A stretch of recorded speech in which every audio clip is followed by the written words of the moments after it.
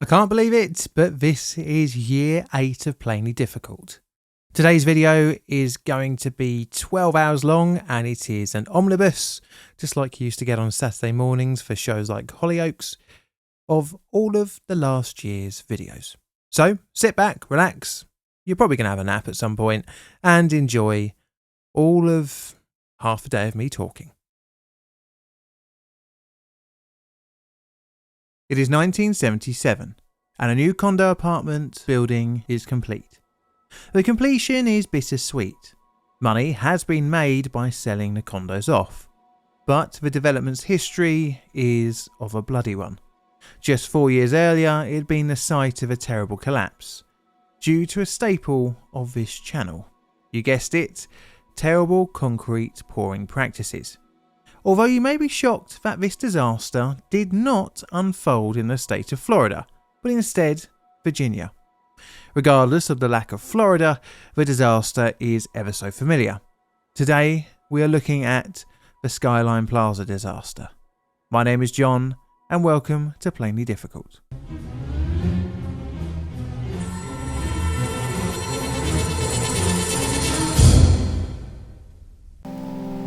An airport. So our story begins with the Washington, Virginia airport, the site in the area known as Bailey's Crossroads, which opened its runway to aircraft in 1947. It was mainly used for general aviation, that is, non-commercial civilian use. The airport would be quickly enveloped by the urbanisation in the area at the time, and due to the usually private in nature flights and thus less, shall we say, experienced pilots, complaints of low-flying aircraft and near misses would be a regular thing at the site. The airport by the 1960s was almost completely surrounded by commercial and residential properties, which began causing problems for safety. The land had become rather valuable as well. This would be the final nail in the small airport's coffin. The site would be sold off in 1969 to a real estate developer by the name of Charles E. Smith Companies. The airport would then close its doors to aircraft on the 18th of October 1970. So with the site now in the hands of a developer, a $200 million complex of residential office and retail spaces, as well as an underground car park, was planned. The site would gain the name the Skyline Centre, or Plaza, with work starting in 1971. By 1973, the project was well underway, with 2 apartment blocks completed and another 2 being under construction.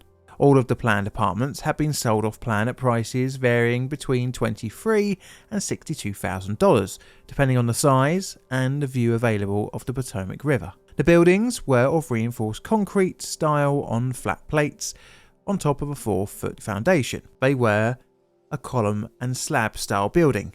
The columns varied in size and thickness throughout the building, but the general layout stayed the same from level to level. The towers were to be 26 stories high and have a penthouse, as well as a 4-story basement. Now, these types of buildings are great for construction timings, as they can be built pretty quickly. This is because you can start pouring concrete floors whilst others are still being set. Wooden formwork is used to create the shape of each pouring over its rebar. Each floor was poured in 4 sections, allowing the climb to the top floor being able to be done in just a matter of months. After enough time has passed, reshores are added to support the floor above. These help the fresh floors spread out the weight throughout the rest of the structure. The architect's plans required the reshores and formwork to stay in place until at least 2 more floors have been constructed above it. This understandably can slow down the construction, but for good reason. You know, as concrete does take a while to set, even when it seems like it has, it can still take a while for it to be able to support its weight and more weight put on top of it. The building work also made use of cranes, one of which was a climbing crane which was placed on the top of the building as it slowly made its way to the top floor. So construction was apparently going well, as the 24th floor at one of the Skyline Plaza's residential buildings was being poured. And this was on the 3rd of March 1973. The disaster. It is the morning of the 3rd of March 1973, and parts of the 25th and 24th floors of one of the Skyline Plaza towers are being prepared for concrete pouring.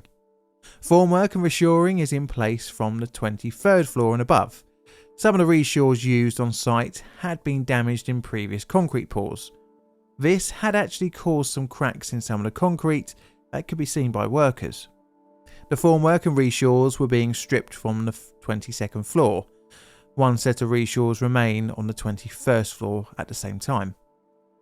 The building was a hive of activity with workers on almost every level. By lunchtime, more reshores and formwork was being stripped from the 22nd floor as work began on the 24th floor. Some workers observed slab deflections of approximately 150 to 600 millimeters, or 6 inches to 2 foot, on the 23rd and 24th floor. This was hinting that the concrete wasn't actually stable enough for the reshores to be removed, but this didn't stop it from happening. More formwork, reshores and bracing were removed at roughly 2:30 p.m. At the same time, the building began to groan, followed by a sudden collapse of a significant portion of the structure. The climbing crane on top of the building also fell and crashed into the ground. The collapse created a gap of around 60 feet or 18 metres in the building from top to bottom, essentially splitting it into two separate structures. The section that fell crashed into the parking garage below, and that also failed. The disaster then spread across the garage, but luckily it stopped at the next building in the Skyline Plaza Centre, as it wasn't structurally attached to the previous two. A policeman who was near the site at the time saw the collapse. Luckily enough, he called in what he saw and emergency workers were dispatched to the building site pretty quickly. During the collapse, between 200 and 300 workers were working around the building when it collapsed. Rescue workers would, upon arriving on site, begin digging to try and rescue those who were trapped. 6 would be found dead pretty quickly, with another 14 reported missing.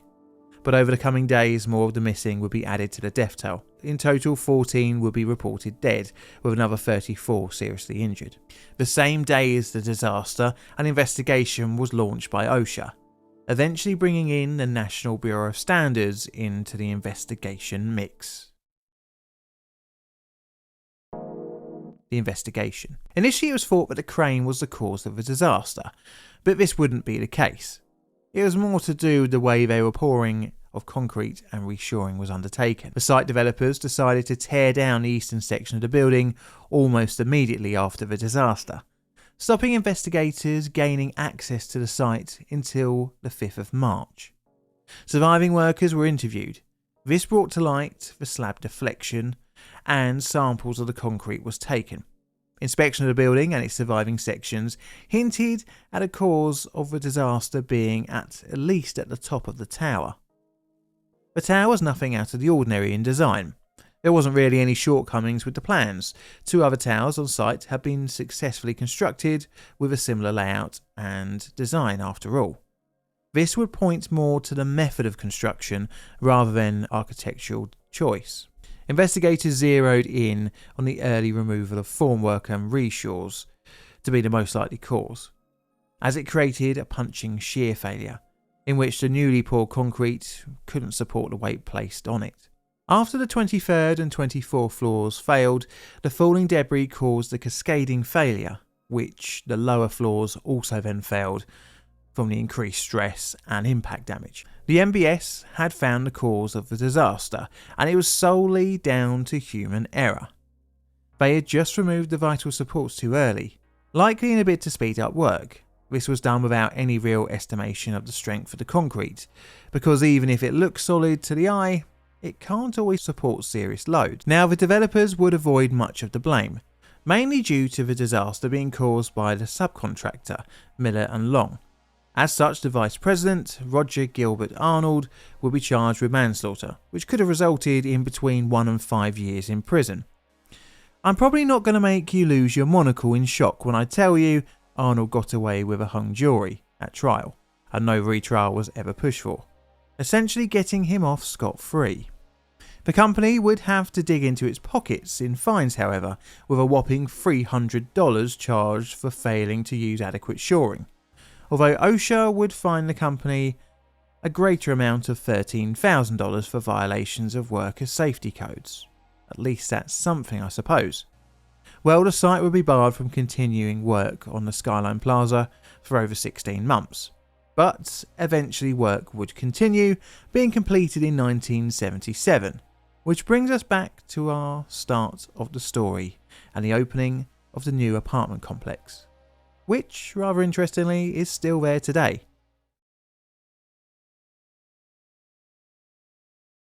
This is a Plain Difficult production. All videos on the channel are Creative Commons Attribution Share Alike licensed. Plain Difficult videos are produced by me, John, in a currently wet and windy corner of southern London, UK.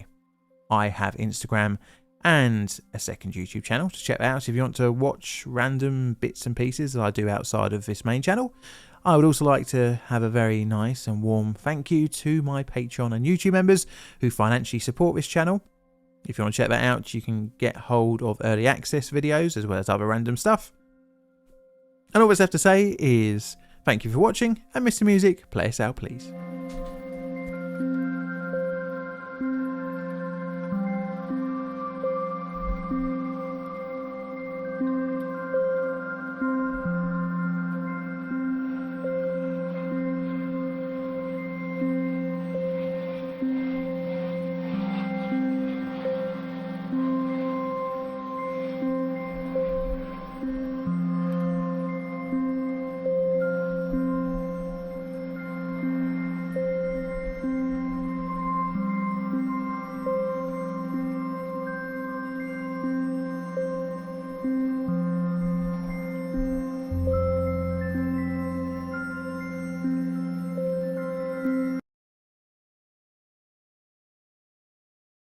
It is the early hours of the 1st of August 2014, and firefighters are battling with multiple fires in a district of Kaohsiung, Taiwan.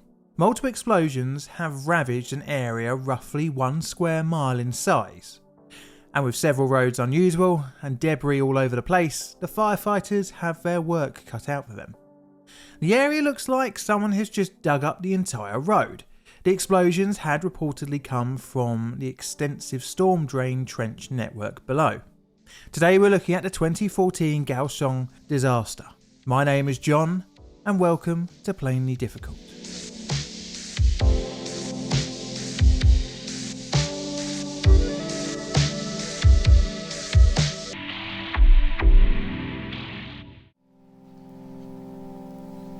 This is the LCY Petrochemical Corp's Kaohsiung site, located here on a map.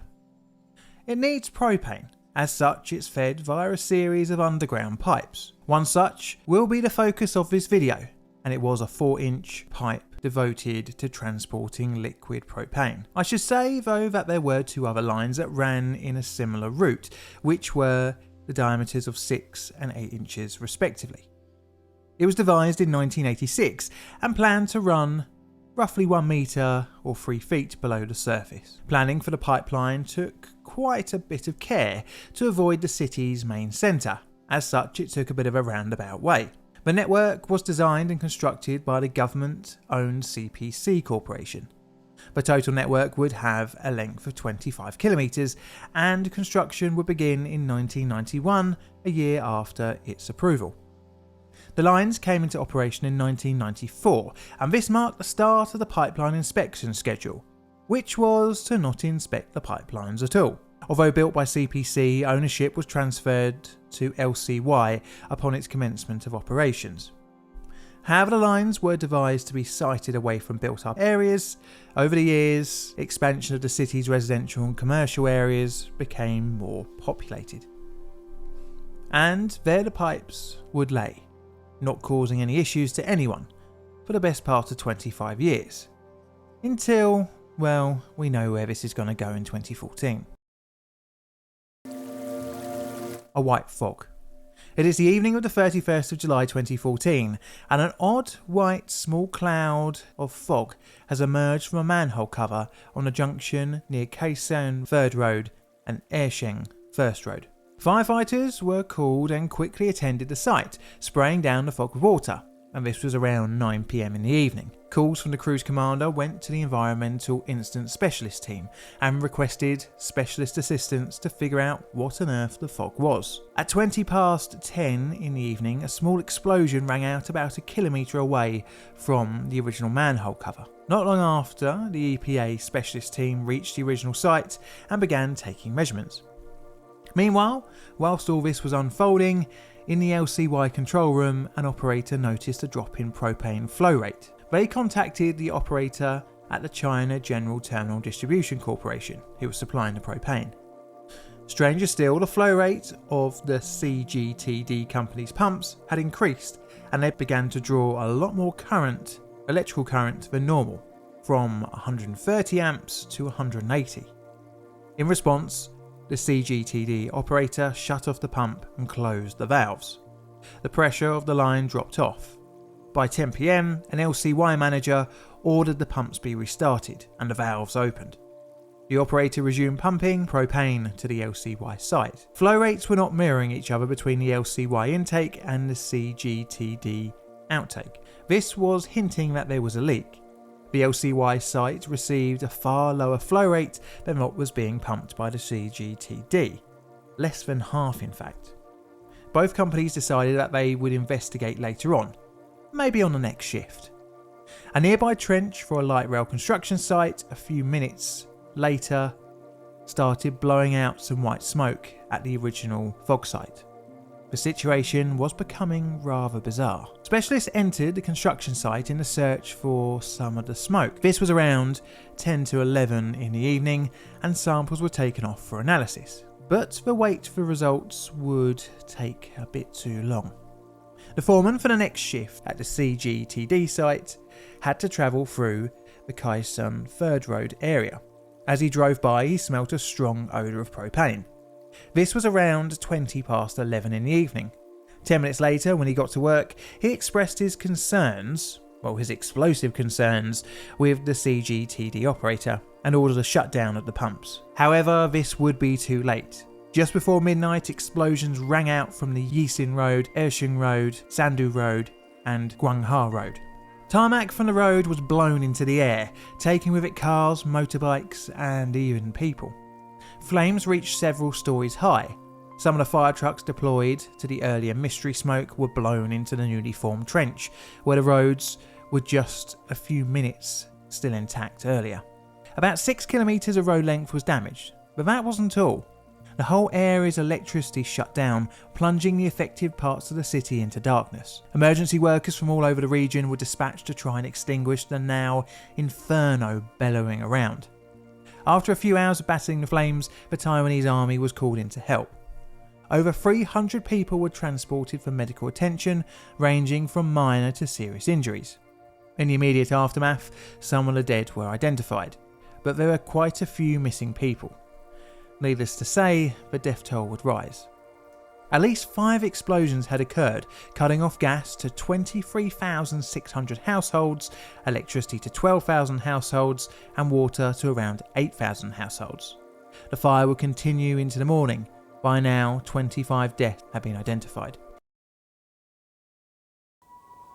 Aftermath. Once the fires had been put out, rescue workers had another problem.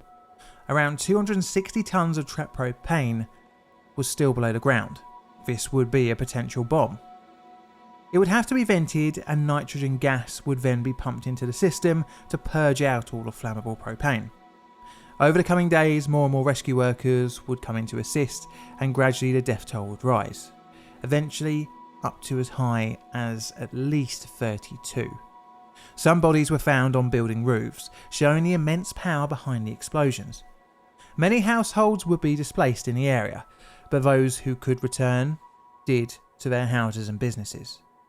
But of course the question in everyone's mind was, how did such a large area just explode out of the blue? Well, that's where an investigation would come into play. During the investigation, the timeline of events leading up to the explosion would come to light. A raid on LCY and CGTD offices would retrieve documents on the two companies' operations when it came to propane. CPC would also come under scrutiny, being the builder of the pipelines and all. However, the company responded with the fact that although they made it, They weren't contracted to maintain it, and ownership had transferred to LCY after all. The behaviour of the pipeline before the explosion pointed towards some kind of breach in the pipe, especially where the sending readings were higher than the receiving readings. Investigators found that the source of the leak to be from the storm drain near Airsheng Road 1st and the Kaohsiung 3rd Road. This was where the fire had been most ferocious after all. Upon closer inspection, the 3 supply lines were found running over the damp and humid storm drain. The 4-inch line had a break a few inches across. Around the edges of the break, rust could be seen. Clearly, this was the source of the disaster. The pipes were uncovered, meaning years of moisture had worked its way into the pipeline's surface, eventually weakening it until it couldn't take the pressure anymore.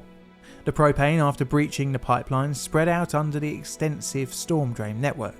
This was how so much area was blown up. But what of the spark? Well, it turned out that a fire truck was parked over the leak area with its engine running. This was to supply water to the firefighters who were dousing the mystery white cloud with water. Eventually, the vapours made its way out of the storm drain and reached the vehicle's hot engine, and this was enough to ignite the vapours.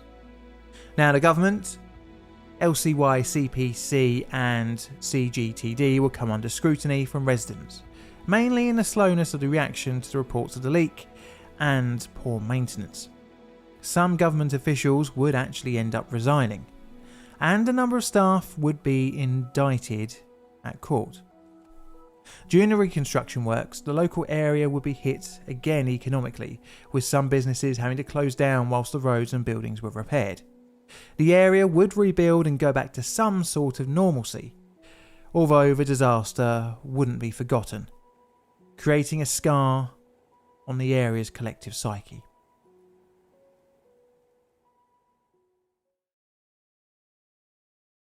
This is a Plain Difficult production. All videos on the channel are Creative Commons Attribution Share Alike licensed. Plain Difficult videos are produced by me, John, in a currently cold corner of southern London, UK. I have YouTube members and Patreon members, so thank you very much for your financial support, and thank you to the rest of you for tuning in every week to listen to me talk. I have a second YouTube channel, Instagram, X or Twitter, whatever you want to call it. And all that's left to say is thank you for watching, and Mr. Music, play us out please.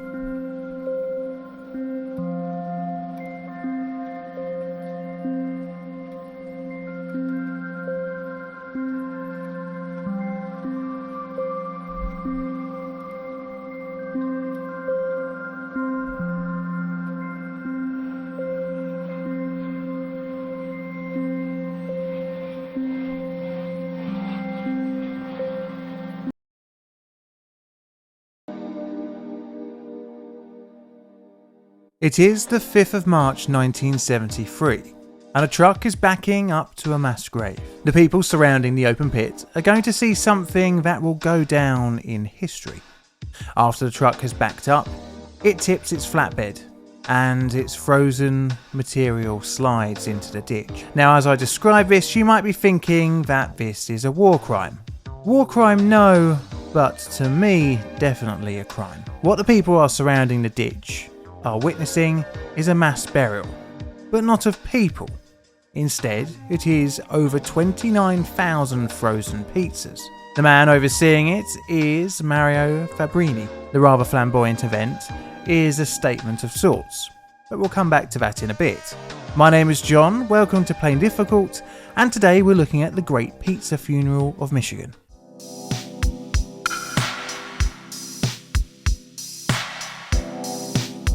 Pizza is my favourite food. It's delicious, and by mentioning it, I've found a reason to cook one. Now, as I make this pizza, I'm going to talk about Mario Fabrini. He had left communist Yugoslavia and emigrated to the small Michigan, USA town of Helsinki. This was just after the Second World War. He was a bit of an entrepreneur, And to make some extra money, he began making and freezing pizzas in his home for sale in local markets. His pizza business did do rather well, and within 10 years he had one of the country's most modern pizza factories. The company was called Papa Fabrini Pizzas, and the factory had the capacity to make several 100,000 a week. The impressive growth of the company from cottage industry to fully fledged factory is really impressive. Mario definitely did do good. Although the final product rolled out of his factory, like most industries, Mario's relied on a supply chain. Different suppliers produced the cheese, the flour, ingredients for the sauce, and even the toppings. One of which was mushrooms. Instead of fresh ones, like the ones you get off the vegetable aisle in the supermarket, Mario used tin ones. Nothing really wrong with that, as it reduces the risk of waste and rotten batches. It has a longer shelf life, which allows for better logistics planning, so pretty much all good. Mario's supplier, Tolono Pizza Products, got its mushrooms from the United Canning Company of East Palestine, Ohio. Yes, that one. A spanner would be thrown in the works for the pizza company when an odd defect was discovered on one of the United Canning Company's cans. Some were found to be bulging, which is a hint for some kind of contamination, which is definitely not good. The contents were sent off to the FDA, and the results were pretty bad. Botulism. So what is botulism? I mean, it kind of sounds like a medieval plague. It is a fatal illness caused by a toxin produced by the bacterium Clostridium botulinum. Not good if it's in your food. Tolono Pizza Products were informed about the whole killer bacterium, who then told Mario. He would also be contacted directly by the FDA on February 19, 1973, and told to recall his products, roughly around 30,000 pizzas. This had a street value of $60,000 with a cost price of $30,000. So Mario, the mad lad he was, decided to try and make some lemonade with the lemons he had been given, i.e. 30,000 useless frozen pizzas. Well, how about a mass funeral to show the public he was complying, and to make a little bit of publicity for his company. He set the date for the 5th of March 1973 and themed the occasion. Hundreds would attend, including William Milliken, the governor of Michigan. The pizzas would still be in their wrappers and were poured into the 18-foot or 5.5 metre deep hole with 4 dump trucks. Mario then laid a wreath in the colours of red and white. Now Mario didn't blame his supplier per se, but he did have to get his money back. Fabrini launched a $1 million lawsuit against United Canning and the Tolono Pizza Products Company. It was settled in 1979 for $211,000, but sadly the company would wind down a few years later. Now, as a bit of salt in the wound, the initial FDA tests results were overturned upon further investigation. You see, the presence of botulism was tested via the use of lab mice, but the deaths of the laboratory mice used in the tests were confirmed to be from an unrelated illness. Well, that's just grand, isn't it? At least we got a pizza funeral out of it. This is a Plain Difficult production. All videos on the channel are Creative Commons Attribution Share Alike licensed. Plain Difficult videos are produced by me, John, in a currently cold and wet corner of southern London, UK. I have Instagram and a second YouTube channel, so check them out if you want to see other stuff I get up to. And also, I have YouTube members and Patreon members, so thank you very much for your financial support. And all that's left to say is thank you for watching, and Mr. Music, play us out please.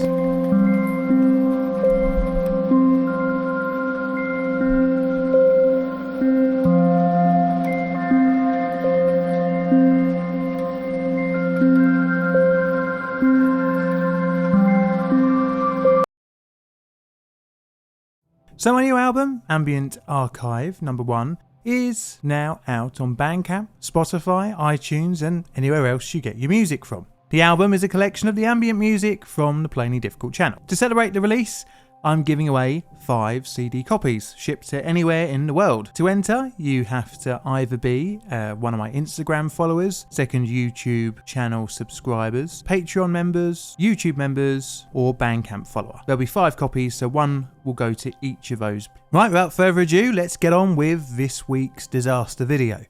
It is May 1996, and an aircraft had just crashed into the Everglades, Florida. The plane is operated by ValueJet, a company quickly becoming notorious for poor safety. The disaster would ruin the company's reputation and quickly became a prime example of what is known as a system accident, where an unanticipated interaction of multiple failures can result in disaster. I'll chat a bit about this more later on in the video, but it always boils down to improper training and misunderstanding of how dangerous an action can actually be. Today we'll be looking at the tragic but avoidable ValueJet 592 crash. My name is John and welcome to Plainly Difficult.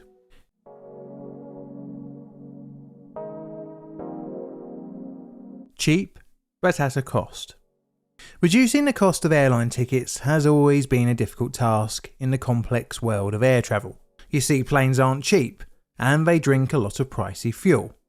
On top of that, qualified staff cost a penny or two and maintenance can be a bit of a financial drag. Ultra low-cost airlines became popular in the late 1960s, initially targeting the Atlantic routes. A number of startup airlines would drastically undercut more established carriers. Aggressive cost-cutting enabled lower fares offerings.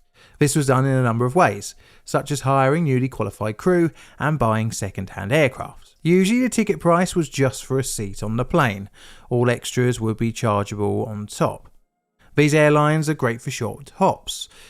I, for one, have experienced the joys of Ryanair from London to Ireland West Airport. Although, the times I've been there, I could have sworn that we always called it Knock Airport. Anywho, so in the US, cheap domestic flights are pretty popular. Shorter flights mean, for companies, quicker turnaround times and thus more bang for your buck out of the planes. And one such carrier, created to tap into that low-cost market, was ValueJet. The company was founded in 1992 and started operations in October 1993, initially flying from Atlanta to Orlando, Jacksonville and Tampa. All of this with just one second-hand aircraft, a McDonnell Douglas DC-9. The company was headed by some very experienced industry managers, and with them at the helm, ValueJet would expand its fleet to 15 planes pretty quickly and would become one of the fastest growing players in the low-cost market. The airline went public in June 1994. High airfare. Low fares every day, everywhere we fly. It would seem the company was taking the industry by storm. Customers loved cheap prices and the shareholders were seeing some profit. But this did come at a cost. The airline's average fleet age was 26 years, the oldest in the United States. This was because buying second-hand aircraft was much cheaper than buying new, especially when purchasing individual units. The cost-cutting didn't end there. The company didn't own any hangars, and it subcontracted out its maintenance to the lowest bidder, even in some cases with the winning companies then subcontracting the work out to even smaller firms. Financial incentives, shall we say, were handed down to mechanics if they failed to meet targets. Basically, they didn't pay them. Obviously, this would end up in multiple corners being cut, something you don't want in aircraft maintenance. It's not like skipping a tyre rotation on your car. Pilots were only paid for completed journeys, and cabin crew got only the most basic of training. Again, saving money, but at the cost of effective safety, decision making, and passenger comfort. Between 1993 and 1996, ValueJet had 129 emergency landings. This poor record resulted in the company's Department of Defense contract bid being refused on grounds of poor quality assurance. The Federal Aviation Authority weren't happy either, ordering the company to seek approval before increasing its fleet in February 1996. Now, talking about 1996, it would be a very bad year for the airline, with the company's highest profile disaster.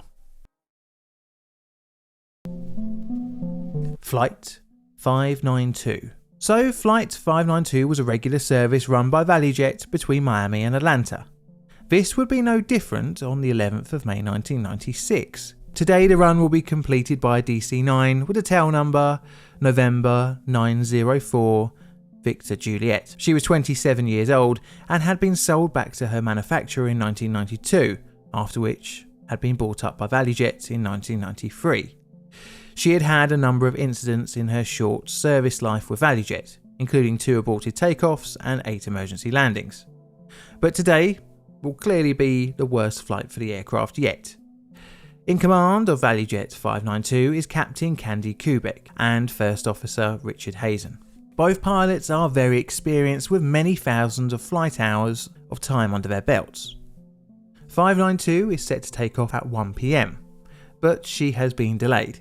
The preceding flight, 591, flown by the same aircraft and crew, had been late leaving Atlanta due to a last-minute urgent repair.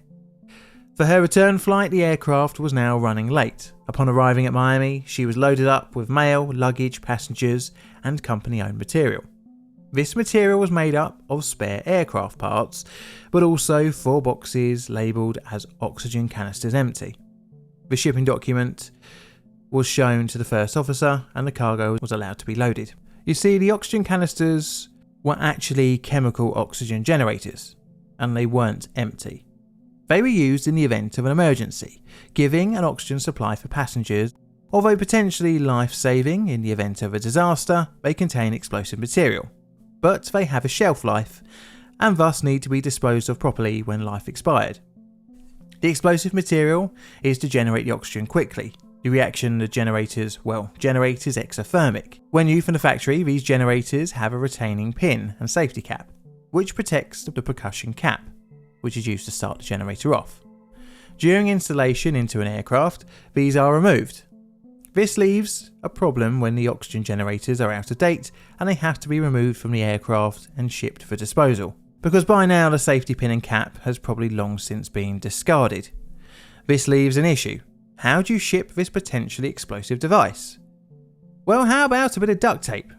That was the plan for ValueJet subcontractor Sabertech, who had been tasked with refitting 3 second-hand MD-80s. The old oxygen generators were placed in boxes with bubble wrap and then placed in an area for shipment back to ValueJet's headquarters in Atlanta.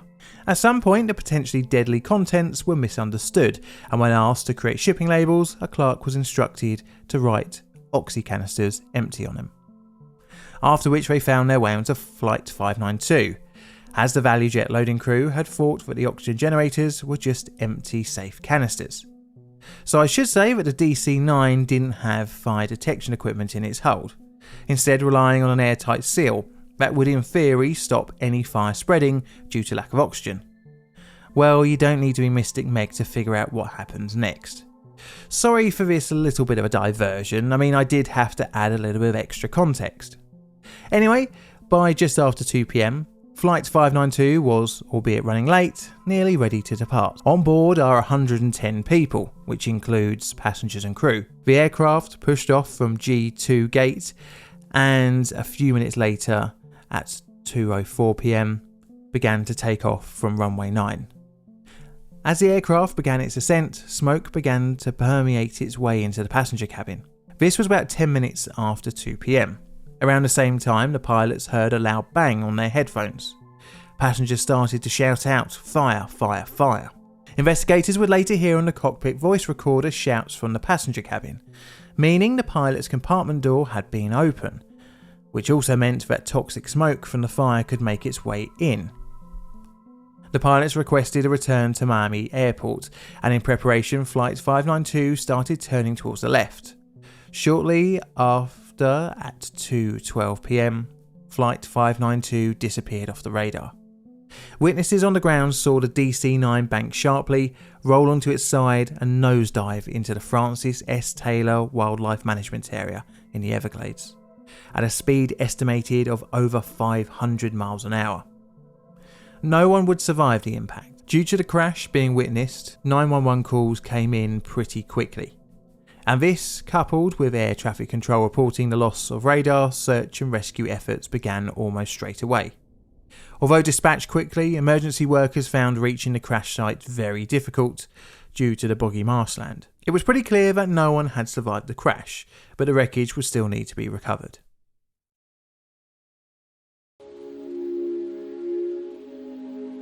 The aftermath.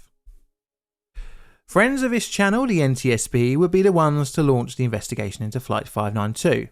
Usually with these things, the onboard cockpit voice recorder and data recorders would be the thing to take priority for recovery first, and in the Everglades, this was no different. They were found, and the exterior of the CVR showed evidence of structural damage The tape was recoverable, as too was the data recorder, even though this was also severely damaged. It would help lay the groundwork of the final minutes of Flight 592. This would be vital. However, the wreckage would also be a very important part of the NTSB's investigation. The wreckage, for the most part, would be removed from the crash site by hand and reconstructed in a hangar. Fire damage was found.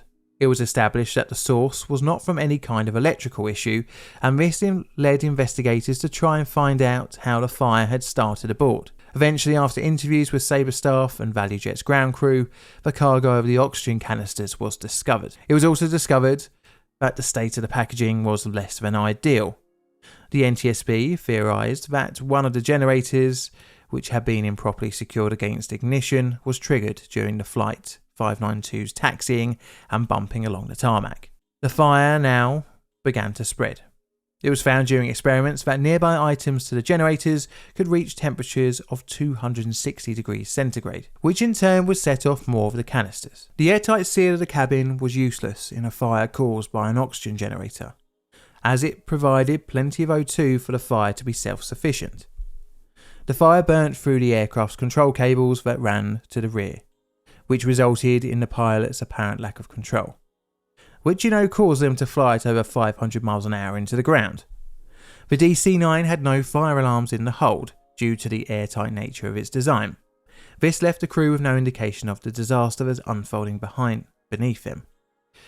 Well, until it was too late at least. The NTSB would lay the blame squarely at ValueJet for not managing its subcontractor Sabre Tech. The FAA also came under criticism for not mandating smoke detection and fire suppression systems in cargo holds, as recommended in 1988 after a similar incident.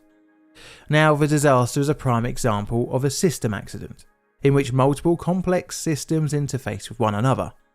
This disaster was kind of unpredictable, as it was a series of misunderstandings and miscalculations of the risks associated with transporting essentially mini bombs. Now, ValueJet would take a massive reputational hit after Flight 592.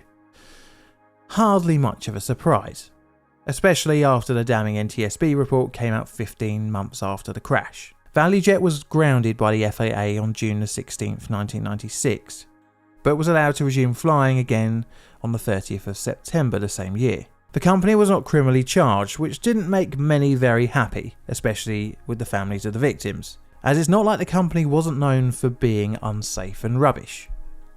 The company wouldn't really recover, eventually merging with AirTran Airways, but although being the buyer of the latter airline, ValueJet would actually trade under the AirTran name until the company was merged into Southwest Airlines in 2014. So what happened with Sabre Tech? Well, their maintenance supervisor, Daniel Gonzalez, and two mechanics were charged with conspiracy and making false statements. Two of the three workers were acquitted. However, one of the men went on the run and was found guilty in absentia.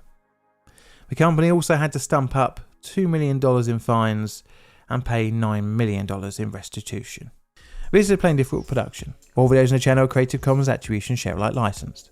Plain Difficult videos are produced by me, John, in a currently sunny corner of southern London, UK. I have a second YouTube channel, Twitter or X, as whatever you want to call it, Instagram, as well as Patreon and YouTube members who support this channel financially, and I'd like to thank you very much.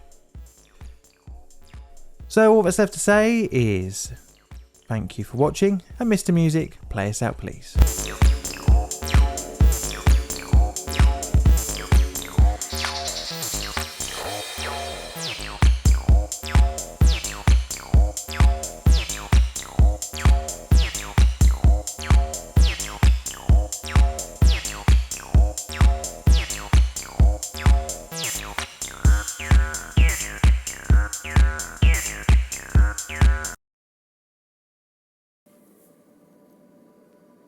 It is June 1964, and a US Navy deep-sea vehicle is taking photographs of a sunken nuclear-powered submarine.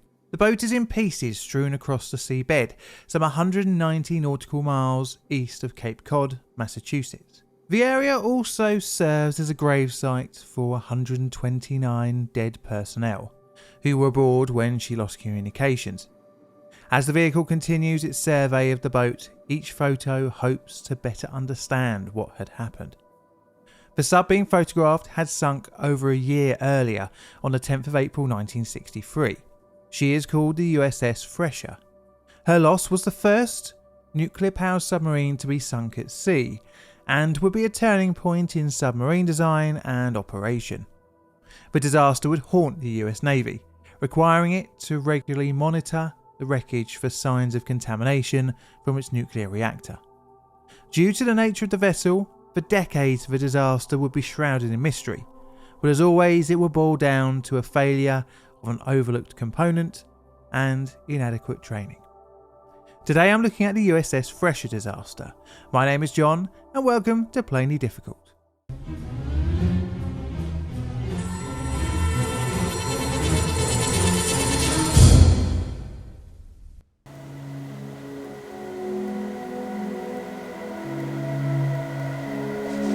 The fastest and quietest. Our story begins in the late 1950s and the good old fun time known as the Cold War nuclear arms race. Tensions were, well, tense between the East and West. Each portion of both sides' militaries were trying to outdo each other, bigger nuke, longer ranged missiles and the like, and the world under the waves was no different. Submarines were proven during both world wars to be a vital part of a country's ability to fight a war. And during the Cold War, this was no different. They offered a brilliant way to put pressure on one's enemy. But they had traditionally always had one shortcoming, in that is how long they could stay submerged. Originally, submarines had combustion engines, or in some cases even coal-fired power plants, which couldn't work underwater, well, unless you wanted to suffocate your crew. As such, they had to spend most of their time on the surface to charge their batteries and replenish air. Nuclear fission became the golden key to improving submarine endurance. You can run a nuclear reactor aboard a submarine without suffocating your crew, and with good enough shielding, you can even not irradiate them as well. So I'm really only just lightly touching on this to bring us to the central subject for this video, the USS Thresher. She was a class of nuclear-powered, fast-attack submarines, and the lead vessel in her class. The class was built to find and attack other submarines. She was to be nuclear-powered by an already established unit, the S-5W reactor, used in the preceding Navy fast-attack sub Skipjack class. But the Thresher would be designed around greater enemy sub-detection. This would require a larger hull than her forerunner. To achieve her mission of long-range detection, she had a large bow-mounted sonar sphere. To allow for the central sphere, she had angled midship torpedoes. Her sail was reduced in size from previous subs to reduce drag to increase speed, and she had isolated turbines on the submarine's hull in order to make her as quiet as possible. She had an improved hull, which allowed her to have an extended test depth of 1,300 feet or 400 metres. The small sail, although handy for speed, giving the Thresher top speed of 33 knots in fact, only allowed space for one periscope. She would be the fastest and quietest vessel of her type, making her a formidable foe for any Soviet submarine. Construction on the Thresher began on the 15th of January 1958 at Portsmouth Naval Shipyard, with her keel being laid on the 28th of May 1958, being launched on the 9th of July 1960 and finally commissioned on the 3rd of August 1961. Following her commission, she would undergo extensive sea trials. As common with a first-in-class vessel, she was taken back to Portsmouth on the 16th of July 1962 for a scheduled 6-month post-shakedown availability to examine systems and make repairs and corrections. It overran. Again, not particularly unheard of, and running into 9 months, she was eventually recertified and undocked on the 8th of April 1963. After recertifying, she would be required to undertake a number of dive trials, which would begin a day later on the 9th of April 1963.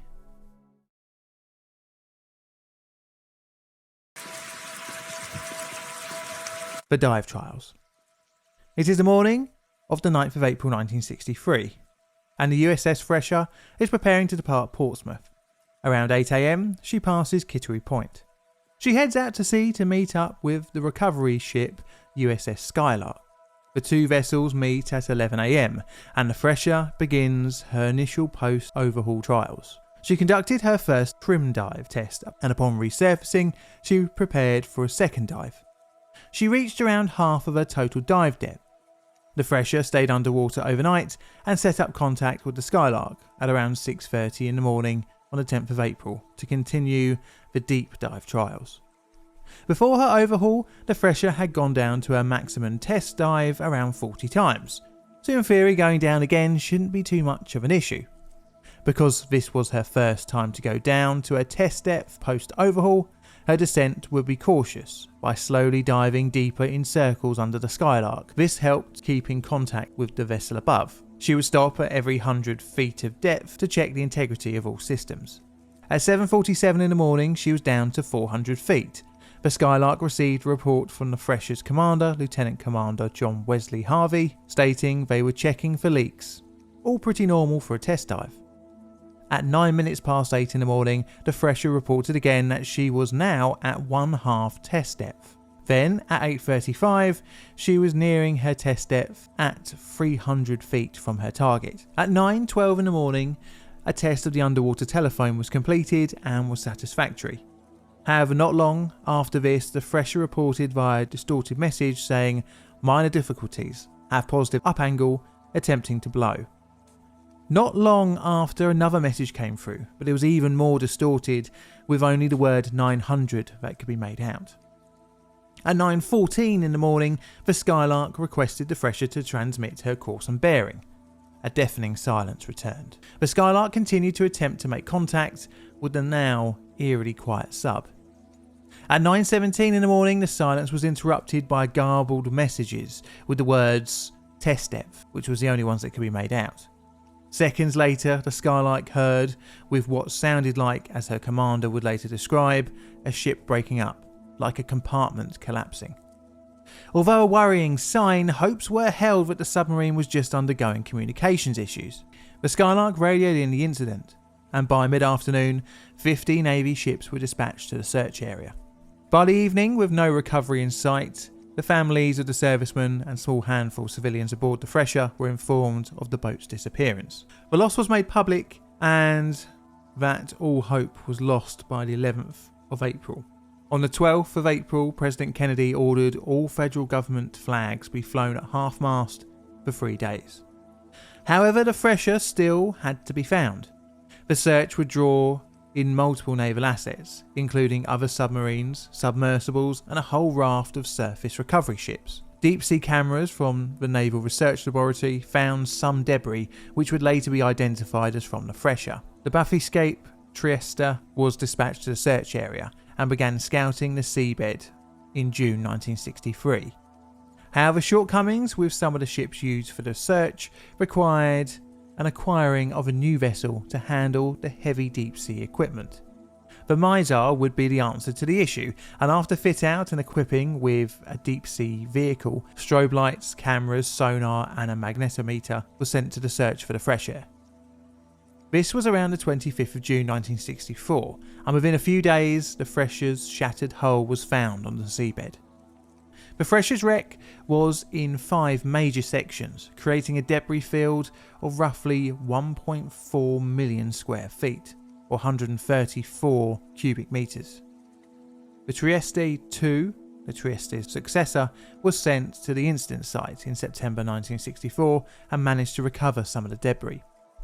The photographs of the wreck, debris and operational history of the Thresher would begin to build up a picture of the failure. This would lead on to an investigation, which the result would remain classified for decades, but thankfully have since come into the public realm.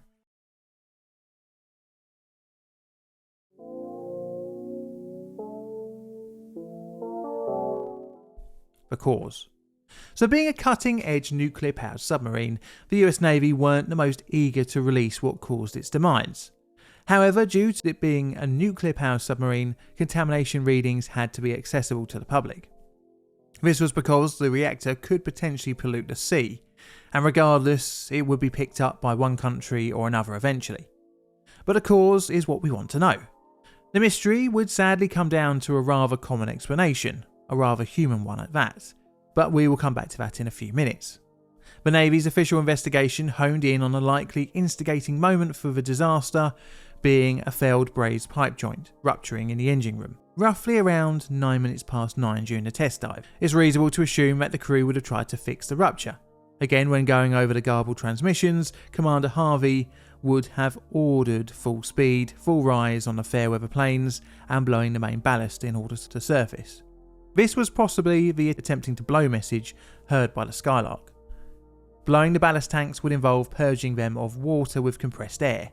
It was later found in experiments that moisture inside the tanks could cause ice to form on strainers installed in the valves. The ice built up to a point that the airflow was obstructed, and thus reduced the submarine's ability to blow the ballast tanks and return to the surface. However, submarines don't solely rely on blowing ballast to reach the surface, especially at test depth. They normally pitch up and power to the surface. So what caused the lack of propulsion then? Well, the burst pipe in the engine room could have caused an electrical short, which would have then caused the reactor to drop its control rods into the core, a safety feature called a scram. Scrams are actually good things as it protects the reactor, but not if you're filling up with water and need power. Operating procedures in use in the Navy at the time did not allow quick reactor startups following a scram. Again, it makes sense, as you know, a scram is a very important safety system trip, and you would need some time to investigate why the scram happened. But alas, this is not great when you're filling up with water and sinking. To add more issue, the reactor's operation control officer, Lieutenant Raymond McCool, wasn't aboard the Thresher at the time, and instead his role was being filled by Jim Henry, a sailor newly qualified from nuclear power school, and is likely he would have followed the strict protocol and not have been able to restart the reactor. No power meant no ability to surface, and now, heavier from the pipe rupture, the Thresher's fate was sealed. But although the disaster was technical in nature, the human element was the ultimate cause. But not only with the crew, but the Navy as a whole. You see, the Thresher was kind of rushed to get on the Navy's roster, and usually with rush jobs, staff training is the thing to suffer. You don't normally see the issues until something goes wrong. The technology was also still very new at the time, with the world's first nuclear submarine, the Nautilus, only being just over a decade old when the Thresher sank. The brazing failure was the initiating part to the disaster. It was also known as a problem on other vessels, but it was greatly underestimated the effect a failure could unleash.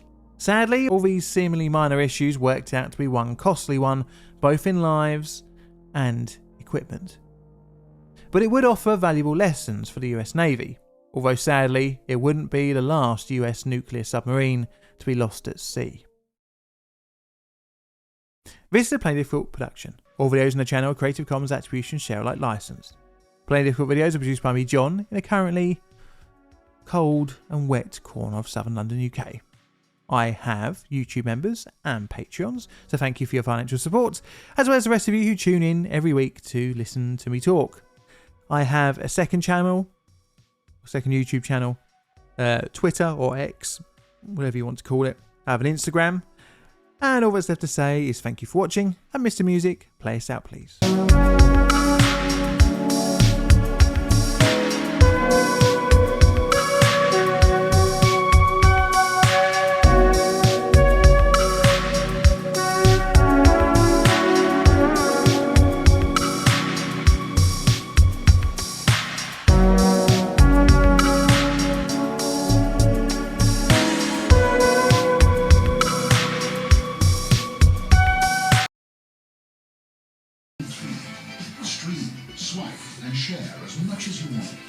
It's the morning of the 16th of January 2013, and a construction site in London is all over the news.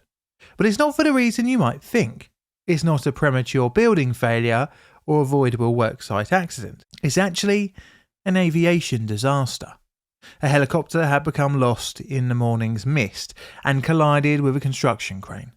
The tragedy would highlight the potential risk for disaster in the capital's skies. My name is John and welcome to Plainly Difficult. Today we'll be having a look at the Vauxhall helicopter crash.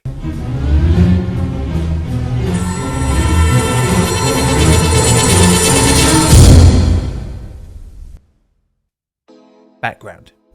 So our story will begin with the disaster site, which is here. The area around Vauxhall Bridge and Vauxhall Station. It's probably a place you have seen quite a few times without even really knowing it, and that's because of this building, the MI6 headquarters. The area in the 1990s would see an explosion in riverside developments as the cost of land would increase down the Thames in the centre of London. One such development was that of St George's Wharf. The construction was carried out in phases by developers St George, part of Berkeley Group Holdings, with blocks opening between 2001 and 2010. These properties were intended for the rich, but regardless, the development would be finished off with one massive tower right next to the Nine Elms Lane. The tower would take a little while to get the required planning permission because of its proposed height, but in 2005 it got the thumbs up and was to be 181 metres or 594 feet tall with 50 stories. Construction began in 2011 and the building started shooting towards the sky. By 2013, the tower was well on its way to a 2014 completion date, and surrounding the tower was scaffolding and a crane. The main tower of the crane was positioned next to the building and was braced to its structure at regular points. By January 2013, the crane was at a height of 563 feet.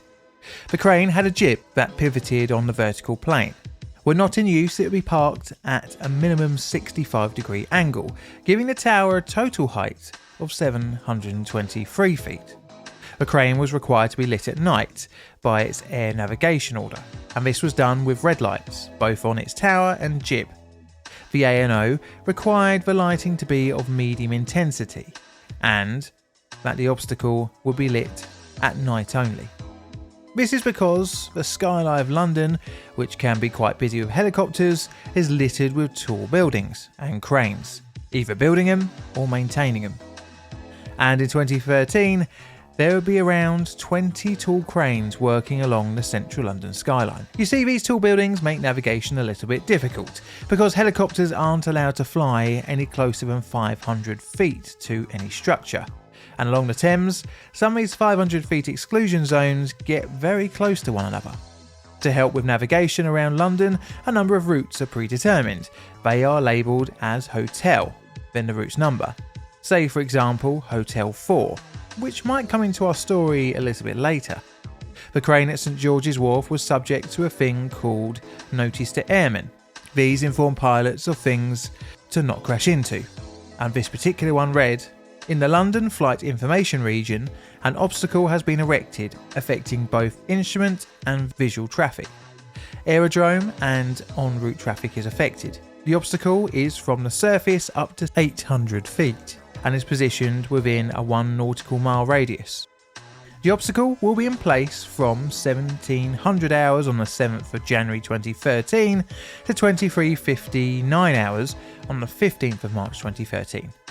It is a high-rise jib crane, lit at night, extending to 770 feet. So now we've laid down the groundwork, it's time to move on to the fatal flight in January 2013.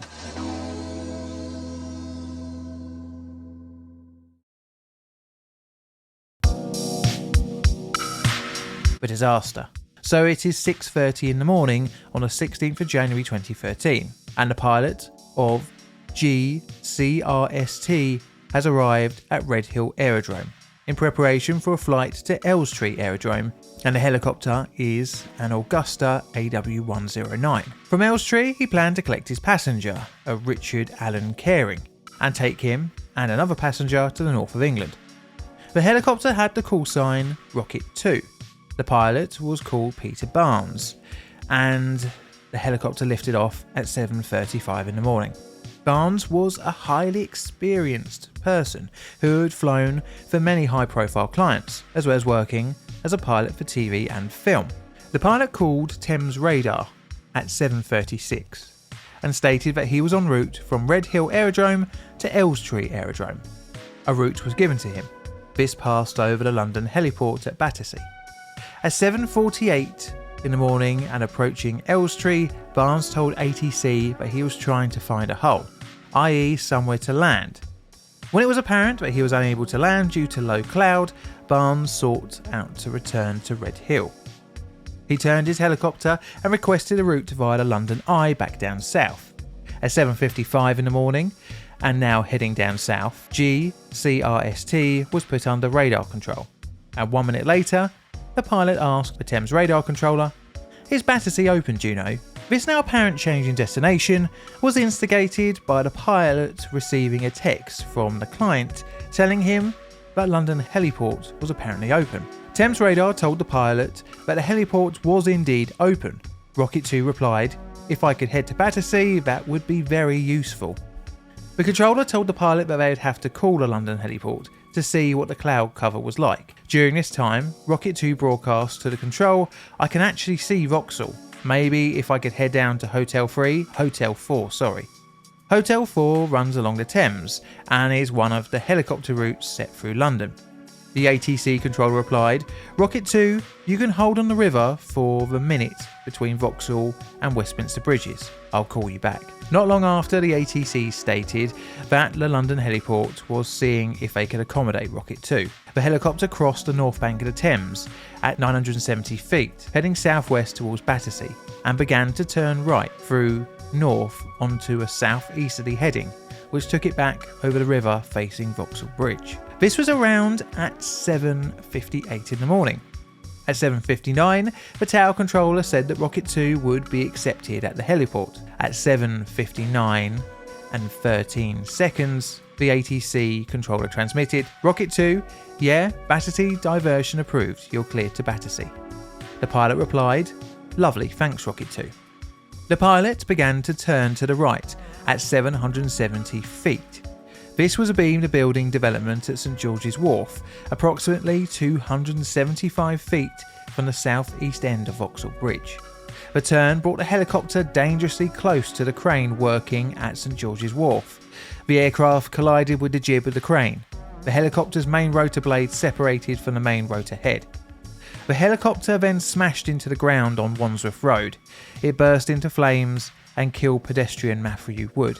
The collision also injured 12 more passers-by. Aftermath. As soon as the helicopter had crashed into the ground, the first 999 calls went in, and emergency services were informed of the disaster. Police, fire and ambulance services rushed to the crash site. 88 fire brigade personnel attended to extinguish the blazing aircraft within 20 minutes. At the same time, others attended a number of damaged vehicles, including a car which had also caught fire. The debris from the helicopter had to be collected for a later investigation. The crane was very much damaged and would require a specialist mobile crane to safely remove parts of it from the site. Vauxhall Station was closed in the immediate aftermath, but was allowed to be reopened the following day. However, the bus garage would stay shut for another 5 days. By the 11th of February, all roads were reopened and for the most part everything had gone back to normal. But the question still loomed as to why the crash had happened. Well, sadly it would be human in nature.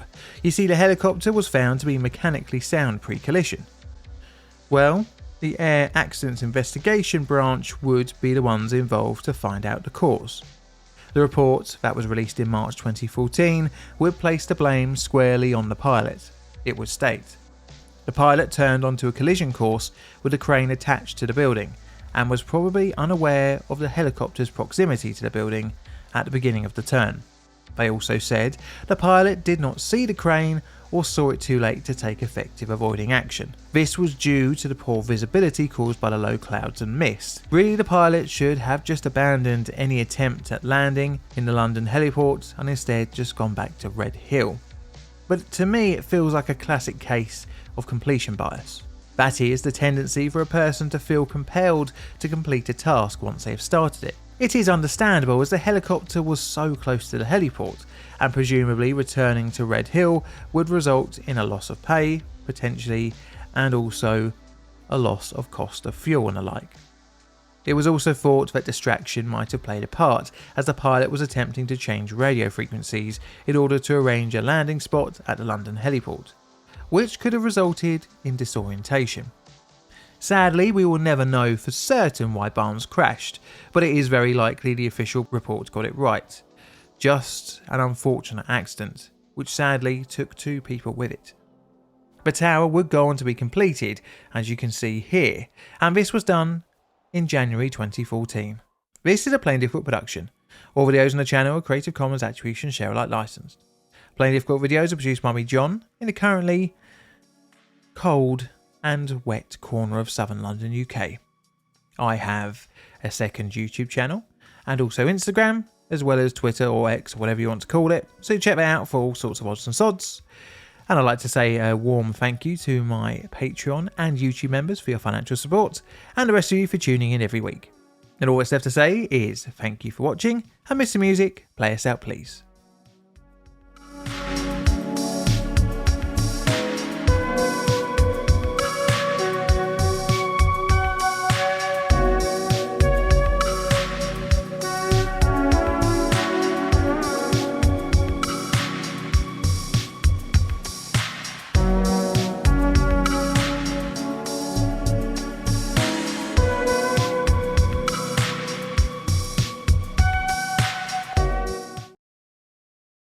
It may not look like it, but this is one of the USA's most contaminated towns. It was also the home to 15,000 people in its heyday, until it was gradually abandoned. You see, this is the town of Picher in Oklahoma, and living here would seriously reduce your life expectancy. Children would be found to have high levels of lead in their blood, and if that wasn't bad enough, parts of the town were being swallowed up by giant potholes. The story of Picher is all too familiar. Or industry boom, then gradual fade away, leaving behind contamination, which would leach its way into the very water the town's residents would be drinking. The very thing that would make the town a success would be its dismantling. Today I'm looking at Picher, Oklahoma, and welcome to Plainly Difficult.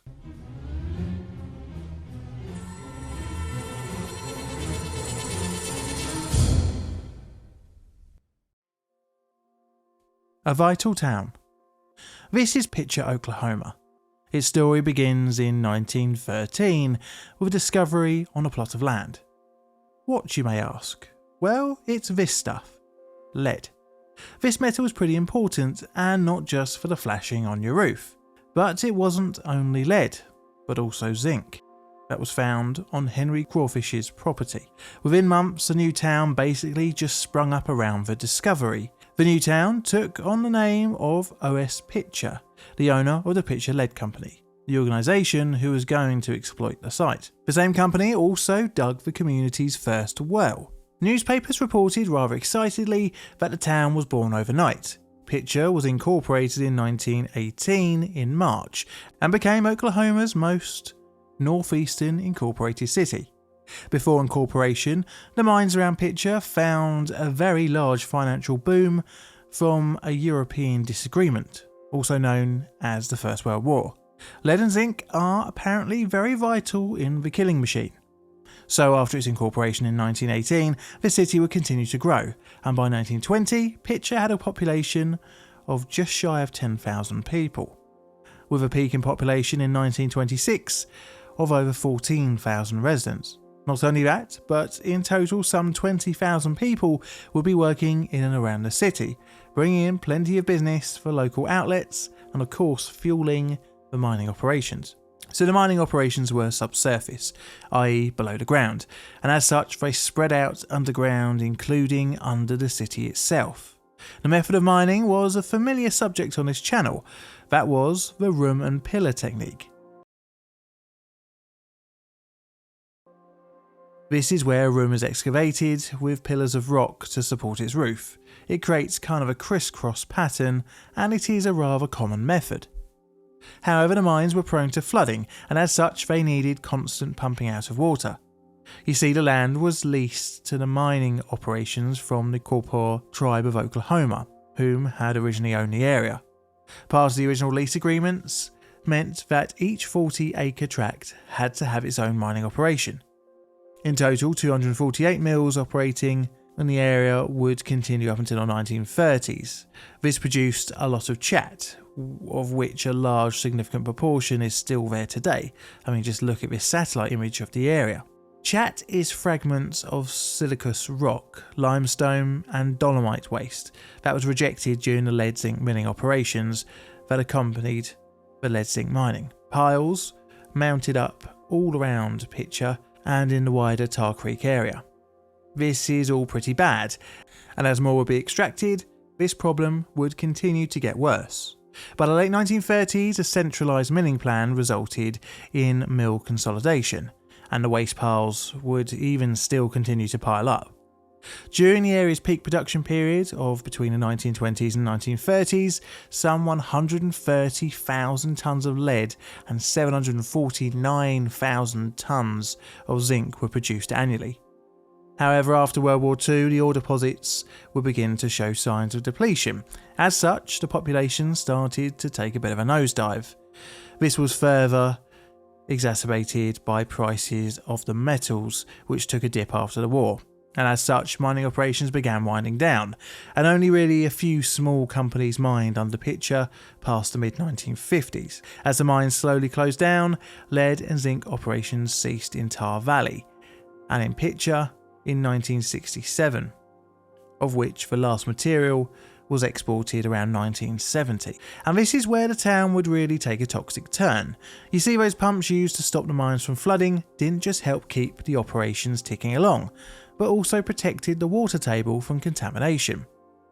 You see, the water began to fill up the mines, accumulating roughly 76,800 acre-feet of mine water underground.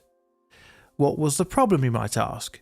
Well, the oxidised materials in the abandoned mines began to dissolve, generating a weak acidic solution.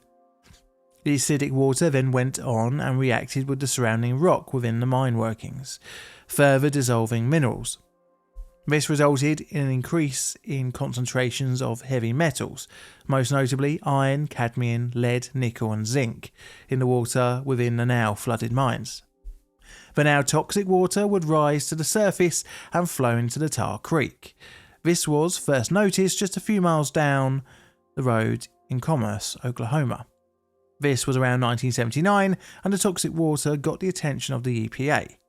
The bottom of Tar Creek became stained red, as well as on downstream bridge abutments and cliffs in the Neosho River, downstream of its joining with Tar Creek. In 1980, the governor of Oklahoma created the Tar Creek Task Force. This was made up of various local, state and federal agencies to investigate the effects of the contaminated water coming out of that mine drainage. Now, all during this time, Picher was hemorrhaging its population due to the economic impact of the cessation of mining in the area. But those who stayed had their drinking water leached into by the underground toxic water. On top of this, some residents made use of some of those chats, the milling waste, for things like building roads, parking lots, alleyways, driveways, basically anything that needed general fill material. On top of that, to make things even worse, some of the city's children even played on the piles of toxic material by riding their bikes up and down, climbing, and even in one case using it as part of a running track. Based on the information found on the water by the Tar Creek Task Force, the EPA proposed to add the Tar Creek site to the MPL in July 1981, and the site would officially be added in September 1983.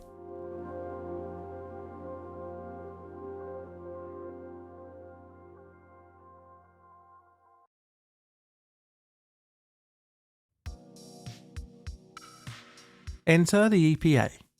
So the EPA originally got involved with the area due to the water issues around Tar Creek. However, residents in Picher continued to live their lives. In 1984, work on the first area under the EPA cleanup would be known as Operable Unit 1, and this was beginning. In 1984, work on the first area under EPA control, known as Operable Unit 1, began. This was to deal with the contaminated water flowing out of some of the mines. By plugging some of the aquifers and to stop more water getting into the mines, the EPA made use of diking and diversion structures. The town continued on during the clean-up works in the Tar Creek, and by the 1990s concerns were raised about the area's children. Many Native American children in the area had their blood tested in 1994, and it was found that 35% of the children tested had concentrations of lead in their blood exceeding 10 micrograms per decilitre. The EPA began sampling soils at high access areas, such as daycares, schoolyards and other areas where children played. The sampling found a worrying level of concentrations of lead, cadmium and other heavy metals in the surface soils. In March 1995, the EPA expanded its sampling activity to include all residences on the Tar Creek site. As such, in 1997, residential areas were added to the Superfund site, making it Operable Unit 2. Residents still remained, although the population would continue to plummet to just 1,670 in 2000. During this period, the EPA undertook a program of remediation of the yards and public areas, and education and outreach programs to help protect children's health. Another area, the OU3 Eagle Picher office complex, was added in 2000. But not only was the ground and water poisonous, but the ground itself wasn't even stable. A damning report came out from the US Army of Corps of Engineers in 2004, in which 86% of Picher's buildings were deemed likely to experience subsidence, and even complete destruction from the severely compromised ground due to the mining works. Over the years, potholes had opened up, swallowing roads, the occasional car, and even whole houses. As such, the 2004 report's results were hardly surprising. However, one of the buildings highlighted for potential unplanned subterranean repositioning was that of the town's school. Time was running out for Picher. The federal government started offering buyouts for property in the affected areas of the Tar Creek Superfund site. What was bought out or abandoned was demolished, but some still remained. Picher wasn't actually the only town in the area that was slowly becoming abandoned. Cardin in Oklahoma, and also across the border in Kansas, Treese, were also being bought out and abandoned. The area would be hit with another bout of destruction when in May 2008 Picher was struck by a tornado. 6 were confirmed dead and many others were injured, although to add a bit more salt to the wounds, many more buildings had succumbed to the tornado. The end of the city. So after the tornado, house-swallowing potholes and toxic soil, the city's handful of remaining residents voted 55-6 to dissolve the Picher-Cardin School District in April 2009. The final class graduated in May the same year, containing just 11 pupils. The town was by now deemed uninhabitable due to the toxic levels of contamination. After June 2009, most of the residents had gone, with just 6 registered households remaining. Everyone had been given a buyout, and by November 26, 2013, the municipality of Picher was officially dissolved. What remained was empty and decaying buildings. Some had been the victims of arson, others were just slowly being reclaimed by nature. Clean-up operations on the site still continue today, with thousands of tons of toxic material needing to be dealt with. Living there was just too unsafe. With high levels of lead in the body, you can experience a number of nasty side effects, such as lifelong neurological problems, kidney failure, reproductive issues, and to make it even worse, children are more likely to absorb these contaminants, and thus a higher likelihood of developing issues later on in life. Several expectant mothers took part in a study in the early 2000s that tracked neurodevelopment scores once their babies were 2 years old, and sadly the results were much lower than average. Picher and Tar Creek is the story of ultimate irony. The industry that put the town on the map was the very same one that took it off. Now, would you like me to cover more other ghost towns? Let me know in the comments below. This is a Plain Difficult production. All videos on the channel Creative Commons Attribution Share Alike licensed. Plain Difficult videos are produced by me, John, in a currently wet and windy corner of southern London, UK. I have a second YouTube channel, and also Instagram and Twitter, or X, whatever you want to call it. And I'd also like to say thank you to my financial supporters on Patreon and YouTube members. And all that's left to say is thank you very much for watching, and Mr. Music, play us out please.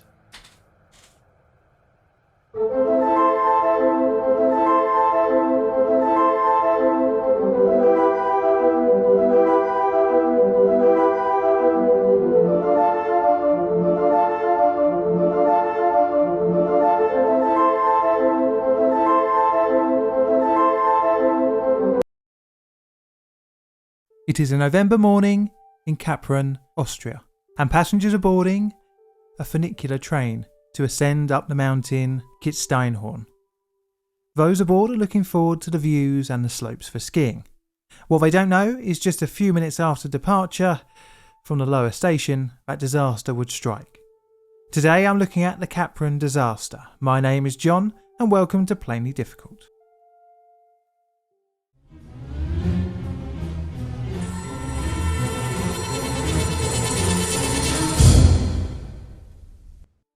This disaster has been on my list for a number of years, but I haven't made a video on it until a recent event on the Underground reminded me of it. That is the panic at Clapham Common Station, where passengers thought there was a fire on one of the Northern Line train carriages. Then that reminded me of the time someone's electric drill batteries exploded on an overground train. And finally I thought I would do a video on this subject, especially when I saw someone charging their phone on the overground's do not use electrical sockets. You know, these ones, which are meant for the cleaners to use and could potentially fry your phone. So what has this all got to do with a funicular railway disaster?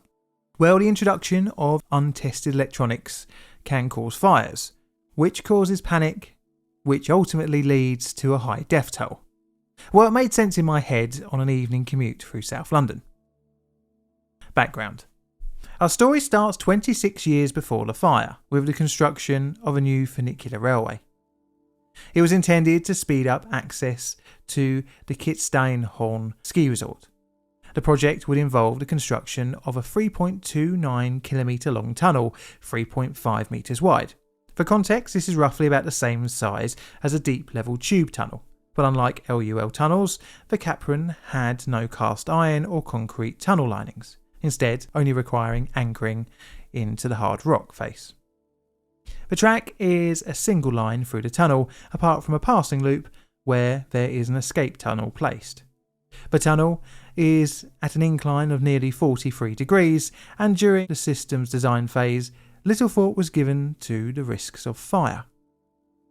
It was hauled up and down the line via a 5cm thick steel cable, and the carriages ran on a narrow gauge of 946mm, or 3 foot 1 inch and a quarter. The system had no drivers, just attendants for opening and closing the train's hydraulically powered doors. Although manned, there was no way for passengers to communicate with the attendant if they weren't in the same carriage as them. Each train had 4 carriages and a cab at each end for the attendant. Hydraulics were also used for the train's braking system, and this required tanks. The brakes were a standard train fail-safe design, in that if hydraulic pressure was lost, the brakes would apply. The rest of the train ran on low voltage electronics, which was powered by a 16 kilovolt power line that ran along the side of the track. The system was opened in 1974, 2 years after construction, and nearly 20 years later it would undergo some modernisation in 1993. The electrics, hydraulics were upgraded, and fan heaters were installed in the cabins. The pipework for the braking system was plastic and not fire resistant. I should say that the heaters were sourced from a supplier that usually sold them for home use. As such, they weren't tested for commercial use, and the more likely heavier and harder life that would come along with it. But there had never been a fire on such a system before.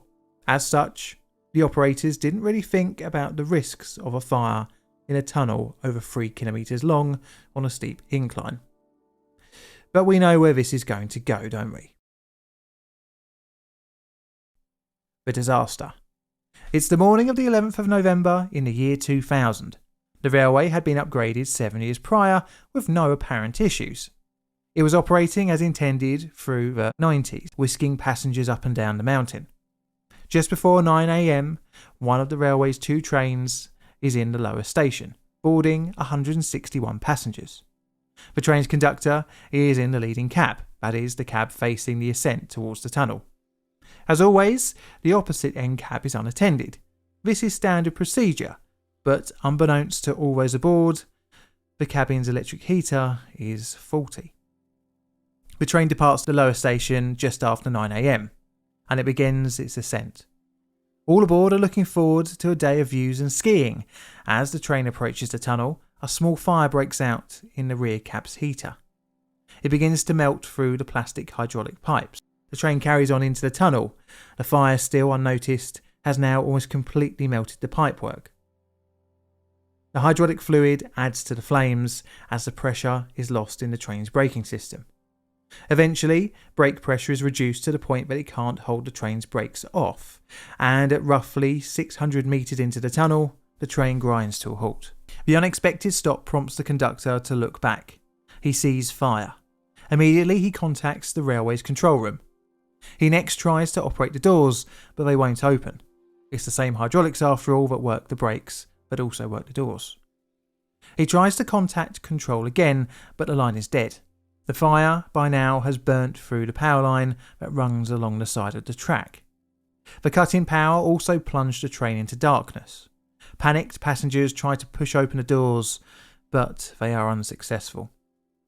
Some in the rear carriage manage to smash out the train's windows and escape.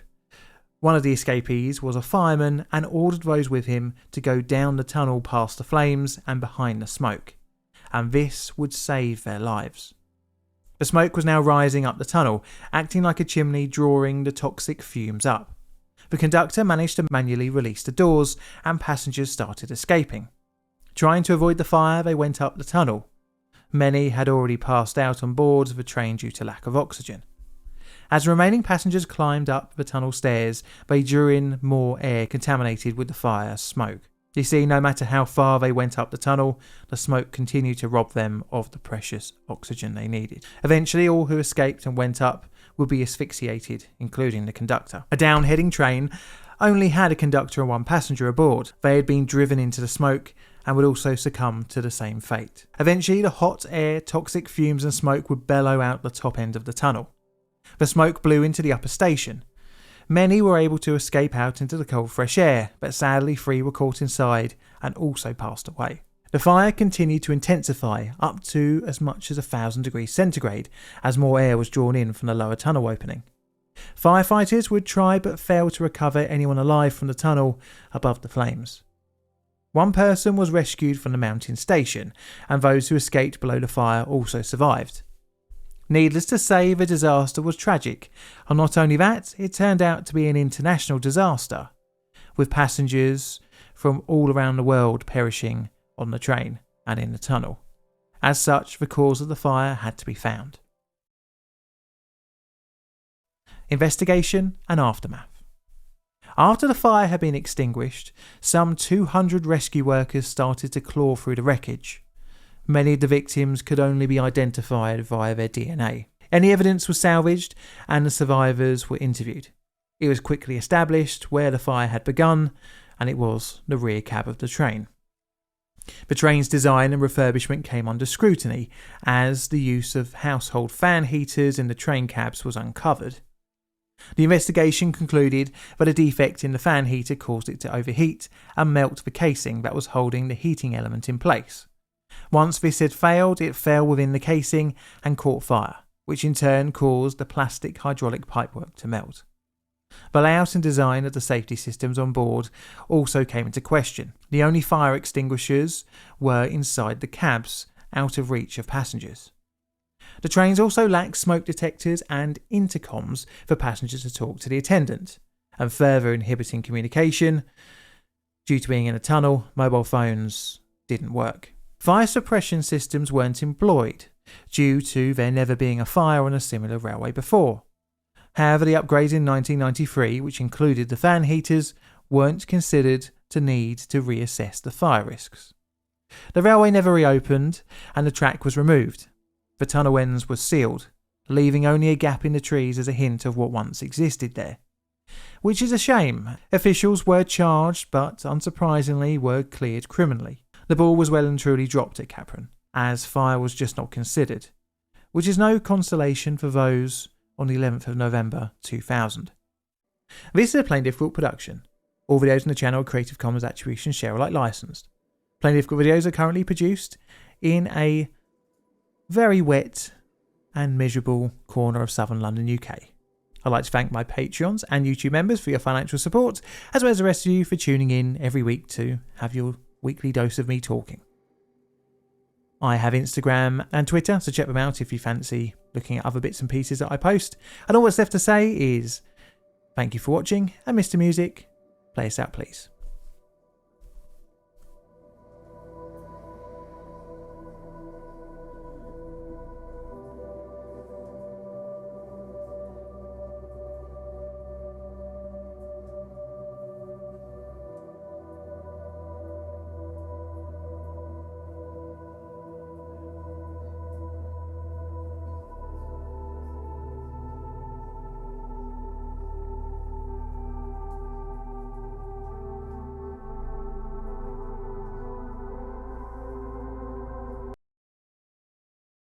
It is February 1991, and the sky is black.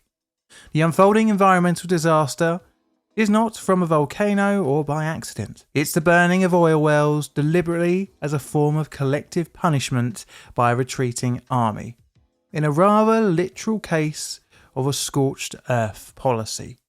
The black toxic smoke billowing into the air could be seen from low Earth orbit from Landsat 5, as well as being seen by the crew of the Space Shuttle Atlantis during its STS-132 mission. Needless to say, the burning of hundreds of oil wells would turn out to be a bit of a health, financial and environmental hellscape. Today I'm looking at the Kuwaiti oil field fires, and welcome to Plainly Difficult.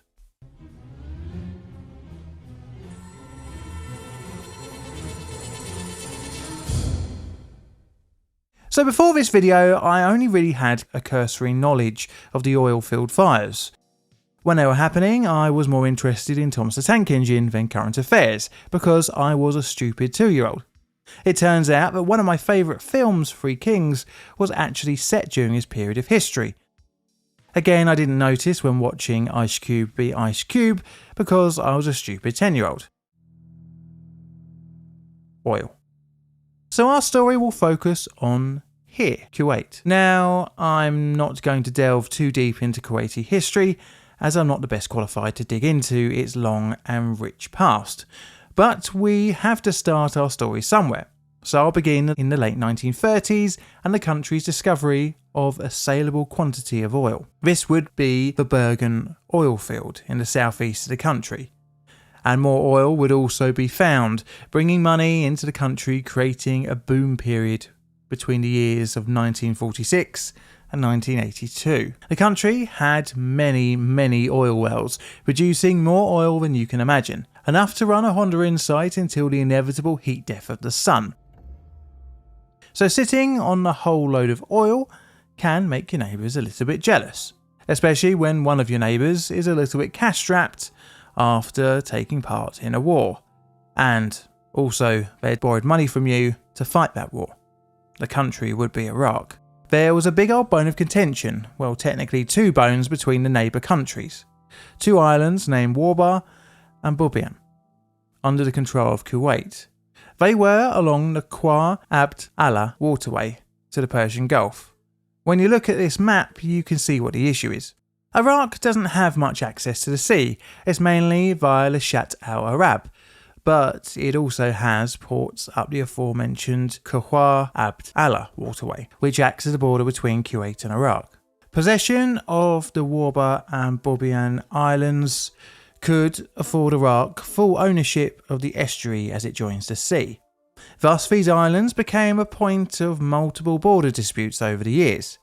I should note that Kuwait had always had a long and complex history with its neighbour Iraq. In 1939, an uprising had erupted with the aim to align the nation with its neighbour. The rebellion was quashed by the Al-Sabah family with the help of the British. There had also been some sabre waving in 1961 when the then Iraqi Prime Minister claimed Kuwait as an integral part of Iraq, but British soldiers on the ground put an Iraqi invasion off. Subsequent governments would eventually recognise Kuwait's independence, until Saddam Hussein's rise to power. The new dictator meant a new view on the border, and although no move was made, at least in the early years of Saddam's reign, he never would formally acknowledge Kuwait. During the 1980s, Iraq was busy fighting a war with Iran, which would end in 1988, leaving Iraq a little bit cash-strapped. I mean, wars aren't cheap. During the conflict, Iraq had taken several loans from Saudi Arabia and also Kuwait, with the latter being owed some $14 billion. Around the same time, both Saudi Arabia and Kuwait were producing more oil than the Organisation of Petroleum Exporting Countries production quotas allowed. This depressed the price per barrel of oil from $18 down to $10. This caused the Iraqi economy to take a big hit by reducing its income from its oil production, which after the war wasn't really ideal. Iraq, funnily enough, started mentioning that Kuwait and Saudi Arabia should just cancel their debt, and on top of that, Saddam Hussein posited that Kuwait was not only overproducing oil, but stealing it from right underneath Iraq's nose. This was from, apparently, its Rumalia oil field. However, the field did extend across the border, forming Kuwait's Raqqa oil field. Hussein claimed that Kuwait had been drilling across under the border to harvest the oil from the Rumalia oil field. This was known as slant drilling, where the drill travels at an angle under the rig to tap into a reservoir. By early July 1990, Iraq began to threaten Kuwait. Relations between the two countries would decline, and with the US coming in to support Kuwait, the clouds of war were forming on the horizon. In August 1990, to the surprise of the international community, Iraq actually busted through the border with its troops, overrunning Kuwait in just a matter of hours. A US-led coalition air and ground war began starting in January 16, 1991. Ending with an Iraqi defeat and retreat from Kuwait on the 28th of February 1991 the same year. So I'm going to skip past the details about the actual war, as it probably needs a video in its own right, but Iraq during this war would fight dirty. I mean air dirty. Okay, it doesn't really make much sense, but regardless, it takes us on to the next part of the video. The oil fires. So as the air war began on the 16th of January, Iraqi soldiers, under the orders of Saddam Hussein, started blowing some of Kuwait's oil wells. Explosives had been placed around the oil fields reportedly as early as December 1990. It was thought that the Iraqi forces had set the initial wells alight as a kind of smoke screen to hinder air and precision-guided weapons operations. It also had the side effect of punishing Kuwait for its overproduction of oil. But the initial fires were just the tip of the iceberg. As the full scale of the coalition's successes became apparent to the Hussein regime, more and more oil wells would be set alight. After coalition forces had reigning air superiority, Iraq released oil into the Persian Gulf. The initial fires by February could be seen from space. It was going to get a whole lot worse when coalition troops would cross the border from Saudi Arabia into Kuwait. On the 24th of February 1991, coalition forces pushed into Kuwait and Iraq. In just 4 days the war would be over. But oh my, a lot of those oil fields would be set alight. As the Iraqi forces were pushed back, around 700 oil wells would be put on fire or damaged. Some of the fires would last for the best part of 10 months. Almost as soon as the war had ended, efforts would begin in trying to put out the fires, as well, it's pretty bad for the environment. It also wasn't too good for the army in the desert, as the burning oil produced 133 million metric tons of carbon dioxide and 2.3 million metric tons of sulfur dioxide, as well as others. As stated in Sadiq M. and McCain J. 1993's paper, The Gulf War Aftermath, an Environmental Tragedy. Service personnel in the theatre showed signs of short-term particulate exposure. This was, as the VA Association website states, skin irritation, runny nose, cough, shortness of breath, eye, nose and throat irritation, aggravation of sinus and asthma conditions. Although a number of reports in the 1990s and early 2000s reported no excess long-term respiratory conditions, as noted in Tyler C. Smith et al. 2002 and Jeffrey L. Lang et al. 2002, and the final report, Kuwait Oil Fire Health Risk Assessment of 1994. I should state that this is only for US Army personnel. The latter would state the results of this HRA indicate the potential for significant long-term adverse health effects for the exposed DD troop and civilian employee populations is minimal. Although for local residents they would have to deal with not just the toxic air but the contaminated soil and contaminants working their way into their drinking water. Unburnt oil discharged from the damaged wells created around 300 oil lakes. As it sunk below ground level, it contaminated around 40 million tonnes of sand. Temperatures dropped over the most effective areas, due to the smoke from the fires absorbing between 75 and 80% of the sun's radiation. The smoke reached a height of 20,000 feet and dissipated into the atmosphere. But what about stopping the fires? Putting out the fires. Estimates at the time were, if that they were left, many oil wells could burn up to 5 years before the pressure would be reduced enough to stop fueling any fires. As such, a human intervention was needed.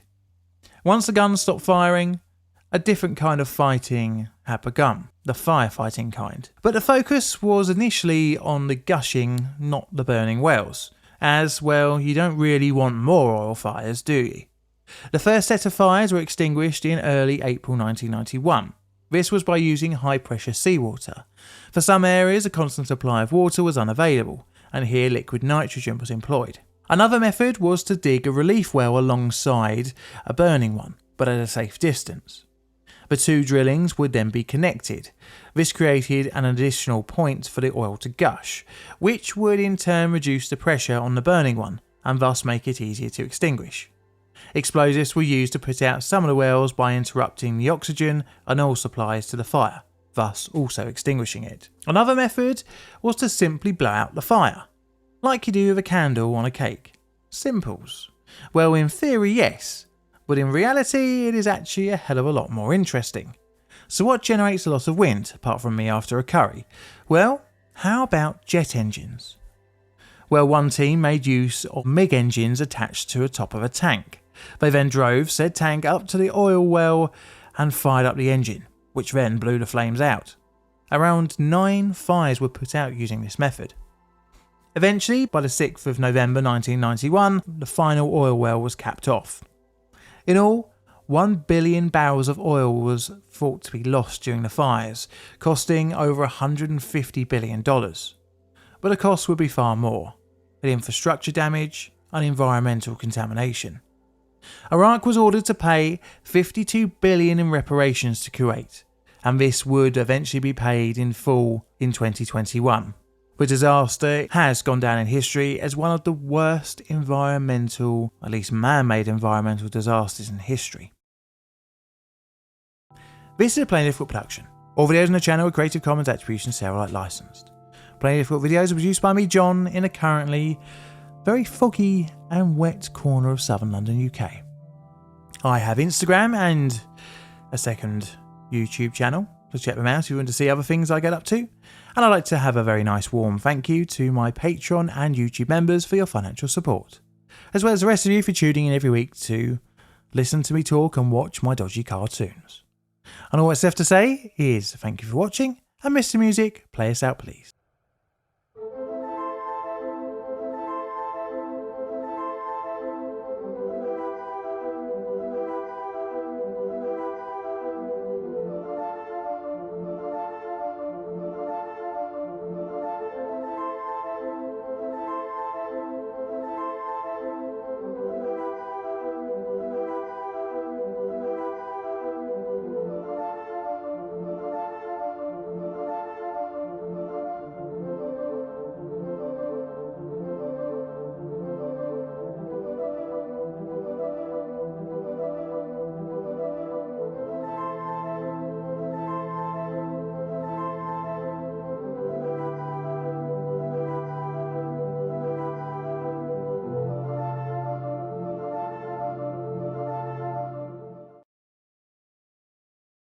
When you go to work, you expect to be able to go home at the end of your shift. After all, most take up employment to work to live. However, at almost any workplace, tragedy can strike. Some industries' tragedies can strike more frequently than others. I would say working in retail is probably more safe than, say, in a factory, give or take. Say a teddy bear shop is on one end of the death at work scale, and in the army in a war zone is on the other end. Today's subject would probably be around 3/5 along the scale towards the war zone. Our subject today is a chemical factory. A chemical factory that would turn out to have some serious shortcomings in its safety, protections and protocols. It probably goes without saying my little scale, like all of my scales, is very subjective and essentially useless, but it kind of puts across my point for this video. Today's disaster would result in 4 workers not returning home from their shift.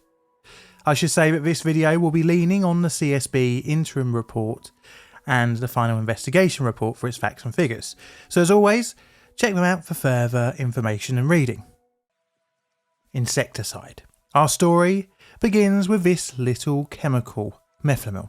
It's an insecticide and is rather good at killing stuff. Is even on the EPA's toxicity category 1 list, i.e. very toxic. It's sold under a number of different commercial names, but for this video's purpose, it's sold under the brand name of Lanate, sold by the totally not controversial DuPont company. And one such place DuPont made this insecticide was at its LaPorte site in Texas. The site dates back to the Second World War and over the years was lauded for its safety. It was one of the largest chemical plants in the area, and several different products were made there, including another insecticide sold under the name Vidate. Both products made use of the chemical methyl mercaptan as an intermediate raw material. It's a very deadly chemical, but although colourless, it does have an odour similar to cabbage, thus it can give you some warning of when it's around. In 2011, DuPont installed a nitrogen oxides reduced scrubber incinerator at the LaPorte site. This cost $20 million and was quite a large investment. It was aimed at reducing the insecticide's plant's pollution emissions. The system also was hoped to help increase production levels, but often with these things the project had some drawbacks. The new scrubber experienced high pressure events in the pipework for the waste methyl mercaptan from its Lanate and Vidate processes. This was caused by the collection of condensate in the pipework, which created blockages. Now it was the system's pipework's design which caused the blockages, as the CSB would later say, that the pipework had low points which liquid could collect.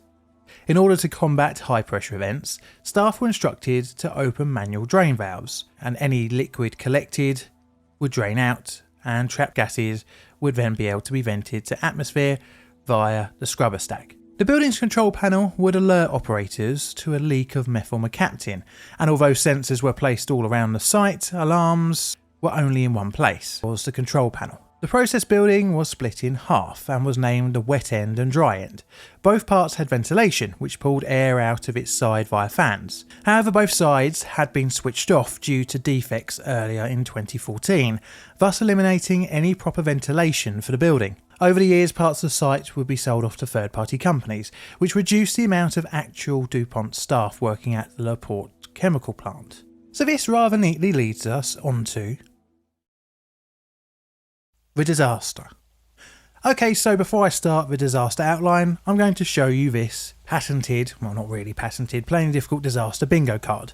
Take a picture of it and cross it off as we get going along this disaster outline. It's Monday the 10th of November 2014 and a truck is pulling up on site to offload some raw product for the insecticide plant. The product is acetaldehyde oxane. But for the ease of your ears and me pronouncing it dodgily, it can also be called AAO.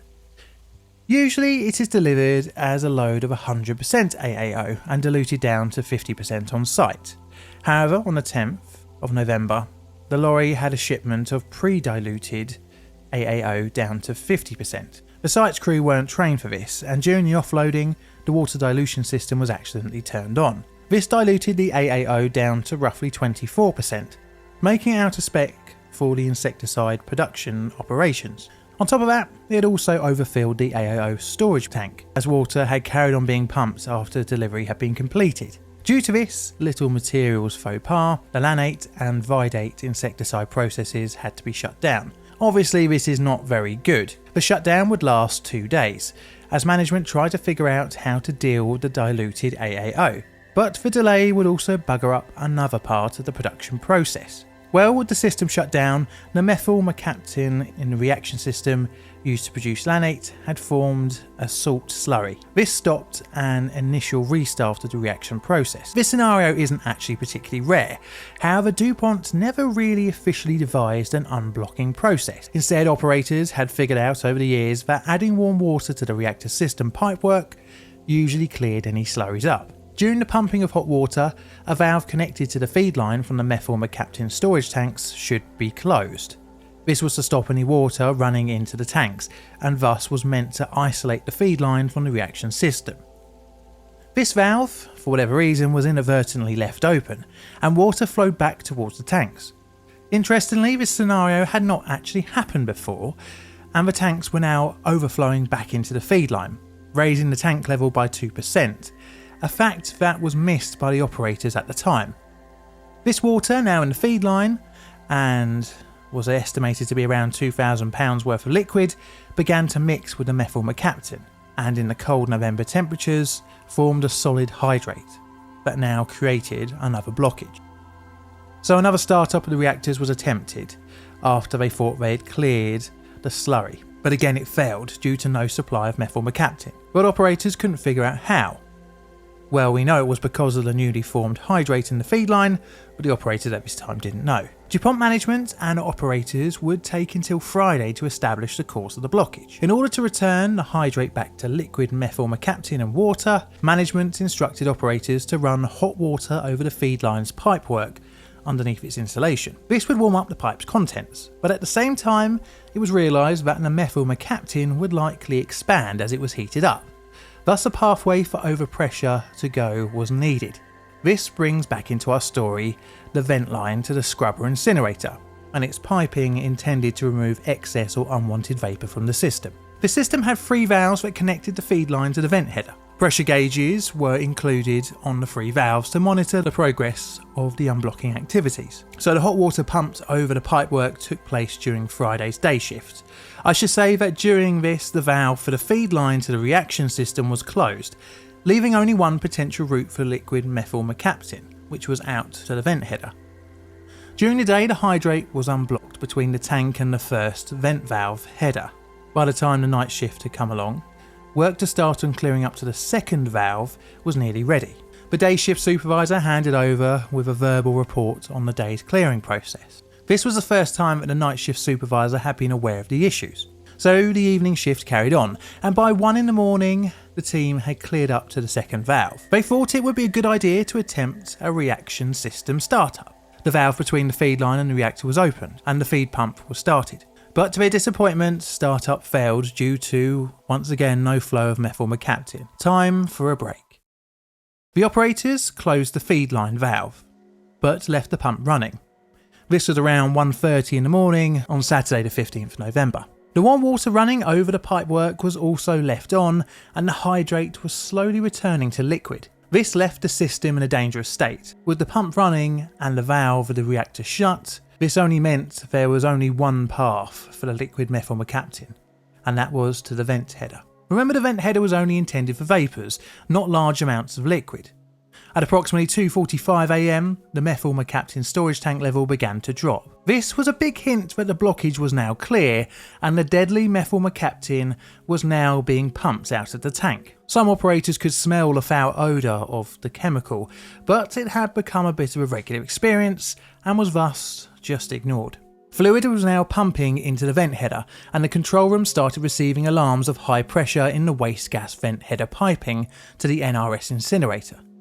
As I mentioned earlier, condensation in the vent header pipework was pretty common in this poorly routed pipework, which collected in bends and low points in the system. The shift supervisor and an operator were sent to the 3rd floor of the main building to carry out the regular operation of opening the drain valves. to vent the scrubber system of any liquid. When they opened the valves, instead of the regular brownish liquid, methyl mercaptan liquid poured out of the drain valve and quickly turned into vapour, filling the floor. Remember how the air ventilation system had not worked since October 2014?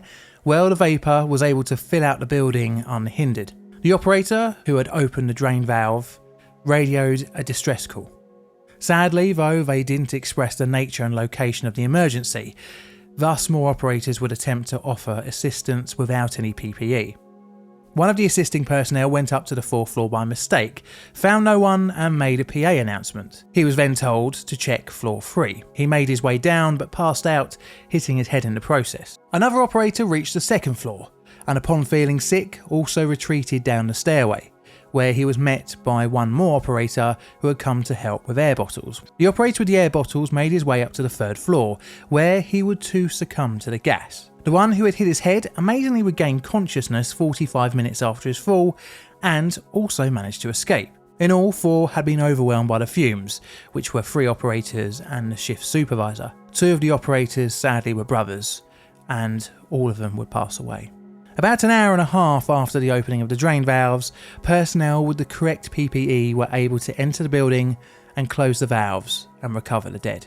Aftermath. So needless to say, this disaster was not good for DuPont, and investigations would begin, which would be undertaken by both OSHA, the EPA and the CSB. So during the investigation, the surviving operators were interviewed and DuPont's processes were scrutinised. And the cause was pretty clear: just poor management of the site and an improper response to the chemical release. On top of that, a poorly designed venting and scrubbing system allowed for the foundations of a disaster to form. The CSB report would list its key findings. In its investigation of the November 15th, 2014 DuPont LaPorte incident, the CSB found that 1. DuPont did not effectively respond to a toxic chemical release. 2.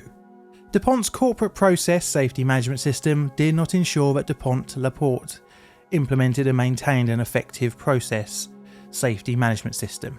And number 3, DuPont LaPorte did not assess its culture for process safety in the site's safety perception surveys or any other formal assessment program, allowing serious process safety deficiencies to exist at the site. In total, approximately £24,000 of the very toxic methyl mercaptan was released into the environment, which took the lives of 4 and injured many more.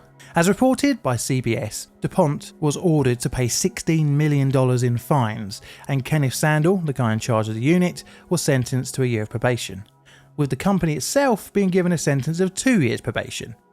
Okay, I know it sounds a little bit odd of giving a company probation, but it just means that federal officials will have full access to all of the company's operating locations. The site at LaPorte would actually get shut down by DuPont, and I suppose that is one way to fix any potential issues.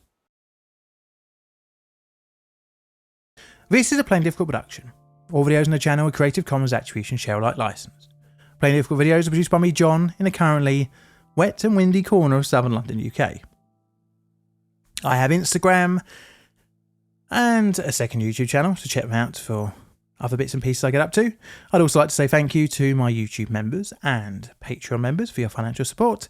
And all that's left to say is thank you for watching, and Mr. Music, play us out please.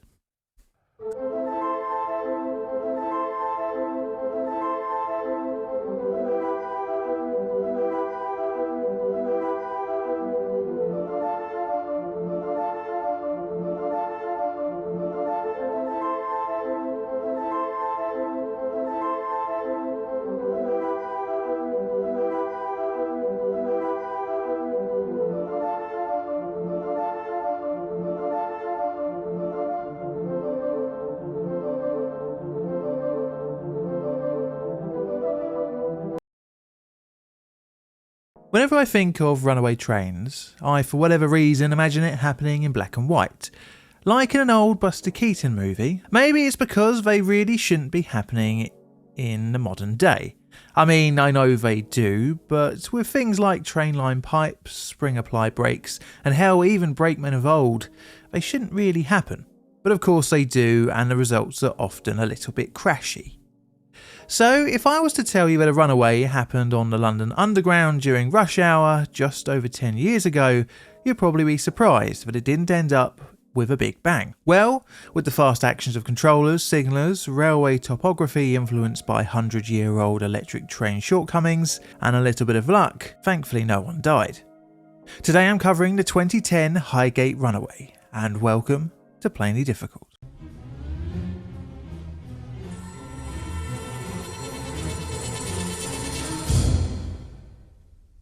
A foreword. So in my day job, I have to look a lot at these little things, which are called RAIB reports. And in 2016, in a previous job, I was being taught about this particular incident at Ashfield House during a training course. The incident should have been seen a mile off, but I won't spoil it this early on in the video. So as a little note, this video uses the RAIB report for the basis of its facts and figures. So if you like some further reading, then I'd wholly recommend checking it out. I'll also be drawing upon some of my real world knowledge of the event and my personal experience from when I actually worked on the railway in question. So, warning, I'm going to get a little bit geeky in this video, but sadly there isn't too much about signalling, so you have been lucky this time. A background. Before we get into the comedy of errors, let's have a little bit of background on the Northern Line. The Northern Line is London Underground's oldest deep-level tube line.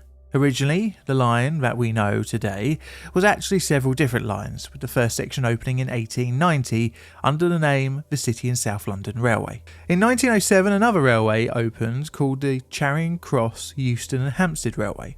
By the 1920s, both lines had stations at Euston, and plans were hatched to combine the two to make a north-south route. The formation and connecting works resulted in a line that had two routes through central London. By the mid-1920s, the line was pretty much what we have today, give or take. I do recommend looking at Jago Hazard's videos for the plethora of information on the history behind the Northern Line. But what is important here is the gradients on the lines going north is very much an uphill game. Thus, going south is very much downhill. You can't really change that part about London, but this could be an issue for early electric trains. However, there are little things that can be done to help the trains, especially when it comes to braking. If your station is at a slightly higher elevation than the line, then you force trains to go uphill before the platform. This slows trains down, and when trains depart, they get a little boost with the help of gravity. I should say this is more noticeable along the Morden extension, but at Warren Street, this ramping up to the station is still employed. Now remember this for later.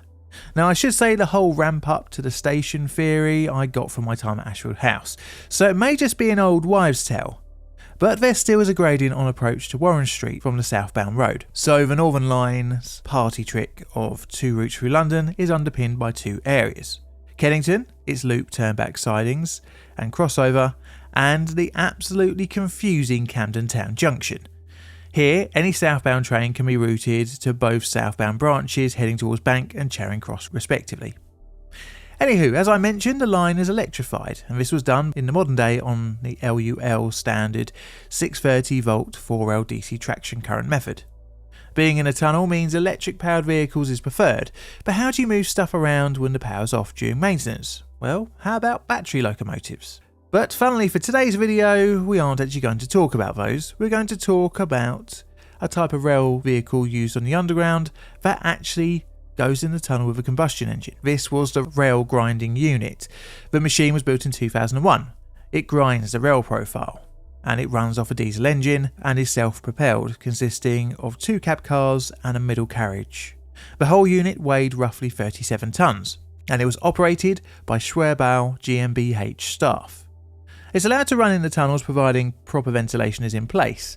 The train isn't actually owned by TfL, instead it's rented out to the operator for use for a period of time each year. It was first used in 2002 and found itself grinding all over the underground network, but it wasn't without issue. Don't get me wrong, every train breaks down once in a while. Whether it being a traction auxiliary trip in the Hendon Tunnel, train line burst on the Bakerloo, or central line train losing its code. It happens, and the rail grinding unit was no different. Now our path to the runaway began not on the Northern Line, but on the Jubilee Line on the 17th of July 2010. The RAIB would uncover this problem post-incident, but the rail grinding train would break down, would require rescuing. Often assistance is provided from an empty passenger train, but this also brings an issue: couplers. Underground trains have a standard design called the auto coupler, which uses a wedge lock, but the rail grinding unit uses its own type of clevis arrangement, and worse still, the two couplers are at different heights. This is where this kind of train sex toy comes into play. This is called the emergency coupler. It connects the two incompatible couplers together. It also has the ability to bridge the height difference as well. So on the Jubilee Line issue in July 2010, the unit had broken down, and a Jubilee Line 96 stock unit was sent to push it from West Hampstead to the depot at Neasden. When the 96 stock train pushed the broken rail grinding unit, the emergency coupler started to bend. Not good.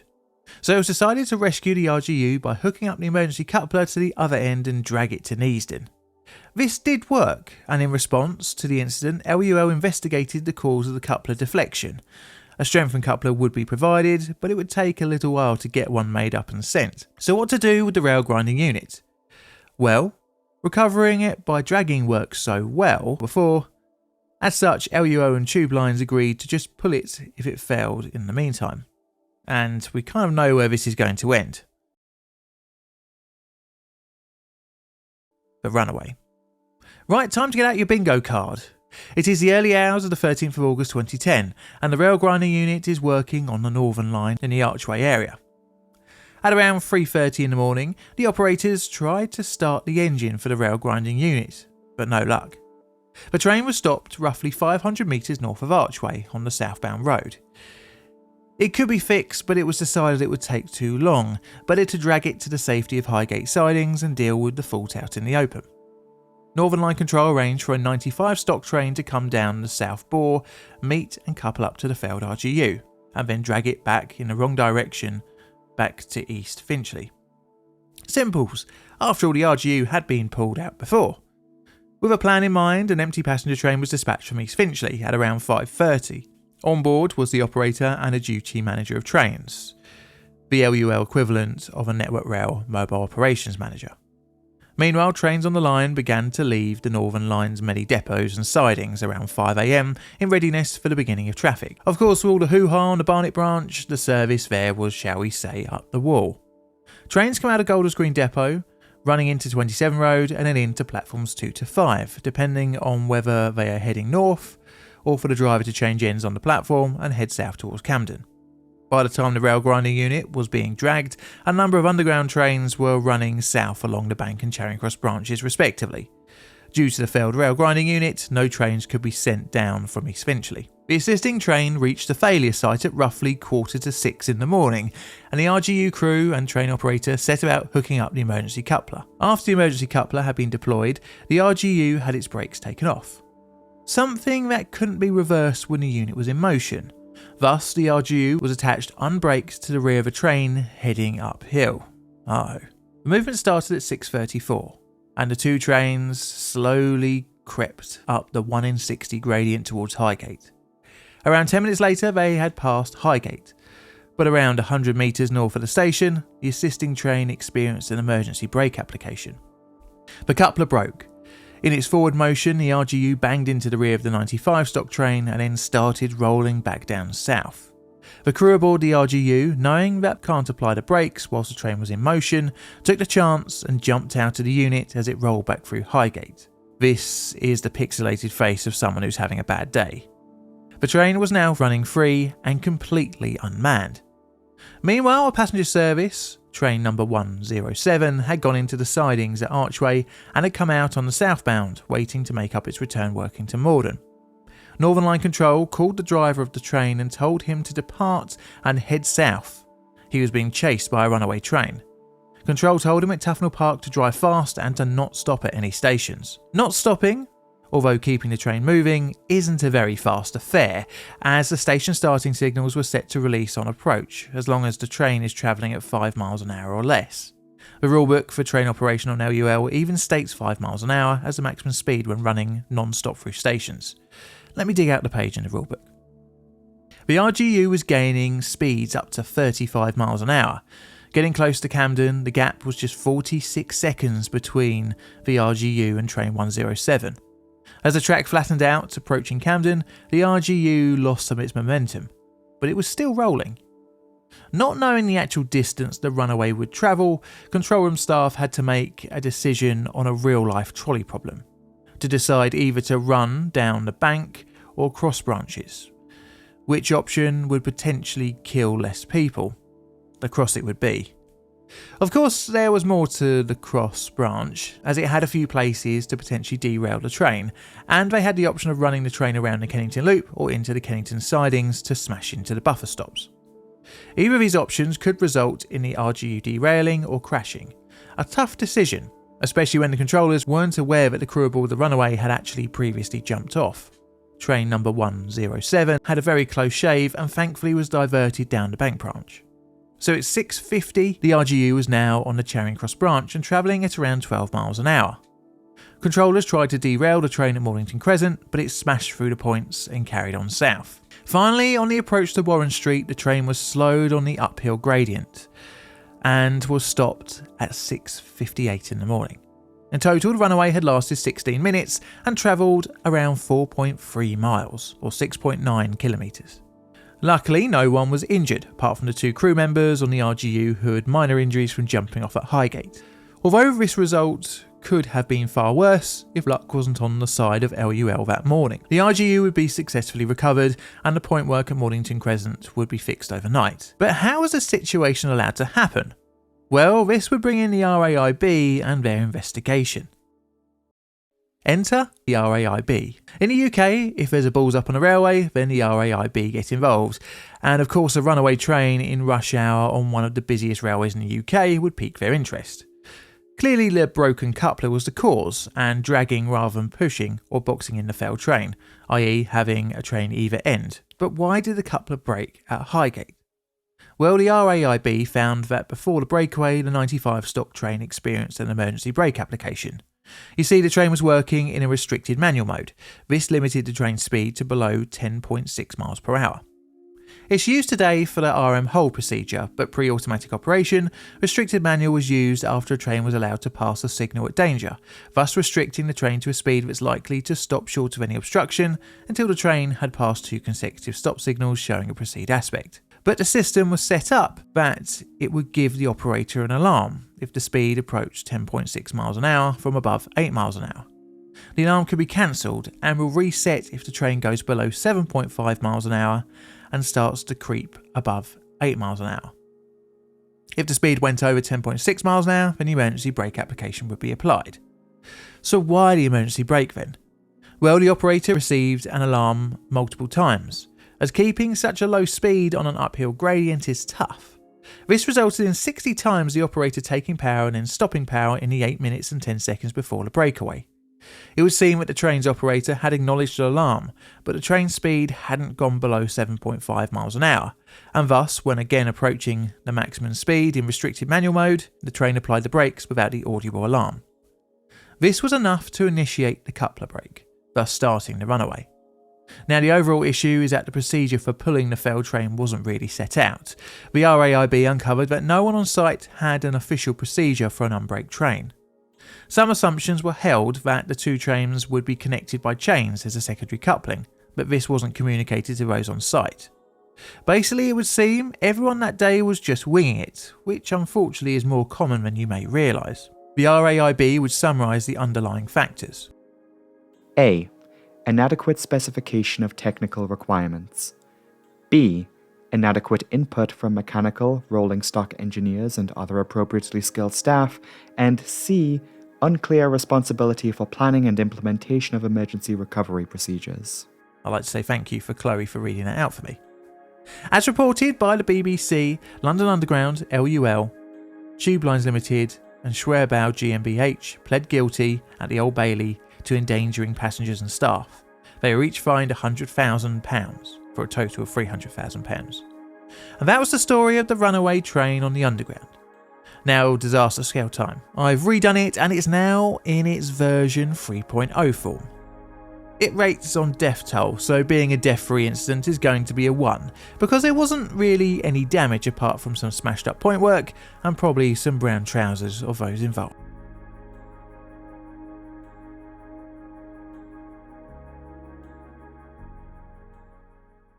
This is Plainly Difficult Production. All videos on the channel are Creative Commons Attribution Share Alike licensed. Plainly Difficult videos produced by me, John, in a currently wet and windy corner of southern London, UK. I have a second YouTube channel, Instagram and Twitter or X, so check them out for other random bits and pieces that I do. And I also have Patreon and YouTube members. So thank you very much for your financial support. And also for the rest of you for tuning in every week to listen to and watch my videos. And all that's left to say is thank you for watching, and Mr. Music, play us out please.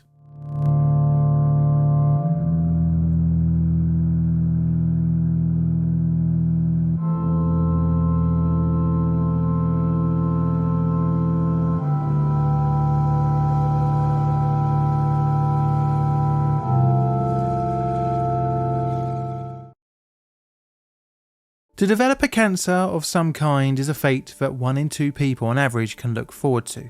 Although tragic, developing the disease in the modern day is probably the best time in history to get the big C. Your chances of survival are probably the best they have ever been. Don't get me wrong, it's still rubbish being diagnosed, because even though treatment is loads more effective now than it has ever been in human history, it's still very intrusive and not a guarantee that you'd survive. One such form, and the one covered in this video, is breast cancer. Treatment can involve surgery, which permanently alters the body, and as such can cause significant psychological trauma.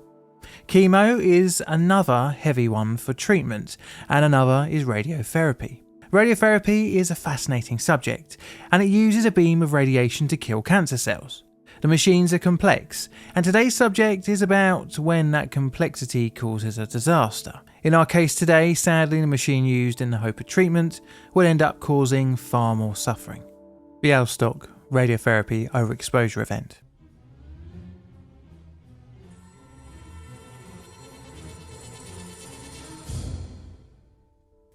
Forward. So today's video will be based on the IAEA report into the incident. If you'd like to go into a further deep dive into the figures, then check out the report, and as always the link will be in the description below. I won't go too much into the history of radiotherapy today. This is only because if I do, then the video will be way too long, but I will touch lightly on the particular machine involved. Right, let's get started. Bialystok. So this is Bialystok. Going on population, it's the 10th biggest city in Poland. Like most big cities, it has an extensive healthcare network, which deals with many things, including with those who have cancer. This was dealt with by the Bialystok Oncology Centre, which I'll call the BOC from now on to minimise your exposure to my abysmal attempt at Polish. Anyway, the BOC is, as described by the IAEA, as reasonably well equipped and staffed. The centre treated in the early 2000s over 1,000 patients per year in its teletherapy department, using its free teletherapy machines. But for today's video we'll only be looking at one, this one to be precise, a Neptune P10, a domestically produced machine under licence from France by the Nuclear Centre in Zurich. It is a linear particle accelerator. This type of teletherapy machine accelerates charged subatomic particles into a radiation beam, which is then fired at the patient. The dose level is vital, as too much can actually cause more damage than good. This is achieved by 2 transmission chambers inside the radiation head at the exit of the beam. They monitor the dose to see if the beam's flatness and symmetry are in spec. The signal from the 2 chambers is fed into the machine's control system, which will then make sure the actual dose matches the pre-selected dose amount. The Neptune machine control system offers 5 different dose rates. The power for these vital transmission chambers is supplied from one power supply, in which the current runs through a fuse. It will later be found that a defective fuse could cause abnormal readings from the transmission chambers, which in turn could make the teletherapy machine give a dose higher than anticipated by driving the filament voltage to its maximum. But for the time being, this was not known during the machine's operation. Now, starting up the Neptune machine requires multiple steps to ensure its safe operation. First of all, once switched on, a minimum of 5 minutes is needed to pass to allow for proper warm-up. Then a check process begins. This involves the operator pressing certain buttons to initiate each system's self-check. After the step is complete, a green light is displayed on the control panel and the next step can be initiated. Of course, one of the checks is of the dose monitoring system. If it fails, then a signal is sent to an interlock, which will stop the initiation of a radiation beam. The signal sent to the interlock uses a diode. However, this system has a flaw. If for any reason there is a break in the diode's wiring, the signal is not sent to the interlock, and bizarrely will give a green light, allowing the next check to be undertaken. This leads the machine to be able to administer a dose of radiation without the proper checks. Anywho, after startup, an output measurement should be taken, and this includes even after an emergency shutdown. The Neptune's manual stated a number of reasons for a complete startup checkup. This mainly covered events relating to equipment malfunctions, but not for the case of a power cut. Now remember that for later on. So the BOC, when treating patients, always had at least 2 radiographers on shift at the irradiation unit, and at the beginning of any radiation treatment program, an oncologist and physicist are also present. The overexposure.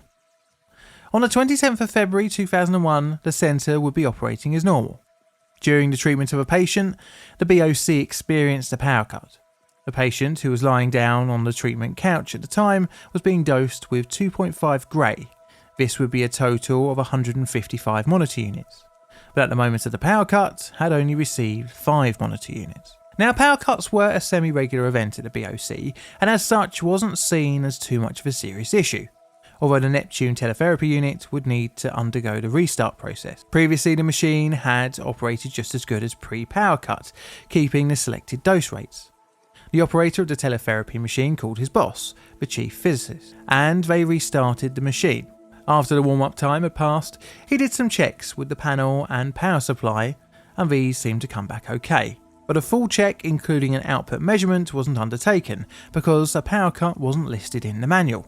The patient's remaining 150 monitor units were administered. However, a small asymmetrical radiation field was noticed, so the patient completed their treatment and the next one was set up for their dose. She, as well, was due to receive a couple of Grays in dose. During her treatment, the chief physicist was called out for an emergency in another part of the centre. The next 3 patients received their doses and each reported skin irritation around the treatment site. The last of the 3 raised concerns with centre staff after experiencing severe itching, something that shouldn't have happened after only a couple of Gray. The patients were examined by the radiation oncologist and they discussed their concerns with the chief physicist, and a decision was made to stop treatment and investigate. A Siemens dosimeter was used to check the output of the machine, and it read 37 times higher than the selected amount for an 8 MeV electron beam, and 17 times higher for the 10 MeV electron beam. Obviously something was not right, and further investigation would be needed. It was disassembled on the 28th, and an engineer discovered a failed fuse in the AC to DC power supply, and on top of that, the diode responsible for sending a signal to the interlock was also faulty. These were replaced, and afterwards the machine's output tested within spec. It was rather confusing, but the freak storm of 2 failed components had caused the overexposure. Clearly a more in-depth investigation was required, and this would result in the IAEA being called in. Investigation and aftermath. So after the overexposure, the IAEA were informed. This is the International Atomic Energy Agency. They are called in for these types of incidents to assist local authorities in their investigation. So let's first of all talk about the patients. All 5 had received many times the prescribed radiation dose. They were initially prescribed vitamins. By May, they had been re-examined, and it was initially thought that they may not need to have surgery. However, the progressions of ulcers into necrosis on their bodies would change this.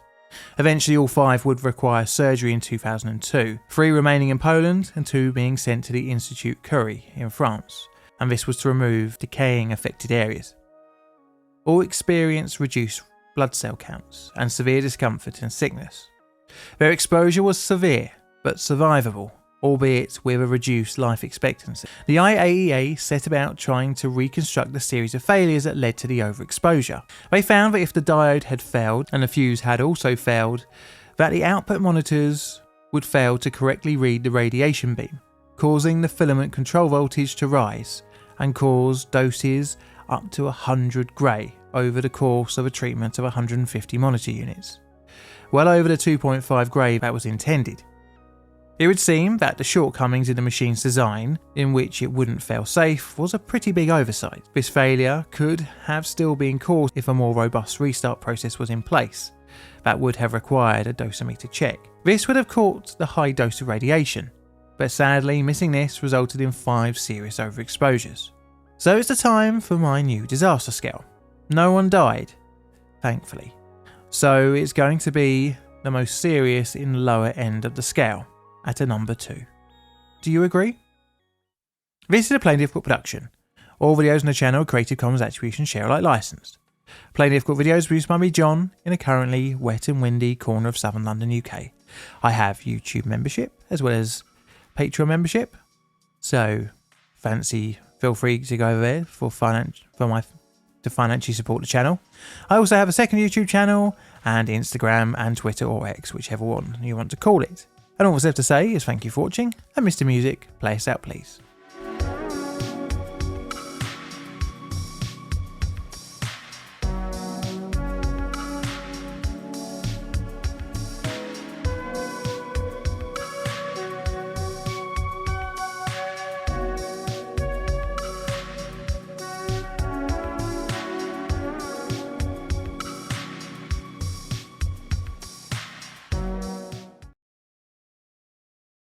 It is the afternoon of the 23rd of April 1987, and rescue workers and emergency responders are clawing through the rubble of an under-construction apartment block that has collapsed.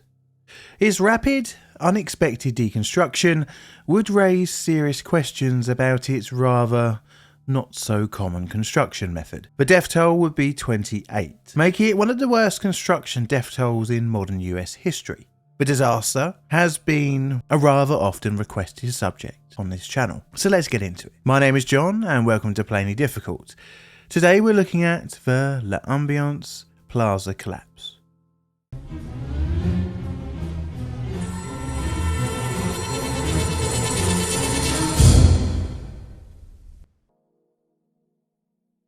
Background.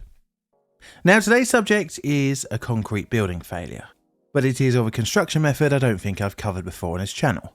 So I'm going to start with this for the video.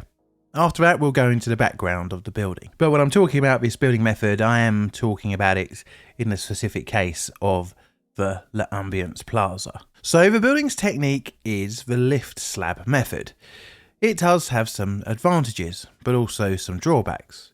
You see, instead of doing concrete pouring in situ during a building's construction, the lift slab method does all of its castings on the ground, one on top of one another. After being poured and cured, each slab is then hydraulically jacked up to its final place.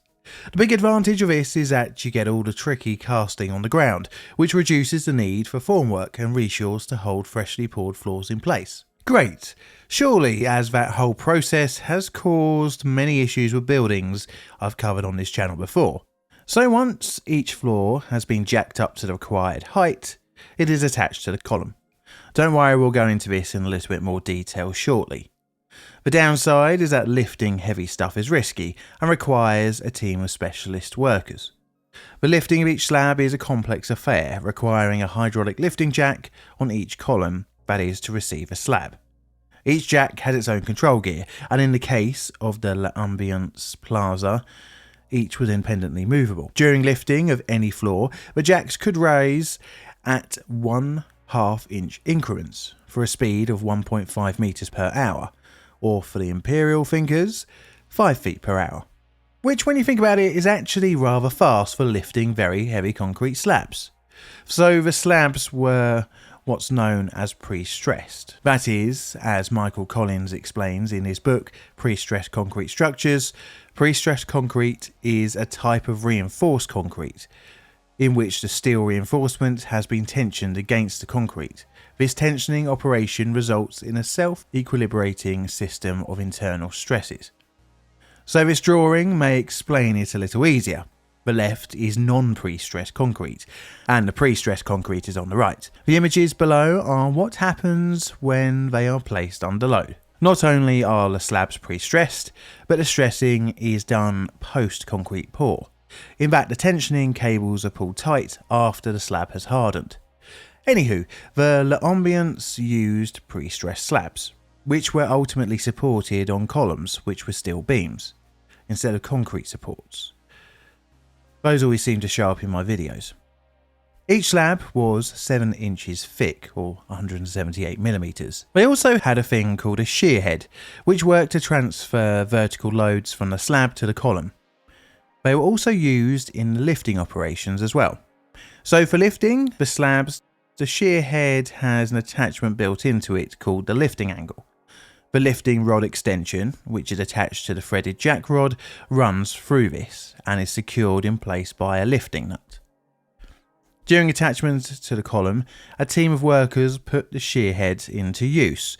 Once the floor was at the correct elevation, a wedge was placed between the slab and a weld block. Once the load was transferred to the wedge is then tack welded into place. From there, the wedges were more substantially welded. Seal blocks were added and welded in place, and all of this was sealed in with concrete eventually. That is what they do for a permanent parking, but slabs could be temporarily parked awaiting lifting further. This involved the wedges just being left tack welded. It was enough to keep a slab in place for the short term. The L'Ambiance Plaza was set to be a 16-story high luxury apartment complex along the Washington Avenue in Bridgeport, Connecticut. The some $16 million project was set to be a nice little addition to the city's late 1980s skyline. The plaza consisted of 2 offset rectangular towers, each 112 feet by 62 feet. They were known on the plans as the East and West Tower. The 2 towers were essentially separate buildings. As such, they were constructed independently, and the whole site had a 3-level car park below it. The first columns were erected in October 1986, and the building continued at a good pace, with a total of 24 columns in the East Tower and 25 in the West. By April 1987, the project was around halfway complete. All of the slabs had been poured and were just awaiting lifting to their final places. But sadly, the project wouldn't last the end of the month. The collapse. So it's time to grab your bingo card and let's start the disaster. So it's the 23rd of April 1987. For a useless reference, this was about 1 month before the release of Ken Koyabashi's Sizzle album, which is the album I've been listening to as I write this script. Anyway, city pop aside, the L'Ambiance Plaza is over halfway done, and structural work is being undertaken on both the East and West Towers. On both towers, a number of concrete slabs have been temporarily parked awaiting further jacking up. This was on the 9th floor. The West Tower, by around 11 AM, had 3 floors parked temporarily, being held up by the hydraulic jacks, awaiting the temporary spot weld to the wedge blocks at the shear head of the slabs. Work not pertaining to the building structure was being undertaken at the same time, things like first fix electrical wiring. At around 11:30 AM, a loud bang and creak rang out from the West Tower, near the elevator shaft. Witnesses saw the slab around the columns E3 and E4 begin to crack. The top slab crashed into the one below. After a short moment, the load overwhelmed it and continued to collapse. Within just a few seconds, the West Tower had succumbed to a progressive failure. Some columns were bent in the collapse.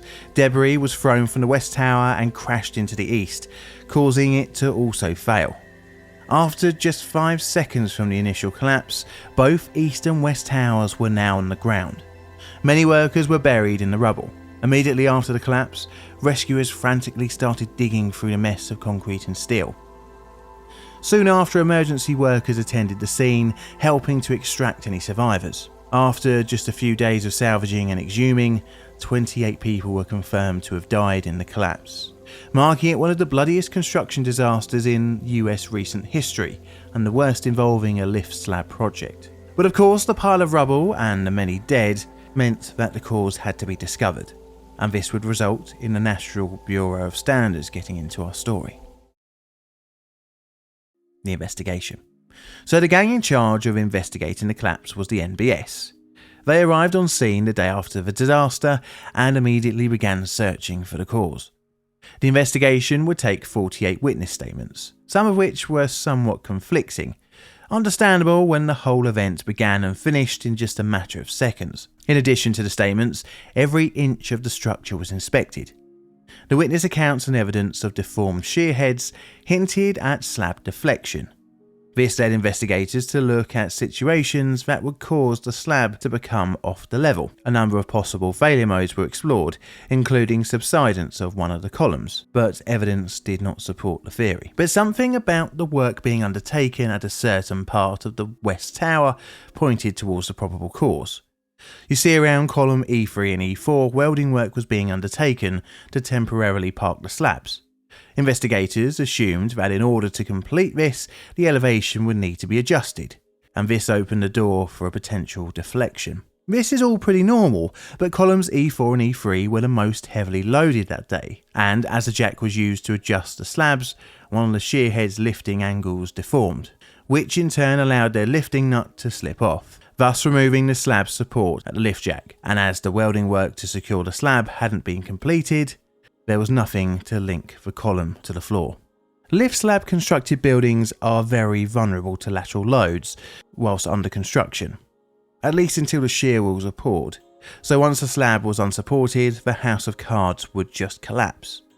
The disaster would raise serious concerns about the building method, with it being temporarily banned in Connecticut. So financially, the disaster would cost a rather large amount of money, $41 million to be precise, with just under 2 years after the disaster being paid out. The speediness of the payout was done via mediation, avoiding the usually decades-long fight of litigation. The site would be cleared and the Renaissance Plaza apartments would be built, along with a 7-foot-high memorial to the disaster. So on the disaster scale, I'm going to put it as a 4, as there was some death, but the disaster was fairly localised to, well, just the building site. And with my bingo card, this is what I've crossed off. So what did you get? Now, this video's facts and figures were based off the NBS report, and the link is in the description. I'd also recommend reading Why Buildings Fall Down by Mattis Levy and Mario Salvadori. It's one of my favourite books, and I've even bought it for other people, including my brother-in-law. Read it, it's good, and it covers a whole cornucopia of buildings' unkeeping upness. This is a Plain Difficult production. All videos on the channel are Creative Commons Attribution Share Alike licensed. I'm currently recording this script in the gooch time between Christmas and New Year's, and I feel absolutely really rough. It's also currently very windy and miserable here in South London. This also gives you an opportunity to see how long it takes from script recording to final video release. It takes a few weeks per video. Anyway, I have Instagram and YouTube, a second YouTube channel, so check them out if you want to see other bits and pieces of what I get up to. I'd also like to have a very warm thank you to my Patreon and YouTube members for your financial support, and the rest of you for tuning in every week. And all that's left to say is thank you for watching, and Mr. Music, play us out please.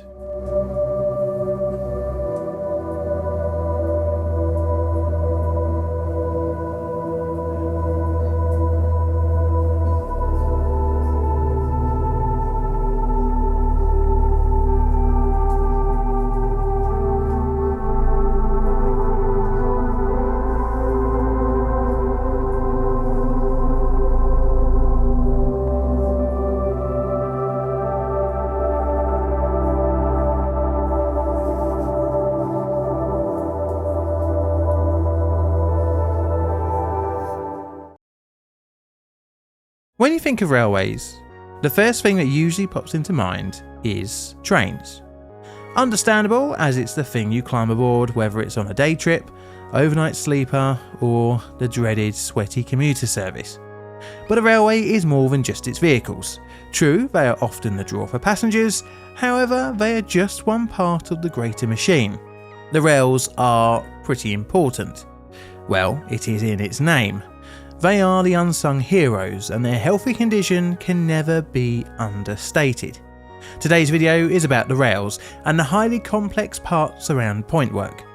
Welcome to Plainly Difficult, and in this video we're looking at the Potters Bar rail disaster.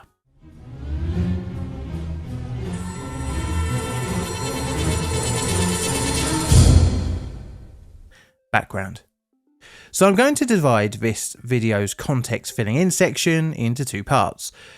One, a brief history of Potters Bar train station, and another on the geeky side of point work. My main research material came in the form for this video from the HSE report and the RSSB investigation into the disaster, and as always, the linkies will be in the description below. I'll also link in some other bits and pieces as we go along, such as newspaper articles.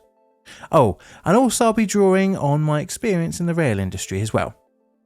Now, you don't get an image like this from a good day at the office. I should say this is probably the first picture I've ever actually seen of Potters Bar train station. Anywho, catastrophe aside, the town of Potters Bar has a railway station. It's roughly 12 miles and 57 chains from London and is in the county of Hertfordshire, which is around here on a map. As a side note, a chain is a measurement of distance, and there are 80 to a mile. And on the railway we still use chains for some reason, as well as kilometres, feet, yards and metres. Just because, well, the UK is a messed up measurement living nightmare. I like to call it imperimetric. The station opened in its first form in 1850 and saw changes to its buildings and platforms over the years. Its final layout had two 160 metre long, 11 metre wide island platforms, which were partially covered by reinforced concrete canopies, which were installed in the 1950s. The station serves stopping services, but also is part of the East Coast Main Line. As such, trains go fast through the station. The track layout was down slow for stopping services, down fast for non-stopping trains, and up fast and up slow.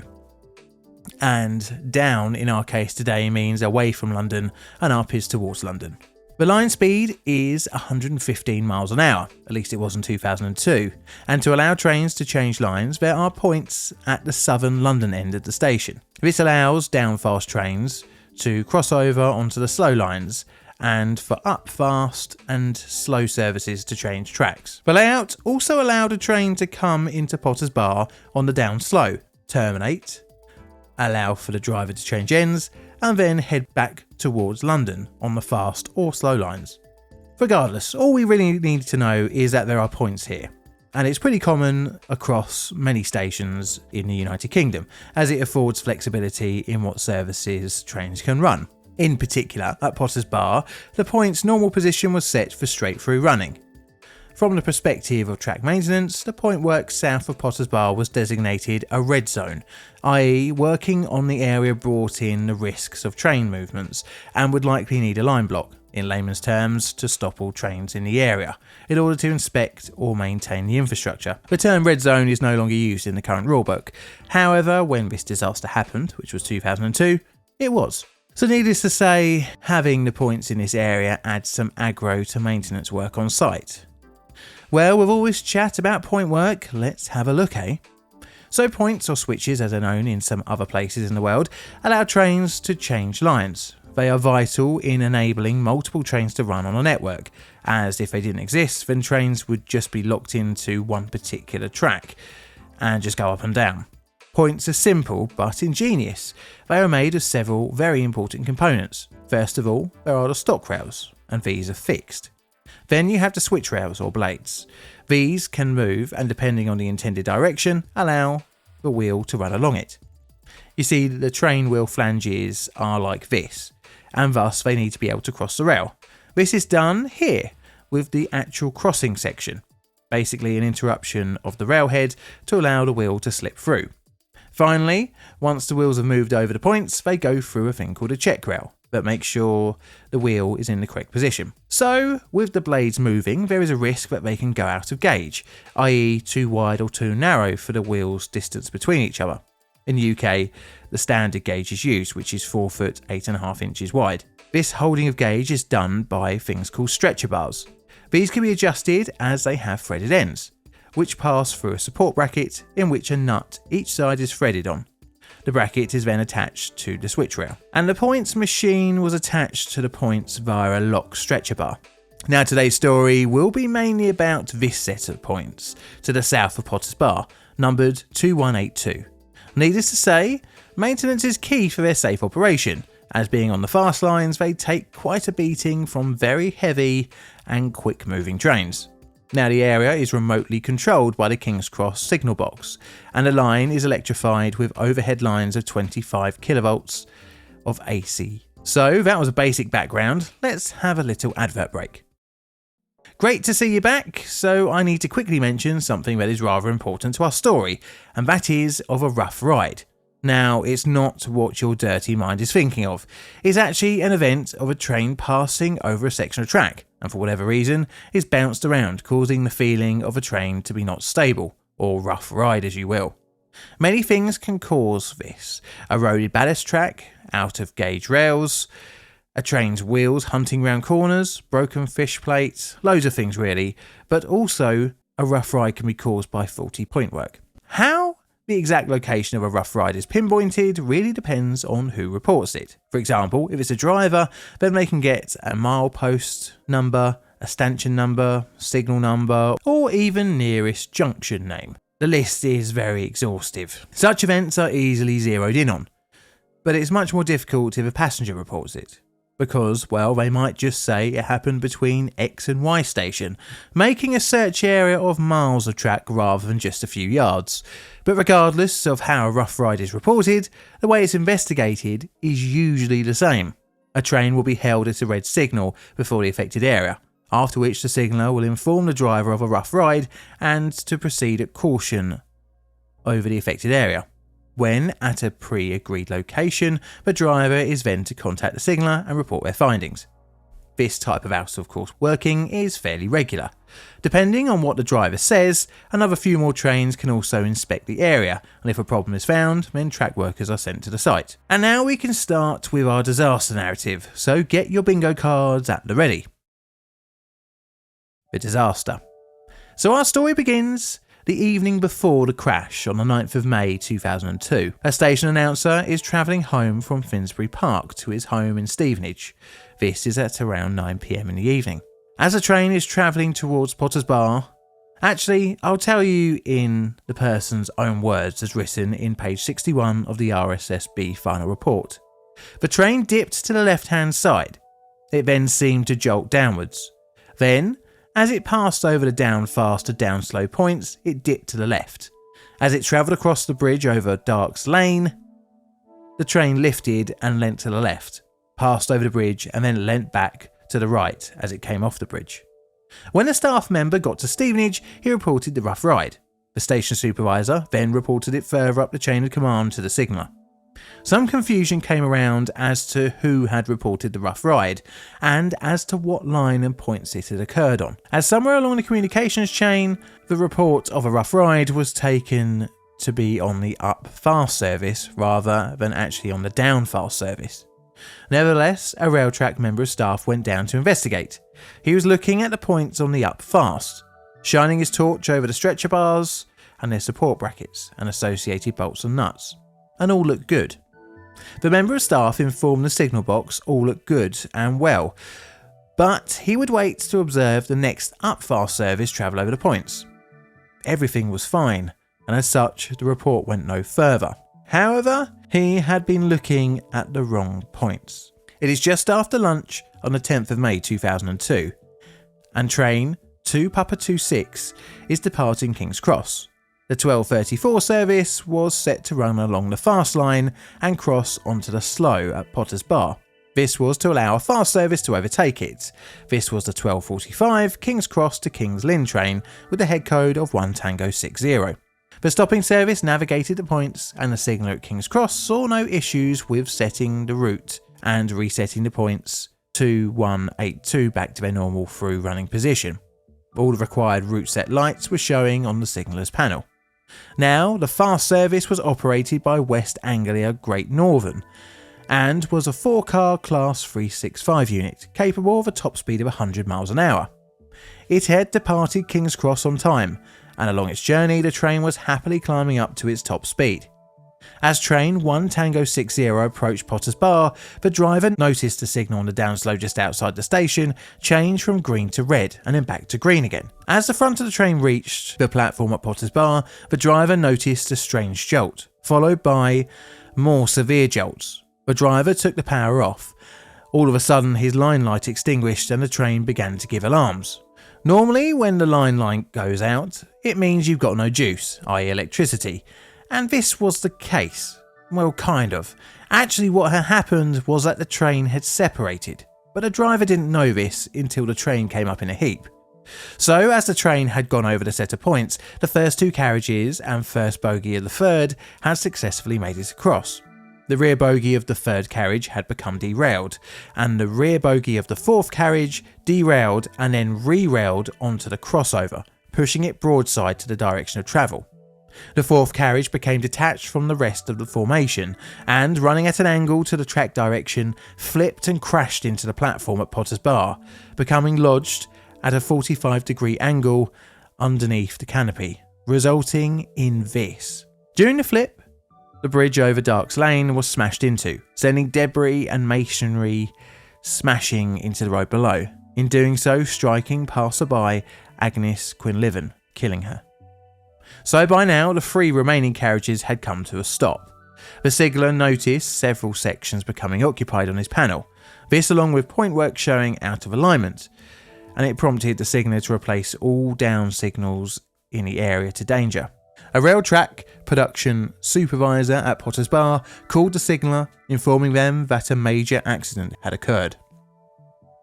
Soon enough, it was apparent that 6 people aboard the rear carriage of the train had died. And in addition of Agnes Quinlivan, the death toll, as reported by the Guardian newspaper, medics said 5 people had died at the scene, and 2 further people died later in hospital. Hertfordshire and Bedfordshire ambulance services said a further 15 people had serious injuries. Some of these are now said to be critical. A local GP assessed 70 walking wounded. Now there was one hell of a mess to be cleared up, and leads us to say the cause had to be found out. And this leads us up to the next section of the video. Aftermath and investigation. The Health and Safety Executive set up an investigation board, and along with Railtrack, Her Majesty's Rail Inspectorate, the British Transport Police, and the RSSB, looked into the immediate and underlying causes of the derailment.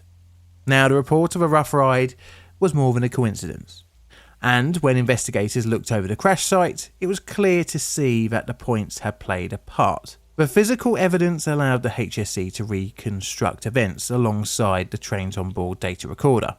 Clearly the points were the cause of the derailment, but why? Well, 2 theories would be thrown out, so let's start with the least credible. I should prefix this theory with, don't forget this is 2002 and terrorism was on a lot of people's minds. So, the engineering company in charge of maintenance of the point work in the area, called Jarvis Rail, would push out the theory of sabotage. Yes, rather bizarre, I know, and it was easily refutable, with the evidence at the crash scene, and especially when investigators looked at other Jarvis Rail maintained point work, other issues, shall we say, could be seen in their maintenance schedules.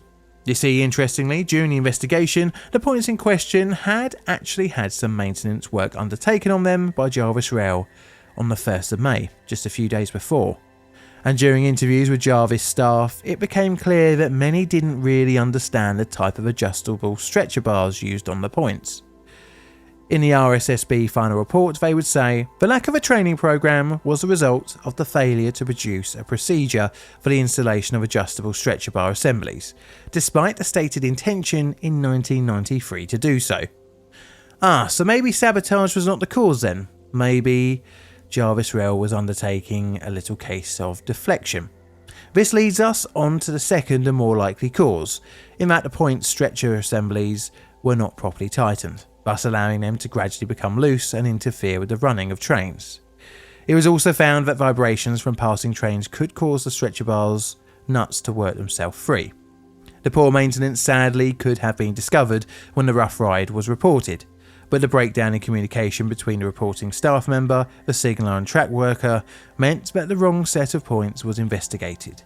The HSC would summarise this point. There appears at this stage to have been a failure to recognise safety-related defects in the setup and condition of points 2182A, and to record or report them. There were deficiencies in the response to a report of a rough ride in the area of the points south of Potters Bar Station on the night before the derailment occurred, the 9th of May 2002.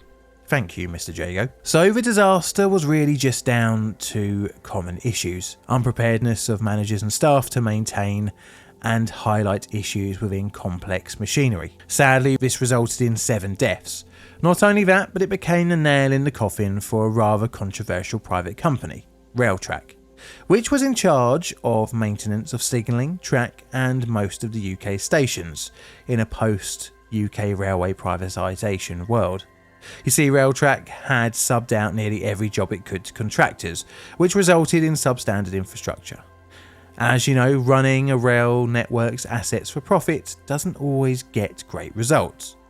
By the time the Potters Bar disaster had happened, Railtrack was actually in administration, and a new publicly owned company called Network Rail was to rise out of the ashes.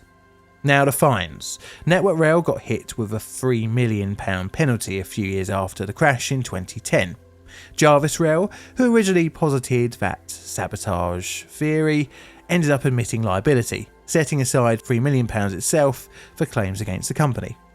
Network Rail moved towards reducing its contractor usage. However, we've seen more contractor staff on the railway recently, which may be a worrying sign. The disaster marked a low point in a bloody few years in the UK railway industry, but has become less well known compared to Ladbroke Grove and Southall. But to me, it is actually even more scary, as the disaster didn't come from a driver error, but a fundamental problem with maintenance. Now disaster scale time is going to be a 4 for me, and I've got this for my bingo card. Do you agree? This is a Plain Difficult production. All videos on the channel are Creative Commons Attribution Share Alike licensed. Plain Difficult videos are produced by me, John, in a currently very, very cold corner of southern London, UK. I have a second YouTube channel, Instagram, and Twitter, or if you want to call it X, so check that out for other bits and pieces I get up to.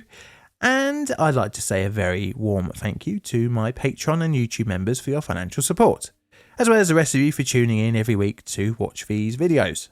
And all that's left to say is thank you for watching, and Mr. Music, play us out please.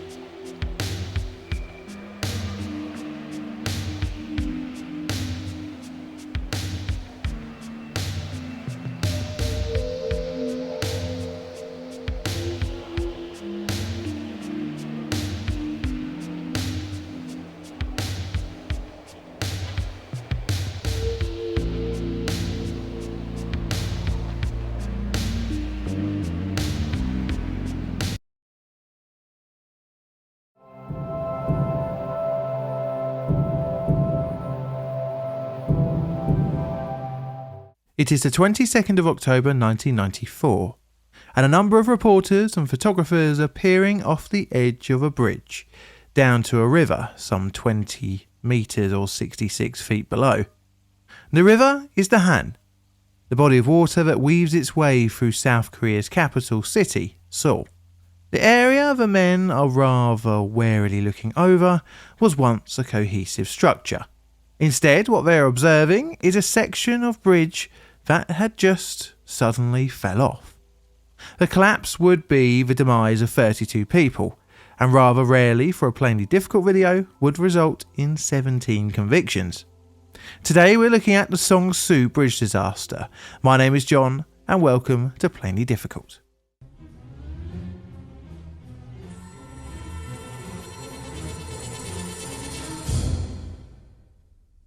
It starts with a river.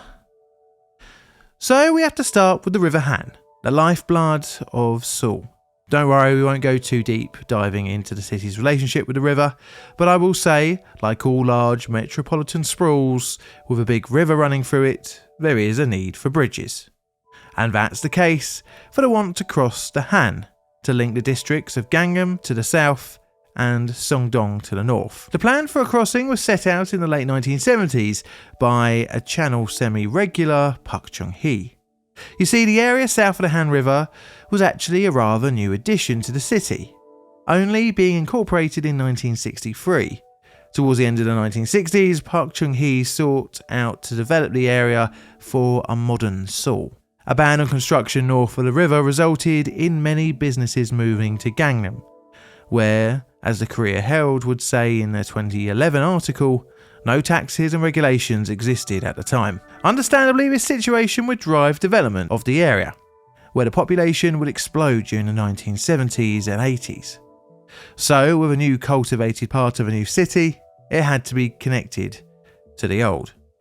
The late 1960s would see a new bridge called the Hanam.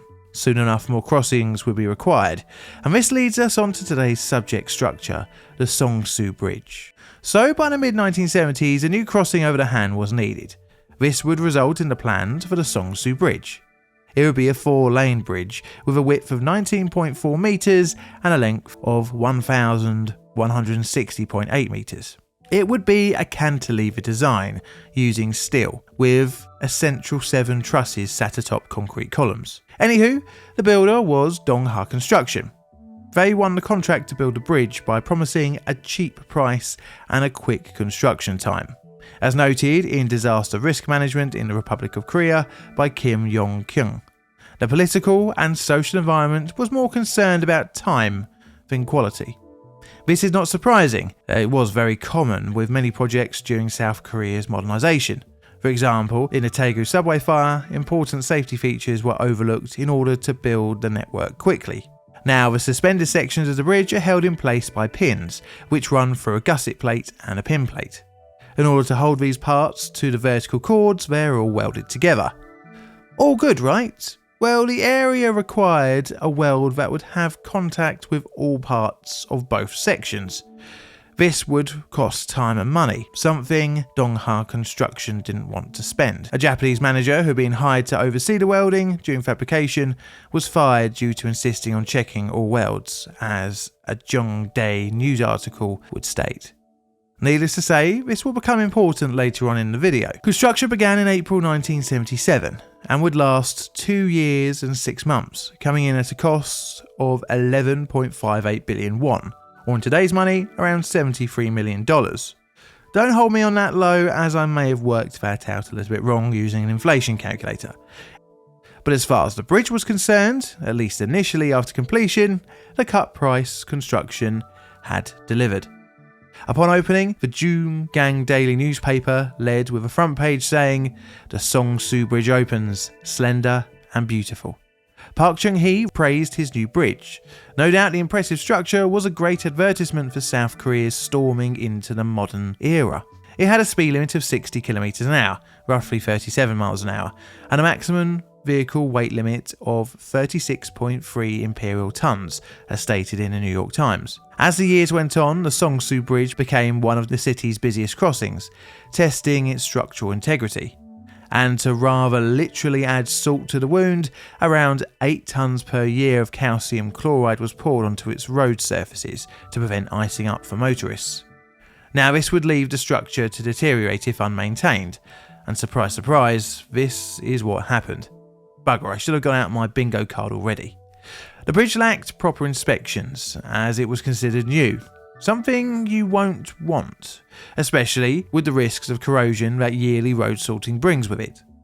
Over the years, the pins began to degrade, increasingly making the structure reliant on its poor welding, which, in cracks everywhere, how the Songsu Bridge collapse changed Seoul's urban personality by Ji Hyuk-moon, notes that the welds were only 8mm thick instead of the required 10mm. But what is just 2mm between friends, eh? Well, quite a lot when they began to degrade on the uninspected and maintained bridge. This would continue for 15 years or so, until the disaster.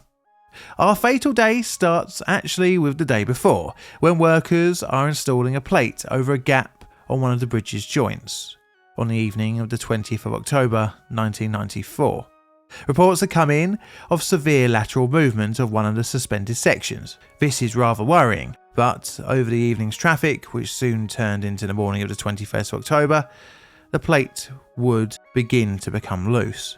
Now, I should say that the bridge was very much beyond capacity by 1994, originally envisioned for 80,000 cars a day, but now, by the 90s, the structure experienced over 160,000. The traffic had really jumped over the past year when the bridge was connected to the Dongbu Expressway. As the morning's commuter traffic began, the steel plate installed the day before had become loose.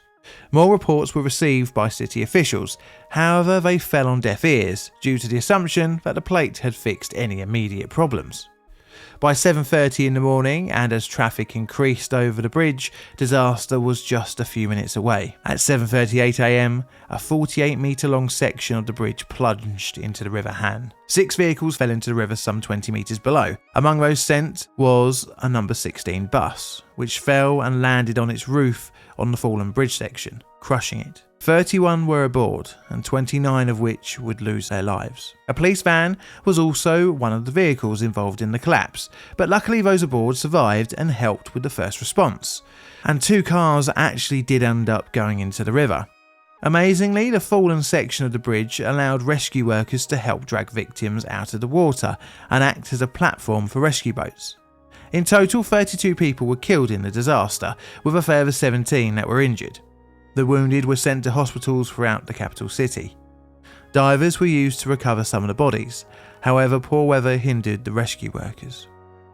The disaster initially clogged up a major artery through the city, but as the traffic subsided, the true shock began to sink in throughout the day in Seoul's residents.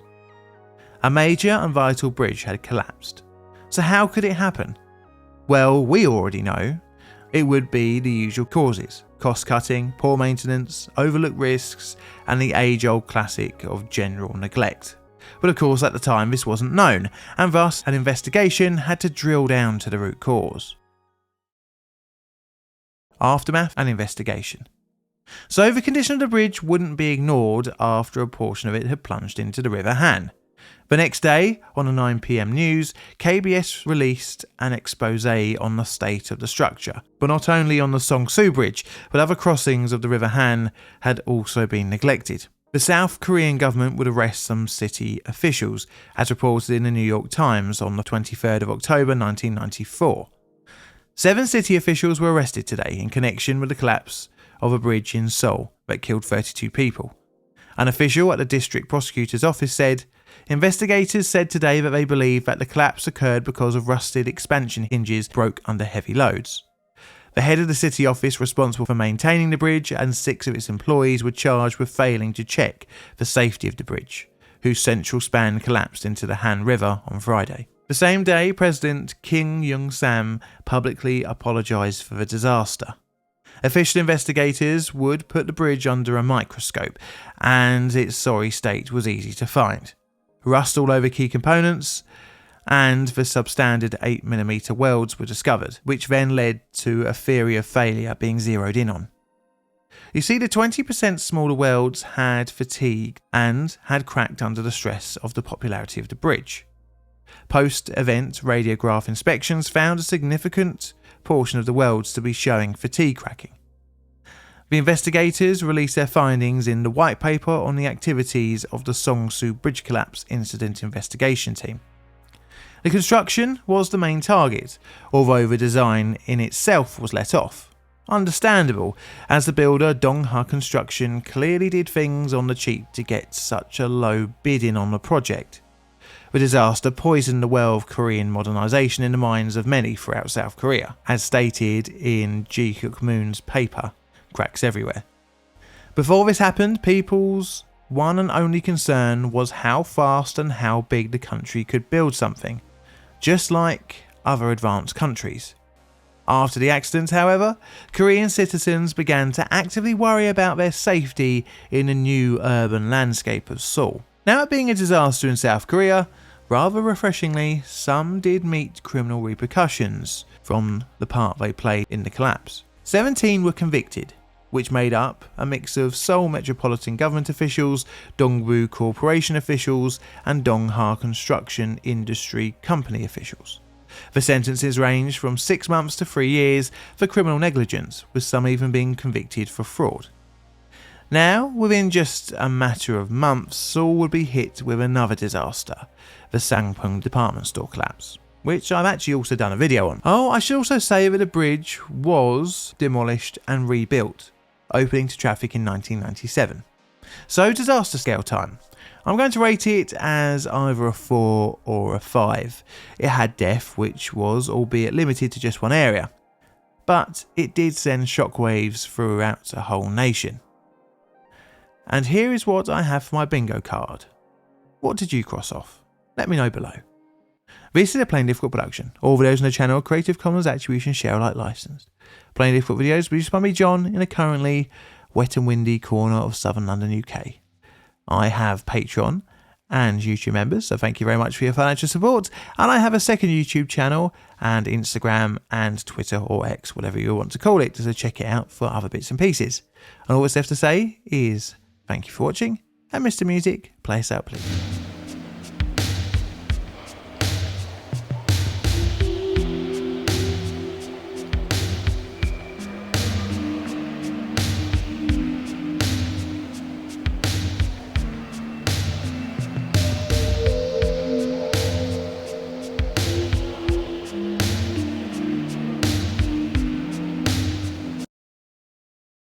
A train collision is, to no one's surprise, a bad thing. Sadly, they are a very common event. On the most part, they are relatively minor, such as low-speed buffer-stop bumps, a train hitting something, fouling the line, or even hitting debris like a shopping trolley. Obviously, these events are annoying for those involved, as it can cause delays and the like, but usually they don't cause any serious injuries or death. However, every so often a larger collision or crash happens, which sadly does take life. These types of disasters are the ones that get reported on in the news. Well, imagine a train collision within a tunnel. Now everything is multiple times worse. Now imagine one in a tube train tunnel. Now you only have access to the crash site through the affected trains. I mean, you can't just get access to the sides like you could out in the open or a wider tunnel. This would be the case of today's story, the 1953 Stratford tube train disaster. My name is John, and welcome to Plainly Difficult.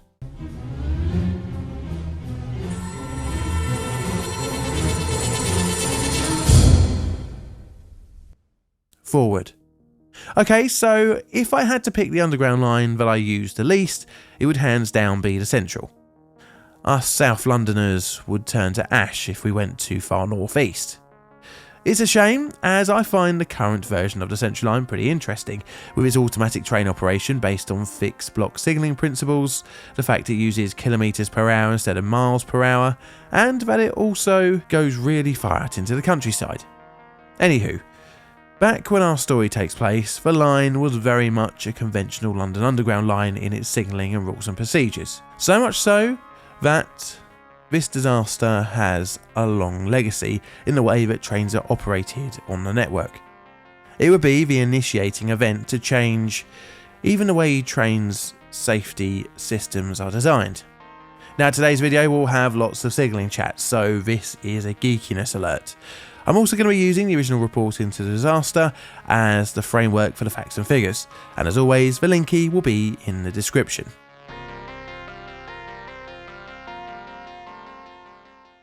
Signals, trips and stops.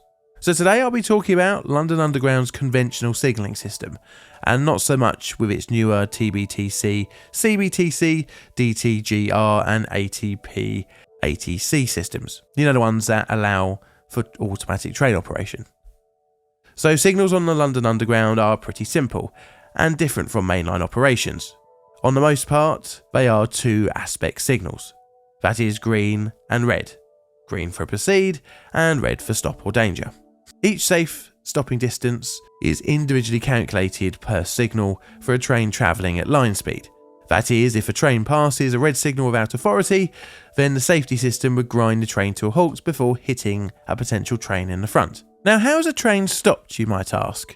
Well, that involves tripcocks and train stops, but bear with me, I'll come back to this in a little bit. So, being in a tunnel, one's visibility can be obstructed. As such, additional signals are added to warn the driver of the condition of the next signal. These are called repeaters. They can show green and yellow. Thus, green means that the signal is repeated is clear, and yellow means that it's at danger or red.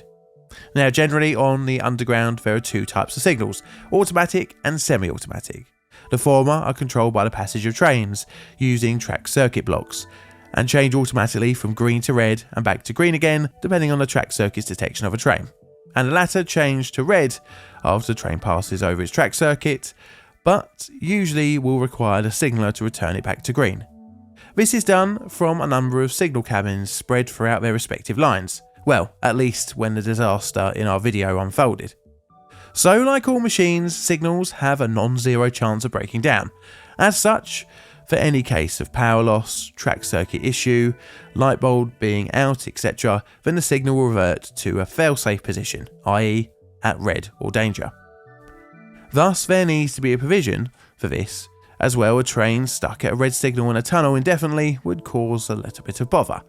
This is where the old-fashioned Rule 55 comes into play, known as the stop and proceed rule. Now, this rule has changed significantly in its wording into the modern day, but the theory is the same, in that if a driver cannot make communication with the signaller, then after waiting a certain amount of time, in 1953 this would have been at least a minute, then a train can proceed past the signal at danger under its own authority. The train must proceed at such a speed to enable him to stop short of any obstruction there may be, as noted in the Ministry of Transport report. Now for the train protection system. So trains on the underground, even in the 1950s, had a very effective way to protect rolling stock in the event of passing a signal at danger, and that was the tripcock. This is a metal bar that is mounted to the right-hand side of the train on its leading shoe beam. This is then connected to a valve on the train's brake pipe, which after being tripped, is open, dumping the air out of the system, thus creating an emergency brake application. It also cuts the power to the train's motors. So what engages the tripcock? Well, that is the track-mounted equipment known as a train stop. This raises and lowers using pneumatic power.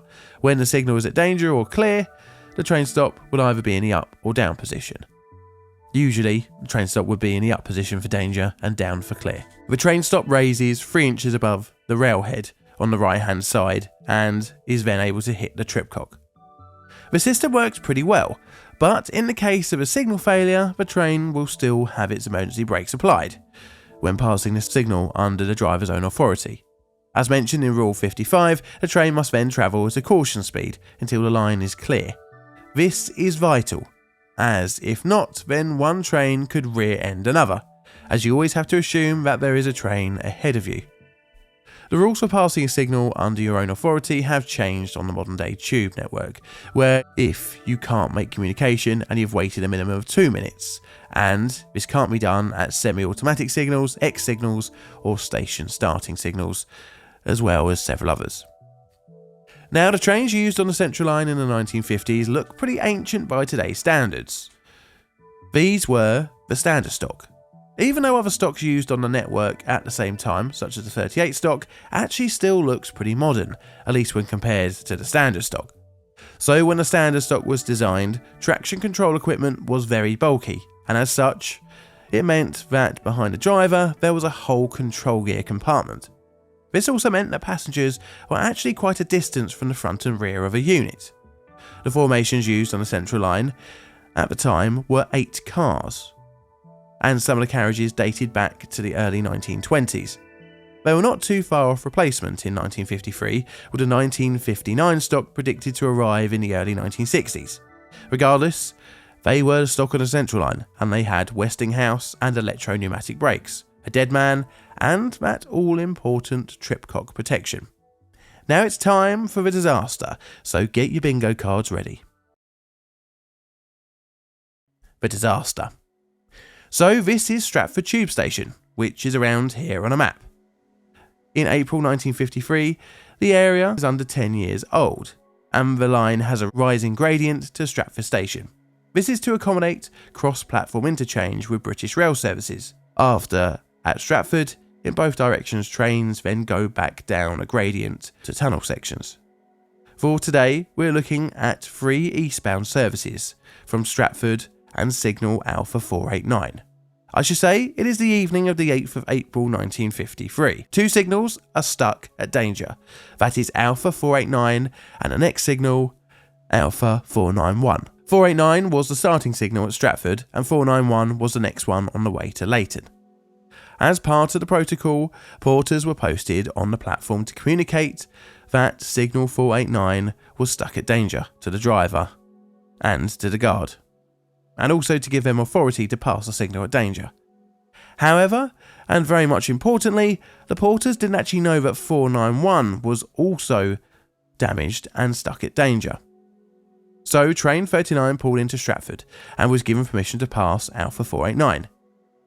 It did so, being tripped in the process, and after resetting, set off down into the tunnel. It pulled up to Alpha 491, stopped, and began to wait for it to clear.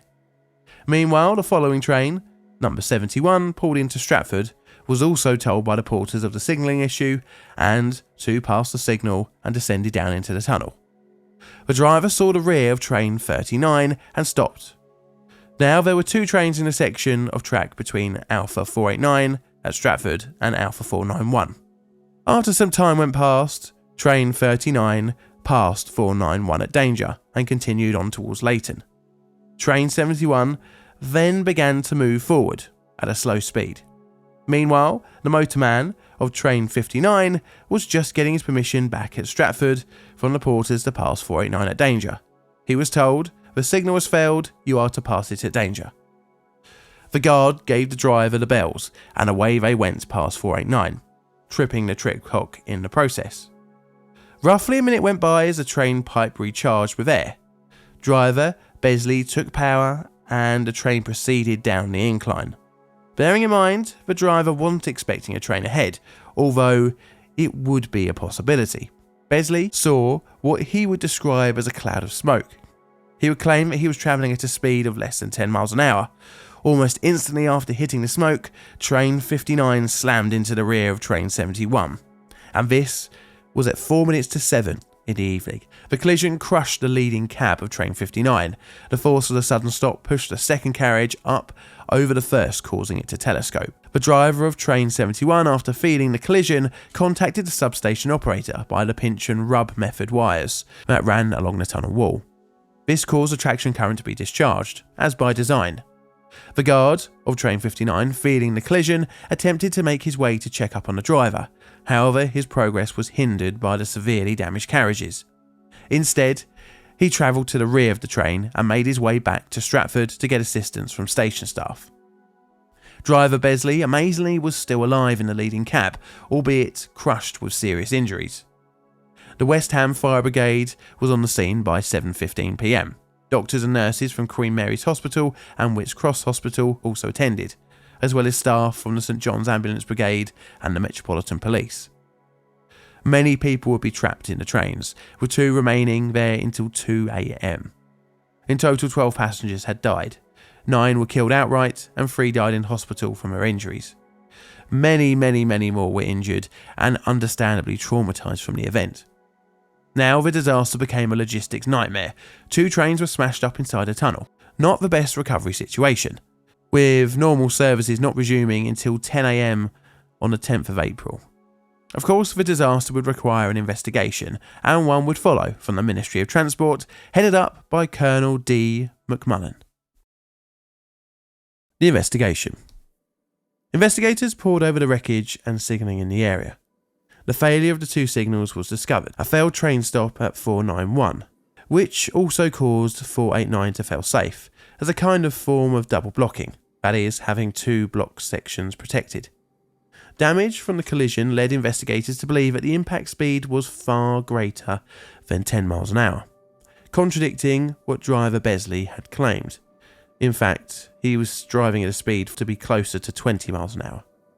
The crash caused a lot more damage to the rolling stock than anticipated. It would lead to a serious consideration for future rolling stocks, where riding up on other carriages would be reduced. Just look at the 95 stock on the Northern Line with its rubber anti-riding bumpers. Investigators presumed that driver Besley had lost track of his speed and had coasted down the incline, gradually reaching the higher velocity. This was still his fault, but a number of factors played into his assumption of no train ahead. The first was that the porters did not inform of 491 being stuck at danger as well. Another was that the porters did not inform Besley that there had only just been a few minutes earlier 2 trains past that signal at danger. He was also not reminded to travel at caution, although he probably should have done so anyway. The main issue was that the procedure of passing a signal and proceeding at caution solely relied on the driver, and we know that this isn't always the safest option. Even the report into the disaster would state this. This method of working has been found necessary on the executive's tube, underground and surface lines, all of which have a very intensive train service and are equipped with automatic signals, remote from and uncontrolled by signal boxes. Generally speaking, it is only when stop and proceed working has to be adopted that safety is completely reliant on the human element. Otherwise, electrical and mechanical devices are provided to counteract its fallibility and to prevent collisions between trains. As a result of the previous accident in Stratford, Lieutenant Colonel E. Woodhouse recommended in his report that the staff should be continually reminded of the risks arising from the non-observance of the caution required by Rule 55G. This was met by the annual insertion of a notice in the Railway Traffic Circular, and the last reminder appeared in September 1952. These are useful, but it is evident they are not sufficient in themselves, and that some more positive action is necessary. And that was long-term channel friend Zephyrus. Humans are fallible, especially in a restrictive site environment. Shockingly, it would take until the 1970s before a system would be employed. And this would be the SCAT. And no, this is not what you think. It's speed control after tripping. That is a system that limits the maximum speed a train can travel after being tripped. For example, tripping past a signal. The system limits trains to below 10 miles an hour for a time of 3 minutes. Although not perfect, it does work pretty well in enforcing that caution speed after tripping. So, bingo card time. This is what I got, and for the scale I've put it at a 4. Do you agree? This is a Plain Difficult production. All videos on the channel are Creative Commons Attribution Share Alike licensed. Plain Difficult videos are produced by me, John, in a currently very windy and cold corner of southern London, UK. I still have this really horrible cold and it sounds like it's getting even worse with my voice. So hopefully next time I record a script I'll be feeling a little bit better. Anyway, so I have a second YouTube channel and Instagram and X or Twitter, whatever the hell you want to call it today. And I'd like to have a very warm thank you to my Patreon and YouTube members, as well as the rest of you for tuning in every week to listen to me talk and watch my dodgy cartoons. And all that's left to say is thank you for watching, and Mr. Music, play us out please.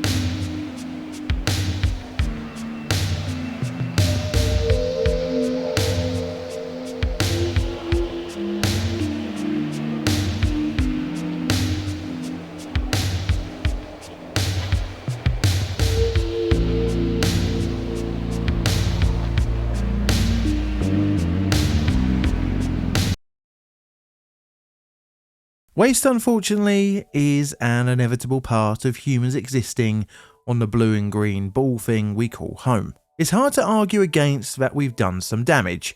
I know Mother Earth will eventually fling us off like a monkey picking a flea. Anywho, one such example of mankind defecating on its own doorstep was the Love Canal. It's widely regarded as the initiating event that created the Super Fund, or as I like to call it, the Plainly Difficult Content Mine.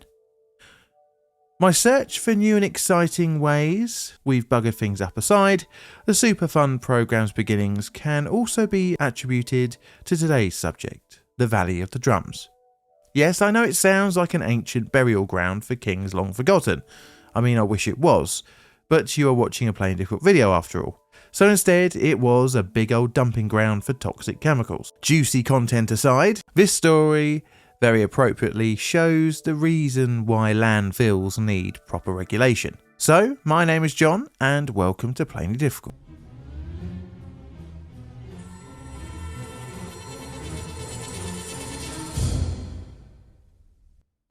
forward.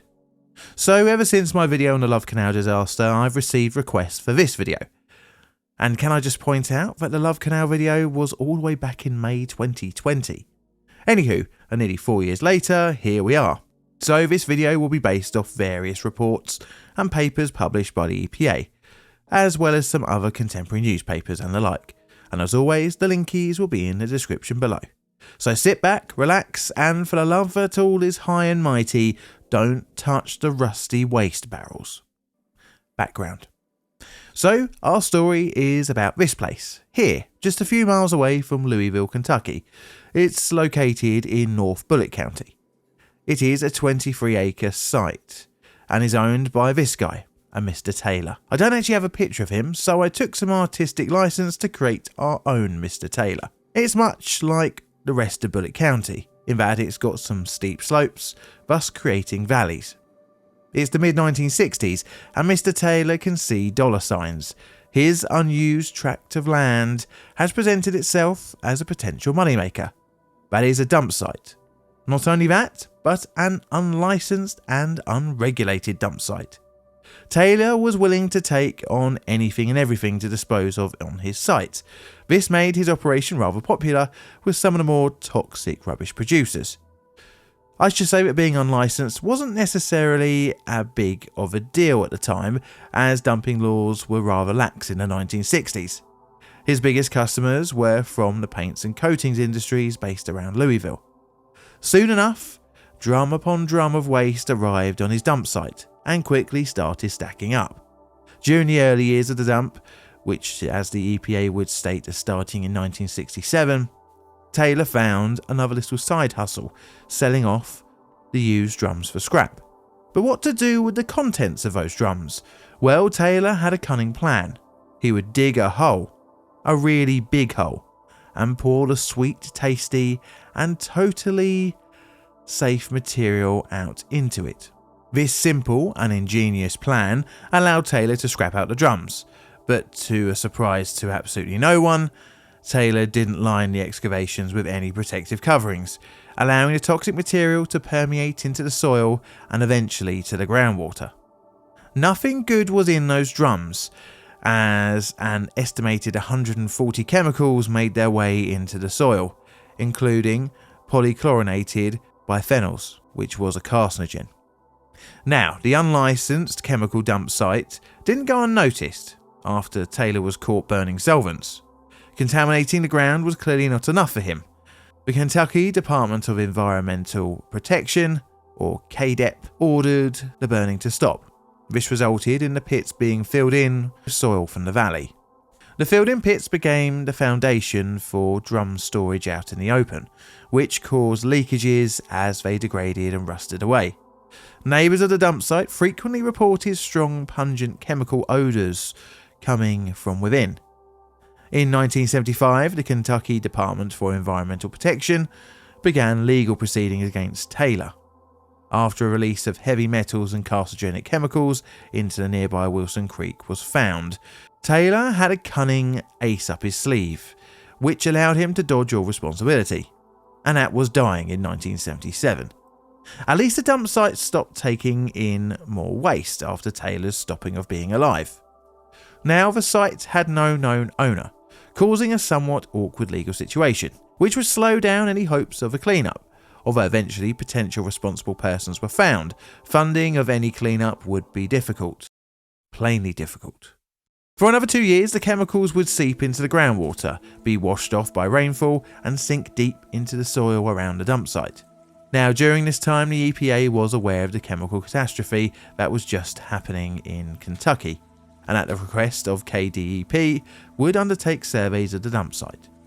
The EPA would end up doing some emergency works to slow down the chemical release, as stated in the EPA Record of Decision. By constructing interceptor trenches and a temporary water treatment system, securing leaking drums, and segregating and organizing drums on site. During the emergency work, the EPA tested the site and found this list of chemicals. The work the EPA had done so far was not the be-all and end-all, and thus a more permanent solution was needed. Cleanup. So the site was home to tens of thousands of drums of chemicals. By the 1980s, the site had degraded further still, and started in 1981, the EPA led a cleanup program of removing and disposing of the drums. This took nearly 8 years over 4 removal actions. The drainage system was updated and handed over to KDEP to manage and maintain. But although a large amount of the contamination had been removed, nothing had been done about the thousands of tons of buried chemicals and drums. This would require a new plan. Multiple options were suggested in the 1986 Record of Decision, including complete removal and disposal of the material, either on-site or off-site. But the option preferred was to keep the material on-site and contain it. This would involve a perimeter drainage system, a program of soil monitoring, wells for groundwater monitoring, and importantly, a clay cap to stop runoff, all of which would be fenced and gated off from public access. Now, this would cost, in the 1980s, an estimated $795,000, just for the clay cap design and install alone. So who was to pay? Well, this is what would lead to the Superfund. You see, after Taylor had died, tracking down anyone able to pay was very difficult. Essentially, this left the EPA holding the bag. This, and along with other waste sites, led the federal government to seek an alternative way to pay for cleanup works. This would be the Comprehensive Environmental Response Compensation and Liability Act of 1980, or CERCLA, which placed sites requiring remediation on a national priorities list, which would be funded by the Superfund. Now, there's a lot more to it, but that will be maybe for another video for me to describe. So remediation at the Valley of the Drums would continue into the 1990s, with the site being removed from the National Priorities List in 1996. Even though, off the list, issues continued right up until 2008, when more waste was discovered just off-site, also requiring removal. KDEP continues to maintain the drainage and monitoring system till this day, and regular checks are done on the clay cap, and so far it mostly looks okay. The site is still fenced off from the public, and thankfully so far no contamination has migrated into the nearby Wilson Creek. Amazingly, there has not been a massive human cost. Nearby properties don't use their wells due to poor yield, and because of this many are linked up to the municipal water. The Valley of the Drums became less known compared to the Love Canal disaster, which happened around the same time. This is because, well, the human cost.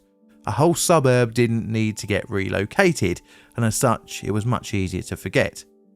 The environment was still pretty damaged, requiring a lot of money to fix, and it could have been far worse if left to decay. It does highlight the risks of unmanaged dump sites. Luckily, with the Valley of the Drums, it was contained, but at a cost. So, what did you get on your bingo card?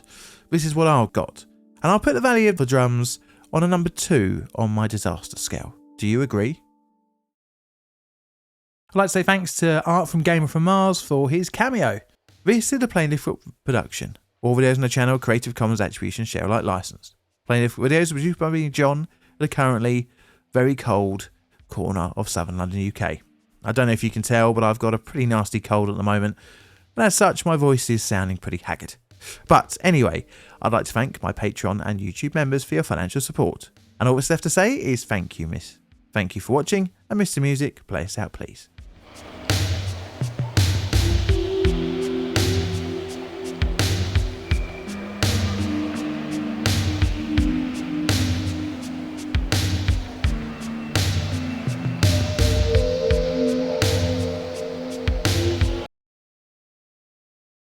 It is the 19th of November 1973, and a chimpanzee is being born. 2 weeks later, the male chimp will be removed from his mother and thrust into the human world. The reason? To raise a chimp in a human family in order to see if he would be able to try and communicate using sign language. Today's story carries on the tradition of scientists trying to make humans out of apes. Sadly for the chimp, the story ends in alienation from his surrogate family as well as his own species. My name is John, and welcome to Plainly Difficult. Today's subject is the story of Project Nim Chimpsky.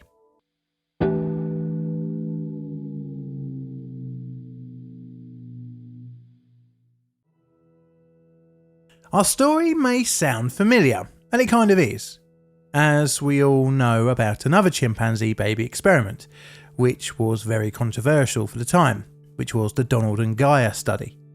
Well, today's story is a continuation of several human-raised chimp studies since the Donald and Gaia situation. Can you really believe that that video is nearly 2 years old?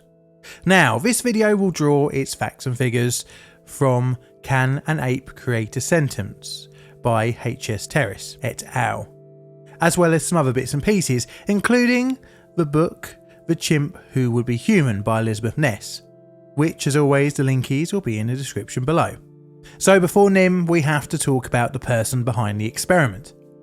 This is Herbert S. Terrace. Born in Brooklyn on the 29th of November 1936, the future Project Nim organiser would study in the late 1950s at Cornell University, gaining a degree in psychology in 1957 and a master's in experimental psychology in 1958. He would then go on to Harvard University post-graduation, studying under a name that has popped up a few times on this channel, B.F. Skinner, aka the Pigeon Bomb Guy. Skinner was very much deep into behaviouralism, and this would influence Terrace. Needless to say, working under Skinner, Terrace would gain experience in working with animals, although this came in the form of pigeons. This was his paper Discrimination Learning, with and Without Errors of 1963, in which was his doctorate dissertation. Now our story will take a path towards Nim and the chimp experiment, when B.F. Skinner received a savage review of his behaviourist theory, published in 1957. The review, which was published in 1959 by Noam Chomsky, refuted Skinner's theory that language is learned through trial and error, and on the feedback of the parents of a child. Instead, Chomsky posited that the ability to develop language is innate in humans, that has evolved in our brains over our development as a species over millions of years. Well, this rebuttal needed to have its own rebuttal. As such, an experiment was set up to show that through behaviouralism theory, that a chimpanzee can learn to converse with humans. One of the people in the behaviouralist camp that wanted to disprove Chomsky's theory was, of course, the one and only Herbert Terrace. I mean, it had to be him, otherwise that little chat about his career would have been a complete waste of time. Terrace considered that a chimpanzee was his best bet. I mean, they are very closely related to us humans, but the chimp has a drawback. It doesn't have the vocal capabilities as of a human. As such, Terrace looked towards a physical method of communication, and this would be sign language. So Terrace needed a chimpanzee. In order to get one, he put his name down on the waiting list at the Institute of Primate Studies in Norman, Oklahoma. Whilst waiting, he set out and planned his experiment. This was during the mid-1960s. Part of this would involve visiting other primate facilities. One was the Yerkes Lab. A baby. Terrace's name, getting to the top of the list, would come on the 19th of November 1973, with the surprise birth of a baby boy chimp at the Institute for Primate Studies. The boy's mother, interestingly, was on the human birth control pill, which does actually work with chimpanzees. Apparently, though, not at this time. As Carolyn, the boy's mother, cradled the newborn, the mother-baby bond would be broken just 10 days later for the beginnings of a chimpanzee language study. The baby chimp would, from now on, be raised as if he was a baby human. So, what to name the newborn? Well, they were trying to disprove Noam Chomsky's theory, so how about Nim Chimpsky? And who said scientists don't have a sense of humour? So Nim was placed aboard a plane and sent to his new family in the Upper West Side of New York. The surrogate family's matriarch was Stephanie Lafarge, an old student of Terrace, and reportedly an ex-lover. So the family were instructed to try and teach the newborn American Sign Language, as well as raise the chimp as if he was another human child. One small snag: no one in the Lafarge household was actually very fluent in ASL. Nevertheless, the family persevered with the study. Nim played with his young human siblings and travelled around on Stephanie. During this time, teachers would try and show Nim different sign language signs. Over the space of 2 years, the experiment diverged chaotically into Nim overpowering his family. You see, most human chimp studies had been undertaken with female chimps because 1, they are generally smaller, thus easier to handle, and 2, they can be slightly less aggressive. By 1975, Nim's time with the Lafarges had become unhinged. He broke things around the house as the strong young chimp climbed and played. He bit his surrogate siblings and didn't really act like a human child. I mean, well, he wasn't, but the plan wasn't going well. Nature was certainly winning over nurture. So far, all he had known was human contact, and couldn't understand his power when playing. The experiment had broken down, and Terrace had lost control over the study. Eventually, he would have to move Nim to a more controlled habitat, and this was the Riverdale mansion that Columbia University owned in the Bronx. Reportedly by this time he had learned a few signs. In order to be counted as learned, Terrace set out in his criteria in his 1979 paper. Nim satisfied our criterion of acquiring a sign when 1, on different occasions, 3 independent observers reported its spontaneous occurrence, and 2, it occurred spontaneously on each of 5 successive days. Nim was raised and taught more sign language at Columbia University by Terrace's students, under his next surrogate mum, 18-year-old Laura Ann Petito, a student of Terrace, and also another lover of his. During this period, Nim was closely observed to see if he was able to string a sentence together, but it wasn't working out as planned. His behaviour was increasingly testing and would occasionally attack Petito. You see, reviewing Nim's utterances showed he was kind of randomly signing until he earned a treat. Kind of like brute forcing a password, but in this case it was for food. The only teachers and caregivers Nim would actually try to listen to and not attack were bizarrely the ones who would bite and hit him, kind of in a way to overpower the young chimp. Clearly the experiment was not being run in a particularly scientific way, with a study lead having had relationships with his underlings. Terrace would disappoint the 20 years junior Laura Ann Petito by refusing to progress their affair. As such, Petito would leave the study, and the car crash would continue. Nim, increasingly frustrated, aggressive, and still getting bigger and stronger, would continue to injure researchers. Eventually, Terrace had become frustrated with the lack of language from Nim, and the ever-increasing injuries of his researchers meant he had to pull the plug. Now, this left one young chimp with no purpose. Life after Terrace. So Nim was sent back to where he came from, that is, the Institute for Primate Studies. Technically, the whole time Nim was still their property. He was thrust back into the world of the chimpanzee. He hadn't seen another one of his kind in the last 4 years. Lacking the required social skills, Nim became isolated and depressed. But we'll quickly pause Nim's story for a moment. What of Terrace's study? Well, during the experiment, a large number of photographs, notes and footage was generated, leaving Terrace a lot to review. He already had an idea that Nim's language was less than what he had hoped, and the evidence showed Terrace that he had an even lesser grasp of ASL. In many cases, it seems like the teachers were leading Nim, and Nim was just simply copying what they were saying in order to get that lovely treat.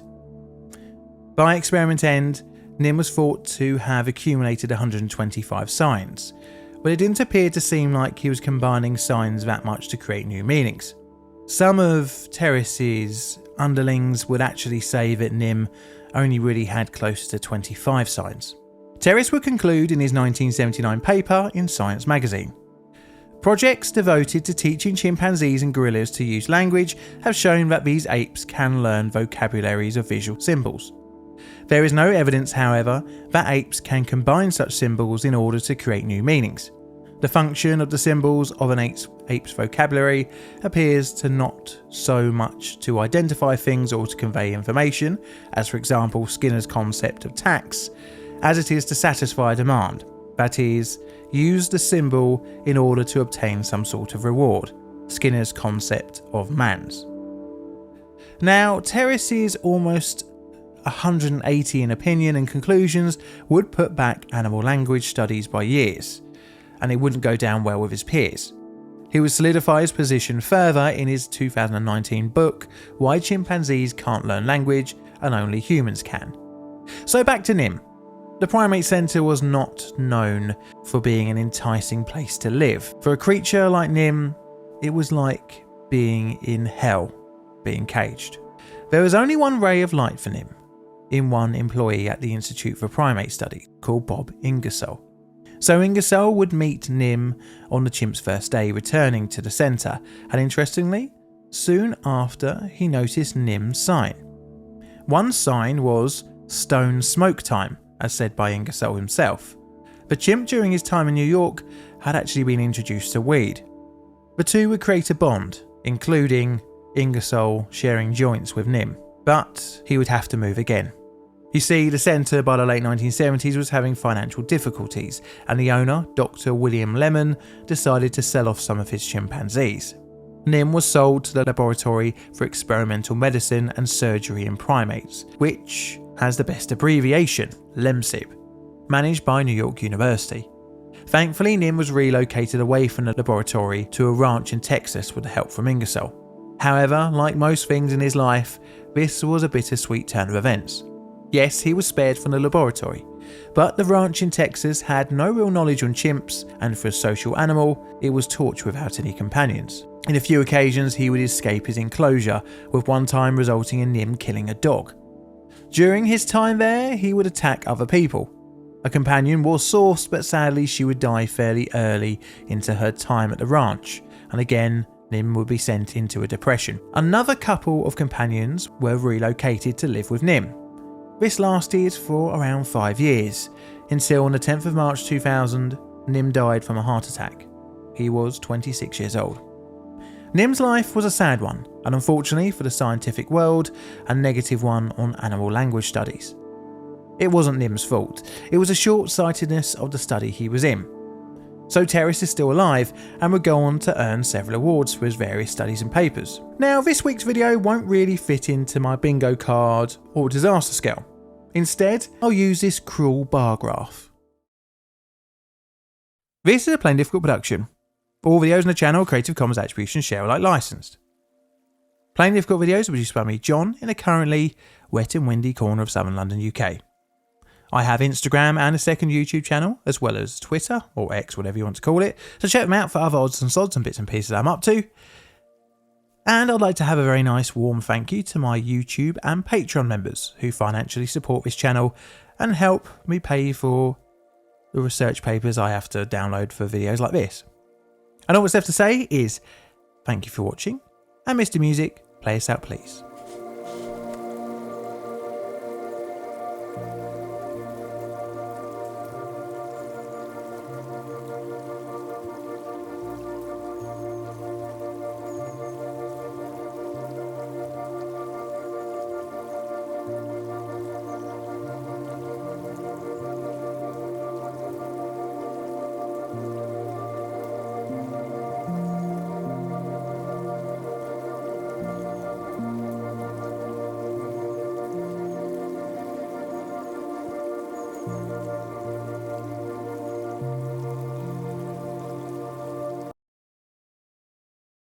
It is the late 1990s, and the UK's post office network is rolling out a new accounting and EPOS software.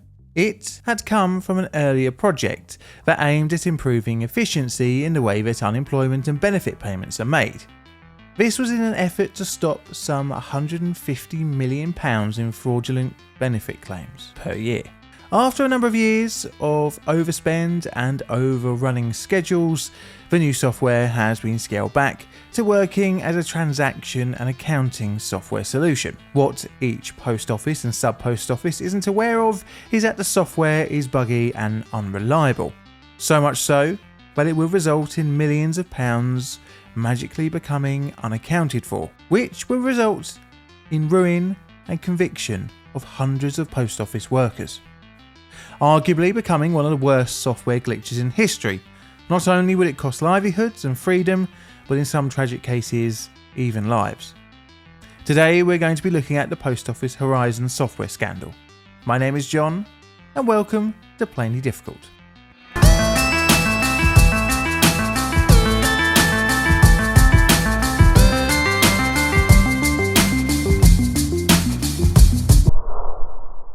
Not that kind of gyro.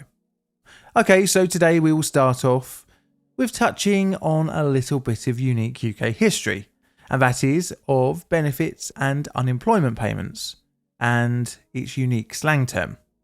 This is the word gyro, and it's not a Greek wrap, a tasty, delicious wrap, but it's a cheque from the British government to someone who is unemployed. One of the places that would cash in this cheque for you was traditionally at the post office. The paper-based system by the 1990s was considered inefficient and vulnerable to fraud. The symbiotic relationship of the gyro cheque and the post office counter service had accounted for nearly 1/3 of post office counters' business. As such, the government deemed the payment of dole money via the post office an essential part of the network's survival. So a new system was devised by the post office counters and the Department for Social Security to automate the payments of benefits via the use of an electronic payment card. This would still make use of the counter service at post offices. So to cut a long story short, the DSS and post office put out to tender the demands for a new software, and 5 companies were shortlisted: BT, Syntegra, CardLink, EDS, IBM and Pathway, the latter of which was a subsidiary of International Computers Limited, a company owned by Fujitsu.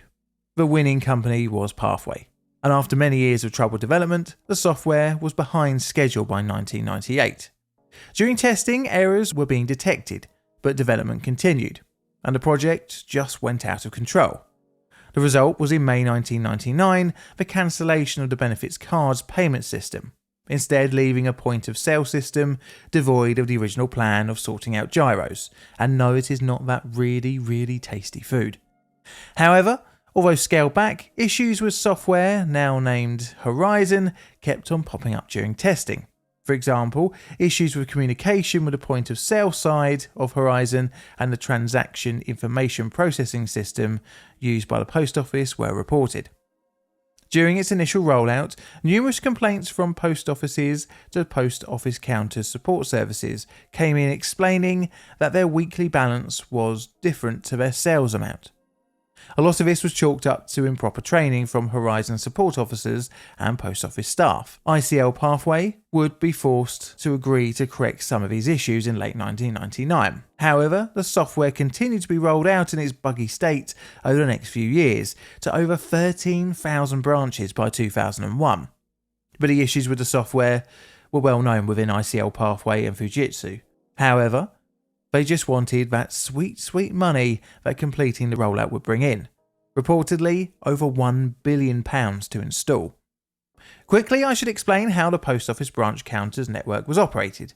So if you walk into a post office, there's a 90% chance that it's being run by a private company, usually a self-employed sole trader. You see, many are set up as newsagents, with the post office element added on. This system makes the owner-operators of the post office counters a sub-postmaster. They aren't directly employed by the post office and thus don't have employment contracts. Instead, they have a contract to operate the post office on the company's behalf. This meant that in many cases, these people had invested all of their money into their business, and any shortfalls in reported earnings to actual earnings would have to be covered by the shop owners themselves. However, they had no choice in which software they could use, and were a bit of a captive customer, kind of a bit like how a franchise restaurant works. Bearing that in mind, if your point of sale software is defective in reporting correct numbers, who do you think is left holding the bag? Well, you guessed correctly, the sub-postmaster. So as part of the rollout, training was to be provided by ICL Pathway. It would later come out that it wasn't the best training, which is hardly a surprise. So, just on the accounting side of Horizon, such as accounts balancing, the course lasted 1.5 days for managers, and just 1 day for counter staff. This wasn't enough, especially for many sub-postmasters, as this was the first computer system they'd ever used. For context, it was thought that in the 1990s, as said in the official Horizon inquiry, in 1998, it was estimated that only 31 to 33% of UK adults had a personal computer at home. The Horizon software, due to its bugs, was very particular to the way data had to be entered, leaving it open to accidental under or over reporting, which, when in the context of a potentially illiterate postmaster that hasn't been trained properly, it was a recipe for disaster.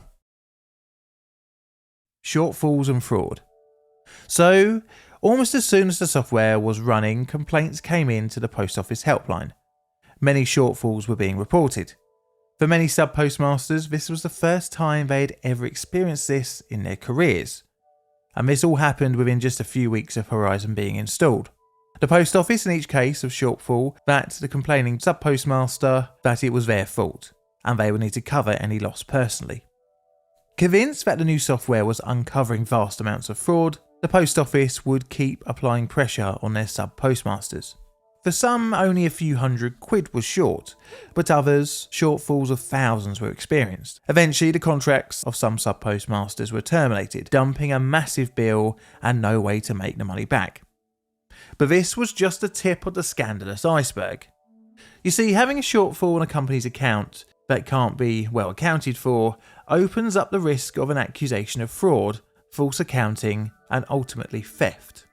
All of which could get you in front of a judge on a criminal charge. And that is exactly what would happen. For the most unlucky in the scandal, court conviction and prison awaited.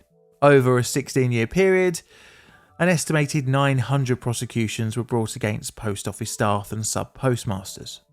700 of which were privately prosecuted by the post office itself, which led to hundreds of criminal convictions for theft and fraud.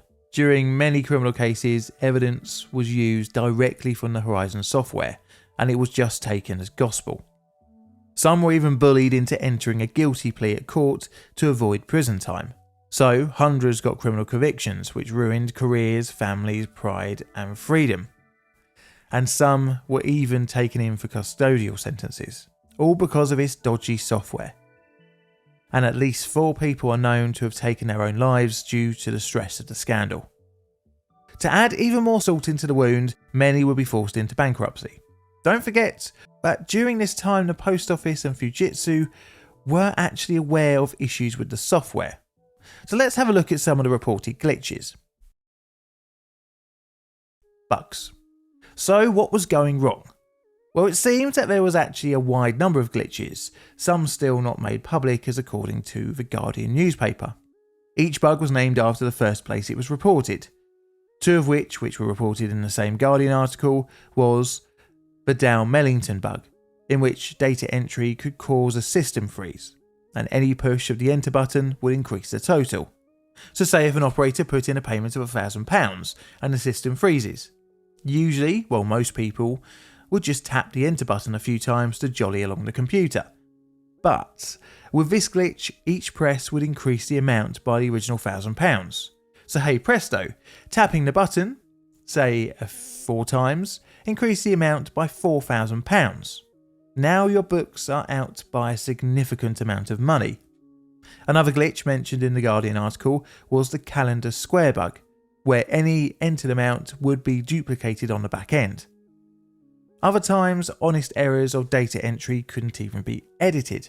This meant that general human errors in data entry were stuck in the system forever. On top of that, data transfer could cause financial discrepancies. But it didn't end there. Although postal and sub-postal staff couldn't actually edit their totals, Fujitsu in the back end could, and without the knowledge of post office staff. On top of that, updates to the software could be done again behind sub-postmasters and post office staff backs, which again could interfere with the financial totals, creating even more potential for shortfalls. The scandal was suppressed for the first few years of the new century, but eventually the tide would change. The scandal unearthed. So the beginnings of the scandal becoming public knowledge began with this guy, Alan Bates. He was a sub-postmaster in Craigydom, Llandudno, between March 1998 until November 2003, when his contract was terminated. He was experienced in IT from a previous career, and Bates had become suspicious of the software that had ruined his life. He took his theory and the evidence he had gathered from his own post office and submitted it to Computer Weekly magazine in 2004. This spark would set the fire that would burn away the curtain the post office had built around the scandal. By 2009, Computer Weekly had gathered enough evidence that it was confident to print an article exposing the massive balls up.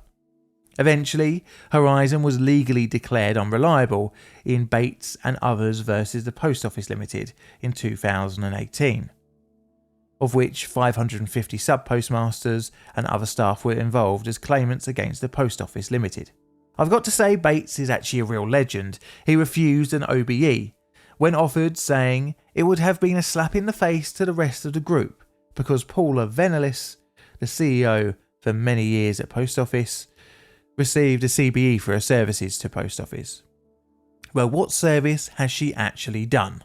So making things right has been a long journey that is still ongoing. Numerous cases and appeals were brought over the following years, including R v Christopher Trousdale and Others of December 2020, Hamilton and Others and Post Office Limited in April 2021, and Felsted and Others and Post Office Limited in April 2021, in which convictions were thankfully quashed upon appeal. But many more convictions are still on people's criminal records, especially on cases where a guilty plea was entered. Compensation has been offered, but in my opinion it is nowhere near what is needed. As noted in Post Office and Horizon Compensation, the interim report, at the end of a long-running series of civil cases, the Post Office agreed to settle with 555 claimants, paying $57.75 million in damages. However, of this settlement, $46 million was paid out in legal fees. On the 26th of February 2020, Prime Minister at the time, Boris Johnson, committed to an independent inquiry into the scandal, which is still currently ongoing. At the time of writing this script in January 2024, only 95 convictions have been overturned. Sadly, no one at the Post Office responsible for the software rollout and bullying of sub-postmasters have been criminally charged themselves. At least yet. So this story is still ongoing, so watch this space. If you'd like to read more in-depth summary of the scandal, look into the official inquiry website, the brilliant Computer Weekly article, or the Private Eye special report. So scale time. It's going to have to be a 4 or a 5 because there was a human cost in lives as well as just livelihoods. And this is what I've got on the bingo card. Do you agree? Let me know in the comments below. This is a Plain Difficult production. All videos on the channel are Creative Commons Attribution Share Alike licensed. Plain Difficult videos produced by me, John, in the currently wet and windy corner of southern London, UK. I have Patreon and YouTube members, so thank you very much for your financial support, and also the rest of you for tuning in every week.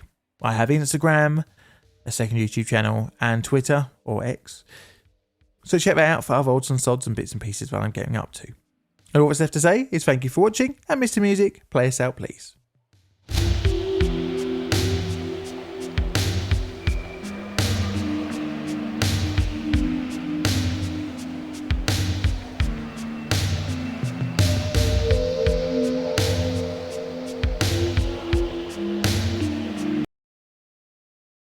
We as a species have sought out to harvest as much fuel as possible for the industrial machine known as the modern world.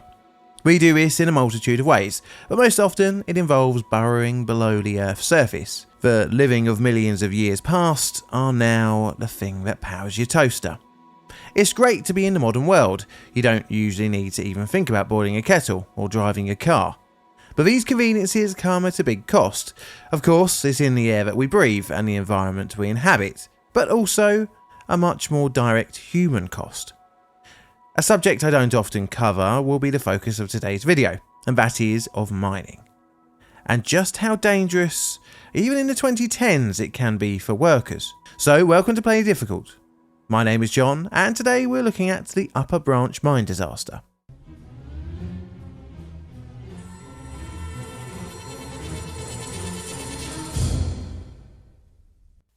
Background. So before we start, I should say that this video will be based off the official report into the disaster, as well as some other reports and contemporary newspapers, and as always the linkies will be in the description below. Today's video will start and finish here, at the Upper Big Branch Mine, in Ranley County, West Virginia, The site of the mine was acquired in 1994 by a company called the Performance Coal Company from the Peabody Coal Company. The company was a subsidiary of Massey Energy and would handle the operations of exploiting the Eagle Seam on the newly acquired site. Mining began in 1994, but it would get a massive spike in production in 1998 when the site began a thing called longwall mining. Now, previously we've discussed room and pillar method of mining, that is digging out and creating a cross pattern where columns of unmined material are left to support the roof. All good, but not the most efficient. Only roughly around 60% of the available coal is exploited, but there is an alternative which yields a much higher 80%, and that is called the longwall. This mining method allows for a long continuous section of rock to be extracted, kind of like slicing a cake compared to digging out holes in it. The panel, basically the face of rock being mined, is passed over by a machine called a shearer. As it runs past the panel face, it extracts with its blades the rock, which is then dumped onto a conveyor belt for processing away from the panel. This method is considered to be a little bit safer to room and pillar, as the area the shearer works along is protected by a hydraulic power roof support that shields the workers from any potential cave-in. As the shearer advances along the panel and cuts more and more rock away, the whole system pushes forward. The void left behind then collapses in behind it, creating an area known as the Gulf. Needless to say, this has one big drawback. That is, you are creating unstable ground, which, if you're living above the mine, could be potentially dangerous, as it causes subsidence. Anywho, when the other big branch mine began using the longwall mining method, tonnage of coal really shot up. Just look at this semi-accurate graph. I should say that the site did use room and pillar mining as well. Now, regardless of the mining method, we should also say that gases can be released, and the most concerning of which was methane, as described by the EPA. Methane gas in coal formations was generated at the same time the coal was formed, when plant debris, such as that found in swamps, slowly changed into coal after being buried and covered for a long time through a process known as coalification. Clearly this is a danger, as every teenage boy knows methane is flammable. Now, ventilation is employed to try and help with gas build-ups, and the upper Big Branch mine had 3 fans running, 2 blowing and 1 exhausting, moving a total of 1,013,900 cubic feet of air per minute. Brick walls guided the air throughout the mine, and airtight doors were employed to separate exhaust and inlet air. But another way to stop gas inundations was to seal off previously mined areas over the years. Panels were exploited and their gobs were blocked off. So over the years the longwall panels were mined, and by 2006 the longwall mining equipment was sent off to another mine. However, issues at its new home brought the longwall equipment back to the other Big Branch mine, earlier than anticipated in 2009. This brought on some issues. In fact, the mine had not been properly prepared for this, as noted in the West Virginia report into the later incident. Ventilation and water drainage issues had not been completely resolved prior to the longwall being put back into production at the UBB in September 2009. So as the longwall worked in the mine, 2009 production rates increased, until, as we see on this graph, a sudden drop in 2010. So what caused this? The disaster. So it's bingo card time. Our narrative begins around Easter 2010. The mine had been shut down for the holiday. It's Sunday the 4th of April. The evening shift booked on and began getting the mine ready for coal production for the Monday morning. Before any workers could enter, fire bosses had to inspect the mine. This involved checking for methane and carbon monoxide, as well as the ventilation and examination of any other systems to find any hazards. All looked good, apart from a few hazards noted by 2 of the 5 bosses.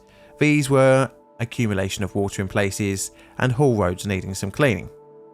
So the first shift was for maintenance, and parts of the shearer on the longwall were replaced. After the maintenance shift, the mine was pre-shifted for the coal production crew, who would begin on the Monday morning. Again, no serious methane or carbon monoxide was found. Day shift workers entered the mine at around 6 AM.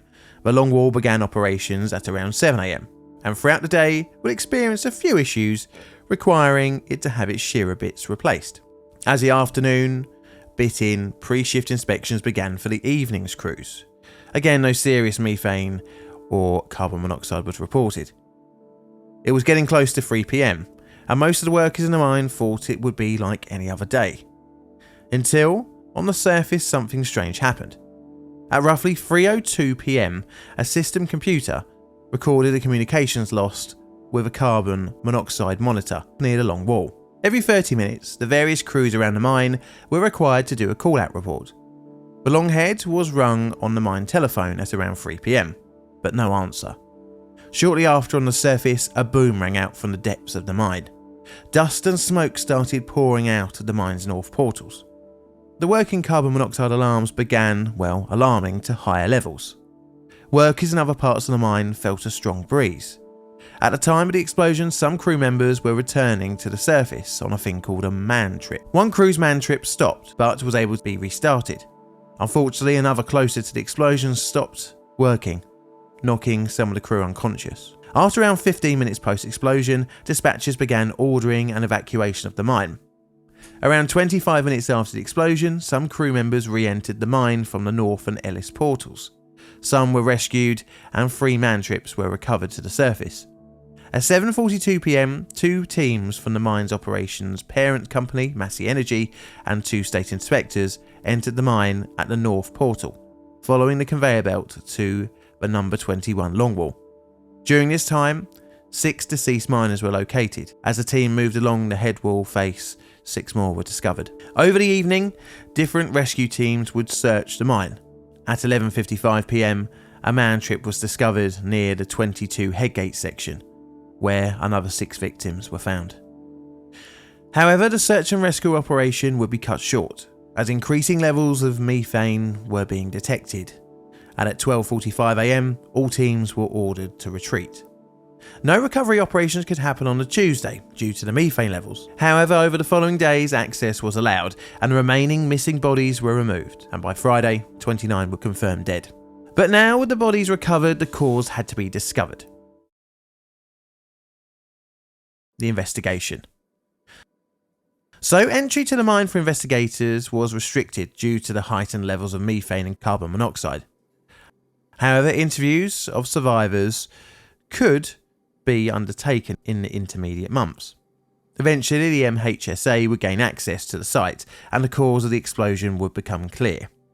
Investigators found a number of concerning issues with the Upper Big Branch mine, including at the tailgate end of the longwall a build-up of methane due to inadequate ventilation. It was found that this build-up of methane was the initiating event that caused an explosion, which then developed into a coal dust explosion.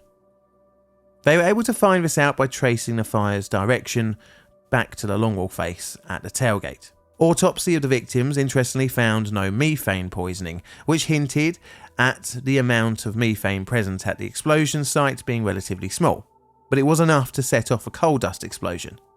It was also found that the flames hadn't spread across the longwall panel. The MHSA suggested that an initial methane explosion pushed coal dust into the air, which then created a secondary explosion. They would even say this in their report. The resulting methane explosion propagated through the first out by crosscut before the methane was consumed. However, the methane explosion suspended and ignited float coal dust, and the propagation of the coal dust explosion commenced. The flame zone from the coal dust explosion was extensive.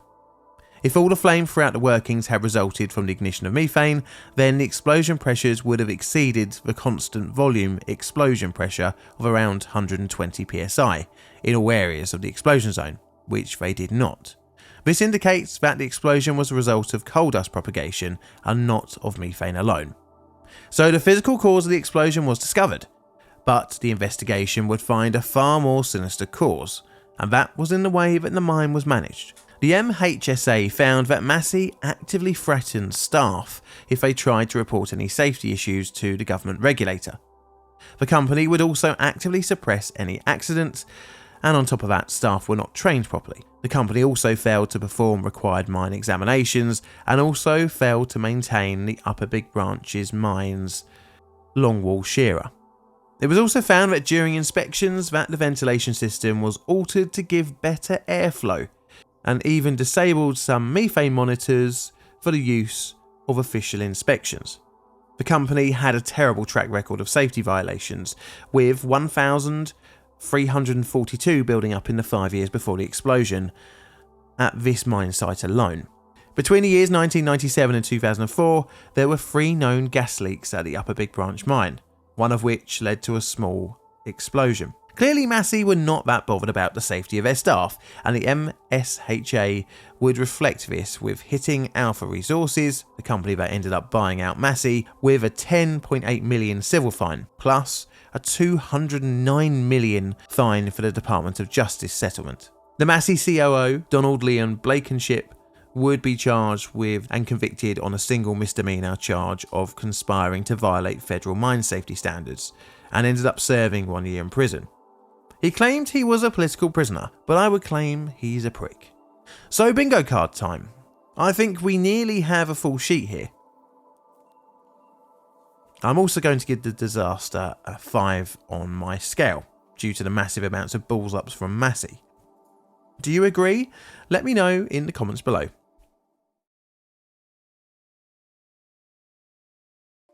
This is a Plain Difficult production. All videos on the channel are Creative Commons Attribution Share Alike licensed. Plain Difficult videos produced by me, John, in a currently very cold corner of southern London, UK. I have Patreon and YouTube members, so thank you very much for your financial support, and for the rest of you for tuning in every week to watch my videos. I have a second YouTube channel and an Instagram, as well as Twitter or X, whatever you want to call it. So check that out for random pictures, nods and sods of things that I do. And all I have to say is thank you for watching, and Mr. Music, play us out please.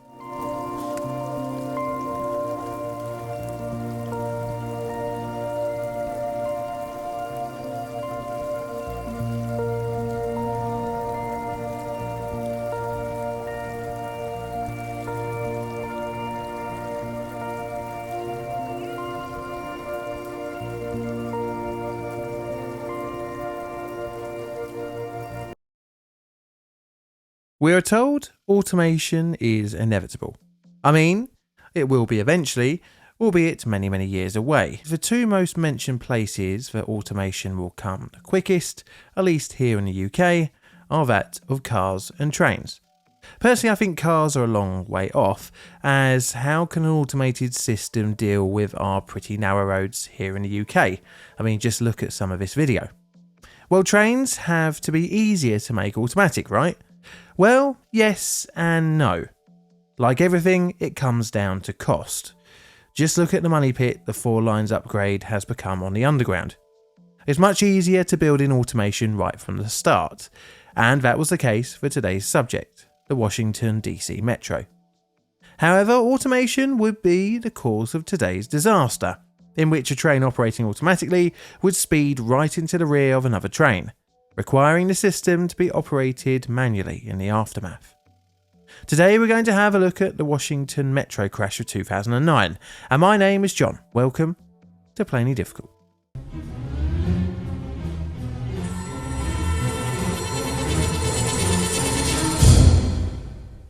Forward. So I've got a real soft spot for 1960s and 70s metro projects in the US. When they were built, many tried to incorporate the cutting edge of technology. This was, and still kind of is today, automatic train control. But microprocessors and computers weren't really powerful enough at the time, so they exist in a weird realm of modern yet old. The networks used fixed block signalling principles and were made up of individual subsystems, unlike, say, the modern day cell tracks moving block system, where movement authority, supervision and control are all in one neat little package. Raging hard-ons for networks like the barter side, this period of rail technology for me is at least a very fascinating one. And one such interesting network, which I hadn't really considered until working on this script, is of the Washington Metro. It really sits in that golden era of US metro building. So as always, the video will be making use of a few different sources, most notably the NTSB report, as well as a few other things along the way. And as always, the linkies will be in the description below.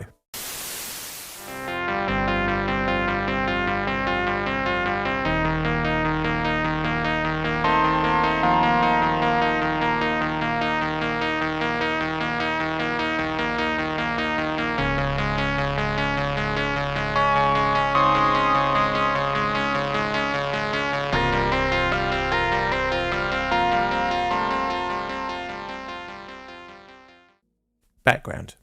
So our story begins in the 1960s. The network's beginnings were, as said on the WMATA website, the Washington Metropolitan Area Transit Authority, Metro, was created by an interstate compact in 1967 to plan, develop, build, finance and operate a balanced regional transport system in the national capital area. You see, the capital city needed a better public transport system, and an all-new and shiny rail network was planned to provide this, as well as integrating buses connections with the new metro system. Think like Transport for London. Building began in 1969 for the metro rail system, opening its first section of 5 stations of the Red Line in 1976. And over the next few decades, the network would expand, with a new station as recently as May 2023. But we aren't here for a full-blown history of the network. We are here for the geeky stuff. Well, I am at least. And this is in the system in which trains are signalled and controlled. Right, so from the start the network was envisioned as modern as possible for the time, and that was an automatic train operation system. That is, train control was taken out of the hands of the operator.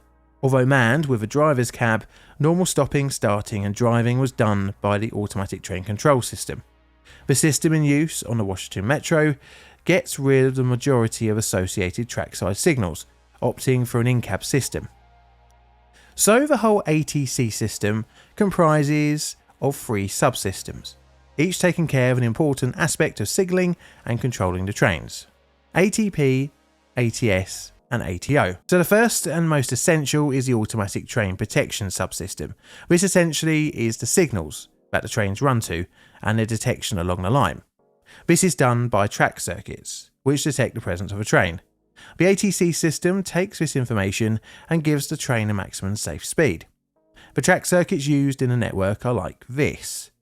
Each block has an impedance bond on each end. One transmits a coded modulated sine wave audio signal from a local train control room along the rails and to the end of the block, where the other impedance bond receives the signal. If the signal reaches the receiver and matches the transmitted signal after it has been filtered and amplified, a relay is energized. Then, this will tell the ATC system that the block is unoccupied and a speed code can be transmitted to the next train. Now, if a train is in the section, the train's wheels will interrupt the audio signal and the relay will de-energize, thus telling the ATC system that there is a train in the section. Now, this is a really basic explanation. It's pretty much as far as I can understand it anyway. So, with all this happening, the ATC system will give the maximum speed a train can run to, which, if the next block is occupied, will be of a speed of 0 miles an hour. The ATC system also takes into consideration any diverging or converging sets of points, and if the route is not set for the train, then a value of 0 miles an hour will be generated. The speed signal is generated and transmitted via the rail to the train from the train control room, of which there is usually one at every station. This system is meant to be fail-safe, in that if a train loses its speed code, it will default to 0 and basically stop the train. The next part of the system is the Automatic Train Supervision Subsystem, or ATS. This system is not fail-safe and is tasked with regulating the service, that is, to set a maximum speed in which the train will travel to enforce the schedule. I should say that in the cab there are 3 speeds displayed to the operator. The first is the maximum safe speed, which is set up by the ATP. Then there is the maximum allowed speed, which is set by the ATS. And then there's the actual speed of the train. The ATS speed can't be higher than the ATP speed. So at the beginning of each trip, the train's journey is transmitted to and stored on the train. At each station, if an adjustment is needed, the speed profile, acceleration profile and dwell time is transmitted to the train from the local train control room. And finally, the final subsystem is ATO, or Automatic Train Operation.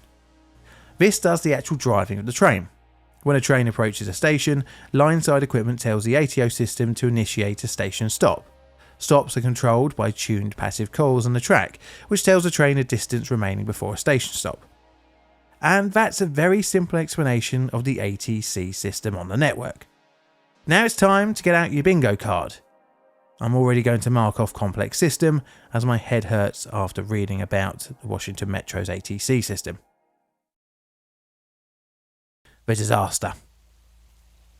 So it is the afternoon of the 22nd of June 2009, and trains around the Fort Totten area on the Red Line are backing up. This had been caused by an earlier fault on a train, and due to the congestion, it had caused several trains to be lining up, waiting to move along the line.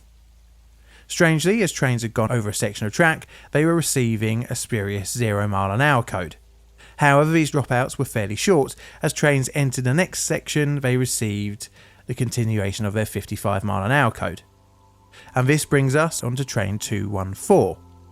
It's been operated in mode 2, basically means it's being driven manually, but under the protection and supervision of the ATC system. It's closely following the train ahead, and as such the operator is having to regulate the train's speed. Soon enough, train 214 gets that onerous 0 mph speed code. Train 214 runs into block 304, and due to the slower speed from the operator working the train manually, doesn't get to the end of the block to then receive the needed resumption of speed code. The operator of 214 was now stopped in block 304 and was awaiting a step up in code. But what no one that day knows is that block 304 has a fault that is not detecting trains. Meanwhile, the next train behind is being operated in mode 1, i.e. automatic mode. This is train 112. It's following as train 214 was ahead, and before entering the failed block, 112 also got a 0 mph code. 112 came to a stand, but 39 seconds later was given a code of 55 mph. This was because 214 was now fully in block 304 and was pretty much invisible to the signalling system. Train 112 speeds up to just shy of 50 mph. As the train goes around the corner, the operator of 112 sees the tail lights of 214. She hits the emergency stop button, but it's too late. 112 slams into the rear of 214, riding the leading carriage over the rear of 214. The following carriage then telescoped. The resulting crash pushed 214 forward. This was at around 2 minutes past 5 in the evening. Soon after, the first 911 calls started coming in. The controller noticed traction current going out in the area. He attempted to contact train 112, but no reply. At around the same time, the operator of 214 was making his way to the rear of his train to investigate the impact. He radioed into control and informed them of the collision. The controller got a track worker to go to the accident site to confirm the report, and sadly, he saw 2 mangled trains. The controller then held all trains in stations on the Red Line, which would create crazy amounts of congestion for passengers trying to get home in the evening rush. Fire engines and ambulances were dispatched to the scene. Access was difficult, requiring a block on the nearby CSX lines and for the boundary fences to be cut. By the time the first responders had reached the site, some passengers had self-evacuated out onto the tracks. In order to get to some passengers, workers had to cut away at the train's bodywork. By an hour and a half post-event, all living victims were recovered and sent off for medical treatment around the capital city. A crane would be employed to help with the search and rescue, which would lead up to the next day. And finally, around 9 AM on the 23rd, everyone was recovered, including the dead. 9 would be confirmed dead, including the operator of train 112. So with such a public disaster in the nation's capital, of course the cause had to be found out, and this would enter the NTSB. Investigation. In the immediate aftermath, the crash site was photographed and inspected by the FBI and Washington Metro's engineering team. This allowed the NTSB to investigate whilst clean-up work could be conducted. The NTSB would need to find out how an automatic train could rear-end another. This would lead investigators to look into the system's past, as a tragically similar near-miss incident had happened just a few years before. In 2005, a track circuit between Foggy Bottom and Roslyn failed to detect the presence of a stopped train. The near collision was avoided by the actions of the train operators, but it showed that a train could just disappear off the signalling system. After looking into this further, the NTSB found that the track circuits could be susceptible to a thing called parasitic oscillation. So remember how the train detection is done via an audio signal sine wave running through the rails, and if this signal is interrupted, then the signal system knows a train is occupying the section? Well, If there is a fault with the Alstom module, then a spurious signal could enter the circuit, which mimics what the receiver is looking for, basically a sine wave, and thus report the block as clear when it actually wasn't. What's bizarre is that in 1999, the Metro undertook a program of track circuit replacement with the aforementioned Alstom system. Interestingly, after 2005 incidents, Washington Metro and the module manufacturer Alstom didn't bring in enhanced tests to check the network's track circuits. The NTSB would even say this in their investigation. Contributing to the accident were 1. WMATA's lack of safety culture, 2. WMATA's failure to effectively maintain and monitor the performance of its automatic train control system, 3. GRS Alstom signalling inks, failure to provide a maintenance plan to detect spurious signals that could cause its track circuit modules to malfunction, 4. Ineffective safety oversight by the WMATA Board of Directors, 5. The Tri-State Oversight Committee's ineffective oversight and lack of safety oversight authority, and finally 6. The Federal Transit Administration's lack of statutory authority to provide federal safety oversight. The NTSB set out several recommendations, such as regular inspection of track circuits and the replacement of all 1000 series Metro cars. This was because of the telescoping issue the Unix experienced in the crash, and the very unsatisfactory crashworthiness that had been seen. The Washington Metro would note this in an update. Retirement of the 1000 series cars, the oldest in the fleet, is Metro's number one safety priority. The NTSB recommended that Metro's 1000 series rail cars, the oldest of the fleet, be replaced with more modern vehicles that will be equipped with advanced crashworthiness systems technology. The disaster ended up costing millions of dollars for the Metro, as well as 9 lives. In its wake, the disaster undermined the public and operators' confidence in the ATC system. As such, all trains would be operated manually, albeit with the protection of ATP. Ironically, if the following train was operating manually, it was still very likely the disaster would have still have occurred, as the failure was with the ATP system train detection and not the automatic train operation. So what did you get on your bingo card? I got this, and I'm going to give it a 4 on my disaster scale. Do you agree? Let me know down below. This is a Plainly Difficult production. All videos on the channel are Creative Commons Attribution Share Alike licensed. Plainly Difficult videos are produced by me, John, in the currently wet and windy corner of southern London, UK.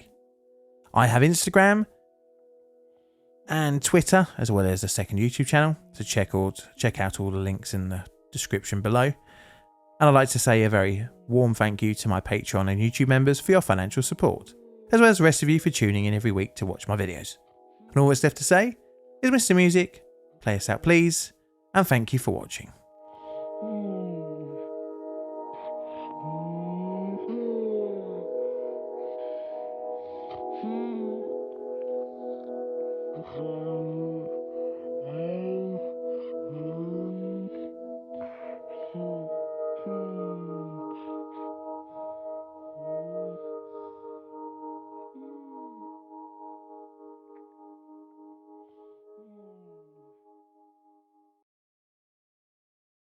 It is the 16th of January 2003, and the Space Shuttle Columbia stands on the launch pad against a clear blue sky backdrop. It is the perfect conditions for watching a launch. The mission Columbia is going to embark upon is named STS-107. 7 are aboard, and they excitedly wait for the commencement of their nearly 16-day mission. The shuttle stack lifts off at 15:39 and majestically ascends into the sky. As usual, the mission is being observed by multiple cameras, watching the shuttle climb. Eventually, she is out of sight. To all the laymen watching, the launch was a success, another thankful event since the disaster of Challenger. However, the cameras have picked up somewhat of a concern, an impact of material. So little do the crew know that they are on borrowed time. In just over 2 weeks, tragedy will await them. Today we're looking at the second space shuttle disaster, the tragic loss of Columbia. It would show far too many similarities to the tragic loss of Challenger nearly 20 years earlier. My name is John, and welcome to Playing Difficult.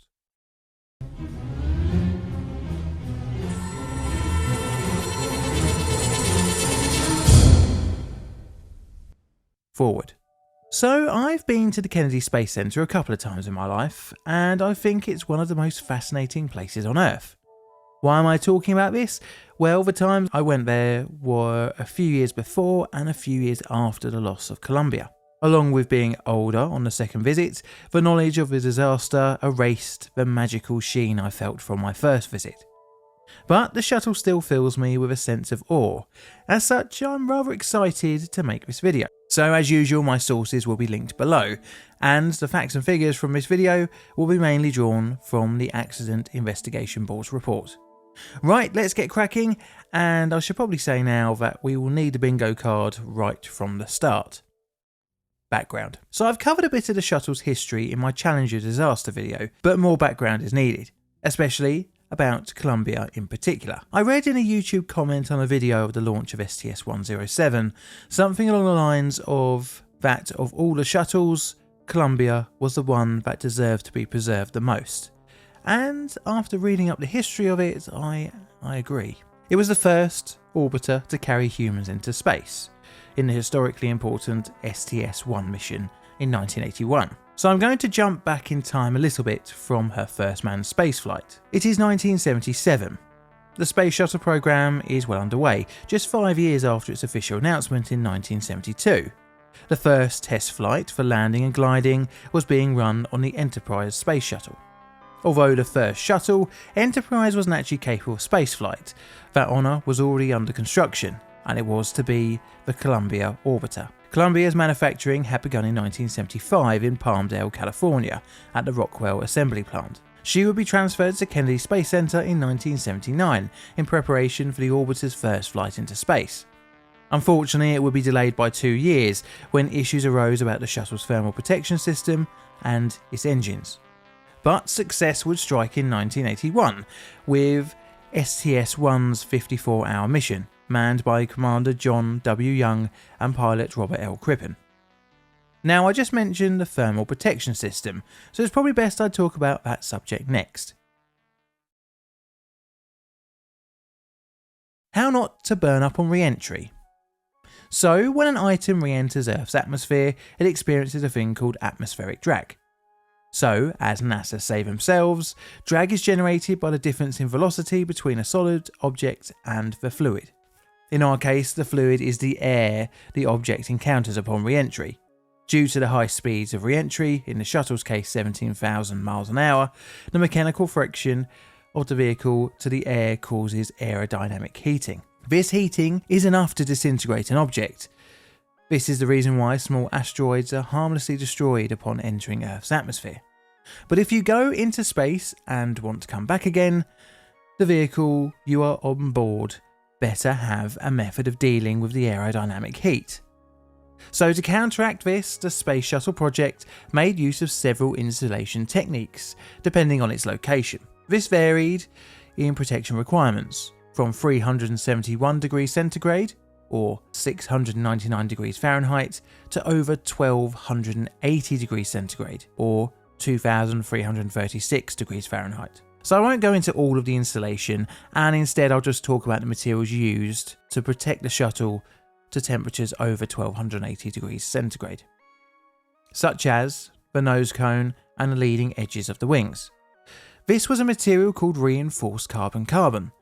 This part of the shuttle's TPS is a composite made up of carbon fibre reinforcement in a graphite matrix. These were great at protecting Columbia from the insane heat upon re-entry, but like all things, this performance came at a cost, and that was its impact resistance. True, the carbon-carbon was more resilient than the famously brittle high-temperature reusable surface insulation tiles which was used elsewhere on the shuttle, but it still wasn't the most impact resistant. This was an issue after STS-1, with Columbia losing 16 tiles, with 148 others sustaining some sort of damage, as noted in the Accident Investigation Board report released in 2003, from excess solid rocket booster ignition pressure. You see, the shuttle's project design requirement was to set out that no debris would be allowed to hit the orbiter, for the reason of the fragile TPS. And it would turn out that no greater culprit of debris on a launch stack was that of the Space Shuttle external tank. This was because of its foam insulation. This was vital as it kept the tank's fuel contents at the required temperature. The insulation was applied to the external tank via a spray. It was made. The ramps that attached the struts to the external tank to the shuttle were also covered in foam insulation. During the early launches, it was found that in almost every case, some form of the foam insulation could become dislodged and become debris during the shuttle stack launch. However, even though design requirements meant that foam shed should not be a thing at all, it was, and in a very NASA-like response, became thought of as less and less of an issue as subsequent shuttles were not lost to foam impact damage. Interestingly, it was even thought at some point during the Challenger investigation that foam loss could have been a failure point that caused the tragedy in 1986. It wasn't, as we know it was the whole O-ring issue. But what I'm getting at was foam loss was a known issue and it was just kind of accepted that it would happen. We will come back to this a bit later on in the video with NASA complacency. But to get the video moving along, we need to go to the beginning of the mission STS-107. The launch. So the road to STS-107's launch was a long one, mired by delays. It was originally scheduled for January the 11th, 2001. Well, it would be after a frustrating 13 delays. The mission was eventually pushed back over a period of 2 years. Most of the delays were during the planning stages, but eventually a date of the 16th of January 2003 was set. The crew for the mission were Rick Husband as commander, William C. McCall as pilot, Michael P. Anderson, a payload commander, David M. Brown, mission specialist, Kapala Chawla, a flight engineer, L'Oreal Clark, a mission specialist, and Ilan Raman, a payload specialist.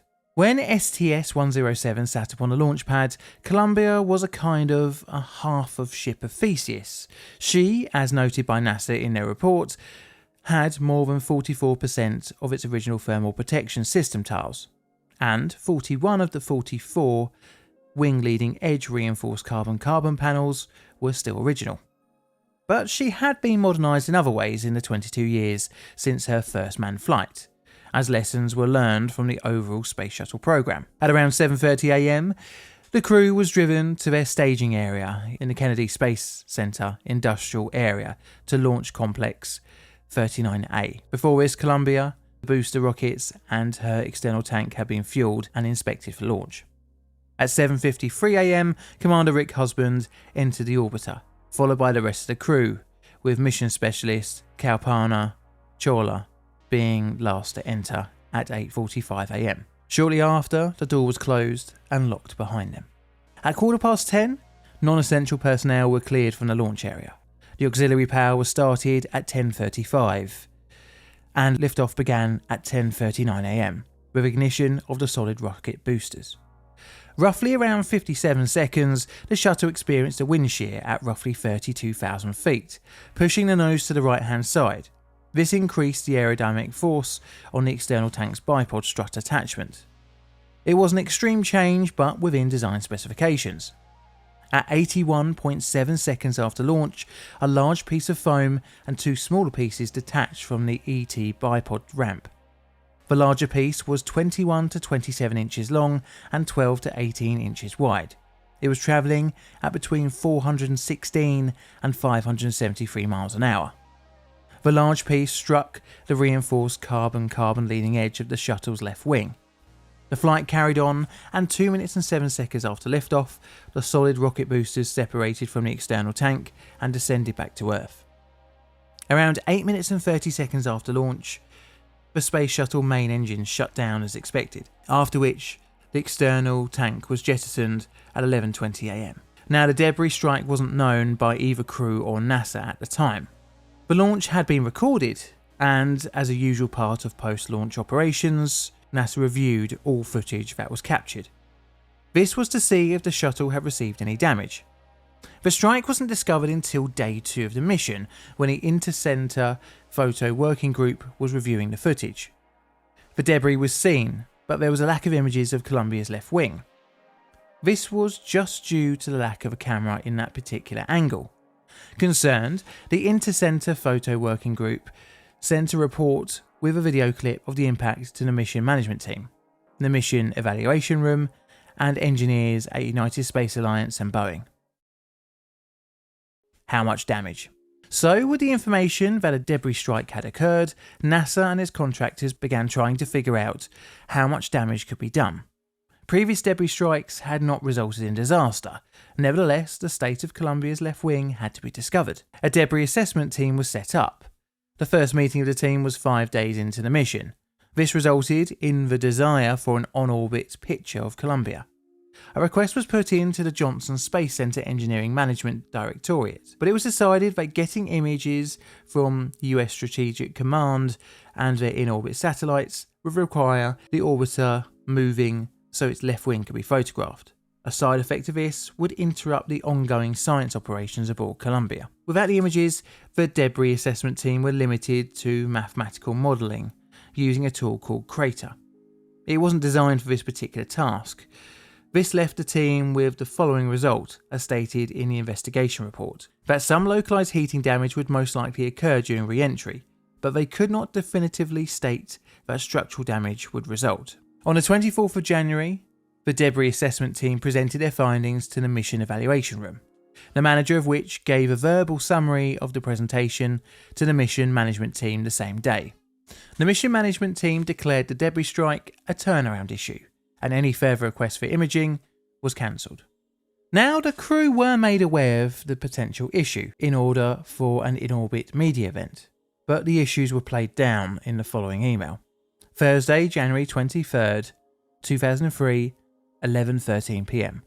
Rick and Willie, you guys are doing a fantastic job staying on the timeline and accomplishing great science. Keep up the good work and let us know if there's anything that we can do better from an MCC-POCC standpoint. There is one item that I would like to make you aware of for the upcoming Public Affairs Officer event on Blue FD10 and for future PAO events later on in the mission. This item is not even worth mentioning other than wanting to make sure that you are not surprised by it in a question from a reporter.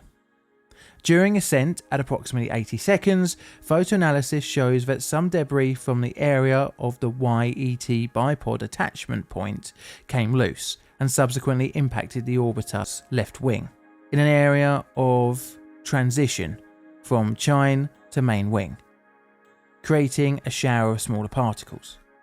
The impact appears to be totally on the lower surface and no particles are seen to traverse over the upper surface of the wing. Experts have reviewed the high-speed photography and there is no concern for the RCC or tile damage. We have seen this same phenomenon on several other flights and there is absolutely no concern for entry. That is all for now. It's a pleasure working with you every day. On the 26th of January, the debris assessment team concluded in a report that a debris strike was a no safety of flight event. Before re-entry, the mission management team held a meeting to discuss go, no-go of deorbiting. During this, there was only a minor mention of the debris strike, and this took place on the 31st of January. The deorbiting was greenlit for the next day. The disaster. So we are finally here. It is the early hours of the morning of the 1st of February 2003, and the entry flight control team begins their duty in the Mission Control Center. The team begins working on the deorbit preparation checklist and re-entry checklist procedures. The weather was as expected, and as far as anyone could see, all systems were looking good. A poll was held by the Mission Control Center Entry Flight Director for the Mission Control Room to give a go, no-go decision for the deorbit burn. At 10 past 8 AM, the crew were notified they would go for the deorbit burn. So in order for the orbiter to enter the Earth's atmosphere, the engines needed to be fired to lower the spacecraft's orbital altitude. At 8:15 AM, Columbia executed its deorbit maneuver on its 255th orbit. The 2-minute, 38-second burn slowed the orbiter's speed down from its orbital speed of 17,500 miles an hour. The orbiter was then maneuvered into its nose-up position. As it descended into the atmosphere, heat was produced from friction of air upon the vehicle. During this, wing leading edge temperatures rise, reaching an estimated 2,500 degrees Fahrenheit. At 8:38, a sensor started receiving heightened strains on the left wing. However, this data isn't transmitted to the ground or to the crew. At 8:49 am, Columbia started its roll to the right in order to manage lift. She is travelling at 24.5 Mach. Columbia enters the period that is considered the highest temperature the shuttle will endure. At 8:53 am, Columbia can be seen from the ground. She is a bright spark of light shooting across the sky. Temperatures reach over 2,800 degrees Fahrenheit on the left wing. At 8:56 am, Columbia undertakes a rollover reversal at a speed of 20.9 Mach. Columbia is now at 219,000 feet. At this point, the shuttle started shedding debris, as can be seen from photos of the re-entry. Communication between Columbia and the ground were becoming difficult, with flight control asking the crew to repeat their last message. At 8:59 am and 32 seconds, a garbled message in which the only word Roger could be made out, after which static was the only thing that could be heard. At 9 am, videos taken from the ground showed Columbia had disintegrated. During this time, control room staff frantically tried to figure out what was happening. They had lost indications of various systems aboard the orbiter. Tracking data had also been lost. The worst nightmare for them was unfolding. At 12 minutes past 9, about the videoed breakup made its way to the flight director. Columbia and all 7 aboard were lost. After the scheduled landing time of 9:16 had passed, NASA began executing their contingency plan. This would involve readying an investigation team, notifying families of the crew, and notifying President Bush. George Bush would make a statement to the public in the early afternoon of the same day. My fellow Americans, this day has brought terrible news and great sadness to our country. At 9 o'clock this morning, Mission Control in Houston lost contact with our space shuttle Columbia. So at around 9 am, 911 calls started flooding in all over Texas, with reports of debris hitting property, motorists in their cars, and causing noise disturbances. Pretty soon it became apparent that these reports were of parts of the shuttle breaking up. Emergency response teams were dispatched to recover and decontaminate debris locations. This was no mean feat, as the area affected was estimated to be around 2,000 square miles, and the area would increase as the search efforts continued. Exact coordinates were taken of each impact site. This data would help investigators piece together the failure narrative. Over the following months, thousands of search workers would scour the debris fields. In total, over 83,000 pieces of debris were found, with some being discovered nearly 10 years after the disaster. But the main search did end in May 2003. Interestingly, during the recovery, some Challenger debris was handed in. A hangar was used at Kennedy Space Center for laying out the debris, much like what happens in an air crash investigation. The remains of each of the 7 astronauts were recovered, but due to the nature of the disaster, it was nearly unidentifiable pieces of organic matter. Needless to say, an investigation would be conducted, and it wasn't immediately apparent what had gone wrong. After all, mission managers didn't think that a foam strike could cause a catastrophic failure. The investigation. So within a couple of hours of the loss of Columbia, the NASA administration formed the Columbia Accident Investigation Board. In total, this would consist of 13 members, with a mixture of various backgrounds of both military and civilian persuasions. The debris would be visited by the board and data from the in-flight recorder was analysed. An inconceivable amount of information had to be compiled and sifted through for the investigation. Sensor data did hint towards the starting point of the breakup, and it would sadly be around the left wing. Sensors in that area recorded heightened temperatures way beyond design spec. They also found a considerable difference in the damage to the left and right wings in the debris that they found. Left wing parts showed increased heat and aerodynamic damage. So needless to say, all the evidence was pointing the board towards the mechanical failure, which was the foam strike damaging the left wing's leading edges, reinforced carbon-carbon thermal insulation. But the greater cause was from within the way NASA was operated. First of all, they didn't understand fully the mechanism in which the foam could have been shed off the external tank, and there were no non-destructive ways to inspect the foam for issues. But this was kind of the tip of the organisation's iceberg of disaster. You see, in the 1990s and early 2000s, NASA was trying to do quite a lot with not that much, in the sense that the budget fully overall was being squeezed. This was due to the International Space Station taking up more and more of NASA's resources.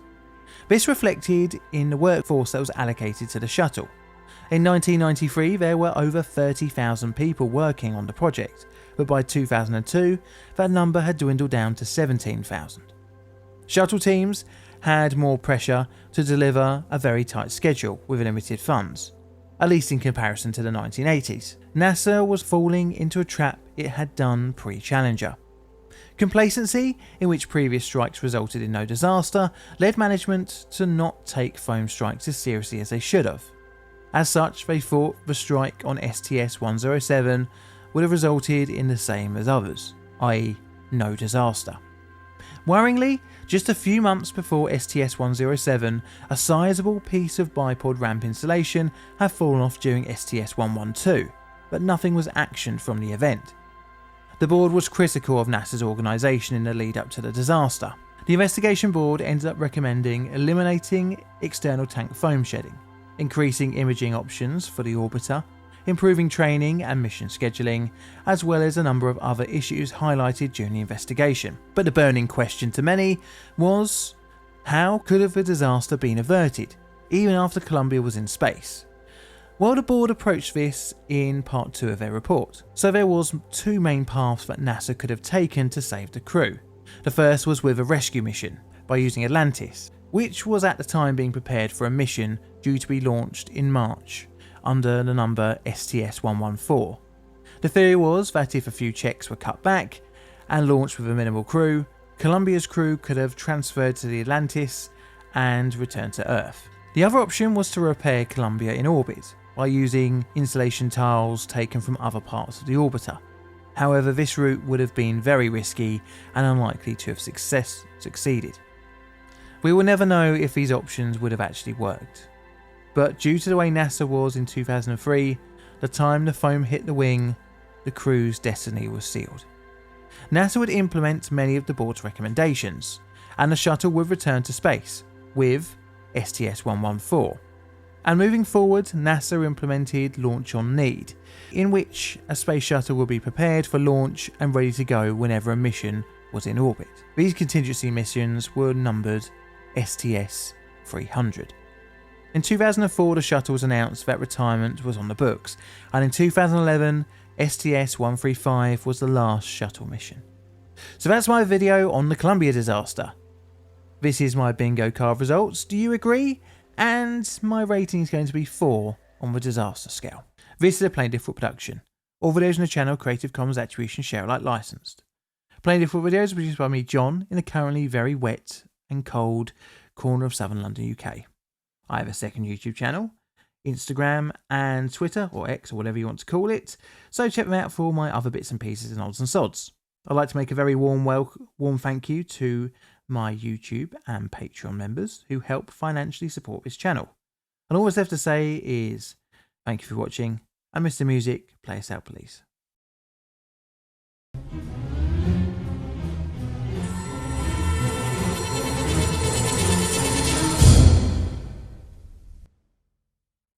This is one of the 20th century's most iconic photographs.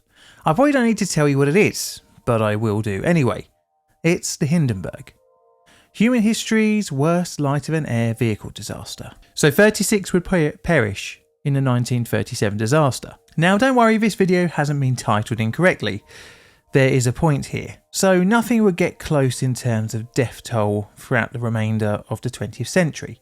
It would take another 80 years from 1937 until something would even get close to death toll of an aerostat accident. And this was in 2013. This will be the focus of today's video, in which beautiful views over the Nile and the Valley of the Kings would end in tragedy. Today we're looking at the Luxor hot air balloon disaster. My name is John and welcome to Plainly Difficult. It's probably no surprise to anyone that Egypt is a massive destination for tourists. The draw of the hot sun, rich history and no end of things to see and do makes it a popular holiday choice. I'm one of those people that have been there. I went there back in the mid-noughties. A 40-degree week with a mix of sitting by the pool, visiting the pyramids and exploring the beautiful St. Catherine's Monastery. Basic tourist affair aside, one thing I did notice was the plethora of excursion opportunities. Helicopter rides, camel rides, jeep rides and even hot air balloon rides. This choice breeds competition amongst tour providers, which in turn fuels more tourists handing over their hard-earned money for once-in-a-lifetime experiences. Although I didn't end up visiting, one option my first choice holiday rep was trying to flog me was a trip to Luxor. The historically significant destination over the years had become known for its hot air balloon industry, a tradition running back not so far into the 1990s. At the time of introduction, hot air balloons offered a unique edge in the competitive day excursion market. Over the years, multiple operators would ply the popular early morning sightseeing flights, but this popularity came with a risk. During the mid to late noughties, the hot air balloon industry would experience a number of issues. A 2013 Guardian article paints a rather worrying picture of the Luxor hot air balloon industry, with crashes in 2007, 2008 and several in 2009. During this period, there was little consideration for safety, with as many as 50 balloons flying in the area around Luxor at once.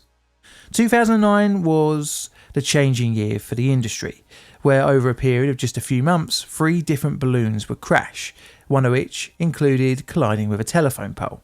Because of this, early morning flights were suspended for 6 months, in which pilots were retrained and a setting up of an airport for balloons, in which takeoffs and landings were controlled, could be created. And this came along with a limit of 8 simultaneous flights at once. However, these rules and regulations became rather hard to enforce due to, as a BBC article states, since the 2011 revolution that toppled President Hosni Mubarak, the rule of law is not being respected in many aspects of Egyptian life. So it has been difficult for the tourism ministry to impose its authority on sites like this. As such, safety incidents would continue to occur, albeit in lower numbers. One would occur in 2011, which was operated by the company Sky Cruise, aboard their Ultramagic N245, with a registration number of SU283. Now remember that for later on in the video. But quickly let's look at how hot air balloons work, because, well, I'm rather interested in looking it up. Okay, so hot air balloons work on the concept that hot air rises. A balloon harnesses this via a thing called a burner. This heats up the air within the balloon, also known as the envelope. This is the fabric bag made of a light nylon. It also has an opening at one end called the mouth. The envelope has some vents placed throughout it, for example at the top and the sides. This allows the pilot to change altitude and to pivot the vehicle. The burners are fed from tanks of propane. Varying the burn also changes the temperature of the air in the balloon, helping it to reduce or increase its altitude. Now, steering is a bit of a dark art, as they are guided mainly by the wind, and as such, navigation is done by the pilot heating or cooling the air within the balloon to change altitude to try and catch different air streams at different heights. Now, like all things used to burn, there comes a risk, and that is the explosive propane. This needs to be plumbed in and handled carefully, which is something that can sadly be overlooked. Now we know roughly how they work, let's lead rather neatly onto the disaster. The disaster. So get out your bingo cards. It is the early morning of the 26th of February 2013, and members of the Sky Cruise Balloon Company are preparing their Ultramagic N245 for a 6:15 in the morning takeoff. The flight this morning will be roughly an hour and promises to give a sunrise view of one of the most historically interesting places on Earth. There are to be 21 aboard, including the flight's captain, Momin Murad, aged 30. The air balloon climbs, treating all those aboard to stunning views. The flight had no abnormal phenomena or weather conditions to deal with, as said in this Daily Mail article. Murad radios the ground crew to let them know that he has selected a landing zone, a sugarcane field a few miles away from their takeoff spot. During the flight, he had been rather radio silent, not communicating with air traffic control. This was breaking of the rules which were set after the disastrous year of 2009. Just before 7 AM, the balloon was above the selected landing area. The drop line was deployed below to a 10-member ground crew team waiting. The balloon is just a few feet from the ground, but those aboard are far from safe. A fire suddenly breaks out. The drop line is slipped and the air balloon begins to ascend. In the initial burst, the pilot was severely burnt. He lost control and fell out of the basket. Ground crew tried to hold on to the drop line, but it wasn't helping bring back the balloon to Earth. As the balloon dramatically lifted, passengers began jumping into the sugarcane field below. Witnesses on board nearby balloons looked on as the horror unfolded. The balloon kept on rising as the flames lashed out around the basket. At a height of around 300 metres or 980 feet, there was an explosion which could be heard from miles away. The balloon, basket and those aboard plunged into the ground, killing everyone. Within 15 minutes, the first emergency service members were on site. In all, 19 of the 24 souls aboard would die. The survivors were Britt Michael Rennie and the pilot, Momin Murad. 18 died on site, with one other dying a few hours later in hospital. Bodies littered the sugarcane field. Due to all being tourists, they would be repatriated to their countries of origin. All balloon operations in Luxor were suspended, pending investigations into the fatal flight. Murad was severely burned, receiving injuries to his back and face. Interestingly, his licence had only been renewed just 1 month before. When interviewed post-accident as to whether he was aware of what the cause of the fire was, he said he did not, and that he hadn't noticed any issues beforehand. Well, with no clear cause, an investigation was required, which neatly leads us on to the next section of this video. The investigation. The Egyptian Civil Aviation Authority would be the ones to lead the investigation, which involved poring over the wreckage of the basket and what remained of the balloon's envelope. Quickly enough, the lax following of communications from Murad came to light, hinting towards an overall deterioration of operations across the industry. Murad in interviews confirmed that he had performed the pre-departure check by himself and that he had signed it off. He was arrested. The source of the fire had to be from the propane system on board, and inspections on equipment hinted towards the balloon's fuel hoses. The history of the balloon was dug into, and a common issue with these videos popped up: old equipment. In their final report, the Egyptian Civil Aviation Authority would find the hose was made in 2005 and has accumulated high flight hours, sometimes under adverse conditions.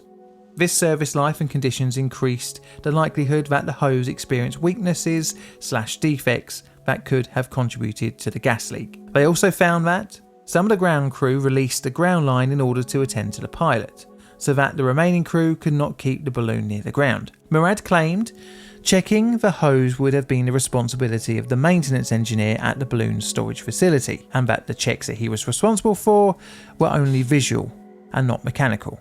He did come under scrutiny for not following the procedure for fire by switching off the burners to cut off the flow of fuel. The pilot was criminally charged, but I can't seem to find out any more information. So if you know anything, please let me know in the comments below.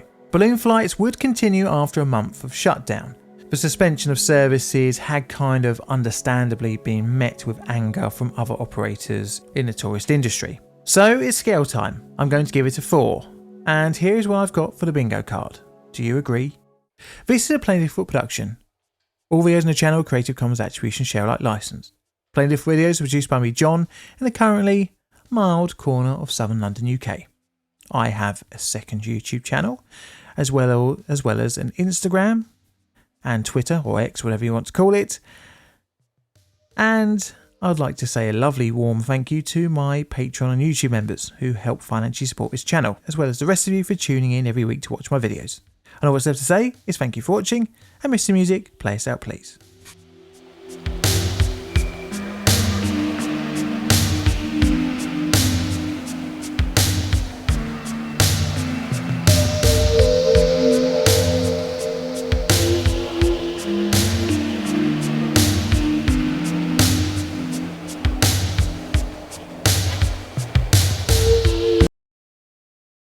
It is the morning of the 5th of April 1987, and traffic is light across the Schoharie Bridge, New York State. Rain has been falling for a couple of days, and the water level along the creek was rising. Without any real warning, a section of the bridge over the creek plunges into the flowing water below. The disaster would force a rethink of bridge design, maintenance, and how water flow can cause a sudden and catastrophic disaster. Welcome to Plainly Difficult. My name is John, and today we're looking at the Schoharie Bridge collapse.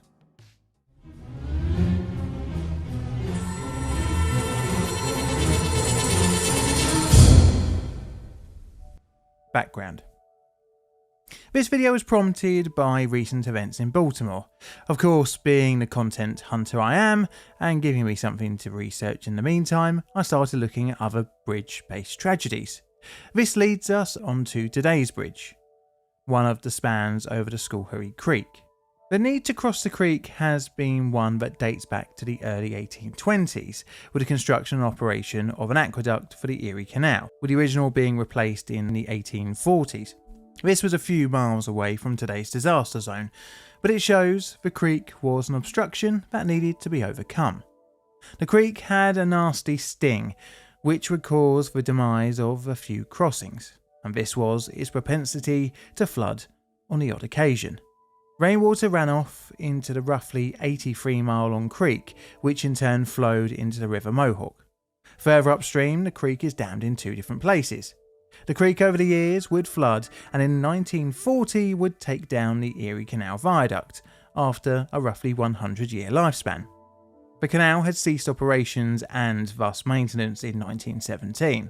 Needless to say, the creek will get you. Now this leads us on to our main focus of today's video, the Schoharie Bridge. Designed in 1952 and constructed in 1954, it was originally meant to be a 3-lane highway in each way, although in actual use it only had 2 wider lanes in each direction during its operation. The bridge carried the New York State Thruway. It consisted of 5 spans of concrete reinforced decking, sat atop steel supporting bars, which were then themselves held up by reinforced concrete columns on top of concrete piers. Just a few years after opening, 4 of the 5 concrete plinths were found to have cracks. This was in 1957. The remedy was to pour an additional layer of concrete over as a cap. Interestingly, this was discovered 2 years after one of the creek's worst floods. The flood of 1955 was bad.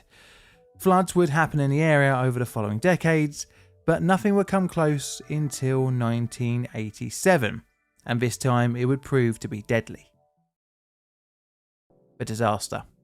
The start of April 1987 was a wet one. Rain had been falling for the best part of a week, amassing over 7 inches of rainfall. As such, the creek had begun to fill up, and the ground was sodden and saturated. And to add watery insult to injury, the nearby Catskill Mountain snow had begun to melt, which then also ran off into the creek.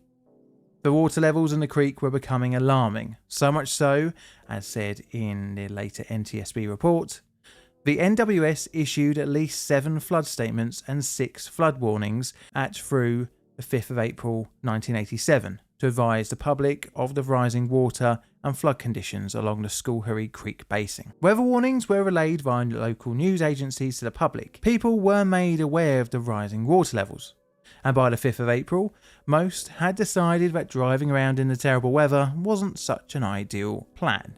As such, over the Schoharie Bridge, traffic was light to moderate at around 10:30 in the morning. Funnily enough, this morning the rain had been fairly light and not really affecting any issues with visibility.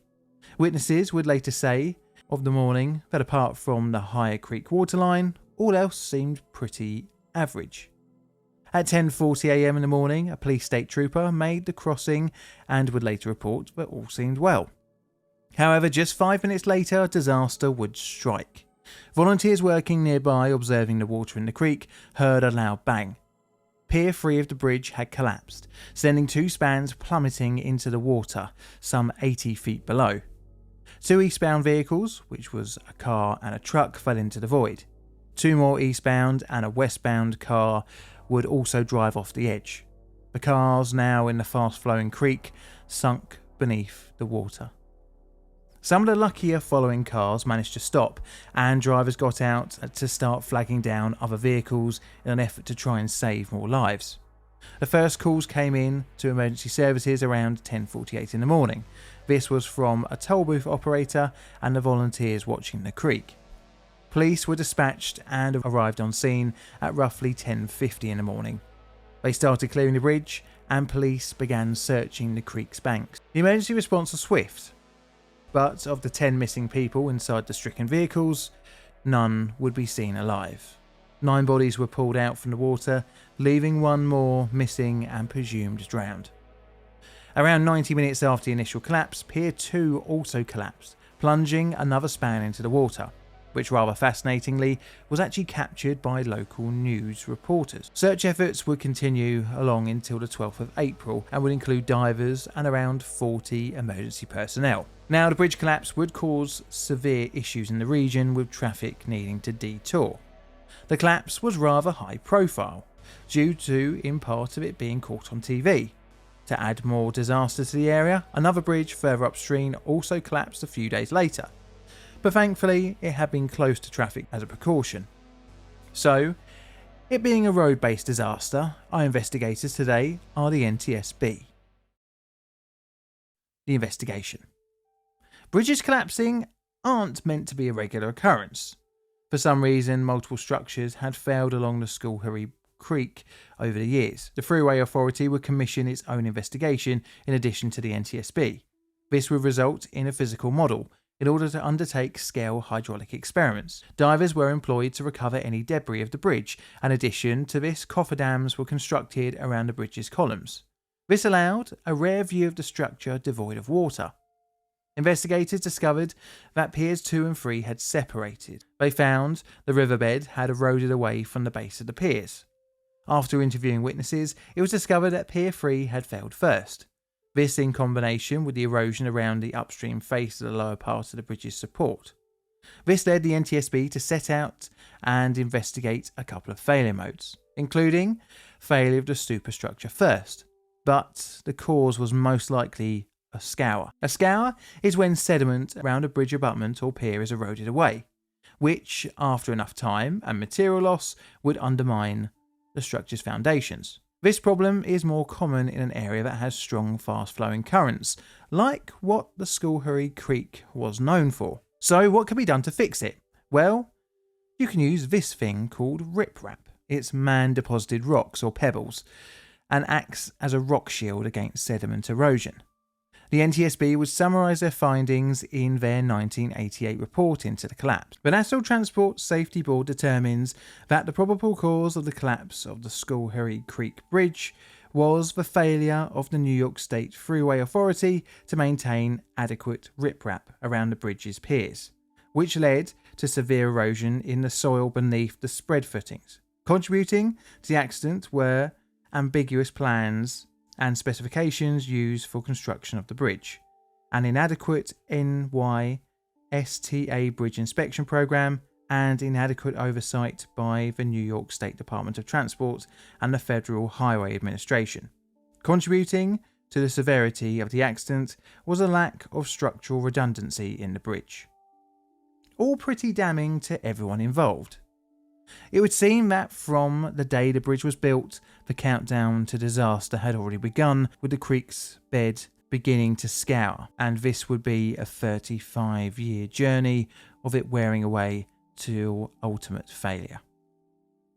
The state would have to pay out on several lawsuits brought by the victims' families, which would result in various settlements totaling an estimated $4 million. The state would then later file suit against the bridge's designer for a $600,000 settlement. They had also sought to file against the contractor, but the statute of limitations had already passed. $4.6 million for 10 lives doesn't really seem like a great deal for the victims. So it's scale time. It's going to be a 3 on my disaster scale, and this is what I've got for my bingo card. Do you agree? Let me know in the comments below. This is a Play Difficult production. All videos on the channel are Creative Commons Attribution Share Alike licensed. Plainly Difficult videos are produced by me, John, in the currently wet and windy corner of southern London, UK. I have YouTube and Patreon members, so thank you very much for your financial support. And I also have a second channel, a Bandcamp, a Twitter or X or whatever you want to call it, and an Instagram, which is for all my other odds and sods and bits and pieces I get up to while I'm not thinking and talking about disasters. And all that's left to say is thank you for watching, and Mr. Music, play us out please.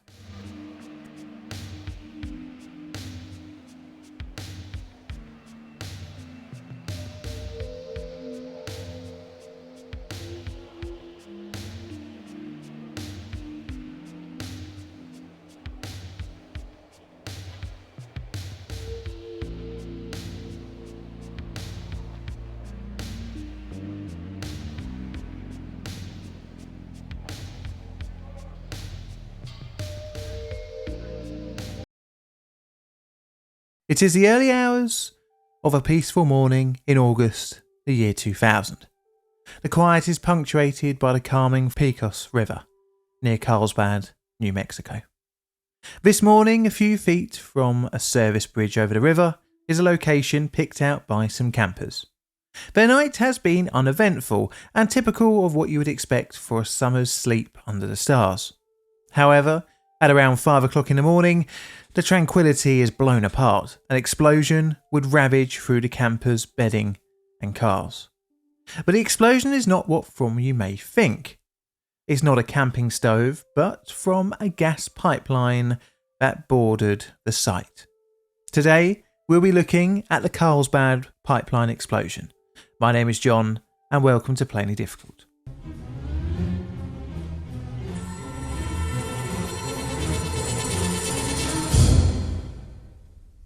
Background. Pipeline explosions have become somewhat of a staple on this channel. Personally, I find them very interesting, as when they fail big. And it just shows how we are all not so far away from a potentially catastrophic event. The tragedy in today's story is really a terrible case of bad luck and ignorance to your surroundings. But we will come back to this later on in the video.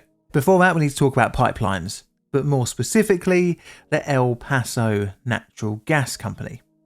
The company operates over 10,000 miles of pipeline, spreading from California in the west, and Texas and Oklahoma to the east, as well as Colorado to the north. The company was owned by El Paso Corp, who were a natural gas and energy provider founded in 1928. Now, I'm not going to waste your time by digging into the company's history too much. Apart from one of its pipelines, this was number 1103. More specifically, the section of 1103 between two compressor stations, one at Keystone and one at Pecos River. This line was constructed in 1950. It was made of 30-inch X52 grade steel with a wall thickness of 0.332 inches. It was manufactured to the then current 1948 standard from the American Petroleum Institute. All good. To protect the line from outside issues such as corrosion, the pipework was given a coal tar wrap. It was connected together with longitudinal welds. The maximum pressure that could be exerted upon the line from the Pecos River compressor station was 837 psig, which was below what the pipe was rated for. The line between Pecos River and Keystone was subdivided by block valves. In the 1970s, pigging facilities were added to the line. Yes, you heard me right, pigging. Well, not actual pigs, but these. They are used for removing unwanted fluid and debris from the pipeline. They are inserted and pushed along the line by the flow of the gas and collected at a receiving area downstream. Removal of unwanted material helps in the fight against internal corrosion without having to stop the gas flow or open up the pipework. But, and this is vital for our story, pigging can't be done everywhere on a pipeline. This was between Block Valve 6 and the Pecos River compressor just outside Carlsbad, New Mexico, and this was due to an installed drip which had a sharp turn in the pipeline. The idea was that pressure in the line would blow through any debris past the drip into its storage tank, which then it could be recovered. The gas company tried to reduce the risk of corrosion by monitoring gas quality, This would reduce the amount of water in the gas, but it can't be completely excluded, and thus internal corrosion could still be a thing. So much that another line in the area experienced a burst in 1997. Sections of pipework under the company's network were inspected and mostly looked acceptable. During this time, no issues arose from line 1103, as the gas quality was good and no water was observed during pigging or at the drip. But we know where this is going, as there was a gap in moisture monitoring records between 1998 and 2000. But before we get into the post-accident corporate shenanigans, we need to get out our bingo cards and look at the disaster. You know how during the video preamble I described a lovely, calm and serene campsite? Well, the campers, who would ultimately be the victims, were actually camping right next to a private service bridge which carried 2 gas pipelines. The bridge was rope tied off, and multiple signposts were in the area saying, "Warning, no trespassing. This road and right of way is private property and is not for public use. This pipeline carries natural gas under high pressure and is dangerous. All persons are warned of the danger to person and property. Keep off." This was just right next to the drip and drip tank area, you know, the bit that couldn't be pigged.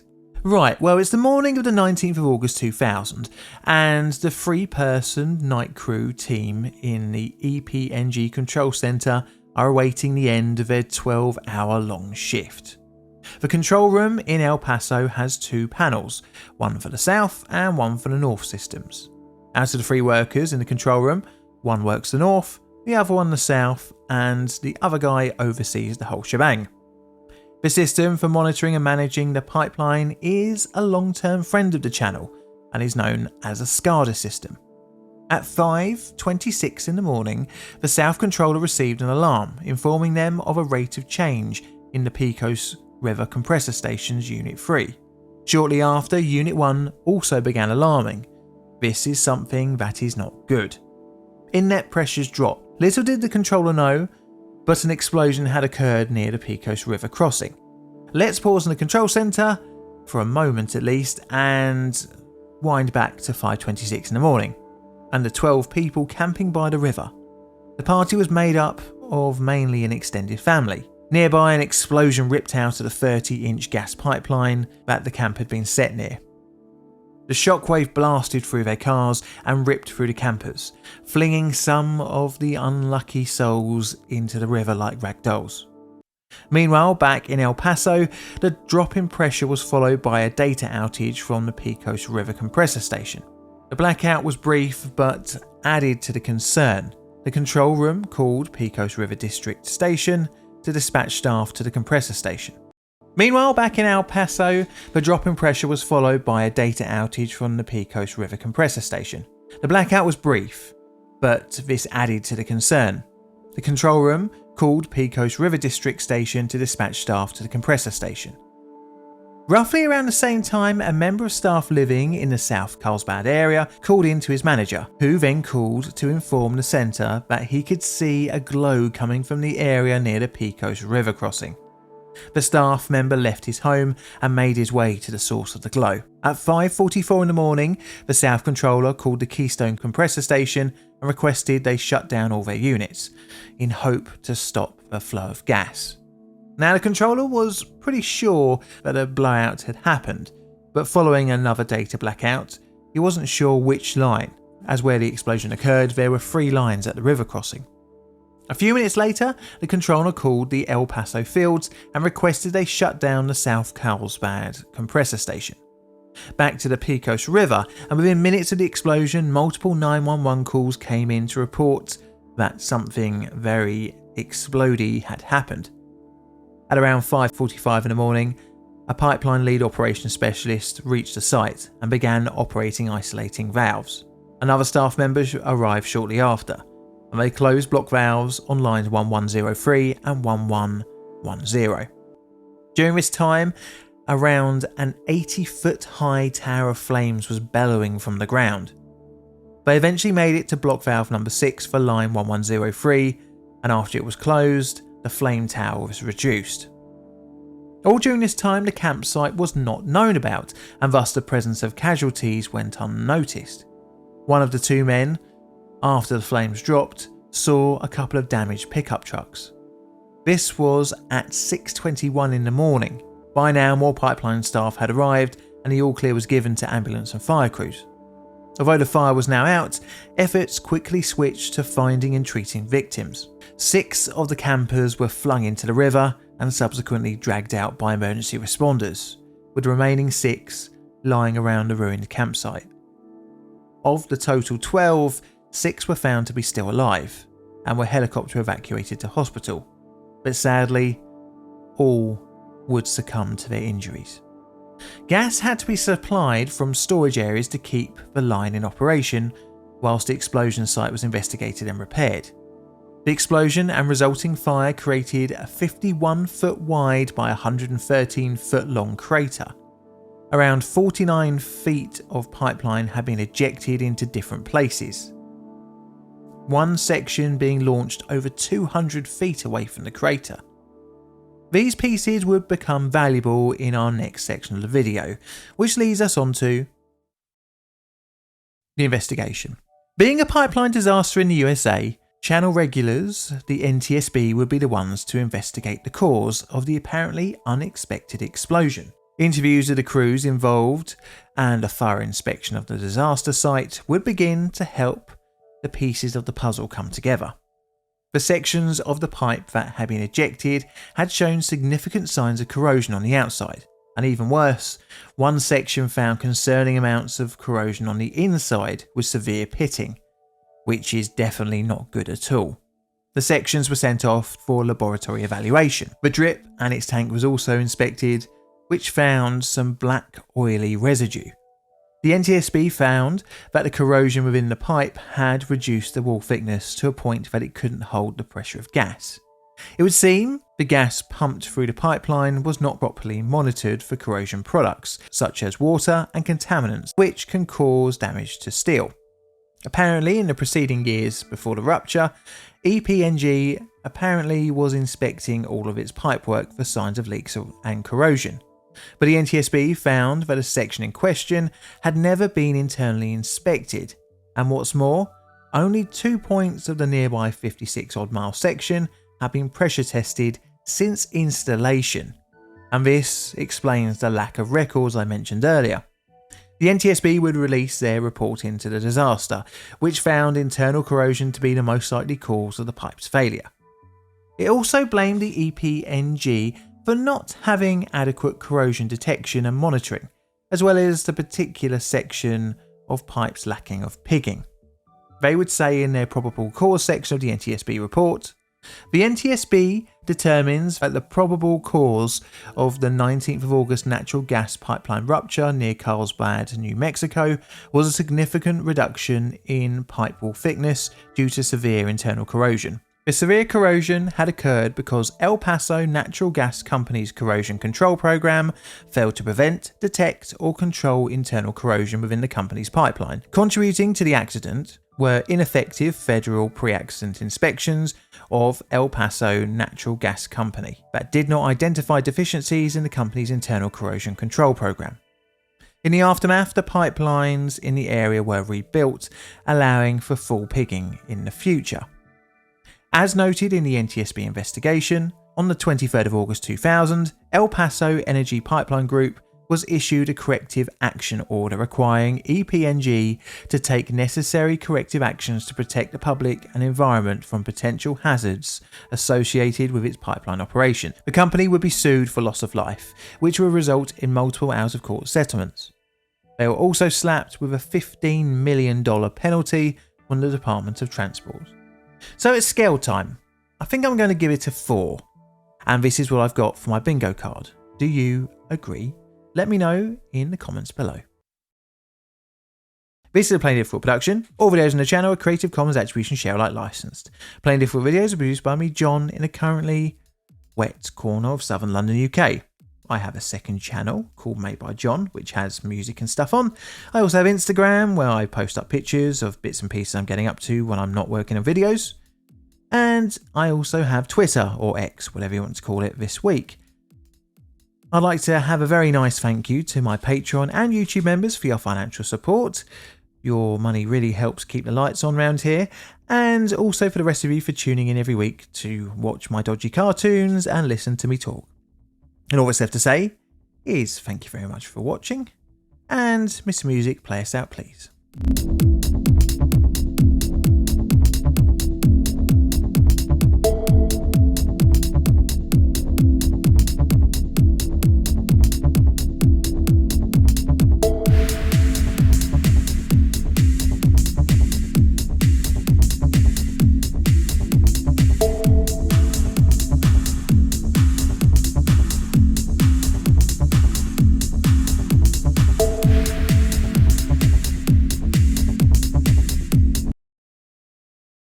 It is around 9:24 in the morning on the 28th of February 1997, and police have surrounded a Bank of America in North Hollywood, LA.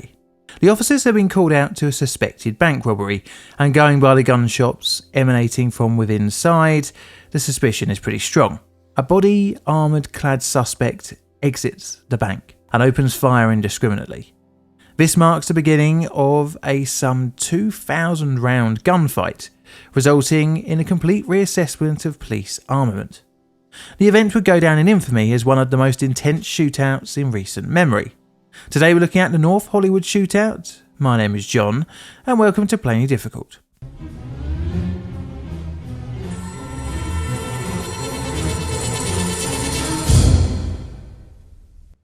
A little chat at the beginning. Before we get cracking, this video is kind of the finale of sorts of my videos on shootouts. I know it's taken a while for me to get to this one, but I kind of forgot. It's difficult keeping track of all the video subjects because me will be me. Over here, across the pond, unsurprisingly, US shootouts aren't very well known.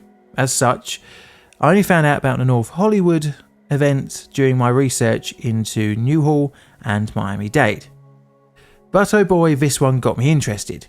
It feels like a natural path to take, as after each gunfight, lessons were learned and was reflected in the way police tactics and arming evolved. I don't mean here in the UK though, where having a large stick could lead to accusations of owning a deadly weapon. Now today's video got its facts and figures from contemporary news reports, the 1998 use of force review, and other bits and pieces scattered around the internet, as well as some awesome news helicopter footage of the event. In 1995, what many would consider a crime film classic would be released, and it is often brought up when talking about North Hollywood. You guessed it, the film is Heat. Apparently at the time the shootout and heist scene was thought to be not very realistic. However, much like many things in life, the unthinkable would become reality. Our story's main focus is the definition of life imitating art. Right, so without any more meandering, let's get started. Background. So our story begins here at Gold's Gym in Pasadena, with a meeting of two men, Larry Eugene Phillips Jr., born September the 20th, 1970, and Decibel Stefan Emelian, or Emil Matasuranu, born on the 19th of July, 1966. Now, much like many parts of our story, this meeting is unclear to have actually happened. There are contradicting sources. Some say it was the Road Street Gold's Gym, but others say the one in Pasadena.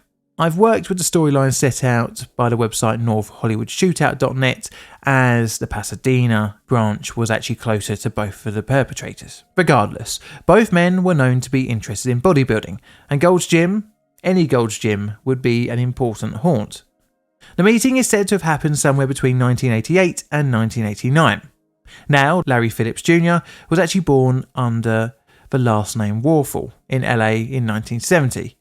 This was an alias his father had adopted due to being on the run from the FBI. Larry Phillips Jr.'s early life was punctuated with his parents' times in prison. His father, Larry Sr., had multiple run-ins with the police and jail time.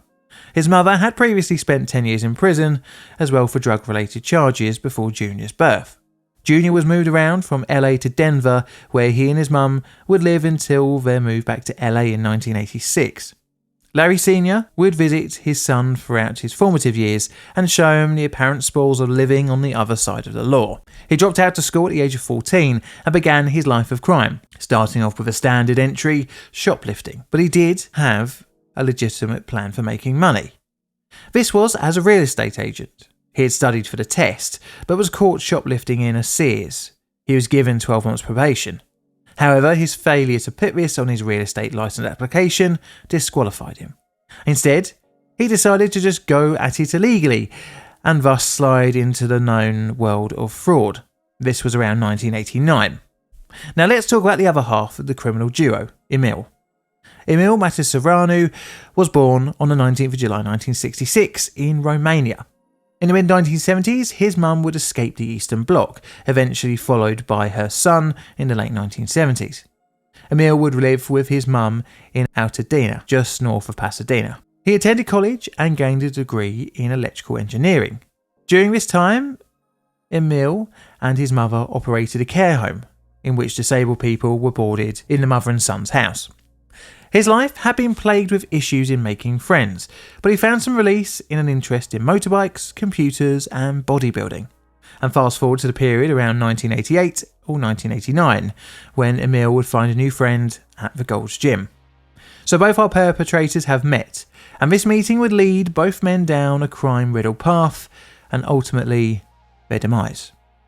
But before the two would begin their spree of robberies, Phillips was well into his life of crime already, having been arrested for using a forged deed. In 1992, Phillips would get caught in the middle of a property scam in Denver, where he rented out vacant houses he did not own. He was arrested during a sting operation.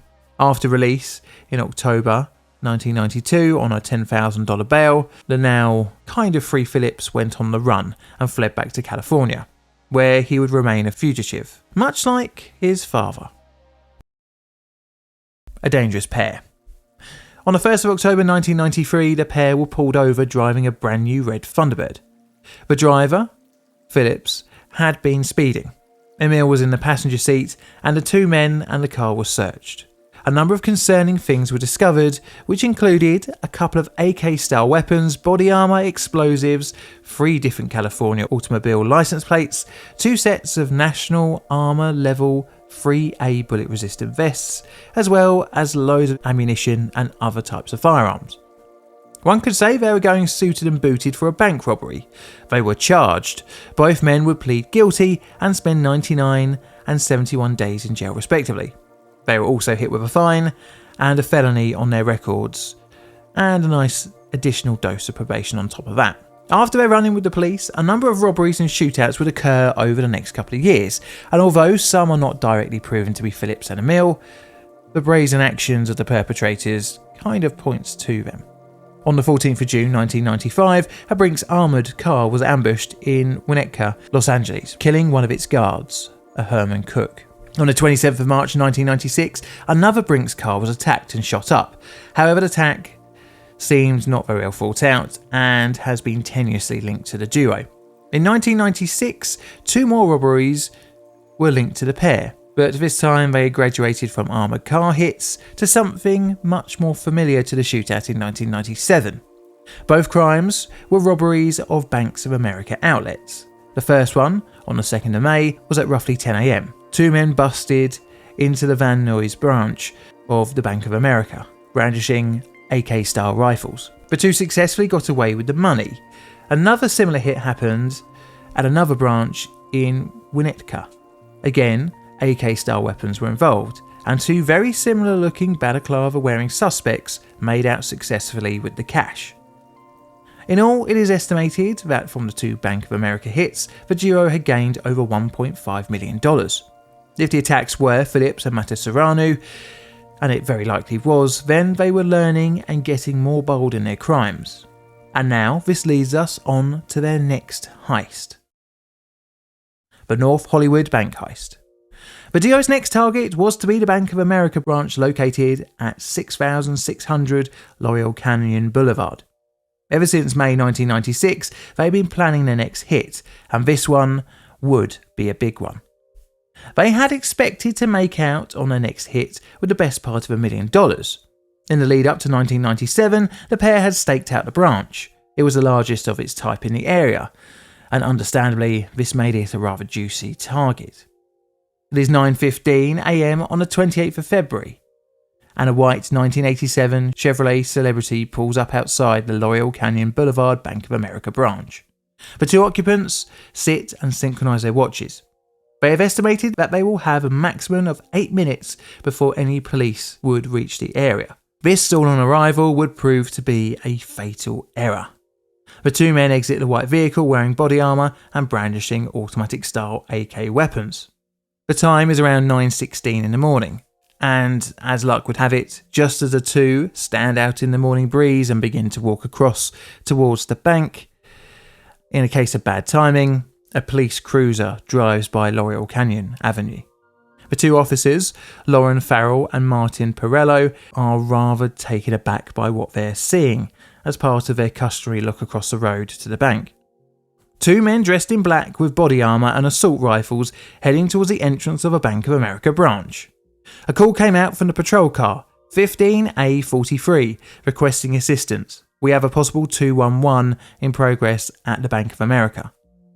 And possible was a bit of an understatement. The two men entered the Bank of America, each with their Noriko Type 56 S1 rifles in hand. A customer who was leaving the bank was confronted by Phillips and Matasauranu in the ATM lobby. Violently, the person was pushed back into the bank's main entrance and onto the shop floor.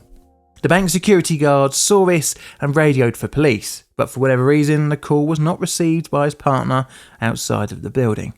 Upon entering the bank area of the bank, Phillips bellowed, "This is a hold-up." Immediately after, an opening broadside of assault rifle fire was unleashed into the ceiling. At this moment, there are roughly 30 bank staff and customers inside the branch.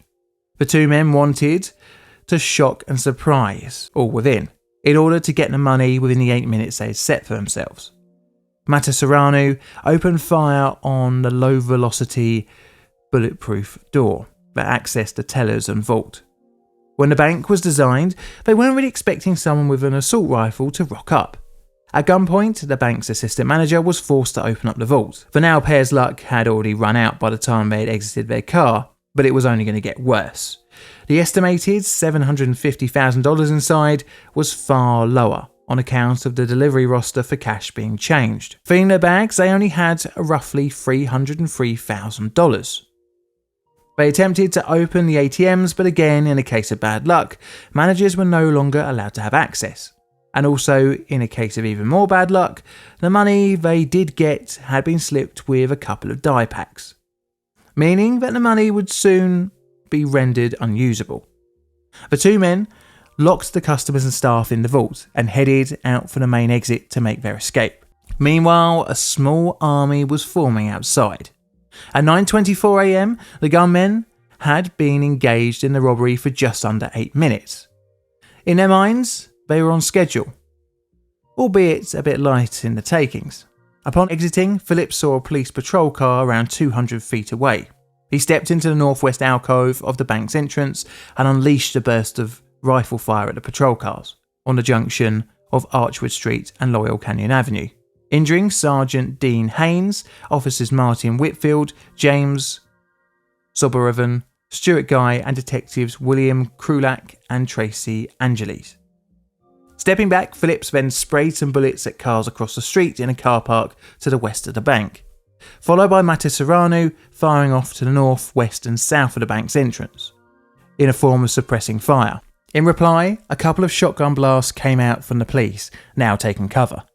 Phillips retreated back into the bank. I'm assuming this was to reload, as just a few seconds later he re-emerged and again fired at the car park across the street. Return fire from handguns and service revolvers did little to slow down the gunman. The police lacked the stopping power required to penetrate the suspect's body armour. Firefighters set up a care centre on the Victory Boulevard to the west of the bank to treat the growing numbers of injured officers. The exchange in gunfire continued, with shotgun blasts landing a hit on Phillips, but it was little to stop the raging gunman. Both men re-entered the bank and shortly re-emerged with a bag of money. A short exchange of fire ensued, Then Mattisaranu laid down covering fire, and Phillips made his way northwards towards the car park and their waiting getaway car. Officers spotted Phillips as he dumped the money back next to the car and went to the boot to retrieve some more weapons and ammunition. Mattisaranu then followed up 30 seconds later. But as he turned the corner to the car park, he was struck in the head with a glancing 9mm round. Although a headshot, it wasn't a killing shot. Mattisaranu fell on the bonnet of the white Chevy Celebrity. Mattisaranu was hit a few more times in his leg and arm. 12 seconds later, he entered the car and started the engine. Phillips had begun firing back at the police, but their situation was leaving them out in the open. He was hit in the arm as he moved to the passenger side of the Chevy. He discarded his rifle, and after grabbing a new one, Phillips moved behind a parked lorry. Mattisaranu drove the white Chevy down Archwood Street. Meanwhile, Phillips was hit a couple more times. He drew a Beretta 92 FS pistol after his rifle jammed. After being shot in the arm, the pistol was dropped, but Phillips bent over to reach it. Next, he raised the pistol to his chin and pulled the trigger. As Phillips dropped back down to the ground, multiple shots from police officers hit him. As he lay on the floor, lifeless, the police were taking no chances, and the body continued to receive bullet hits. Meanwhile, shots were hitting the white Chevy Mattisaranu was driving. Eventually, it gave out. Escaping the stricken vehicle, he tried to steal a yellow Jeep. The driver fled after being shot at. Unfortunately for Mattisaranu, the owner had operated a hidden kill switch. He was trapped, and his time was running out. He fled the Jeep and took cover behind the Chevrolet, after which he engaged in a 2.5-minute shootout with police. By now, the SWAT team had arrived, and some police had borrowed some AR-style rifles from a nearby gun store. Mattisaranu shot through the Chevrolet blindly. One of the police managed to get a shot at the gunman from underneath the car, hitting him in the legs. Quickly enough, and very much shot to pieces and bleeding, he put his hands up to surrender. Police and SWAT team members moved in, covering Mattisaranu, kicking his weapon away from him and kicking him onto his front to spread eagle his arms and legs. He had been shot 29 times, and understandably, severely injured. He would bleed for just over an hour, lying on the floor next to the white Chevrolet. Ambulance workers were not allowed to approach the gunman due to the area not being declared cleared. At around 11 a.m, Mattisaranu took his last breath. The North Hollywood shootout was now over, and both suspects lay dead on the tarmac. The area wouldn't be fully cleared until 13 hours after the shootout. In total, an estimated 2,000 rounds had been fired, and buildings, cars and curbs were riddled with bullet holes. 12 officers and 8 civilians were injured in the shootout, and on top of that, both perpetrators were dead. The event was hard to ignore as to how the gunmen managed to pretty much take on a small army for so long. It was estimated around 300 police officers of various departments had been scrambled on alert across LA. Aftermath. The perpetrators' bodies were post-mortemed, and gunshot wounds were rather unsurprisingly given as the cause of death. Once the identities were found, a number of properties were raided, in which around $400,000 was recovered, in addition to multiple weapons and body armour. During the raids, Mattisaranu's business address was searched, and a 44-year-old disabled person was found. They had been living in an unlicensed converted care home. Georgia Mayo was their name, and she had been left uncared for in her bedroom. She was removed and assessed in hospital and found to be severely malnourished. So the event would cause the LAPD to rethink their tactics, and more importantly, the arming of their officers. A use of force report to the police commissioner on the North Hollywood shootout would be written and would go through the event minute by minute, and I'd really recommend checking it out to read yourself. Anywho, as a stopgap, around 600 surplus M16 rifles were given to the LAPD. This was from the Department of Defense, and officers on the beat were allowed to carry 45 ACP pistols, something that was only reserved for SWAT teams prior to the shootout. Nationwide, police would be better armed, and the event would entwine itself into American culture, and arguably be one of the many reasons why American police have things like this. Saying that, a couple of those I think the Met would find handy in London. Now today there is no disaster scale for this one, or a bingo card, but I'll dust off the old legacy scale, and it's probably going to be a 9. I reckon. Do you agree? This is a Play Difficult production. All videos on the channel are Creative Commons Attribution Share Alike licensed. Play Difficult videos are produced by me, John, in a currently quite nice corner of southern London, UK. I have Instagram, a second YouTube channel, a Bandcamp, and Twitter, or X, or whatever the hell they're calling it today. So check all of them out for the music from this video, or for just other random bits and pieces of things I'm getting up to outside of the world of Plainly Difficult. I'd like to say a very warm thank you to my Patreon and YouTube members for your financial support, as you all really help keep the lights on here, and the rest of you for tuning in every week to watch my videos and listen to me talk. And all that's left to say is thank you for watching, and Mr. Music, play us out please.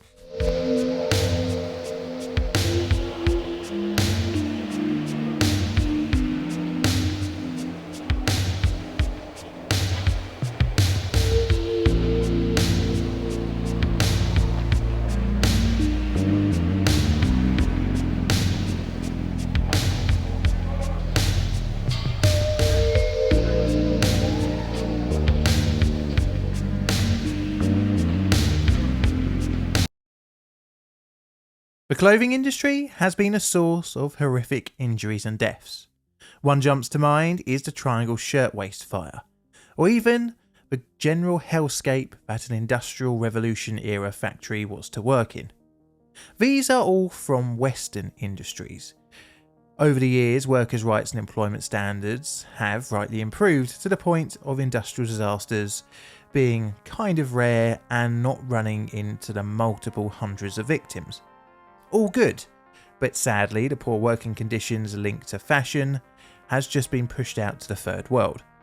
More desperate economic conditions of some countries has allowed employers to exploit the safety of their staff, much like how it was in the UK about 100 or so years ago. Well, couple this with poor building regulations and you got a recipe for disasters running into the multiple hundreds of victims.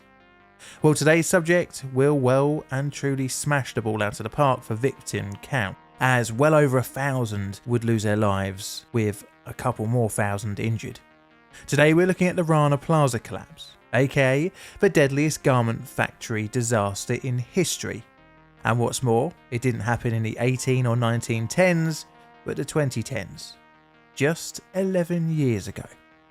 My name is John and welcome to Plainly Difficult.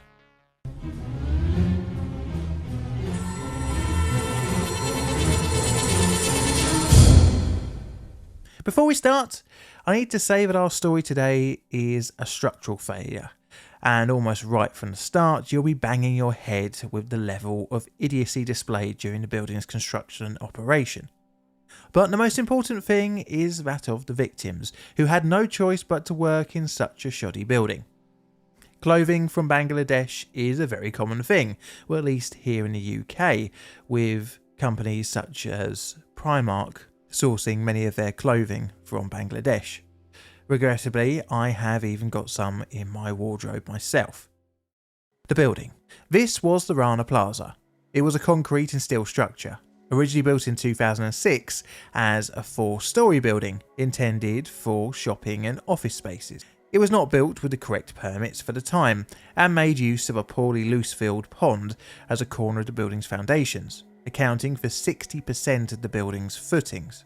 The first floors were built with supporting walls. However, the area around the Rana Plaza in Savar, Bangladesh, started to be used in the garment industry. As such, the plaza was beginning to be seen as a place to house garment factories. This came with some issues, and that was weight. You see, shops and offices are much lighter in terms of building wear and tear than a factory, which would house much heavier and more vibrating machinery. However, more money could be made if the building was adapted for factory use.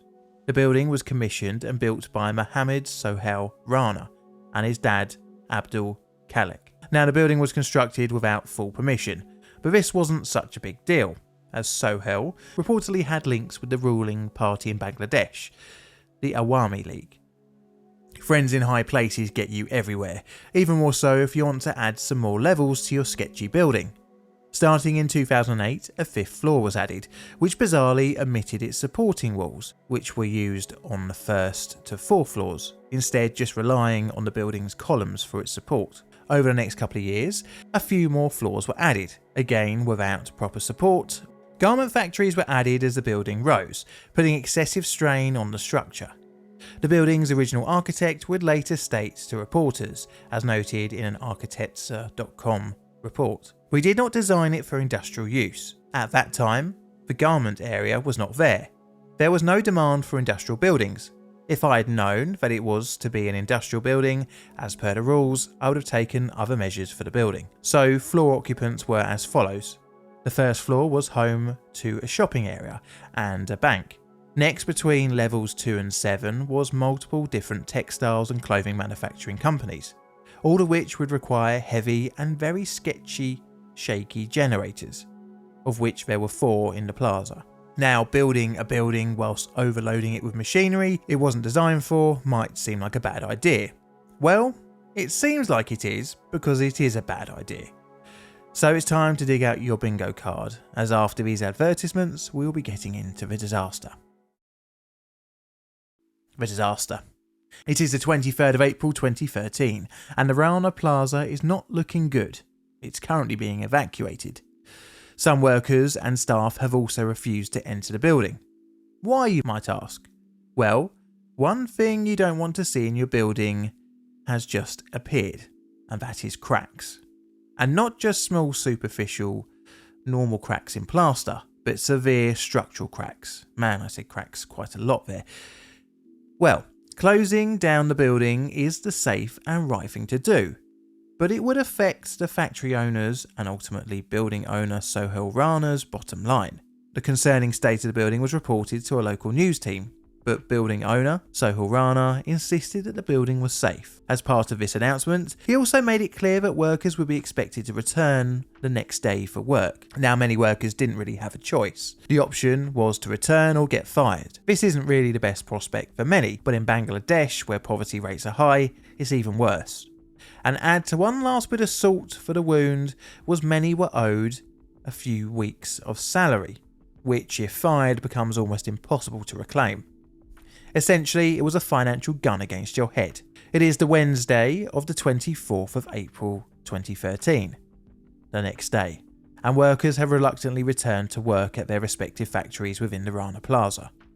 There are an estimated between 3,122 and 3,700 people working on the building's 9 floors. In the morning there had been a power cut, and as like many other buildings in the area, backup diesel generators are fired into life. The building was vibrating with the thrum of the generators. At 8:54 AM, the vibrations turned into a cracking and rumbling sound from the higher floors. Within minutes, the entire 9-story building collapsed into the ground, only leaving the lowest floor standing. Also, an adjoining 3-story building collapsed as well. As the dust settled, the sheer amount of destruction could be seen by anyone near the building. Thousands were trapped beneath the rubble.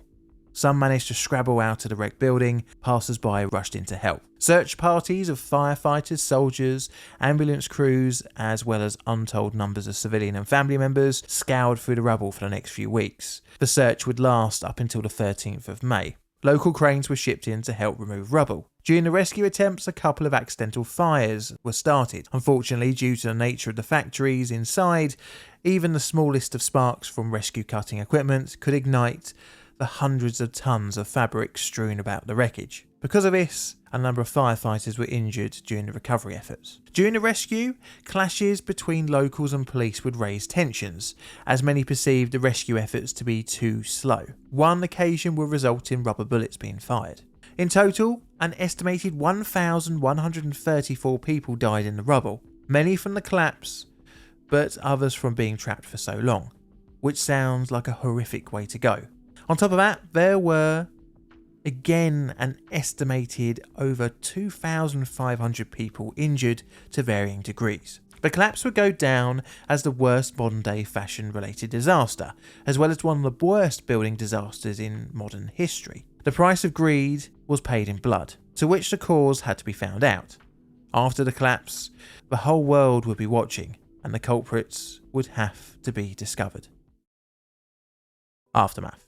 The rubble was poured over for clues as to how the building could have collapsed. It wouldn't take long to find out that it was poorly built on unstable land and using the worst kind of materials. On top of that, it was pretty easy to piece together, especially with the day before the building exhibiting such severe cracking. The history of Rana's land grab of the pond and improper foundations came to light, and it followed a story very sadly all too common in Bangladesh. Reportedly, even the country's Bangladesh Garment Manufacturers and Exporters Association had built its headquarters on land without planning permission, as noted in Lib.com's House of Cards, the Savar building collapse report. Things would not be looking good for the building's owner, Sohail Rana, as on the 28th of April 2013, he was arrested near the Indian border. Witnesses would report that the building would always rumble and shake when the generators came on, and with the cracks appearing the day before the collapse, disaster was just a matter of time before the house of cards Rana had constructed would fail. The community was very angry, understandably, so, as noted in a BBC News article, he entered the court wearing a bulletproof vest and helmet, and faced angry crowds chanting, "Hang him, hang him." Sohail represented the thuggishness of the cowboy industry of building development prevalent in the country, with accusations of land grabbing, corruption and bribery. He will be sentenced to jail time, but not for the collapse of the building, but for corruption, on the 29th of August 2017. He would serve 3 years. His murder trial would be paused while serving. The trial would resume in February 2022, but he was granted bail in 2023. Interestingly, Sohail had spent the best part of a decade behind bars on remand awaiting his trial. The international community would come out with the usual platitudes, but the need for cheap fashion has continued in proper building and working conditions for garment workers all across the world. Little compensation was made available for the victims' families. Primark, one of the customers of the factories, offered $200 per victim, but only if DNA proof could be given of the victim they were claiming for. Other payouts would come for the victims, but at the time of writing this script, several families remain uncompensated. So it's scale time. It's going to be a 9 or Megadeth. This is due to the body count, and this is what I've got for the bingo card. Do you agree? This is a Plain Difficult production. All videos on the channel are Creative Commons Attribution Share Alike licensed. Plain Difficult videos produced by me, John, in the currently cold corner of southern London, UK. I have a second YouTube channel, so check them out for all sorts of odds and sods, as well as Instagram and Twitter, or X, or whatever you want to call it. I have financial backers on Patreon and YouTube memberships, so thank you very much. And also thank you for the rest of you for tuning in every week to watch my videos and listen to me talk. And all that's left to say is thank you for watching, and Mr. Music, play us out please.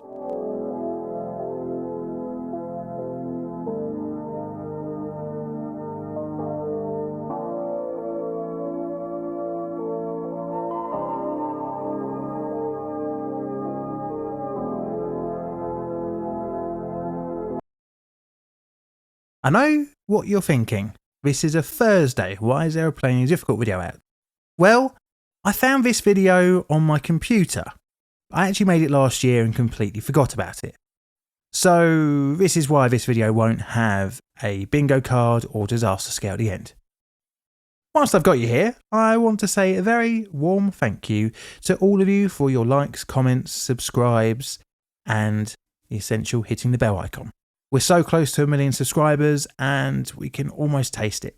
So thank you very much for your support, and let's go for it. Let's check out this video I found down the back of the sofa. It is the 17th of May 1998, and an old, rusty and burnt out ship's hull is sinking below the waves of the Porto di Livorno, Italy. The vessel has been moored up here for nearly 7 years and has acted as a very visual reminder of a deadly tragedy. The wrecked hull will be salvaged and eventually sent to Turkey for breaking up. Although, when she has gone for scrap, the memory of the ship's final working moments has quite literally been burnt into Italian history as it's one of the worst naval disasters ever since the bloody days of World War II.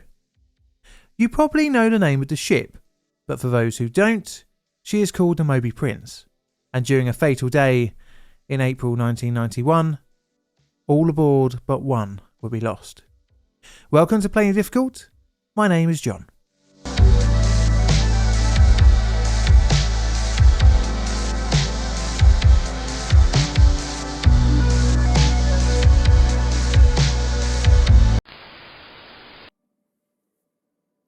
The ship.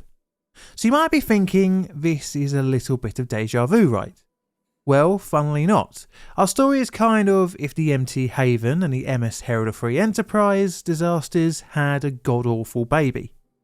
Our story starts with a ferry built back in Blighty at Birkenhead by Camel Laird and Co Limited in 1967, with her launch in February 1968 under the name of Queen Juliana for the SMZ Company of Holland for use as a passenger and vehicle ferry.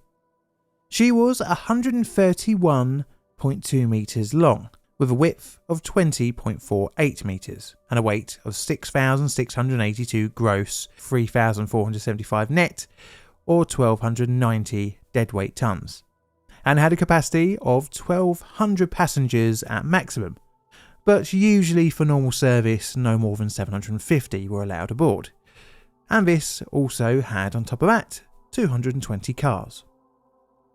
During her fit-out she suffered a fire, which would turn out to be a bit of a bad omen of sorts later on in her history.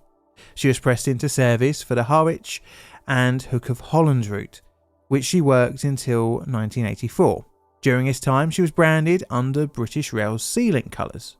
In 1985 she would be rebranded as the Holland Trade Ship, but her time under the Dutch flag was coming to an end, when in 1985 she was sold off Navigazione Archipelago Maddaleno SPA of Naples, Italy.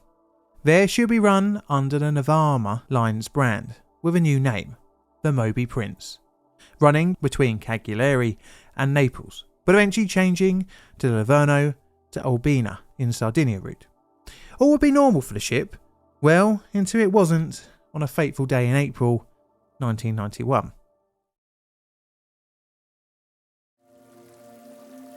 The disaster. So it's the evening of the 10th of April 1991, and the area around Livorno Harbour, Italy, is a little bit foggy. The time is close to 10 PM, and the Moby Prince is about to start her 7-hour journey to Albina in Sardinia.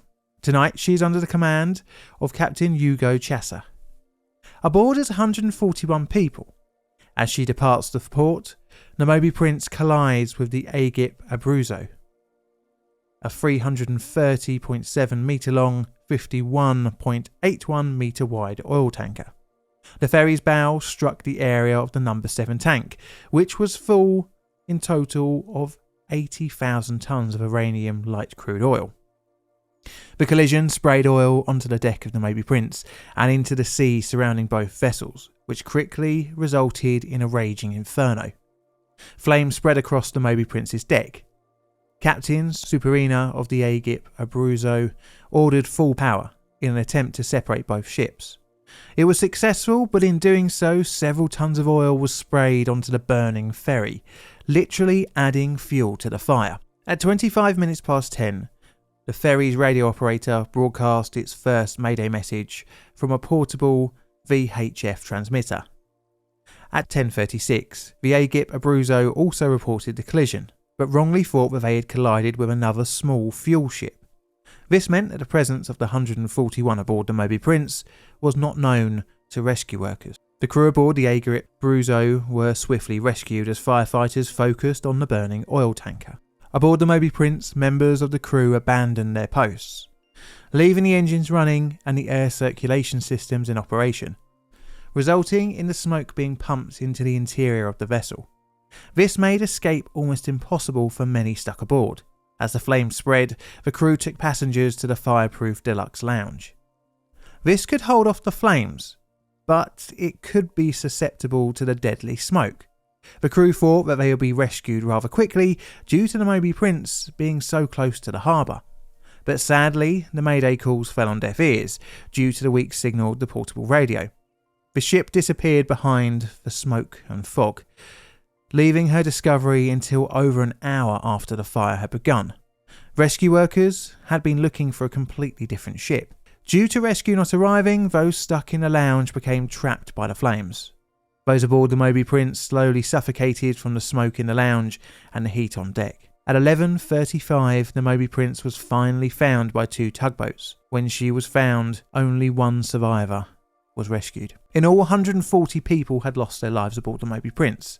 At around 3:30 a.m, another tugboat captain was able to board the Moby Prince, and a tow line was attached, with the still burning ship being taken back to Livorno. Later on in the morning, the fire aboard the Moby Prince was extinguished in the port. It was discovered that the air conditioning was still running. Rescue workers who boarded the ship only found bodies. Many were not burned, showing that they had actually been suffocated. A truly horrible demise. Tons of oil had been spilled into the sea, making it one of the worst oil spills in Italian history, but only for a day, and I'll mention that a bit later on in the video. With 140 dead, the cause had to be found, but it would seem the story would be a little bit murky.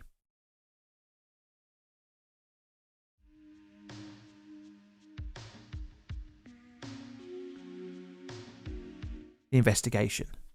So this part of the video is going to be a little bit open-ended, as there is a little bit of a mystery as to why the 2 ships collided.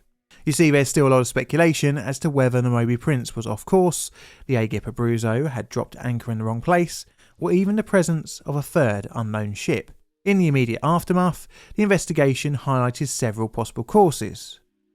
Of course, the loss of nearly all aboard the Moby Prince meant that the captain and crew on the bridge couldn't be interviewed.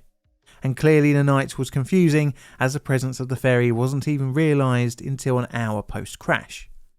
Sadly, if the Moby Prince was discovered earlier, then it was likely more lives could have been saved, but the confusion of the night meant that the search and rescue efforts were terribly hindered. It was discovered that the Moby Prince had her radar switched off, which was a fatal error. However, not the sole cause. It was also thought that the Aegip Abruzzo had been anchored in the exclusion area right at the entrance of the harbour, thus putting it into the way of other ships, which in the fog was a deadly mistake. But again, it's not 100% certain of the ship's location, as her captain made contradictory statements as to where they had dropped anchor. The captain's log mysteriously was lost. This would have likely shown the exact location of the Aegip Abruzzo. There was a lot of speculation of a mystery ship as well, which had caused potentially the collision. The unidentified vessel was thought to be a US military asset. Radio recordings and verbal accounts had been heard during the accident. However, no one came forward to confirm if an unidentified US ship was operating nearby. The disaster yielded some criminal charges for multiple culpable homicide and arson charges against the third officer, Valentino Rolla of the Aegip Abruzzo, the acting commander of the tanker at the time, and Angelino Zedro, deputy commander of the Port Authority, and also guard officer Lorenzo Ciccacchi. But all were absolved. In the 1990s, at least responsibility for the disaster was never established. Another investigation went open in July 2021 by the Italian Parliament. Their report, issued on the 15th of September 2022, pointed the finger at a third ship, which had caused the Moby Prince to take evasive action right into the Aegip Abruzzo. In the years leading up to the investigation, more evidence had been found, including material off the harbour seabed. Although now a third ship is likely the initiating cause, the identity is still unknown.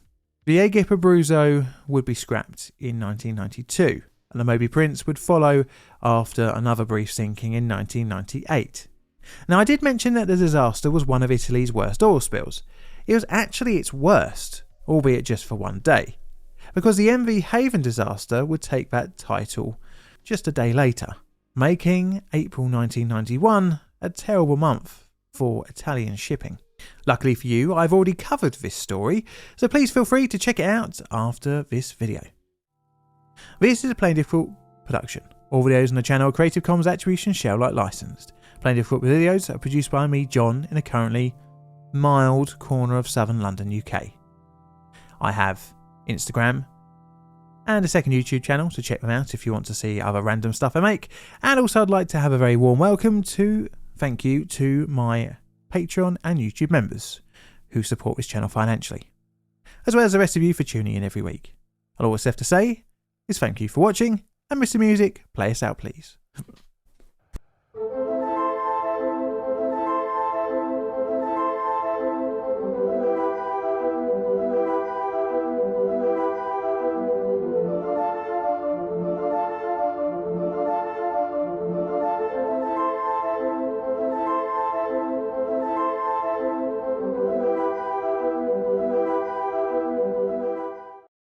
So before we start, I'd like to announce that I've got a new EP out on my Bandcamp.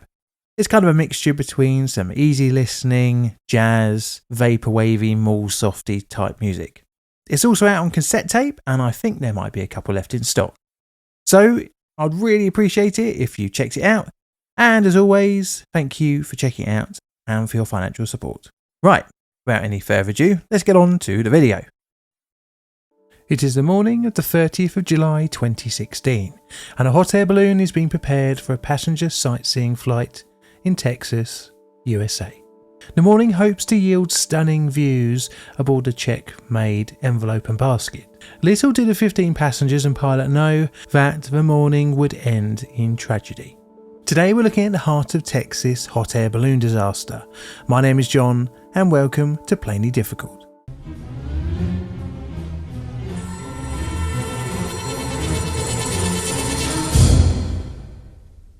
I've always liked hot air balloons, but my fear of heights has precluded me from going aboard one, and that's probably a good thing. Many years ago, in my early 20s, I used to live in Guildford, and being not the most interesting place in the world to live, me and my uni housemates used to walk along the canal out to the countryside. One day we came across a balloon launching. It was really fascinating seeing it rise up into the sky, but I always wondered how they avoided telephone and power lines. Well, today's story shows the risk of flying near such hazards. Background. Our story's background is rather small today, as the company behind the disaster, the Heart of Texas, was a one-man operation, namely the pilot on the fateful flight. Not particularly bizarre, as many tour and experience companies' work is sporadic and seasonal. However, although being run by one person and not a large corporation, corner cutting in our story will still rear its ugly head. The company was operated by Alfred Nichols, who began his hot air balloon pilot's career in 1992, with his issuance of his student pilot's license in February. By October 1993, he had passed all the requirements to gain a commercial hot air balloon pilot's license. Interestingly, the FAA doesn't require commercial balloon pilots to have a medical certificate, at least in the 1990s, but they were expected to follow the rough rule of only be a pilot if you're fit enough to do so. Officially written, as I quote from the NTSB report, Title 14 CFR 61.53 states that, for operations not requiring a medical certificate, a person shall not act as a pilot in command, or in any other capacity as a pilot flight crew member, while that person knows or has reason to know of any medical condition that would make the person unable to operate the aircraft in a safe manner. Additionally, no person may act or attempt to act as a crew member of a civil aircraft while using any drug that affects the person's faculties in any way contrary to safety. So remember this, as it may explain the disaster later on. Throughout Nichols' adult life, he experienced a number of run-ins with law enforcement, and this was mainly for drink driving. In addition, he suffered from a number of medical conditions, which, if he was a commercial fixed-wing or helicopter pilot, would have disallowed his holding of a commercial pilot's license. Over his time operating balloons, Nichols gained a reputation for, shall we say, less than optimal decisions, often flying above cloud level, descending through cloud cover, and in weather which gave a below 1 mile of visibility. All of which basically means flying with Nichols was a bit of a gamble. But this is because hot air balloons are usually flown using visual flight rules, and don't generally have radar, essentially making you blind in the clouds, blind to potentially deadly ground-mounted obstacles. Nichols' hot air balloon envelope and basket was made in the Czech Republic in 2014. It had 3 burners connected to 4 propane fuel cylinders. The basket had a total capacity of 18 persons, including space for crew. It is meant to get a yearly checkup, having received its last certificate in May 2015, but by the time of our disaster, the balloon was 2 months overdue. Again, keep a mental note of this, as the whole Heart of Texas business operation was a little bit of a dumpster fire. Well, we will come back to the shortfalls of the company in a bit, but in the meantime, shall we get on to the disaster? And I should also say it's time for our bingo card. The disaster. It is the 30th of July 2016, and 15 passengers are meeting in a car park in San Marcos, Texas. They are greeted by the ground crew and pilot, and after signing the relevant releases, are transported to the launch site. It is just before 6 o'clock in the morning. The flight is set to depart from the Furnace Air Park. As the ground crew, pilot and passengers arrive, the air balloon is then inflated. The decision to launch is solely the responsibility of the pilot, and he thinks is a good day today. You see, many of the passengers have had previous flights cancelled due to poor weather or visibility. It's not uncommon for multiple reschedulings, but not for today. The pilot had a method of telling if the visibility was good. This was by seeing if he could see some utility poles near the airfield. He could, so the launch was set to go. The passengers clambered aboard the basket and prepared for some stunning morning views. The time is 6:50. 8 minutes later, all 16 souls aboard begin their ascent. Due to it being 2016, many passengers had smartphones, so were able to take photographs and videos during the flight. Within minutes of launch, photos show that visibility was reduced. Clouds and fog could be seen rolling in towards the balloon. As the flight continued, the fog eased in. By around 7:05 in the morning, the ground was still visible, but only just. This became intermittent as the balloon continued its journey. At roughly just before 7:30 in the morning, the pilot sent his position to the ground crew. This was via a navigation application he had on his tablet computer. The ground crew chief tried to send messages back to the pilot, but for whatever reason they were unsuccessful. As the flight continued, the visibility continued to drop. Minutes ticked by as the pilot began to execute the balloon's descent. At about 7:42 in the morning, the balloon descended. It struck a power line, arcing ensued, and the basket caught alight. The support cables that held the basket to the envelope received severe electrical damage, and all but 14 of the 28 support cables failed. The envelope, now detached, travelled around a half a mile in the breeze. The basket plunged into the ground. All aboard would be killed during the fire, crash, and eventual 100-foot fall to impact with the earth. The balloon had travelled in total from launch to crash about 8 miles. As emergency teams were called out to the crash site, the first responders were greeted to a burning basket, which ultimately ended with very little remaining. The crash cause was apparent, i.e. the power lines. But how did the balloon end up impacting them? Well, this is where a long-term friend of the channel, the NTSB, would come into play. The aftermath. The NTSB were informed of the accident on the same day, and an investigator was dispatched to the crash scene.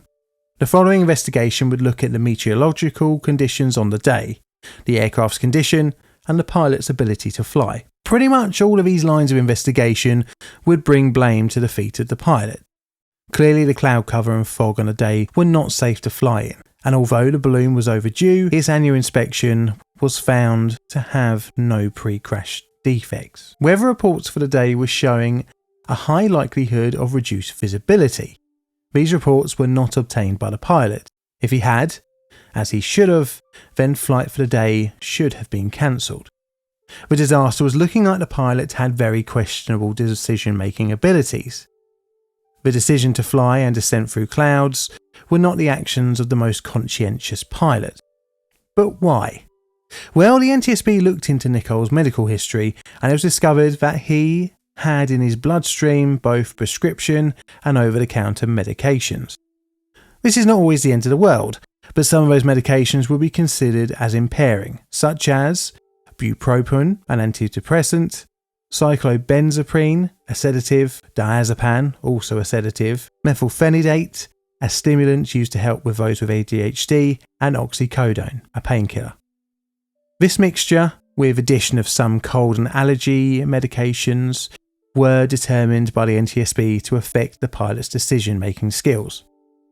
The pilot also missed multiple opportunities to land as the visibility reduced. Instead, he went above the clouds, making him essentially blind.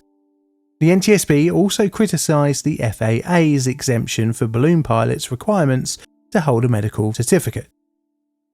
The NTSB would give their probable cause in their report into the disaster. The National Transportation Safety Board determines that the probable cause of this accident was the pilot's pattern of poor decision-making that led to the initial launch, continued flight in fog and above clouds, and descent near or through clouds that decreased the pilot's ability to see and avoid obstacles. Contributing to the accident were the pilot's impairing medical conditions and medications, and the Federal Aviation Administration's policy to not require a medical certificate for commercial balloon pilots. Now, some rules would change. The FAA would update the exemption on pilots. In 2022, as noted in a news post on the FAA website, the Federal Aviation Administration adopted a final rule today requiring commercial hot air balloon pilots to hold a medical certificate when flying paying passengers. The rule mandates a second-class medical certificate, the same required for other commercial pilots, which is good, as it did seem like a bit of a silly exemption. So it's now scale time. It's going to be a free, and this is what I've got for my bingo card. Do you agree? This is a Plain Difficult production. All videos on the channel are Creative Commons Attribution Share Alike licensed. Plain Difficult videos produced by me, John, in a currently surprisingly sunny corner of southern London, UK. I have a second YouTube channel, Instagram and a Twitter or X or whatever you want to call it, so check out all the links in the pinned comment below. And I'd like to say a very warm thank you to my Patreon and YouTube members whose financial support helps this channel tick along, as well as the rest of you for tuning in every week to watch and listen to me talk about disaster videos. And all that's left to say is thank you for watching, and Mr. Music, play us out please.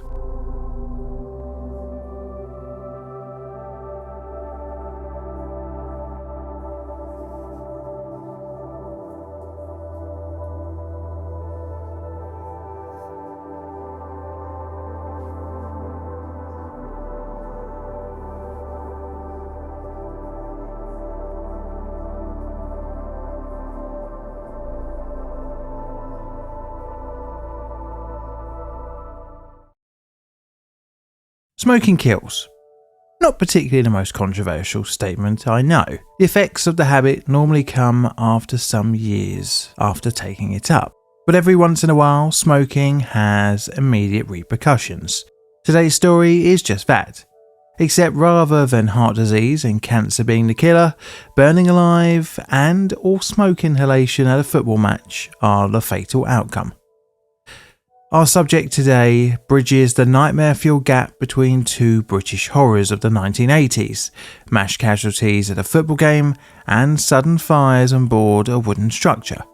Today, we are looking at the tragic Bradford City Stadium fire. My name is John and welcome to Plainly Difficult.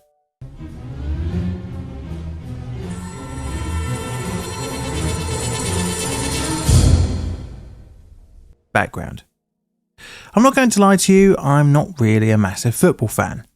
I know it is a bit unlike someone living in the UK. I found that most conversations between men revolve around football, and my lack of leg sphere knowledge has hindered my casual communication with builders, taxi drivers and work colleagues, etc. Coming to think of it, even amongst people who have the same interests as me, I struggle with human interactions. Good job, 95% of my day job requires me to work alone. Hardly the biggest sob story I know, but today is a story involving an appendage round that is up my alley. Sadly, it involves tragedy, resulting from the age-old reasons: ignorance and legacy infrastructure. But I'm getting a little bit ahead of myself. This is Bradford City Football Club's grounds, which is around here on a map. It's known, well, for the purpose of today's video, as the Valley Parade. Originally built as a rugby ground in 1886. However, at the turn of the century, the club changed from rugby football to football, or for use across the pond, soccer. So I'm not going to do a deep dive into this, as even looking at this bit of history started shutting my brain down. Sport and John just really don't mix. Well, in 1903, the Manningham Rugby Club changed to Bradford City Association Football Club. The Valley Parade was kept pretty much identical to its 1880s layout until the team started getting some successes. The 1907 to 1908 Division 2 season resulted in a winning of the championship for the club. This meant that they would ascend into Division 1, or the highest level at the time of English football. Because of this, the rather old, unaltered rugby ground needed some modernisation. This resulted in the club bringing in football architect Archibald Leach. He would pen the club's new main stand, a massive structure capable of seating 5,300 with additional space for a standing paddock at the front for another 7,000 people. The main stand was 90 metres long. To the rear there were turnstiles and gates, which were higher than the pitch in elevation. It was separated longitudinally by a wooden fence. And speaking of wood, the building all over the main stand was steel columns with wooden trusses and purlins. On top of that, all of the seating on the stand was timber supported upon more wood. There were also plastic seating areas on the stands. All of this was rather flammable. Parts of the ground would be changed over the years, but importantly, one part that was hardly touched was the megastructure that was the main stand. The high point in the club's performance, which prompted the initial rebuild of the grounds, would turn into a gradual tail-off, dropping the team down to the fourth tier of English football, which, as I find rather confusingly, is today's League Two. I don't really understand that, but the important thing is clubs earn less money the lower they are down in English professional football. Hardly surprising, as there are less sponsors and all that jazz. As such, with less money coming into an organisation, this usually results in less money being spent on renovations, repairs, cleaning and modernisation. One area of concern was the ability for rubbish to collect below the wooden main stand. This debris would become a fire risk, especially in the days of people smoking all the time. On a number of occasions, this concern was brought up by the local council. But the team's fortunes would change in the early 1980s as Bradford City started creeping up the scoreboards. Plans were in place to begin working on rebuilding the main stand, was still being delivered to the grounds, but it would be a little bit too late. And this leads us rather neatly onto a fateful day in May 1985. Disaster. It is the 11th of May 1985 and two football teams are getting ready to face off.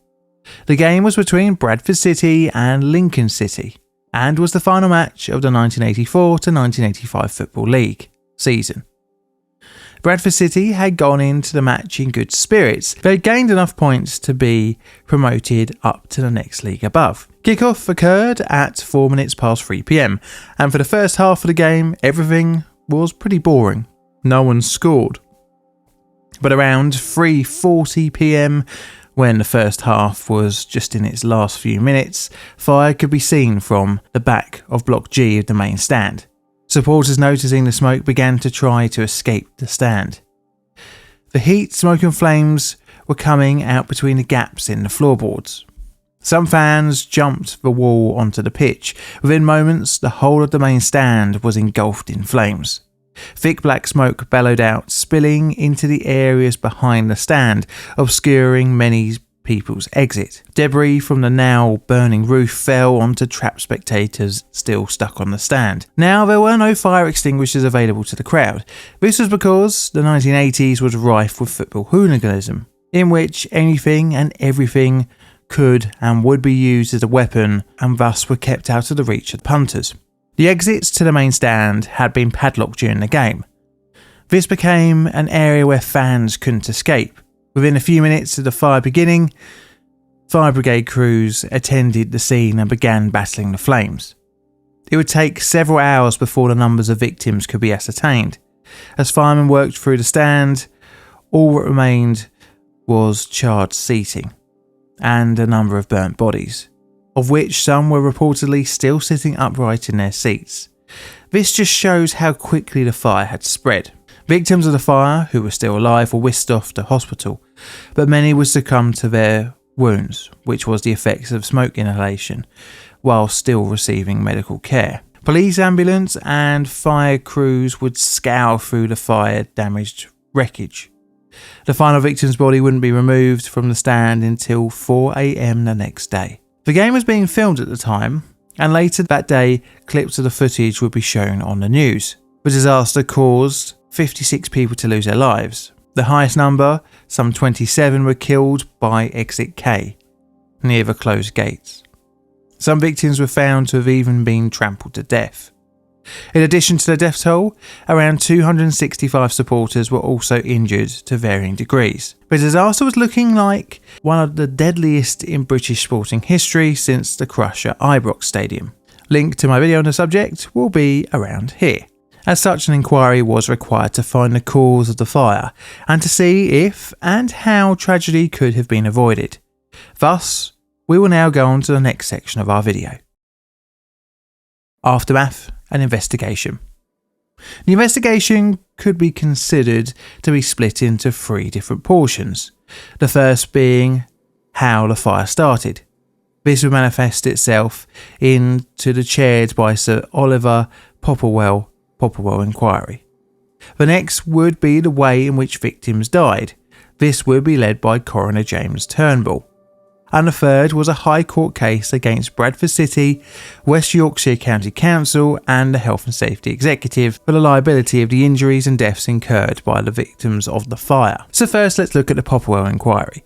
Judge Oliver Popplewell was appointed on the 13th of May as the head of an inquiry into the disaster. Just a quick side note, in 1975 he worked on a defence of someone rather well known, his godson, called Stephen Fry, at a trial on the charge of credit card fraud.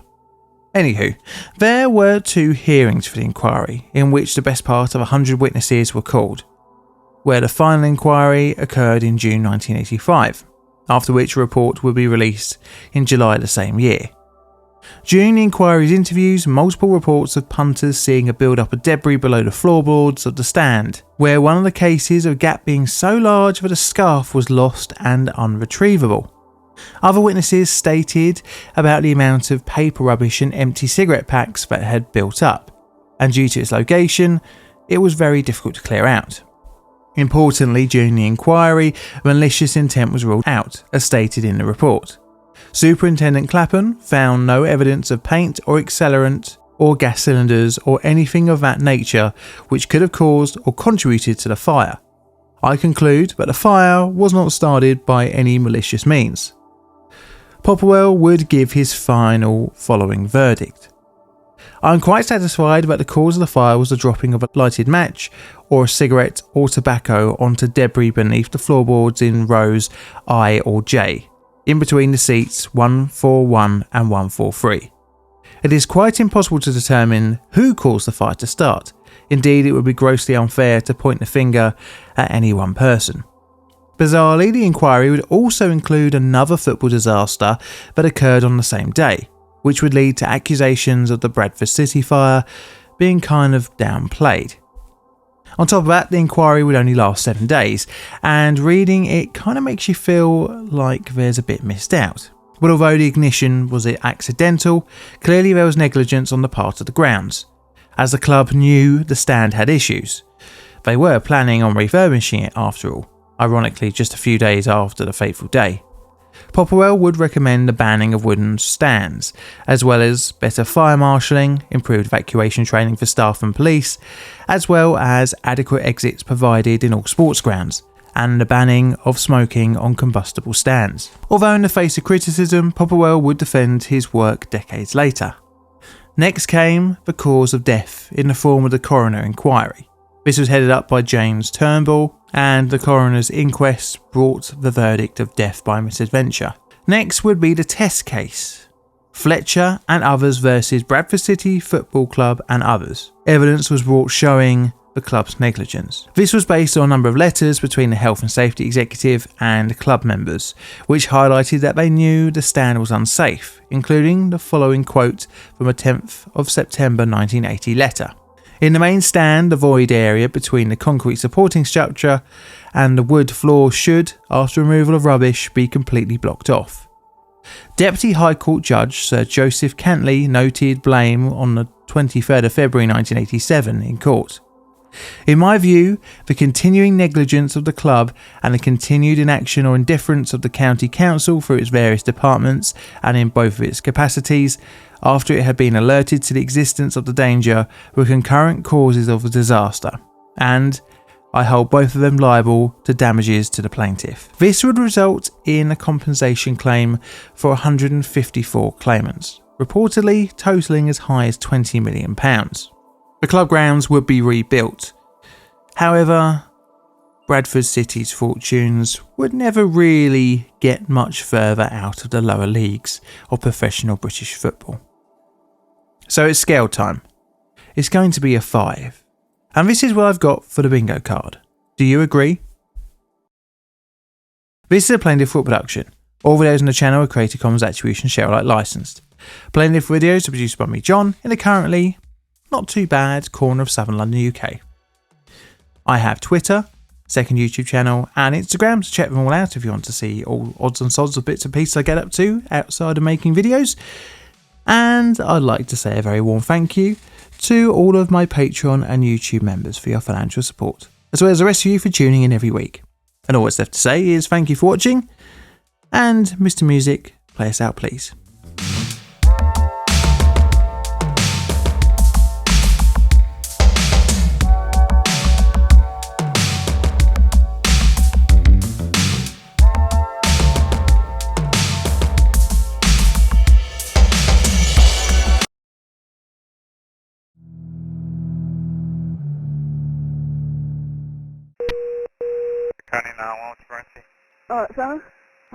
I'm on Nelson Road. I think the train is delayed.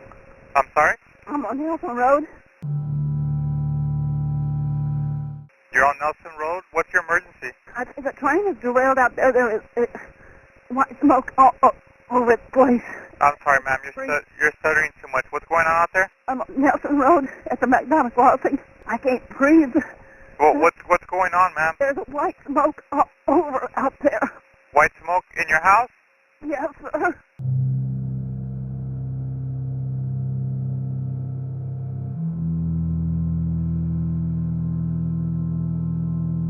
Train crashes are never good events. I know, hardly the most enlightening comment. We know this, as well a lot of this channel's content is rail-based balls-ups. But another bread and butter subject that I often cover is that of chemical-related disasters. Well, today's subject is the coupling of both types of disaster. And this is what happens when a freight train has an accident. Today's subject is the unlucky mix of fatigue, lack of protection systems, a derailment, and a chemical release. Oh, and that previous pun was intended. Welcome to Plainly Difficult, and today we're looking at the 2004 McDonough train disaster. Background. Rail freight is a vital part of many countries' economies. Again, not a very surprising comment. They are often the only way to carry massive amounts of cargo across land efficiently, and are generally a safe transportation method, especially when compared to road. One such country that makes use of freight quite extensively is the United States, and they have some insanely long trains. But although having impressive train lengths, the US's rail infrastructure could be considered as a little bit underdeveloped. Now, I don't want to insult anyone. Even the UK has many flaws and shortcomings, so don't come at me in the comments. So how do I mean underdeveloped? Well, in the way trains are protected from the ramifications of passing a danger signal, as many parts of the US rail network during today's video's time period is devoid of a train protection system. Thus, safety on the railway is purely down to the squidgy meat puppet at the controls. Another issue is that many parts are single tracks. Understandable in low traffic areas, but what happens when two trains are on the line? This is where passing loops and sidings are required, where one train will diverge off the main line to allow an oncoming train to pass. This, in combination with lack of train protection systems, can be a recipe for disaster. Now remember this for later on. This is the village of McDonough.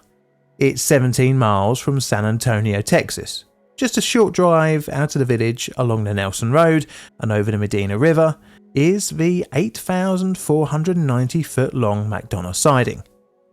It runs parallel to the nearby Union Pacific Main Line. Trains run in both east and west directions, and it is part of the Del Rio subdivision, which is a total of 178 miles long and runs from the Union Pacific Kirby Yard in San Antonio to Del Rio, Texas. Since 1996, the Union Pacific has operated the route, with BNSF trains also running along the tracks between Eagle Pass and San Antonio. The main line has a maximum speed of 60 miles an hour for freight trains, but was timetabled for a speed of 50. The diverging points at the siding at McDonough has a max speed of 25 miles an hour. The area is signalled for west to east movements using 3 signals on approach to the converging junction with the west part of the siding. Now, there are other signals in the area, but these are the ones we're going to focus on for today's subject. The east end of the siding is sited on a curve, which can reduce visibility for the protecting signal of the west end of the sidings. The points are remotely controlled from the train dispatcher. Now, none of the signals in the area have positive train control, at least in the early 2000s. The disaster. Time to get out your bingo cards. It is the Sunday of the 27th of June 2004, and a train crew is taking over a train at Saco, Texas.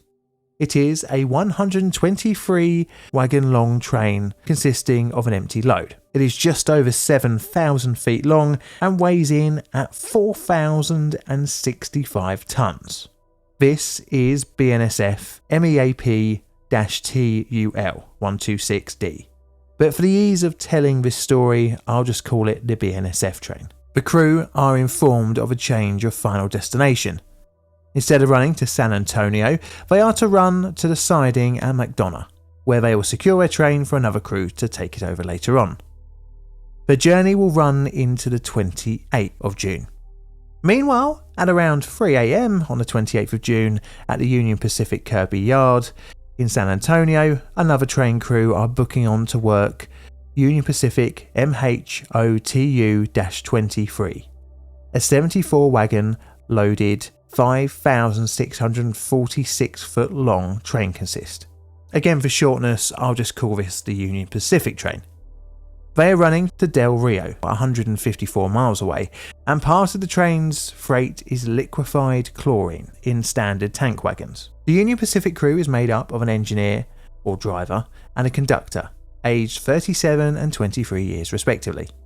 The train departs San Antonio at around 4 AM. Half an hour later, the train stops at milepost 214 to allow another Union Pacific train ahead of it onto the line out to Laredo. After this brief stop, the Union Pacific train picks up speed following the Laredo-bound train at a speed of 20 miles an hour. After this train diverges off the main line and the Union Pacific train gets a clear signal at Withers, it then picks up speed to 49 miles an hour. It passes Almel Junction signal, also showing clear. The train passes 2 crossings. Interestingly, the driver failed to sound the horn as required in the rules. At 4:55 AM, the dynamic brakes are applied, bringing the train's speed down to 37 miles an hour. The train continued reducing its speed to 31 miles an hour. The train is now approaching the next signal, which is showing advance approach. This is a flashing yellow, and it tells the driver that he must be below 40 miles an hour. What this is indicating to the driver is that the signal at the west end of the McDonough sidings is showing stop, or red. The driver takes power, and the speed of the Union Pacific train increases to 46 miles an hour. It now passes the east end signal of the McDonough sidings, which is showing approach. This requires the train to be below 30 miles an hour, but still the train's speed increases. At this moment, the BNSF train is up ahead and traversing the points into the west end of the sidings, but the vast length of the train is still fouling the line. The BNSF train's leading locomotive is rolling along the siding. Its crew sees the Union Pacific train on the parallel line approaching the stop signal at the siding's west end. but they can tell it's going way too fast to be able to stop. The Union Pacific train passes the stop signal at roughly 44 miles an hour and collides with the BNSF train's 63rd car. The BNSF train's automatic brakes apply. This was at around 5:03 in the morning. So the brake application was because the train had been severed and the brake pipe now was incomplete. The 4 locomotives of the Union Pacific train were flung off the track, followed by 19 wagons. The 16th wagon was a pressurised tank car carrying chlorine gas. During the crash, it is punctured and a toxic chemical cloud is expelled into the air. With the trash train around them, the Union Pacific crew escaped the lead locomotive and fled northward, trying to avoid and escape the gas. They reached a wooded area near the Nelson Road. Shortly after, the conductor passed out. The engineer, unable to lift him, moved eastbound on his own. Meanwhile, the BNSF crew radioed the Union Pacific dispatcher to inform them of the brake application. One of the crew members informed them that they were going to go back and check on the Union Pacific train.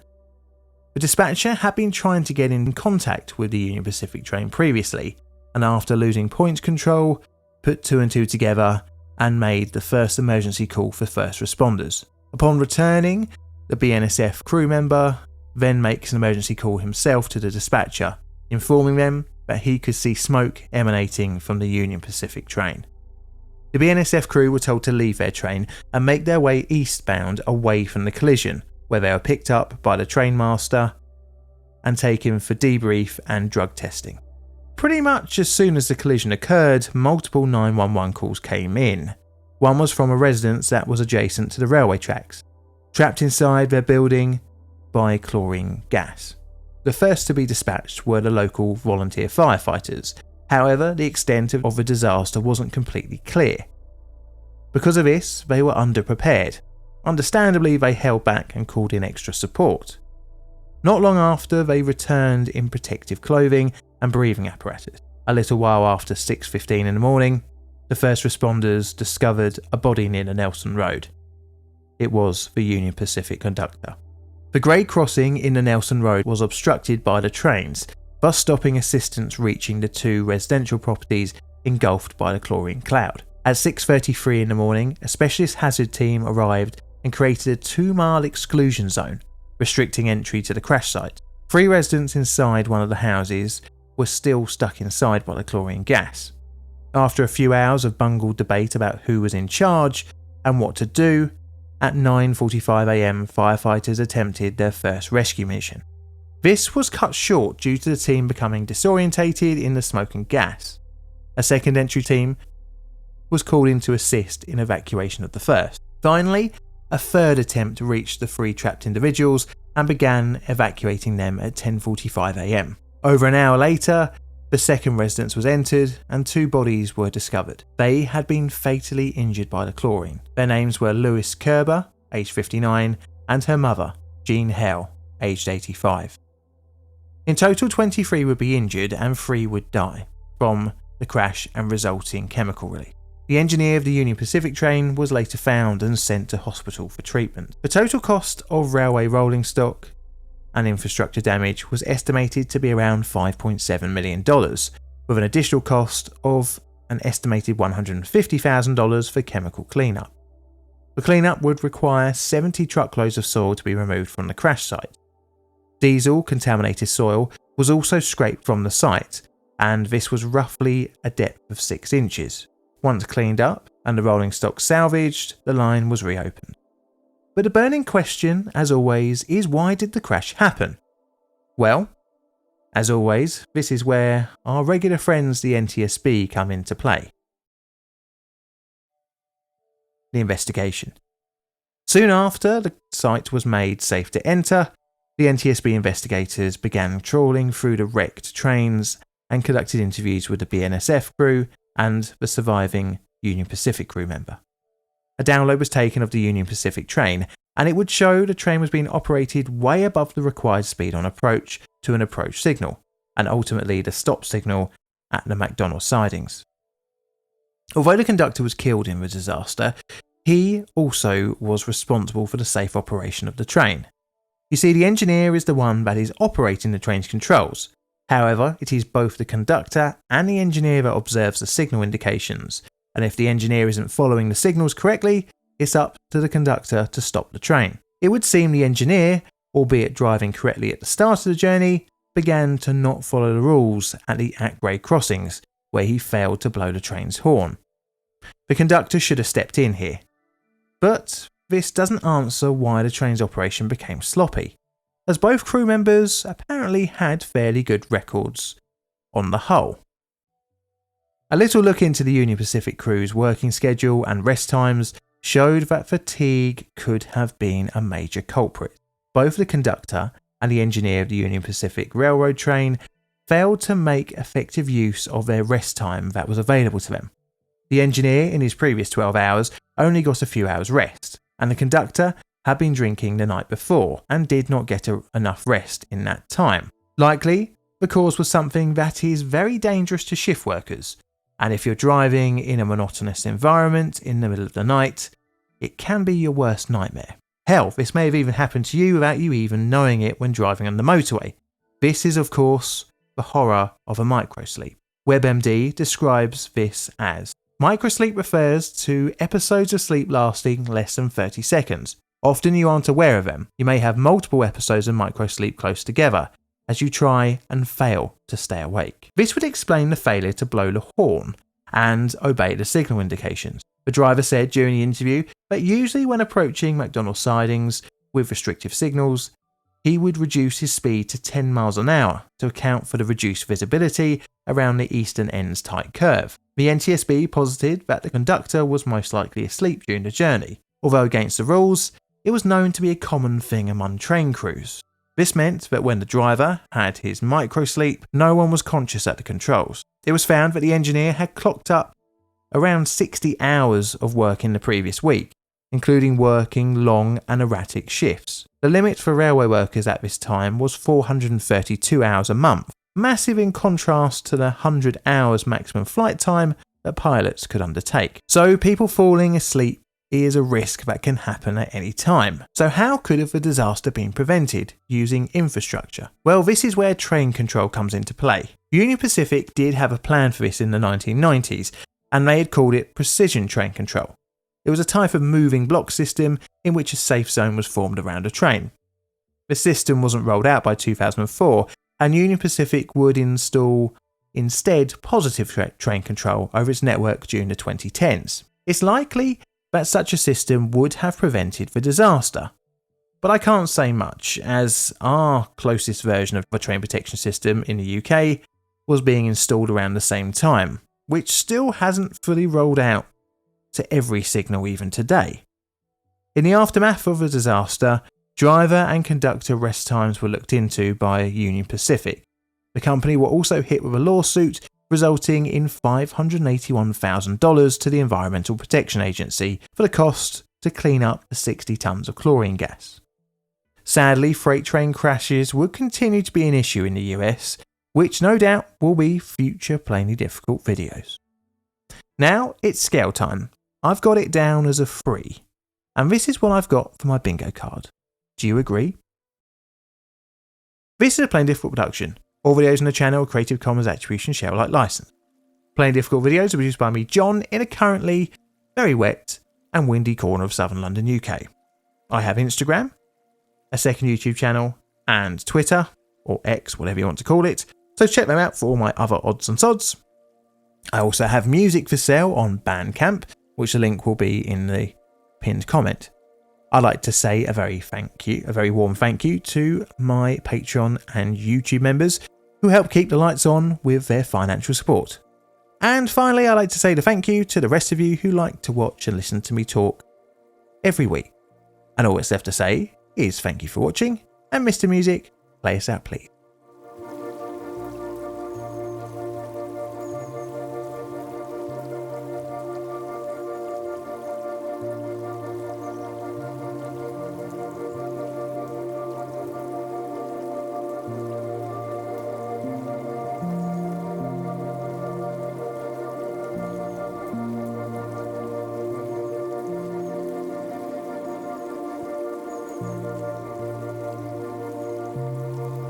It is a January early afternoon in 2003, and everything seems normal at the West Pharmaceutical Company's factory in Kinston, North Carolina. At 1:30 in the afternoon, the mundane regularity is obliterated by an explosion. Today we're looking at the West Pharmaceutical Services disaster. My name is John, and welcome to Plainly Difficult.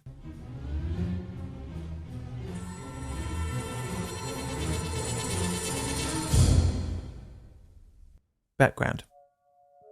So, I'm going to level with you. For way too long, I thought this disaster and the West Texas explosion were the same event. And after I covered the West explosion, in my head I deleted this one off the list. I was wrong. Something about the word West must be explosive. Anywho's, today we're looking at the West Pharmaceutical explosion. And this event took place here, in Kinston, North Carolina. This is the West Pharmaceuticals Company's facility. Now you'd think that this place would make pharmaceuticals, like, medicine. Well, you'd be wrong, as here is the site of the manufacture of medicine delivery device components. Mainly rubber-based parts such as syringe plungers, stoppers and other seals. The site had been home for West Pharmaceutical since 1975, and by the noughties, nearly 300 people worked there. Now I should say, the Kinston plant was one of the company's 18 factories scattered across the US and Europe. Manufacturing ran for between 5 and 6 days each week on a 24-hour working period. The site was in an industrial area with only a couple of residential properties nearby. So we need to look at the process that was in operation at Kinston. Now all the facts and figures, as well as the disaster timeline, came from the brilliant CSB report. And as always, the links will be below. Rubber, rubber, rubber. So the plant ran an automated system that compounds the rubber. There were 2 production lines, which were pretty much the same in the way they worked. Each production line was fed by a place called the kitchen. But I'm warning you now, don't eat anything that this kitchen produces. So in the kitchen, all the required ingredients for production are measured out, placed in totes and lifted up to the next floor via a tote elevator. From there they are transported along 1 or 2 conveyor belts to the beginning of the 2 production lines to the mixers. Now the mixers were on the 2nd floor and they generate a lot of heat when working. In part of the process, the mixer needs the ingredients a little bit like a dough mixer in a bakery. As I mentioned, this generates a lot of heat, which is caused by friction. This heat is generally controlled by slowing the mixer, but also cooling water is used. After the rubber is sufficiently mixed, a door opens in the bottom of the mixer, and the contents fall into a bucket, after which it is transported to the milling machine. So milling roughly shapes the rubber mixture into flat cut strips. From there it runs towards the batch-off machine. On the way, it is run through a slurry of water and polyethylene powder. This cools the rubber, and for the most part the powder makes its way into the rubber. However, not all. This is the point in which powder build-up can be experienced. Right next it runs past some fans and then runs to the batch-off machine, where it is stored for either shipping or further moulding. Dust was an issue at West Pharmaceutical and it was taken very seriously. They had cleaning teams at work almost 24 hours a day cleaning any surfaces that gathered dust. The site also employed a comprehensive system of air ventilation, dehumidification and filtering. Now on face value the site was pretty clean and tidy. I mean it had to be because the products were destined for the medical world. But it would seem that the non-dusty looks could be deceiving, because although employing multiple cleaning teams, an area was often missed. This was above the actual batch machines, in its suspended acoustic tiled ceiling. The plant would seem to be running happily along on the 29th of January 2003, and this leads us rather neatly onto the disaster. The disaster. It is just after lunchtime on the 29th of January 2003. And work at West Pharmaceutical seems to be going as normal. Production is well underway and the cleaners are doing their usual thing, making effort to remove any visible signs of dust. Now we don't know for certain, but around Mill 2 a heating event occurred, maybe from a light fixture, an overhot rubber batch, or even a random spark, which ignited settled dust above the machine room. As many workers would later say to investigators, it seemed like any normal working day. However, just before 1:30 in the afternoon, an explosion ripped through the factory. The explosion had raged out of the compounding area. The roof of the facility had been blown off, and in the rubble many were buried. The sudden shock of the explosion took so many people by surprise. After all, most on site didn't realise whether an explosion was possible, especially after all the cleaning. Now, the disaster narrative here does seem a little bit abrupt, but for those at West Pharma at the time, there was no warning signs, or even no uneasy feelings in the morning leading up to the explosion. A smoke plume rose into the sky, signalling disaster to all within sight. Near the plant, in the same industrial park, was a National Guard Quartermaster Battalion. Within minutes, National Guard personnel clambered onto the west site. Some survivors were helped free, and National Guard members helped firefighters and police search for any trapped. Some survivors were stranded, clinging to the exposed steel frame of the now wrecked rubber manufacturing centre on the second floor, which would require ladders for evacuation. Injured workers were triaged on site at the lesser damaged northern area of the plant. The most injured were evacuated via helicopter. In total, 6 would be killed in the explosion, mainly from heat-related injuries, but a couple would die from blunt force trauma injuries from the falling debris. The site was damaged beyond usage, and as such, 14 months after the explosion, the facility was relocated a few miles away. West would have to pay out a few $100,000 in fines for the disaster, and a class action lawsuit was brought against the company from nearby residents, but it was thrown out in 2006. The EPA was called in to take air samples due to the risk of contamination, and West hired in a company called HEPACO to set up a water filtration system to reduce the contaminated water runoff from the thousands of gallons used by the firefighters. But what we would like to know is, how did the disaster happen? Well, long-term friends of the channel, the CSB, would be the ones to drill down to the cause. The investigation. Almost as soon as the explosion occurred, the cause was the question on everybody's minds. The CSB would begin the investigation process by interviewing survivors, and a rather average portrait of the day was described. No alarm or concerns were apparent. However, a few of those interviewed mentioned thick dust above the suspended ceilings in the milling room. Some dust was from non-combustible materials, such as clay, but some was found to be polyethylene, which was used in the anti-tack slurry mix. Testing of the wreckage of the plant showed the area of maximum explosive force was around Mil 2. It was found that the initial explosion dislodged more dust, aerating it, making it more susceptible to further fires and explosions. During the beginning of the blast, water sprinkler lines were severed, which would hinder firefighting efforts. The CSB would dig deeper and find that when the automatic compounding system employed on site was installed in 1985, fire regulations were, shall we say, less than perfect. Designers at the time used the best practices for dust mitigation, but clearly it wasn't enough. The CSB would summarise their findings in their 2003 report. West Pharmaceutical Services Incorporated did not perform an adequate engineering assessment of the use of powdered zinc stearate and polyethylene as anti-tack agents in the rubber batch-off process. The company's engineering management systems did not ensure that relevant industrial fire safety standards were consulted. The company's management systems for reviewing MSDSs did not identify combustible dust hazards. The hazard communication program at the Kingston facility did not identify combustible dust hazards or make the workforce aware of such. Dust explosions are a thing to be very scared of, not only because of the deadly results, but that they aren't fully understood still. I remember this being a big fear years back when I worked in a bakery in the late noughties. And sadly, West is another example of why dust can be deadly. So it is disaster scale time. I'm going to give it a 3 or a 4, and this is what I've got for my bingo card.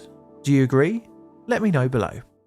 This is a Plain Difficult production. All videos on the channel are Creative Commons Attribution Share Alike licensed. Plain Difficult videos are produced by me, John, in a currently wet and windy corner of southern London, UK.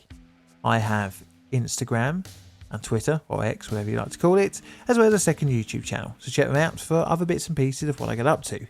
I'd like to have a warm thank you to my YouTube and Patreon members for your financial support, and the rest of you for tuning in every week. And all that's left to say is thank you for watching, and Mr. Music, play us out please.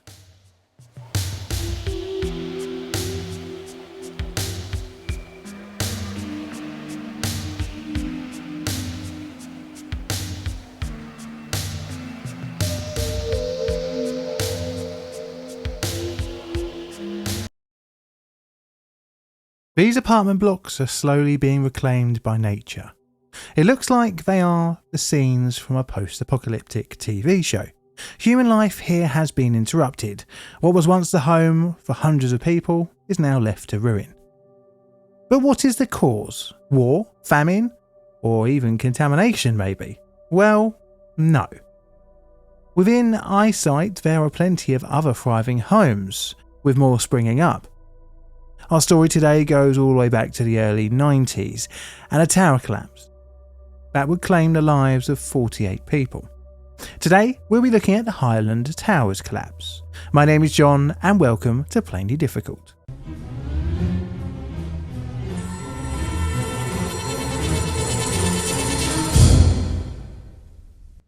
Background. It is the early 1970s and a new apartment development is being built.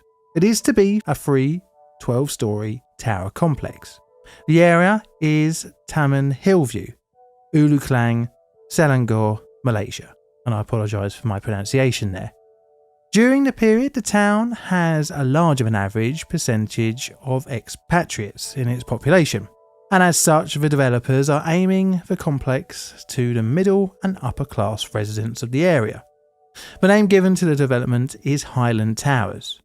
Behind the towers sat a steep, tall hill, which is rather nicely contrasted with the panoramic views of Kuala Lumpur.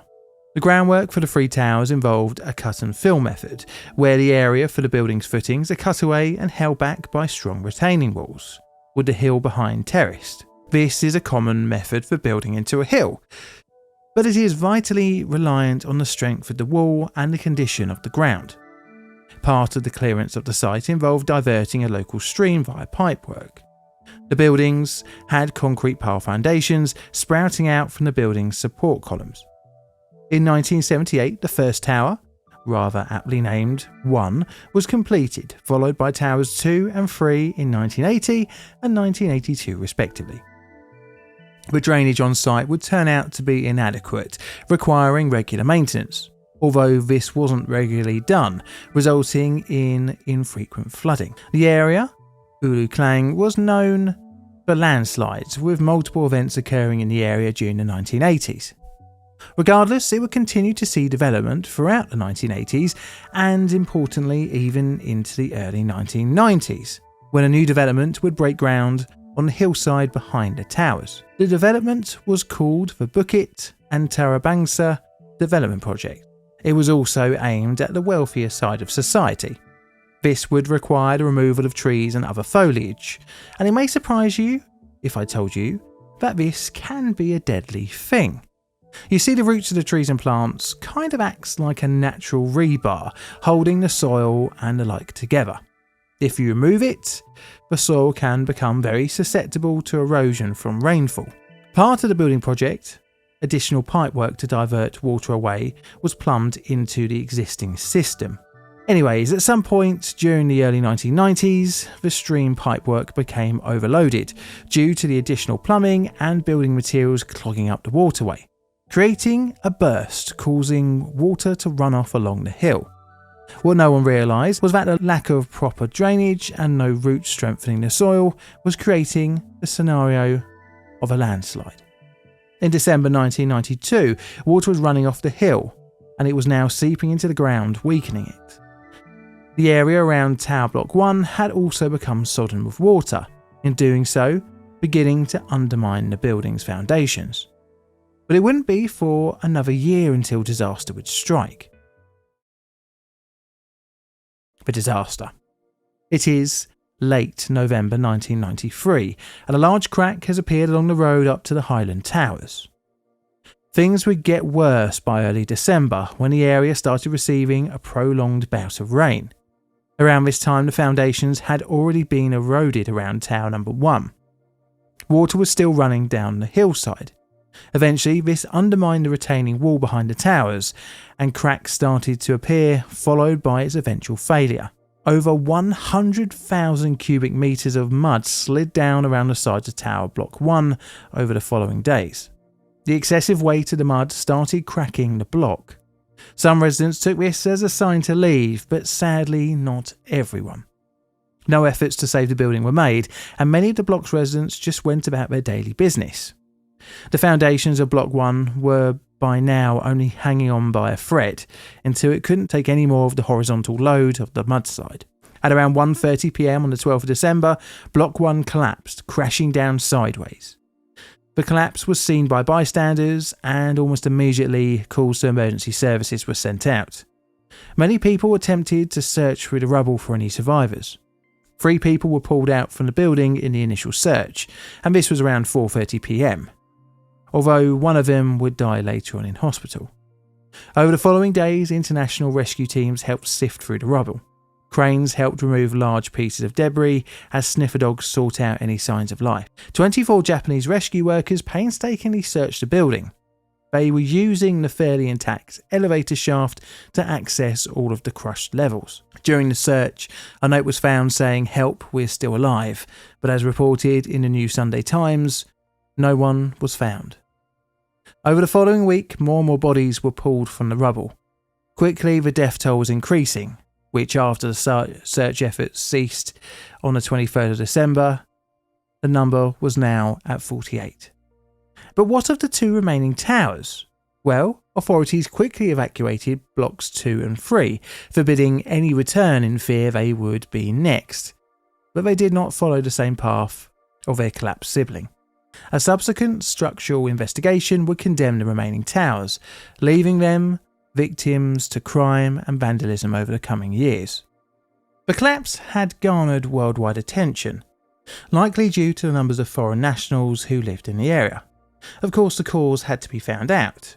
This would result in a government committee being formed on the 13th of December 1993. Their first action was to freeze all hillside construction projects. This was at least 44, all of whom would be required to resubmit reports on their project's safety. Investigation.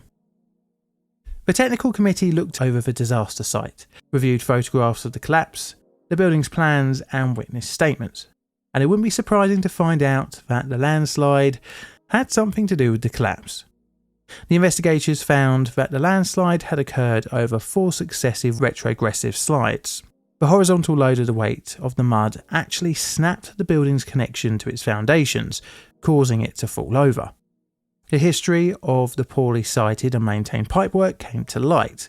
What's more, the addition of extra pipework from the new building site further overloaded the stream drainage. The retaining wall that was meant to hold back the hillside was 2 metres wide at the top, stretching out to 3 metres at its base. But clearly it wasn't enough to hold back the substantially weakened earth from the clearance works further up the hill. But why? Well, it's going to be the standard of cost and corner cutting, and improper consideration of the development's surroundings. The issues with the towers went all the way back to its first design. Draftsman Wong Ting Sang was found to not have the correct qualifications required to design buildings over 2 stories. An unqualified architect is never a good start, but what's more, Sang had actually raised concerns over site drainage, and had made plans to increase water displacement. This was ignored by the developer, but later a court would find that it was still the architect's responsibility to make sure that the building was safe, and if not, report them to the correct authorities. Also in court, the building's engineer came under scrutiny for not properly calculating the loads from horizontal force with enough redundancy.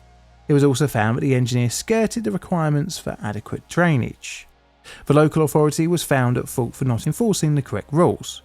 The developer of the Highland Towers was also found at fault due to not hiring a qualified architect, as well as not installing adequate drainage, and on top of that, the whole bullying their contractors out of their obligation to report for corner cutting. On top of all this, the developer of the site above the towers was also found liable due to diverting water into the overloaded pipework, as well as the clearance activities that undermined the ground. Essentially, the court found that each person involved should have made sure the project was properly built, and if not, report it to the relevant authorities, even if it meant being fired. Financially, the disaster would be estimated to have cost more than 60 million Malaysian ringgits. On top of that, hundreds of people had to be rehomed. On the 2nd of June 2004, a lawsuit was settled out of court with Ambank agreeing to pay 52 million Malaysian ringgits to 139 residents. In return, they would have to relinquish their stake in the property. Interestingly, the remaining towers never collapsed. Instead, due to vandalism and the elements, have turned into creepy relics, acting as a cruel reminder of what happened in December 1993. The land has been condemned for future dwelling development. Instead, ideas of a park have been thrown out. So now it's scale time. It's going to be a 5, and this is what I've got for my bingo card. Do you agree? Let me know below. This is a Plain Difficult production. All videos on the channel are Creative Commons Attribution Share Alike licensed. Plain Difficult videos are produced by me, John, in a currently sunny corner of southern London, UK. I have Instagram, a second YouTube channel, and Twitter, or X, or whatever you want to call it, for all my extra odds and sods and bits and pieces.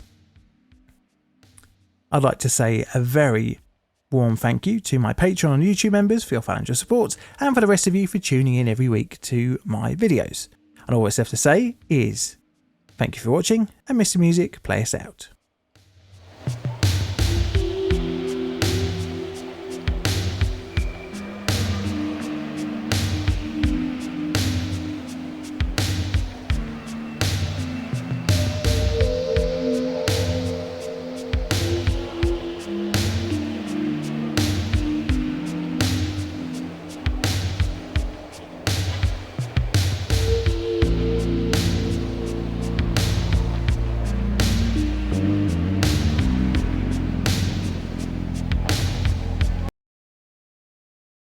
It is the 17th of October 2000, and the news in the UK is once again flooded with reports of a fatal rail disaster, almost to the year since Ladbroke Grove, which itself was only 2 years after another fatal disaster.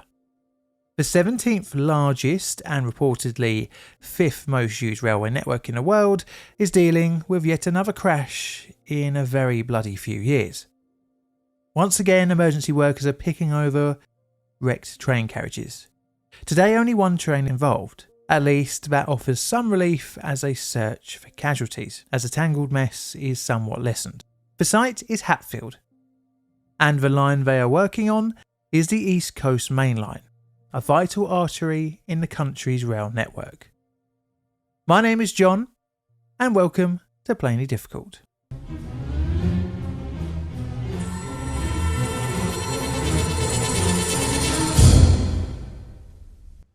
Background. So I've only been on the East Coast Main Line 2 times in my life, on a journey to Edinburgh and back. It's a great route which takes you through some really iconic British cities and countrysides. For example, York and Newcastle springs to mind. But today's accident location is nowhere near all the stunning views. Instead, it is within spitting distance of London, and only a 10-minute journey up from Potter's Bar, which would have its own disaster just a year after today's video subject. And there's a link to that video around here. I should say that the East Coast Main Line has had its fair share of crashes. Further down the line is the infamous Morpeth Curve, which will also likely be a future video. Anyways, today we're hovering around Hatfield in Hertfordshire, which is around here on a map. There has been a station here since the 1850s. It sees both stopping commuter services as well as fast, non-stop intercity trains whizzing through. The route is arranged with fast and slow lines running alongside one another. So up slow and fast, which runs to London, and down slow and fast, which runs away from London. Over the years, during the East Coast Main Line's history, it received electrification. This was between 1976 and 1991.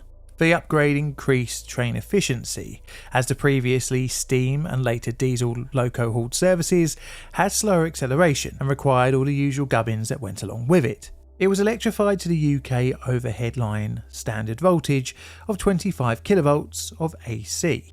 As such, in the early 1990s, when the upgrade was complete, the types of trains that applied the route changed to electrical multiple units and AC-powered locomotive-hauled trains. And one such train was the Intercity 225 locomotive and Mark IV carriages. Now, these trains were hauled by Class 91 locomotives. Built between 1989 and 1991, the train sets are a rather interesting thing for UK railways, as they look like there is a locomotive at each end, or even that they kind of look like an intercity electric multiple unit. But they are neither. They are in fact a push-pull setup, in which the locomotive is at one end with a driving van trailer at the other. They are capable of speeds up to 225 km an hour, hence the name. British Rail advertised the sets under this name, which is odd for UK railways, as at the time, and still today, our railways are signposted in miles per hour. But I suppose 225 sounds more impressive than the mile per hour equivalent of 140. Which again is pointless, as in reality the trains don't go faster than 125 miles an hour due to the constraints of the non-cab based 4-aspect signalling standard across UK railways, which is so much further behind than other countries' high-speed rail systems. What also really bugs me as well is that the previous intercity trains were marketed as the Intercity 125, i.e. 125 miles an hour in the 1970s. Okay, I'm sorry, but not really sorry about the diversion. Right, so the Class 91 and their Mark IV coaches were built at the time to the most modern standard of passenger comfort and safety standards, including steel body shells. They are pretty good train sets. Well, I at least enjoyed them when travelling on an LNER service to Edinburgh back in 2019. The fast line through Hatfield has a maximum speed of 115 miles an hour. Around the implementation of privatisation of British Rail, track maintenance was taken over by an organisation called Railtrack. This was a group of companies that owned and maintained the tracks, signalling, tunnels, bridges, level crossings and nearly all the stations of the British Railway network. The country is split up into different zones, of which the East Coast Main Line was part of the London North Eastern Zone, responsible for over 1,900 passenger trains a day. Railtrack subcontracted out different jobs to different companies. One such was Balfour Beatty, and this was for track maintenance. Part of the track maintenance is the replacement of metals when they reach their maximum operating life. You see, track over the thousands and thousands of heavy, fast-moving trains become susceptible to fatigue cracking, as the rails flex and move under the tremendous strain. If they're just left in lieu of replacement, they will eventually crack, completely breaking the rail, which can be catastrophic if undiscovered. Until repair works are done, trains have to be slowed right down, usually by the implementation of an emergency speed restriction. If not, then a rail can splinter under the weight and speed of trains.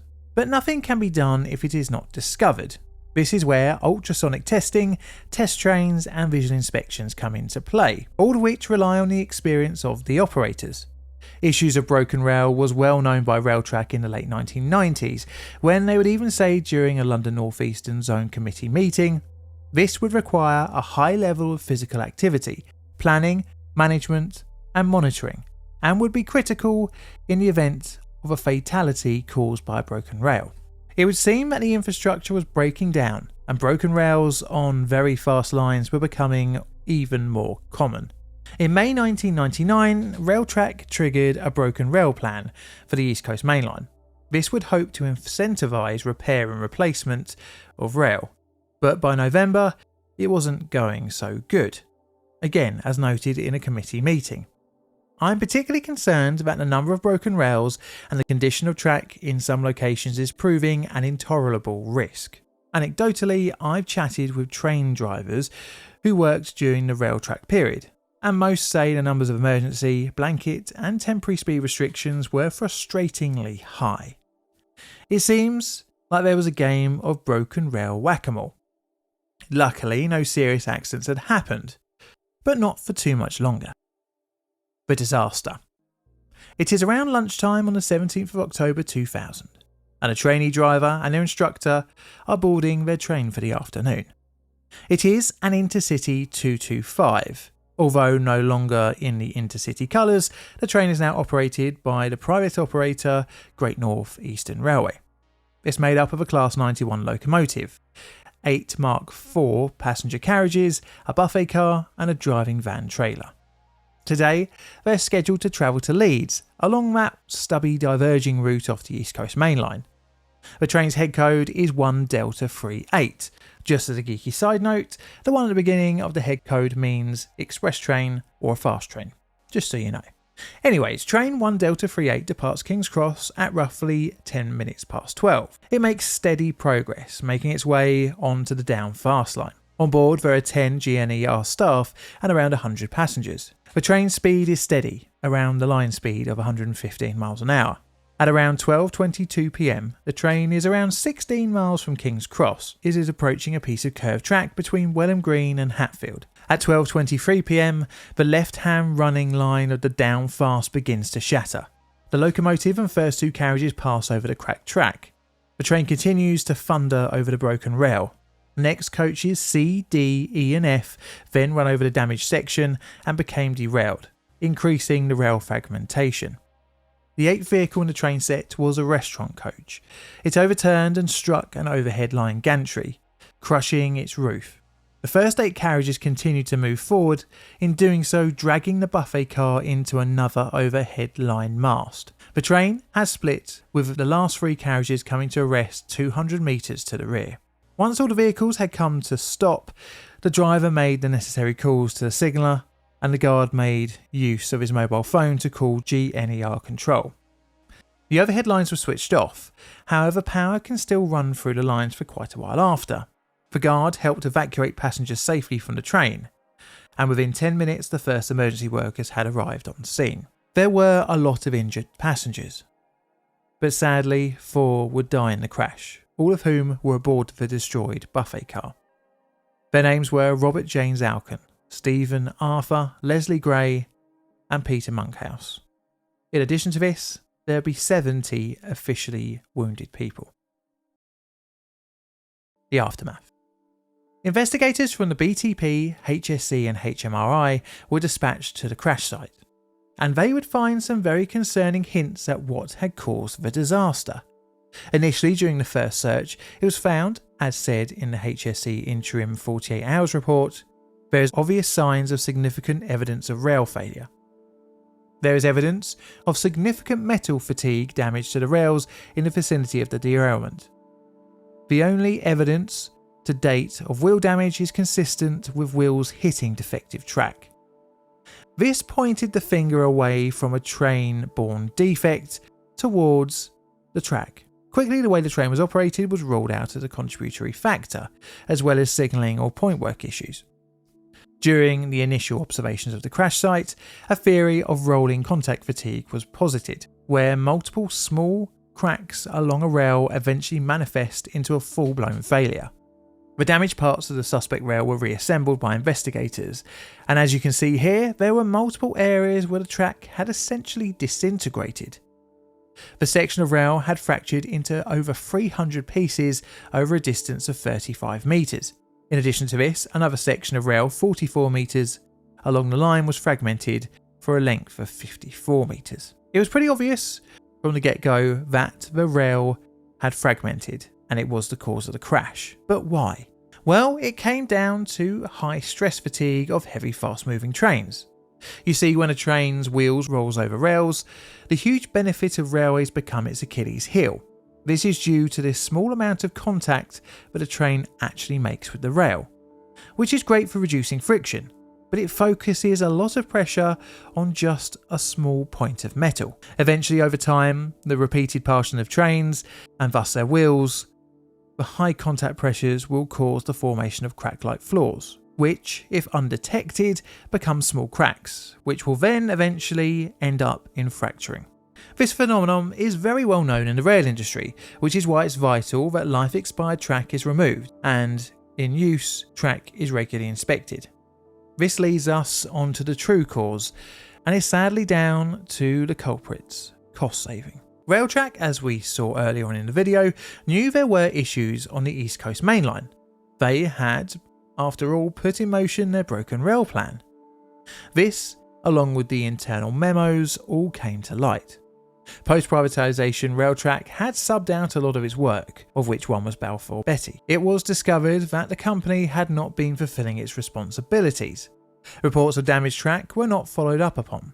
Staff were not being trained to be able to effectively operate ultrasonic testing equipment. And on top of all of that, a lot of track workers employed by Balfour Beatty were not even taught how to visually identify even obvious track defects.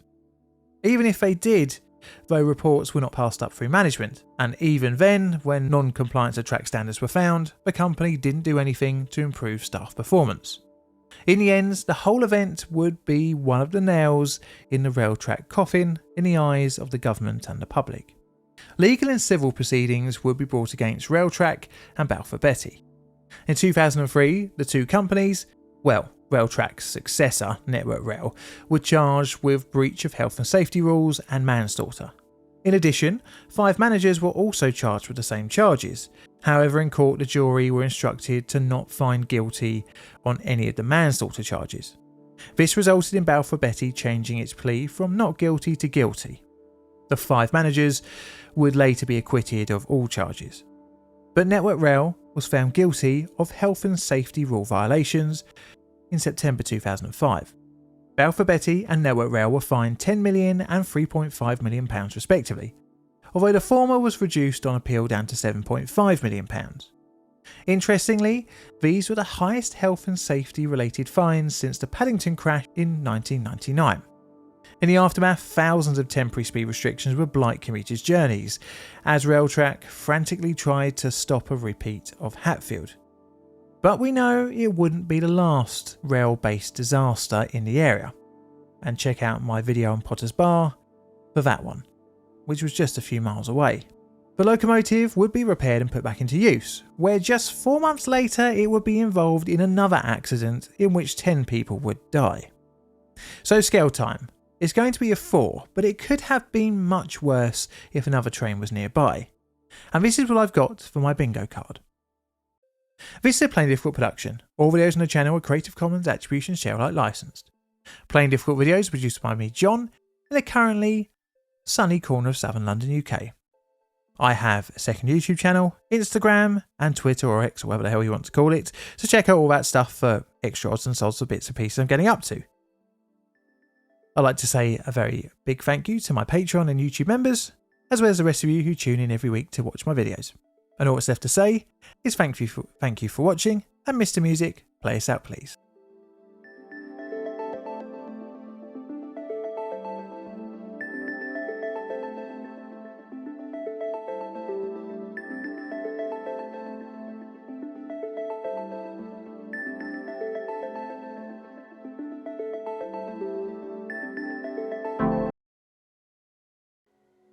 It is the 18th of January 1980. And people are waking up to an important bridge being missing. It wasn't from a war or a random structural collapse, but from the time-honoured tradition of maritime-induced unexpected deconstruction. In the early hours, a cargo ship has crashed into the Almo Bridge, leaving this as the aftermath. Multiple vehicles, unfortunately, have also driven off the edge, resulting in 8 dead. Today we're looking at a rare thing for this channel, a disaster in the country of Sweden.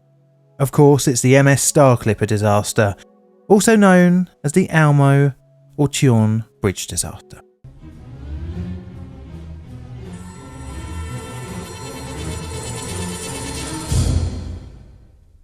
Background. This is the island of Tjorn, Sweden's 6th largest. It's just off the western coast and is known for its fishing and mooring space. Connecting the communities to the mainland has always been a bit of an issue. During the first half of the 20th century, the connection was kept up via a car ferry. But just like the one we have here in South London, a Woolwich one, it was just a bottleneck and an exercise in queuing. So what do? Well, the idea was floated that a series of bridges could be built to connect up the island. a location was decided upon. However, there was one big ship-shaped problem that needed dealing with. That was the access to the seaport of Uddevalla. You see, large ships found it difficult making its way to the port, but for one main route, between the islands of Calon and Almon, the exact place the new bridge would be built. Not to worry, when Krupp, the lead design company, penned the new crossing, it would be tall enough to accommodate the large vessels, giving a 41-metre clearance below, but only under the central section of the bridge. The bridge design would turn out to be rather unusual in that it would make use of parallel tubular steel with a diameter of 3.5 metres. The bridge's total length was 518 metres, making it the longest of its type in the world, at least in 1956 when construction began. So the bridge, although applauded for its striking design and uniqueness, had an issue. If I show you in this drawing, you may see it. Imagine a ship, a tall one, say like a bulk carrier. And let's give it a name. The Carpool Spirit, and it's 26 metres wide. It can easily pass under the centre of the bridge, where the space between the crossing and the water level is the highest. But when we move the ship to the left or right, quickly it begins to foul the clearance. This effectively reduces the narrow waterway even further, reportedly down to a 50-metre usable wide navigational channel. It's an issue as detailed knowledge of the area is needed to safely navigate, which is not always possible for carrier vessels, as captains may visit hundreds of ports in their career. So how do we combat this? Well, it's a common issue across many tight waterways, and there is a common solution. Get a person, train them up to know the particular waterway like the back of their hand, and lend them out to ships. This person is known as a pilot. They hop aboard the ship and guide it along the waterway, which is a rather simple solution. This was what was adopted for large vessels on the way to Uddevalla. As I said before, the bridge's construction began in 1956, with it welcoming its first road traffic in 1960. The companies involved in the construction were Krupp and, Skanska Cement Juret. I do apologise. The waterway had no protective barriers on approach to or at the bridge, which could protect it from any stray ships. There was also no warning system for both maritime and vehicle traffic. All the Almo Bridge had was signalling lights, which, as we know from previous videos, leave a lot to be desired in poor visibility conditions such as heavy rain or thick fog. So now let's move on to the other character in our story, the MS Star Clipper. She was a bulk carrier built in 1968 by Kockums, based in Malmö, Sweden. She had a gross weight tonnage of 16,532 and a dead weight of 27,890 tonnes. She was 26 metres wide with a length of 171.9 metres. Her bridge was towards the rear of the ship and she had 7 holds for cargo. Right, now we know about our 2 main characters, let's dig out the old bingo cards and get into the disaster. The disaster. It is the 17th of January 1980 and the Star Clipper is departing Fredrikstad, Norway, en route to Sweden. The journey is not the longest in the world, as the distance between Fredrikstad and Uddevalla is not amazingly massive. She sets off at 15:30. The crew are assisted out of Fredrikstad by a Norwegian pilot, who left the ship around 90 minutes after its departure. The journey along the coastline was uneventful. Near Marstrand, the Star Clipper was met with her next pilot, and this was at 23:51. He was called Kai Alderman, and he'll be the one to guide the crew along the tight waterway up past the Almo Bridge.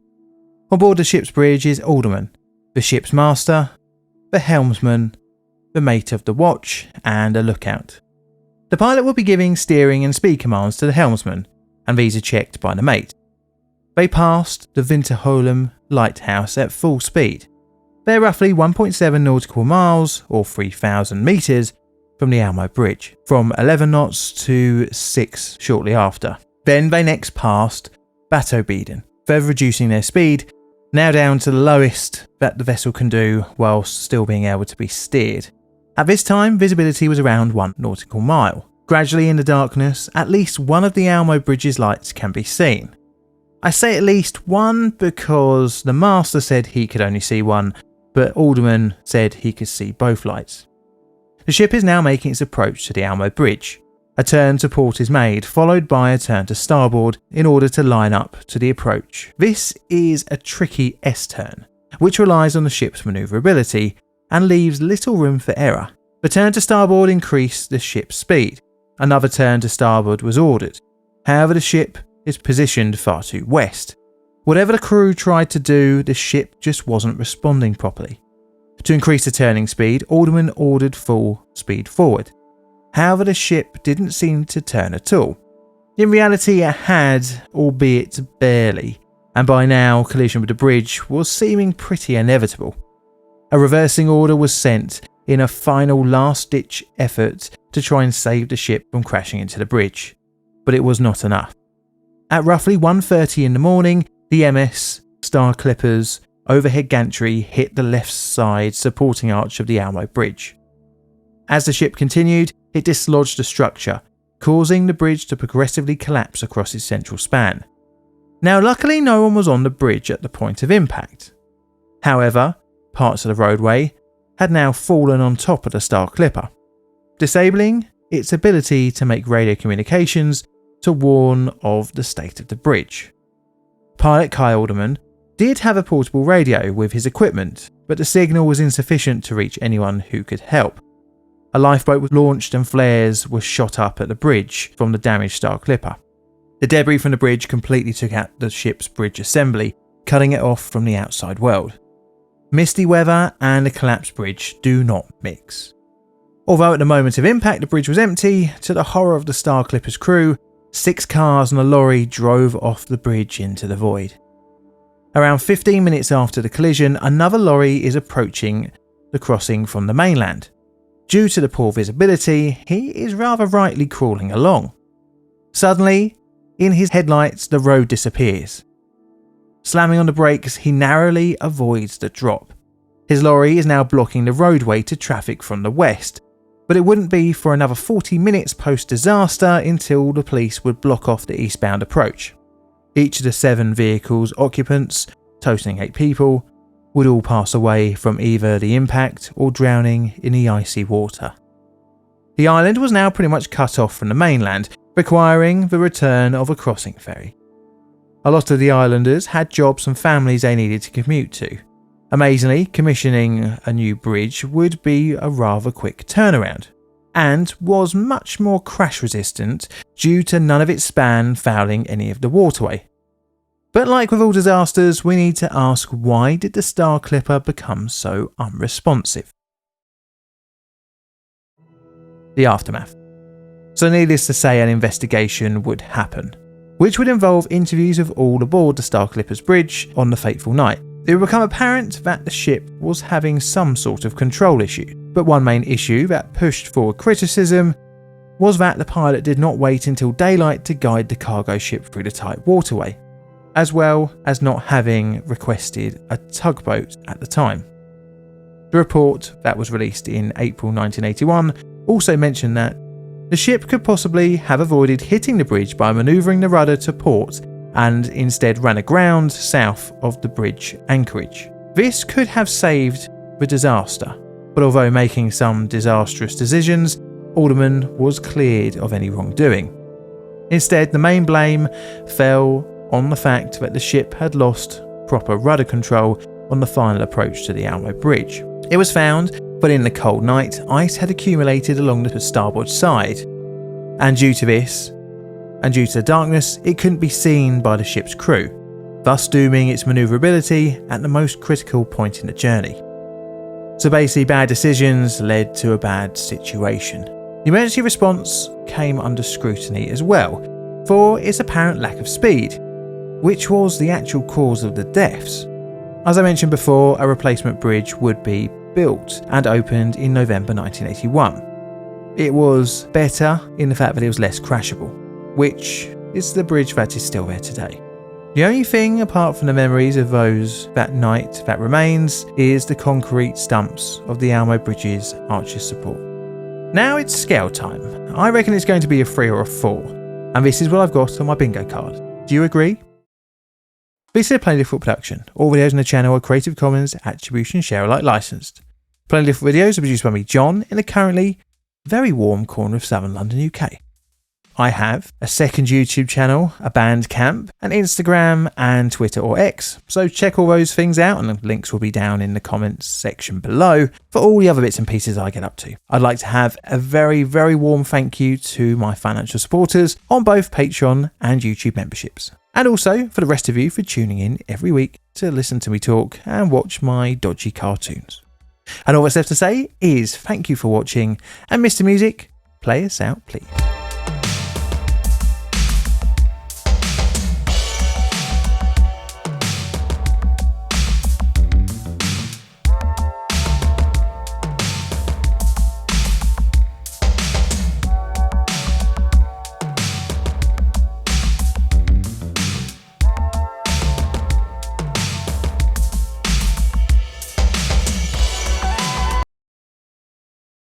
Now, quickly before we start, I just have to say thank you all so much for your support throughout the years. We're nearly at 1 million subscribers and we can almost taste it. Right, without further ado, let's get on to the video. It is an early May afternoon and there is panic in a silver mine. Smoke has filled up some of the working areas and miners are trying to escape to the surface. The shift had 173 men operating in the mine, and there were only limited routes to the surface. Frantically, men are being hoisted out, but the toxic fumes are suffocating many. By 2 PM, emergency responders are starting to arrive, but miners, including the host operator, would be dead. The disaster would take the name of the rather cheery sounding Sunshine. It would go down as one of the worst mine disasters of the 20th century in the United States and the worst in Idaho's history. A new nightmare, at least for me, has now been unlocked, lost in the bellowing toxic smoke from a fire and suffocating to death trapped hundreds of feet underground. My name is John and welcome to Plainly Difficult.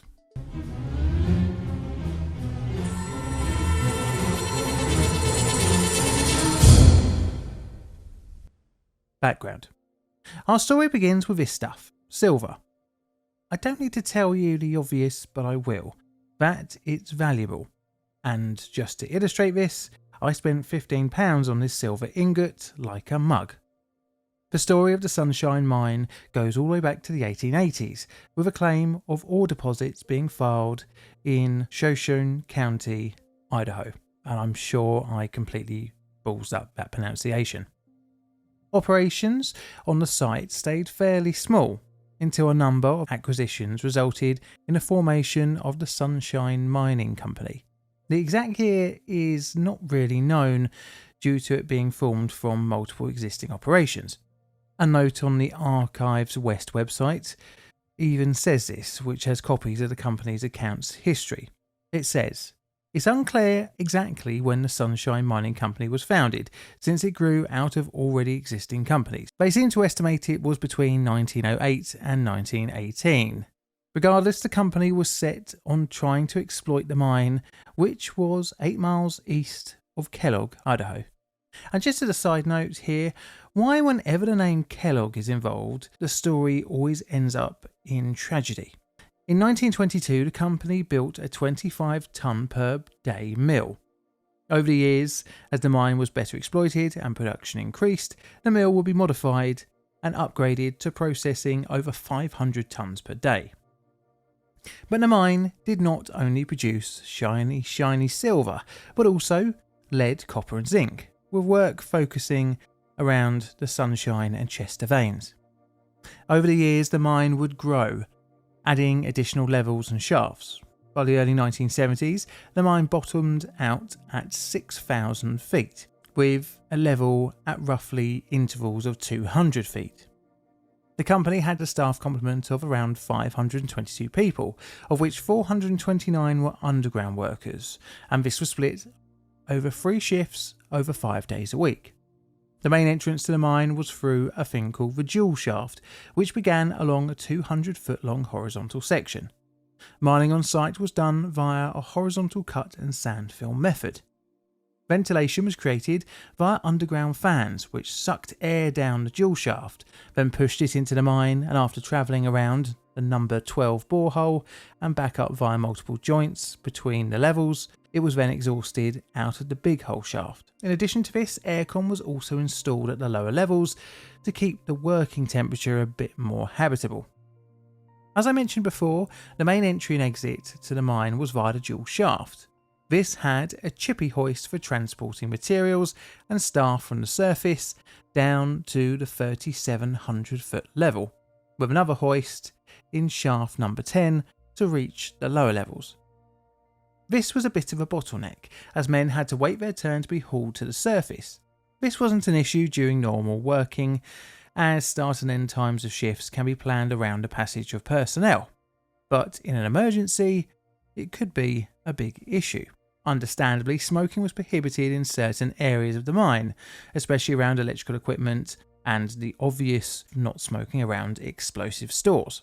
To help with firefighting, most of the mine's worksites had 1 or 2 inch water pipes which could be tapped into for dousing any fires. Scattered around were also fire extinguishers, and to protect workers in the case of a fire in the dual shaft, fire doors were installed on levels 3100 and 3700. At various points around the mine, there were also fire plans and procedures printed for supervisors and staff to follow. Communications lines ran from the surface to the hoist rooms, first aid area, workshops and shafts, but vitally not to every work area. Instead, to pass a message to a person, then someone would have to physically go there and speak to them. This is kind of all very good in theory, but what about in practice? The disaster. It is the morning of the 2nd of May 1972, and 173 workers are beginning their shift at the Sunshine Mine. The morning shift is between 7 AM and 3 PM, and it seems like a normal day as miners reach their scheduled workstations. Today, the upper management aren't on site. They are attending a board meeting some 45 miles away. As such, local foremen are in charge of daily operations, but they're only tasked with managing their own respective teams, leaving no overall management in place for the whole operation. Lunchtime for the workers is around 11 to 11:30 in the morning. Most eat around their work areas. Again, so far, everything seemed like a normal day. At around 11:40 in the morning, smoke was discovered coming from the 910 raise down on level 3700.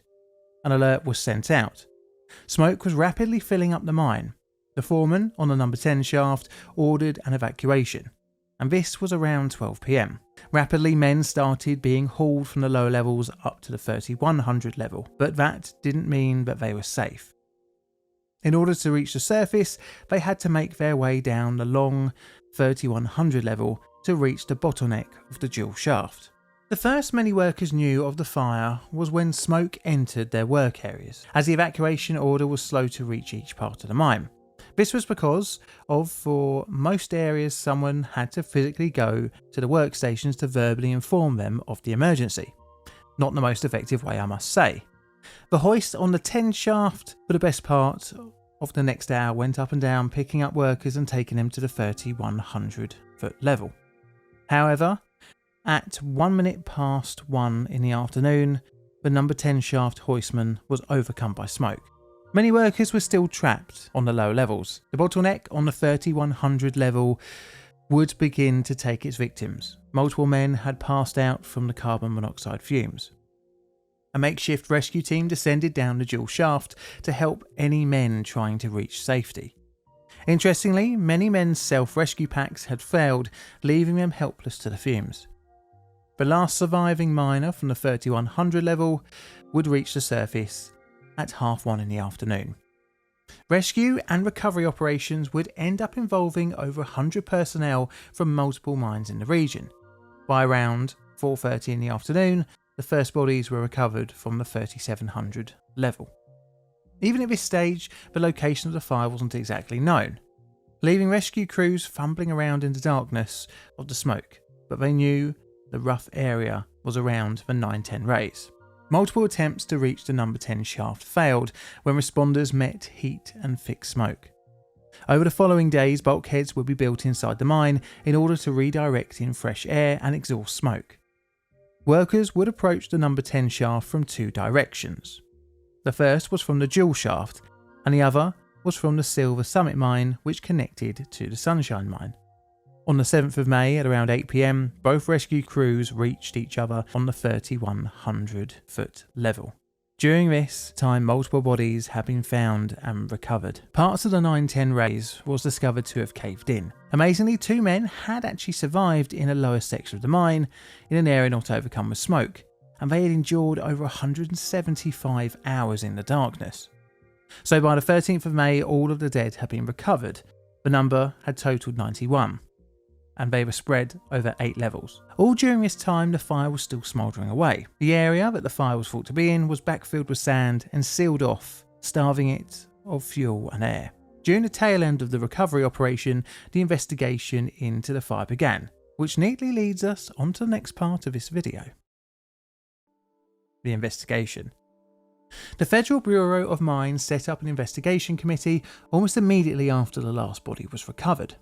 Access to the area that had caught fire was severely restricted, mainly due to several cave-ins, as this was because of the fire burning away the vital roof supports. The site was poured over and all surviving staff were interviewed. Multiple violations of material storage, communications and safety rules were found.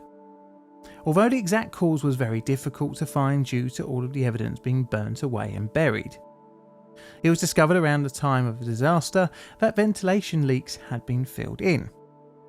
A side effect of this was that some waste areas where timber, used oil and paper were being stored were no longer being cooled and ventilated by the leaking air.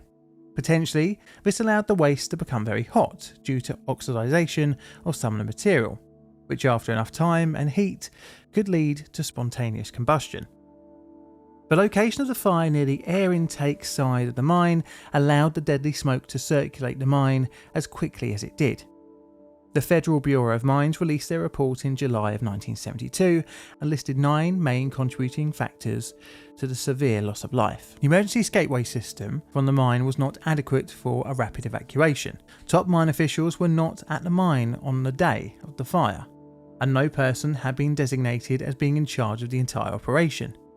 Individual supervisors were reluctant to order immediate evacuation or make a major decision, such as stopping the 3,400 level fans. Company personnel delayed ordering evacuation of the mine for about 20 minutes while they searched for the fire.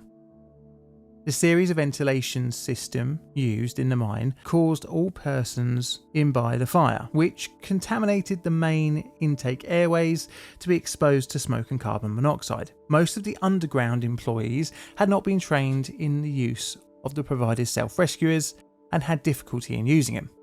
Some self-rescuers provided by the company had not been maintained in a usable condition. Mine survival training, including evacuation procedures, barricading and hazards of gases such as carbon monoxide, had not been given to mine employees. The emergency fire plan developed by the company was not effective. The company had not conducted evacuation drills. Abandoned areas of the mine had not been sealed to exclude contaminated air from entering the ventilation airstreams. Controls built into the ventilation system did not allow the isolation of number 10 shaft and its hoist rooms and service raises or the compartmentalisation of the mine. Smoke and gases from this fire was thus able to move unrestricted into almost all workings and travelways. Pretty much as soon as the fire had started, the men down the mine were doomed. Sweeping reforms would come in 1977 with the Federal Mine Safety and Health Act requiring multiple annual inspections of underground mine. But don't get me wrong, mining is still very dangerous, but it was a step in the right direction. The mine would be shut down for 7 months for repairs and refurbishing. Upon reopening, the mine's production would increase, producing nearly 20% of the country's silver ore. The site would officially cease operations in 2001, although there have been attempts to restart it over the years. So scale time, I reckon it's going to be a 4. But the thought of being trapped underground with a raging fire is in my mind much higher. And this is what I've got for the bingo card. Do you agree? Let me know below. This is a Plain Difficult production. All videos on the channel are Creative Commons Attribution Share Alike license. Plainly Difficult videos produced by me, John, in the currently very warm corner of southern London, UK. I have a second YouTube channel, Instagram and Twitter or X, whatever the hell you want to call it. And I'd also like to say a very nice and warm thank you to my Patreon YouTube members for your financial support, as well as the rest of you for tuning in every week. And all that's left to say is thank you for watching, and Mr. Music, play us out please.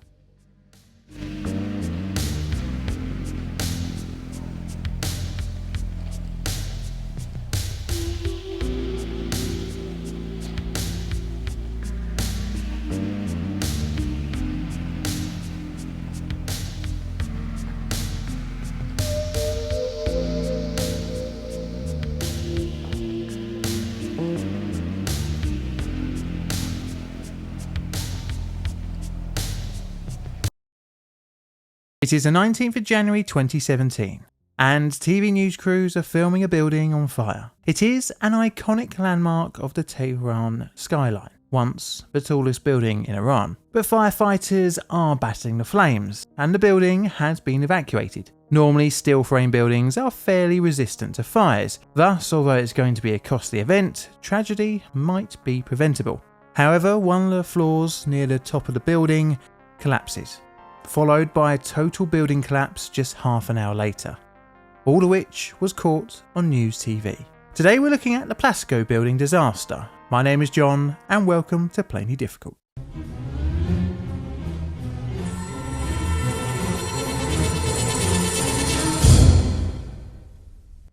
Background. Now before we start, I am pretty sure a video about Iran has never appeared on this channel, so today is somewhat of a novelty. However, even thinking about it, we did slightly cover Iran during the Kuwaiti oil field fire video, but I'm not sure if that really counts. The country is an interesting one. I remember watching a video from C90 Adventures that went through Iran, and it seems like a really beautiful place, but sadly, not somewhere I'd probably ever visit. But our story begins way back when Iran was much more friendly to the West, especially compared to how it is today. This is Tehran, the capital city of Iran, and in the early 1960s, a new tower block is being constructed. The owner behind it is Habib Elghanian, CEO of a company named Plasco, the company's biggest plastics manufacturer. Habib is a self-made millionaire, developing his company from 1959. The building marks an interesting time for Iran, when Western influences were much more prevalent under the last Shah. The building, named after Habib's company, Plasco, is actually two buildings, a 16-storey high tower on the southern side and a 5-storey high structure on the north side, although combined it is known as the Plasco Building. The tower was the tallest building in the country when completed in 1962. Although having 16 stories, only 15 were above ground, giving it a height of 60 metres from street level to the top of the structure. It had a steel frame with beams in the basement. The main columns were steel boxes with cross bracing. The floors were concrete slabs mounted to open web steel joists. The exterior of the building had a steel crisscross facade, which I suppose in the 1960s looked modern, but personally I think it looks a bit grim. I do have a bit of a soft side for 1960s design, but not this. So the building was designed to withstand gravitational loads as well as longitudinal loads, as you would expect, but vitally for our story, no real fire protections, thus leaving the important structure vulnerable. The building would see a real big change over the horizon as the 1960s turned into the 1970s, and opposition to the incumbent government was boiling away below the surface. Now, I'm going to quickly pause here and say I'm not going to go too deep into the history of the Islamic Revolution in Iran. But what I will say is the revolution was not good for the Plasco Building's owner, Habib. You see, he was a prominent member of the Jewish community in Iran and had reportedly financed his building with investments from Israel. Shortly after Iran's regime change, he was arrested in March 1979.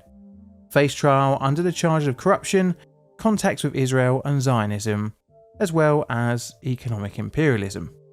He was tried and found guilty on the 8th of May and executed by a firing squad the following day. The bloody end of Habib would result in his family's money and property being confiscated by the new Islamist government, including his famous Plasco Building. In 1979, the Plasco Building was used as a shopping centre with offices in the upper reaches of the tower, but with the confiscation, the complex would get new usage. The Islamic Revolution Mostazafan Foundation now occupied the building and rented out it for use as both residential and commercial space, with much of the commercial space being used in the textiles industry.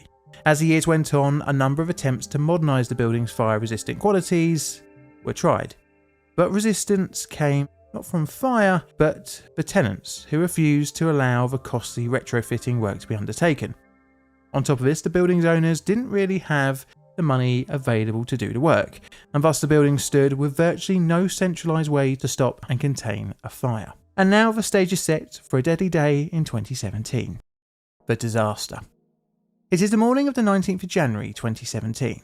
There are tours being conducted around the building today, and as always workers are busying themselves in the garment factories. At roughly 10 minutes to 8 in the morning, a fire breaks out on the 10th floor of the tower section of the Plasco Building, on the northwestern corner.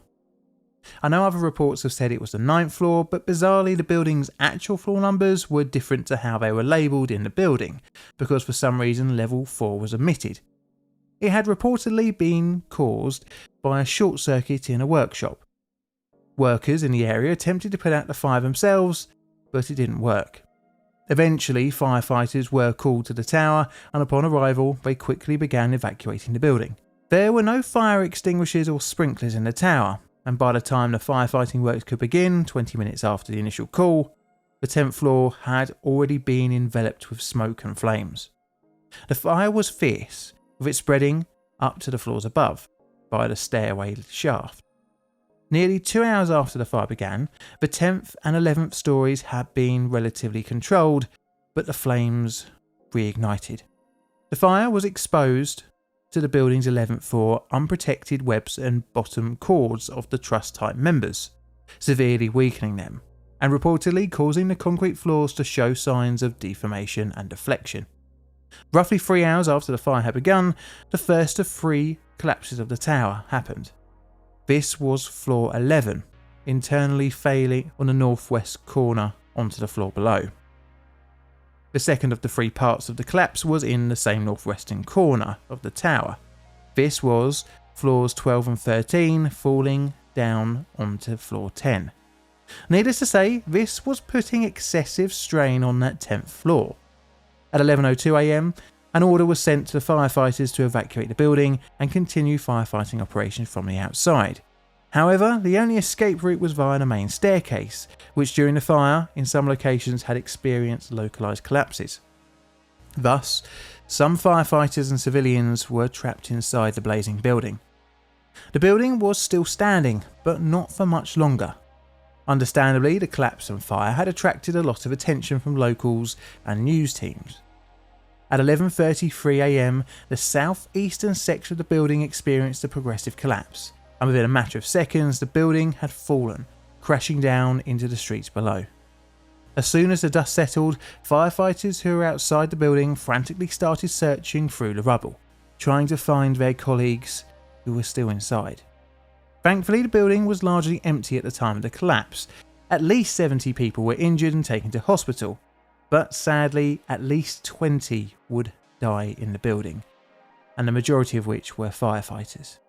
It would take up to 9 days before the final remains of the building's victims were recovered. The city was flung into mourning, with tens of thousands going out into the street for the fallen emergency workers' funerals. But the biggest question on most people's minds was, how did the building collapse? Which leads us on to the next part of the video. The investigation. In the aftermath, a national committee was created to investigate the collapse and all regulations, procedures and actions by the authorities in charge. The committee also had subcommittees to study the collapse from various different aspects, including the technical, legal and social economic. Quickly the fire source was found, and this was a short circuit in some dodgy wiring on the 10th floor. The wreckage was poured over, footage of the collapse was watched, and importantly interviews from survivors, would begin to paint the picture of the failure. As steel buildings don't often collapse during fires, the design of the building would be a good place to start, and its unprotected open web designs of the floors would prove to be a vulnerable point. Investigators found that the intensity of the fire was in excess of 600 degrees Celsius, and it was enough to soften the unprotected steel of the floors, which caused them to fail, pulling column C1 towards the inside of the building. This caused the southeastern side of the building to fail progressively, which then pulled the rest of the building down with it, with columns B3 and C2 being the last to fall. Now, the building's owner, was Tazafan Foundation, issued an apology 4 days after the disaster, and although the owner, they claimed they weren't involved in the day-to-day running of the building, and thus the fire wasn't their fault. They committed to replacing the building, which would open in 2021 under the name Plasco 1400. However, claiming lack of responsibility doesn't mean that they weren't responsible. As reported in the Tehran Times, the investigation team would put blame on the building's owner. The report found that the owner of the building, Mostazafan Foundation, had been negligent in the face of warnings by authorities on the possibility of disaster, noting that enforcing regulations by the owner and municipality had been possible in the Plasco building without affecting the businesses. Interestingly, the report was applauded by President Rouhani for its results, as it was considered apolitical and independent, which I suppose can only be a good thing. The disaster highlighted the poor state of fire resistance for many buildings in the country, but sadly, that's no solace for those who passed away. So it's scale time. It's going to be a 4, and this is what I've got for the bingo card. Do you agree? Let me know in the comments below. This is a Plain Difficult production. All videos on the channel are Creative Commons Attribution Share Alike licensed. Plain Difficult videos are produced by me, John, in a currently very warm corner of southern London, UK. I have a second YouTube channel, an Instagram and Twitter, so check them all out if you want to see other bits and pieces of what I get up to. And I'd like to say a very, very big warm thank you to those of you who financially support the channel on Patreon and YouTube memberships, as well as the rest of you for tuning in every week. And all that's left to say is thank you for watching, and Mr. Music, play us out, please.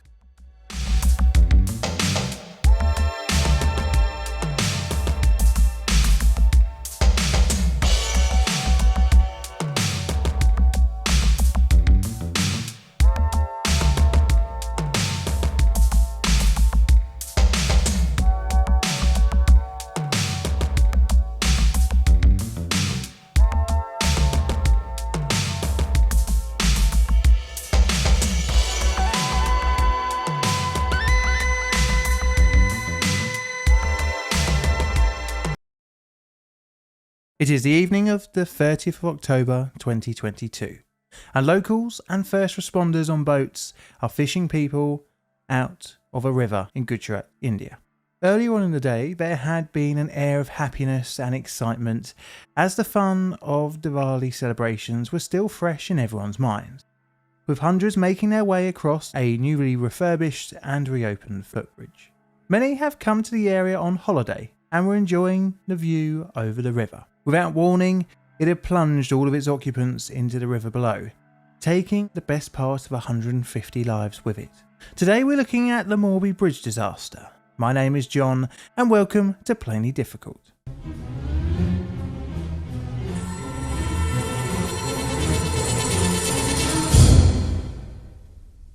Background. Our story, although ending in 2022, actually begins in the late 1870s, with the construction of a bit of a novelty pedestrian suspension bridge. It was the brainchild of the impressive moustache owner Sir Waghaji Ravaji Thakur, the ruler of the princely state of Morvi. Ravaji was somewhat of a fan of Western architecture and technology, credited with designing and constructing large parts of Morbi in the style of European cities. So Ravaji, in his rampage of building modern and interesting structures, sought to construct a footbridge across the Machu River to run between the Darbaji Palace and the Nazarbag Palace. The bridge, Ravaji envisioned, would be at the cutting edge of modern design, and for the late 1870s, when construction began, it was. It was a suspension bridge, 230 metres long, with a width of between 1.25 and 1.5 metres, clearing some 15 metres to the river below. As reportedly said in the Udaipur Times, Moby Bridge was constructed by English architects and material was brought from England at that time during the 1880s. When the bridge opened, it had a limit of only 15 people. This was to stop uncontrolled rocking from too much weight. This is not uncommon, as just look at the infamous Millennium Bridge here in London that, after its initial opening, rocked rather shockingly backwards and forth. It's fixed now, thankfully, but to give another example, the famous Albert Bridge also bans such activity by stopping soldiers from marching in step in fear of the bridge falling apart under the might of the British Army. So needless to say, the restriction placed on the Moby Bridge in its early years is probably not too unreasonable. The bridge was opened in 1879 and was quite the tourism attraction. It was called the Jolto Pole, or Hanging Bridge. Now Navaji would die in 1922, but this bridge would continue to live on, eventually being operated as a toll bridge. Many visitors treated it like a tourist attraction, giving a unique view of Moby. Ownership of the bridge was taken over by the municipal government of Moby. During this period of ownership, the bridge had a maximum capacity of 20 people, according to OutlookIndia.com. Like many a public infrastructure, not just in India but across the world, maintenance would eventually be subcontracted out to a private company. Which jumps our story to 2008 and a clockmaking company taking over maintenance of the Moby Bridge. This was the Oreva Group. Now, they didn't only make clocks. That was back when the company began. In the 2000s, the company had operations in multiple industries, employing around 5,000 people. So hiring Oreva for the bridge maintenance isn't such a crazy sounding idea. By the time Oreva had started working on the bridge, it was looking its age, taking damage during the deadly 2001 earthquake. As mentioned in The Independent, the Oreva Group, the firm contracted to maintain and operate the bridge, was involved with the bridge from 2008. Eventually plans to refurbish the bridge were made. In March 2022, the local government signed a memorandum of understanding with the Oreva Group. This allowed the company complete control over the bridge, including collecting the profits from tolls. It would necessitate closure of the historic bridge for several months to refurbish it, and part of the refurbishment would involve replacing the metal floor panels, which were quite dented from the thousands of visitors over the years. Oreva Group decided to install thicker and thus heavier panels, and because of this the bridge had to be shut from April 2022 for several months. Oreva company officials lauded the workmanship and equipment used during the refurbishment. However, it would seem the bridge's vital suspension cabling wasn't replaced, and even ones showed signs of rust weren't fixed. In all, the bridge would be shut down for around 7 months, ending with a rather surprise recommissioning before Diwali on the 26th of October 2022. The cost of the work was roughly 20 million rupees, or $242,000 or £211,000. An Oreva official would say nothing will happen to the bridge for the next 8 to 10 years, and if it's used responsibly, the bridge will need no repairs for 15 years. And how wrong that statement would be proved to be. Disaster. A few days after the grand reopening of the Moby Bridge welcomed thousands of paying guests. All had seemed normal. Thus, when the 30th of October came around, no one was particularly concerned about the bridge's structural integrity. As the evening rolled in, hundreds of people had travelled across the bridge. Many were using it more of an attraction rather than a means of crossing the river, with people stopping midway to take in the view. Some were even seen trying to make the bridge sway, with even multiple groups of people trying, in sync. By around 18:30 in the evening, between 200 and 500 people were reportedly on the bridge. Many were children, and this far exceeded the official capacity of 125. But as the extra people generated extra income, no one limited the numbers of entries. The bridge under the weight was being jostled around, testing the cable's strength. Suddenly, at 18:40 in the evening, men can be seen trying to bounce the bridge, and seconds later, the central section of the bridge's walkway plunges into the river below. One of the main cables of the bridge remained, leaving an eerie outline of the now non-existent walking plate. Initially, onlookers jumped in to try and rescue people from the river. First responders used local boats to scour the river for any survivors. During the rescue efforts, 5 teams of the National Disaster Response Force, 6 platoons of the State Disaster Response Force, a team of Air Force and 2 teams of Indian Navy personnel were involved. In total, at least 141 people were confirmed dead. Many were children, and this numbered at around 45. Not only that, roughly 180 people were injured and rescued. The collapse and its harrowing CCTV footage garnered worldwide attention. Indian Prime Minister Narendra Modi would visit the disaster site and would issue a statement that 50,000 rupees would be given to each of the injured people on the bridge. Later on, the government confirmed this along with 4 lakh rupees for the kin of the deceased. Needless to say, everyone wanted to find out how the bridge had survived earthquakes and over 100 years of use, only to fail so quickly after its apparent refurbishment. Well, spoiler alert, the refurbishment would be the cause. The investigation. An investigation board was set up consisting of 5 members in the state of Gujarat.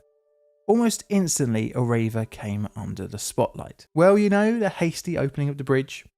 It was so unexpected that even the local municipality hadn't been informed and hadn't had a chance to inspect it, let alone give it a fitness certificate. This is never a good start.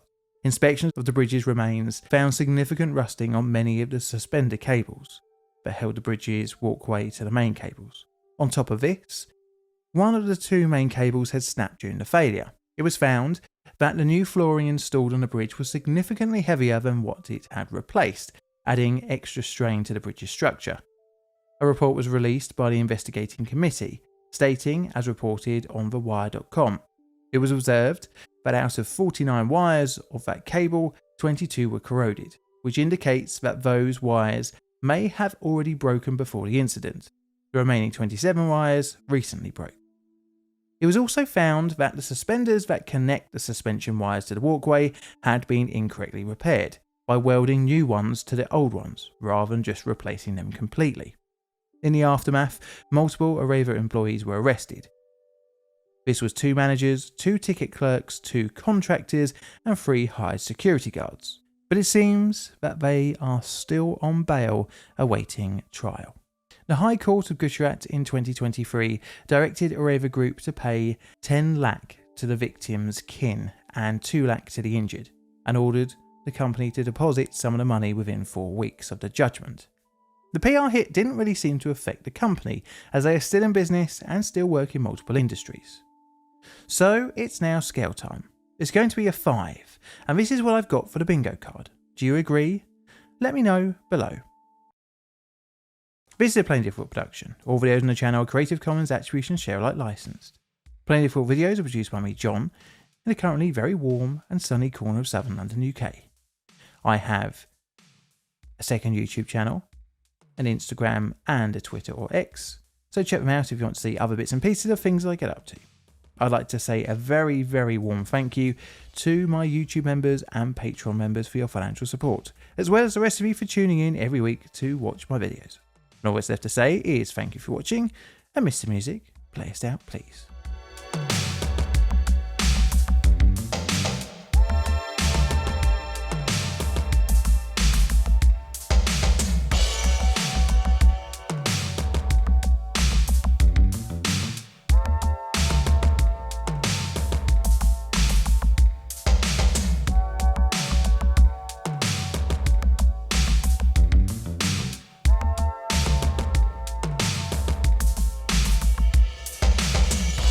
Can you believe it? But this video is the 300th episode of Plainly Difficult. Thank you all for all of your support. And do you have any suggestions for a special episode? If you do, please let me know in the comments. It is the morning of the 27th of June 2009, and residents of Shanghai, People's Republic of China, are waking up to a bizarre sight. It is the construction of a new set of apartment blocks. Construction projects in China aren't particularly unique, But in the early hours, one of the new towers had collapsed. But not how you would think. It quite literally had fallen over, which would definitely be a bad day in the office. Welcome to Plainly Difficult. My name is John, and today we're looking at the Lotus Riverside collapse.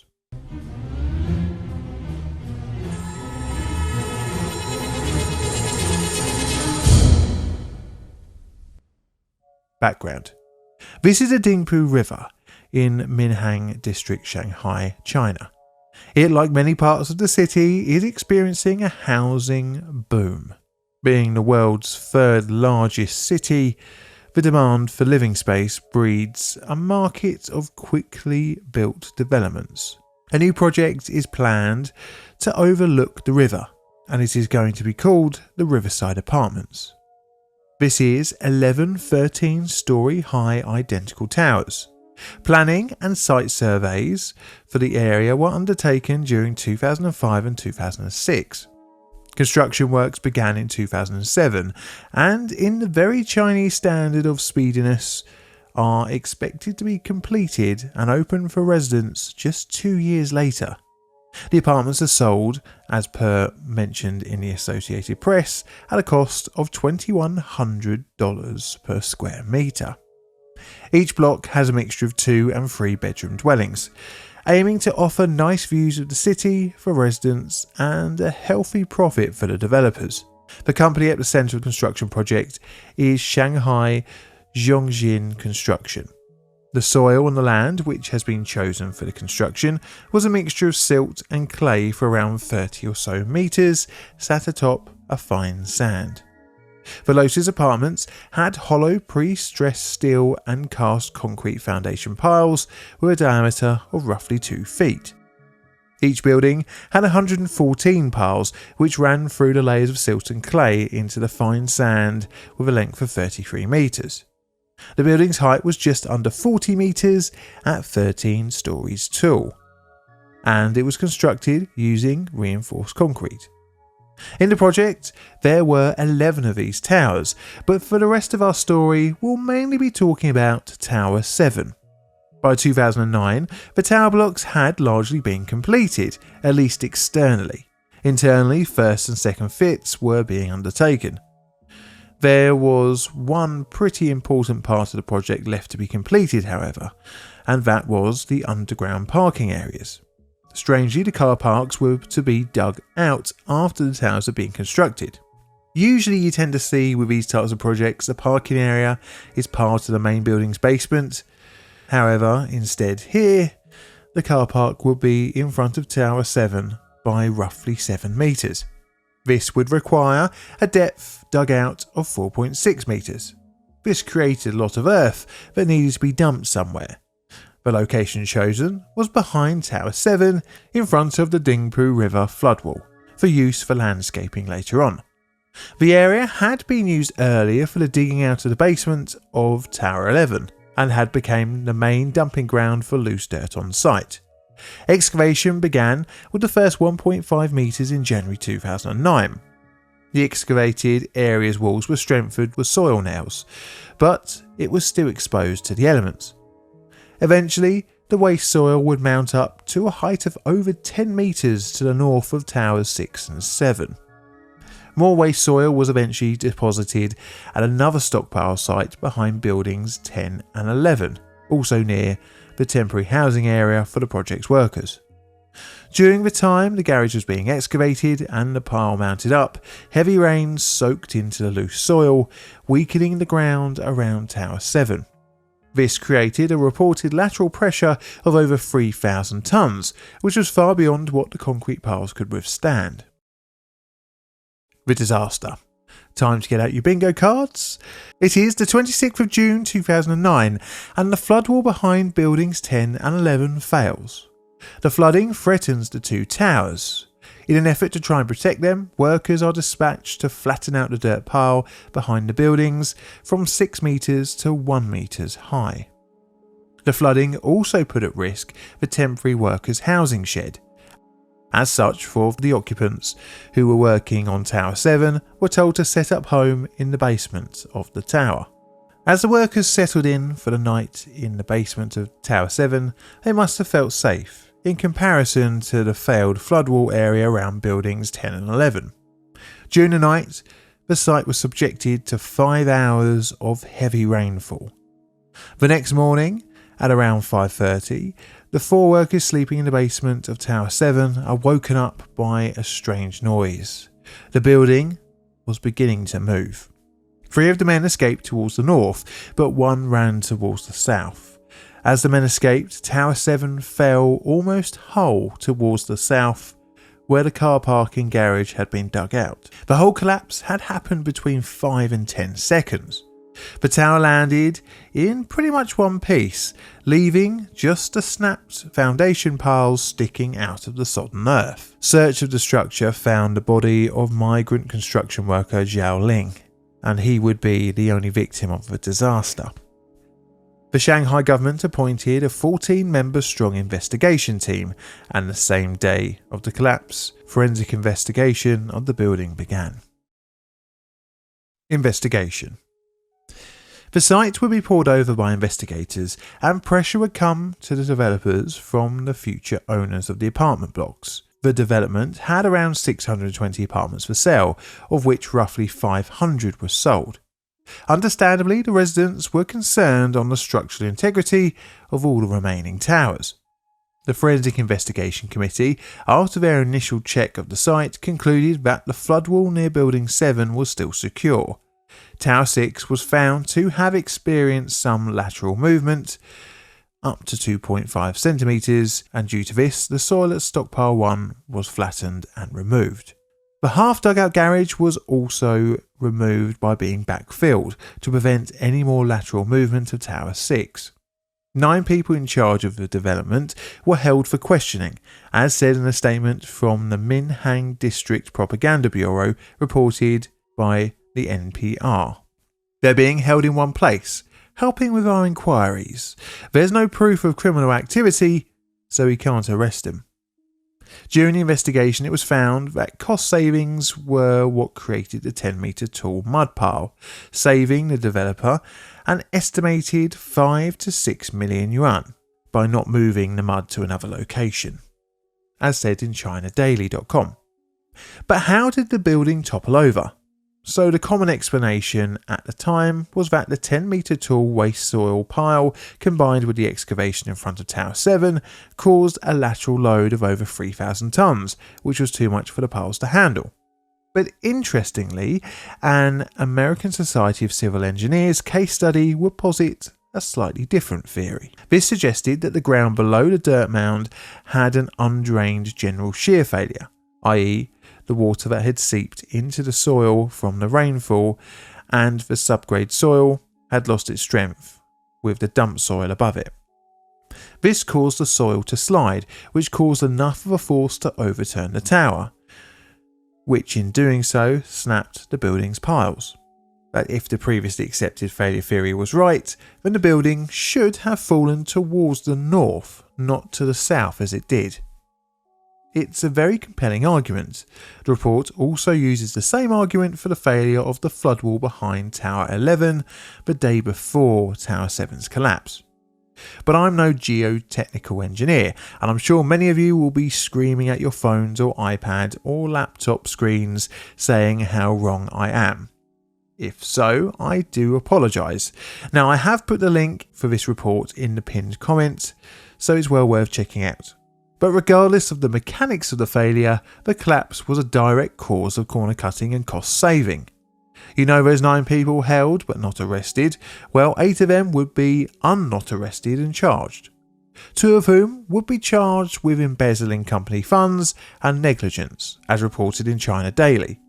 The 2 top shareholders of a real estate firm responsible for developing the Lotus Riverside residential complex, where a nearly complete building fell to its side last year, were sentenced to life in prison on Wednesday.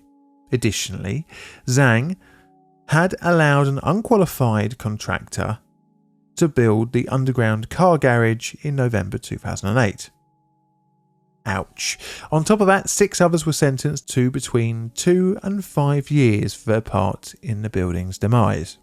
The disaster is just another prime example of a tofu building in China. If you have any more suggestions, please let me know in the comments. And that's got me thinking about tasty, tasty tofu. So it's scale time. It's going to be a 2, but as a balls up, it's got to be much higher. And this is what I've got for the old bingo card. This is a Plain Difficult production. All videos on the channel are Creative Commons Attribution Share Alike licensed. Plain Difficult videos produced by me, John, in the very, very warm corner of southern London, UK. I have a second YouTube channel, an Instagram and Twitter, or X, or someone also called it Zeta, which sounded quite interesting. So check them all out for my extra odds and sods and bits and pieces I get up to.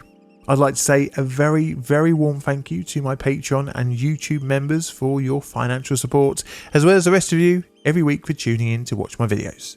And all that's left to say is thank you for watching, and Mr. Music, please play out the video.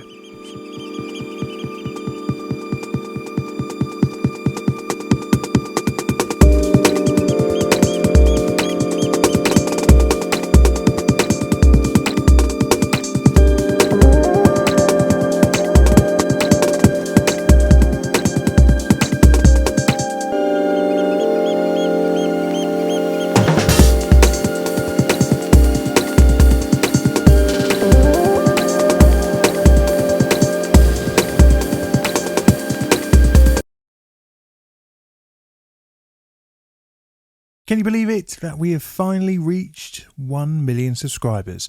I'd like to say thank you so much for all of your support, and I am looking forward to seeing what the future brings to the channel. Right, without any further ado, let's get on to this week's video. It is the 30th of July 1984, and emergency workers are poring over the wreckage of an express train. It had derailed at a speed of 85 miles an hour. The disaster would highlight the risks of a recent, at the time, addition to the railway, that is, of the driving brake standard open carriage, which allows for faster turnaround times. Don't worry, we will go into this fact a little bit more detail later on in the video. The culprit of the crash is a stray cow. Welcome to Plain Difficult, and my name is John.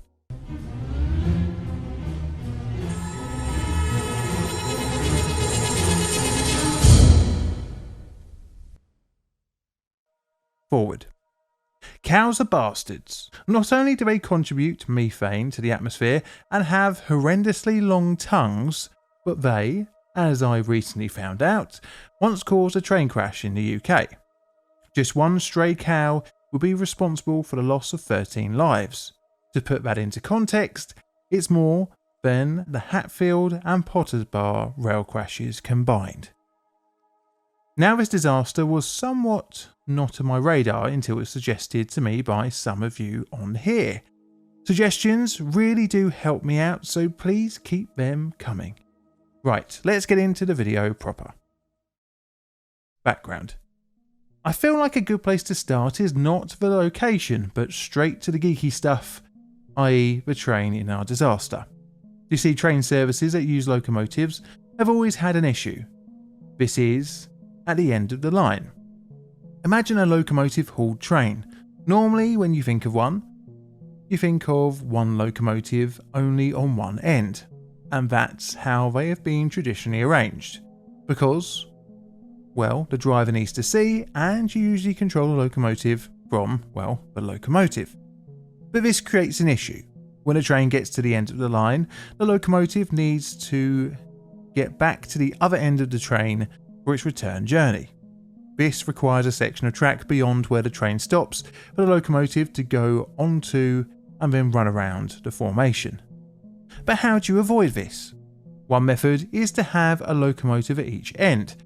Great, but inefficient, as you have two expensive assets tied up in one train. You can also have another locomotive come along at the end of the line to then couple up to return it to the other direction. Again, this does also tie up two locomotives, at least for a short period of time. Another method is to build a multiple unit style train, where propulsion and carriages are all combined into a single unit. This This is extra great, and it is the way mainline trains are mainly built nowadays, at least in the UK. But again, this takes time and is expensive, especially when you already have locomotives and coaching stock. So what do you do if you have locomotives and passenger carriages already in your fleet, and you want to reduce the turnaround times and eliminate the need to run a locomotive round a train? What if you keep the locomotive at one end and have the driver in the other when needed? This is where remote control of the locomotive comes into the mix. Many solutions over the years have come and gone, including putting the locomotive in the middle. But for today, we're going to really only focus on British Rail's solution that came about in the 1970s. This was the driving brake open standard carriage. This was a Mark II coaching stock carriage modified by creating a cab with driving controls at one end. 14 were built in 1979 for use with the Mark III passenger carriages and a diesel Class 47 locomotive for the Glasgow to Edinburgh express train route. They began to work the route in 1980. Edinburgh to Glasgow via the Falkirk line is the main route between Scotland's two biggest cities. It is a vital link, running through 9 stations over a distance of just under 50 miles. The line, at least in the 1970s and 1980s, is unelectrified, thus diesel trains ply the route. For the most part, there are 2 tracks, one in each direction. As I mentioned earlier, there are 9 stations, and 1 station on the line is Polmont. The line around the area has a maximum speed of 100 miles an hour and runs through a cutting with a canal on the southern side. During the early 1980s, a number of crossings were fenced off from the line, and a greater separation of the line was sought. At mile point 23 1/4, there was a crossing known as the West Quarter Level Crossing. It had been fenced off and taken out of use in 1981. However, after closing off, multiple occurrences of people trespassing were found in the area. You see, there was a housing estate to the north of the line and woods to the south, and people enjoyed going to the woods. As such, the fencing was often found broken down.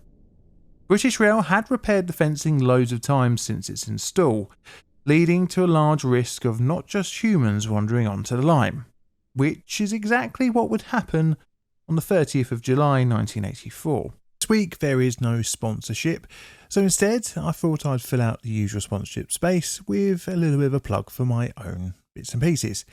So here goes it. This is my second YouTube channel, which is at www.youtube.com/@madebyjohnmusic. And also my Instagram, which is at www.instagram.com/plainly.john. Right, let's get on to the next part of the video. The disaster. It is the 30th of July 1984, and the 17:30 Edinburgh to Glasgow is departing Linlithgow station.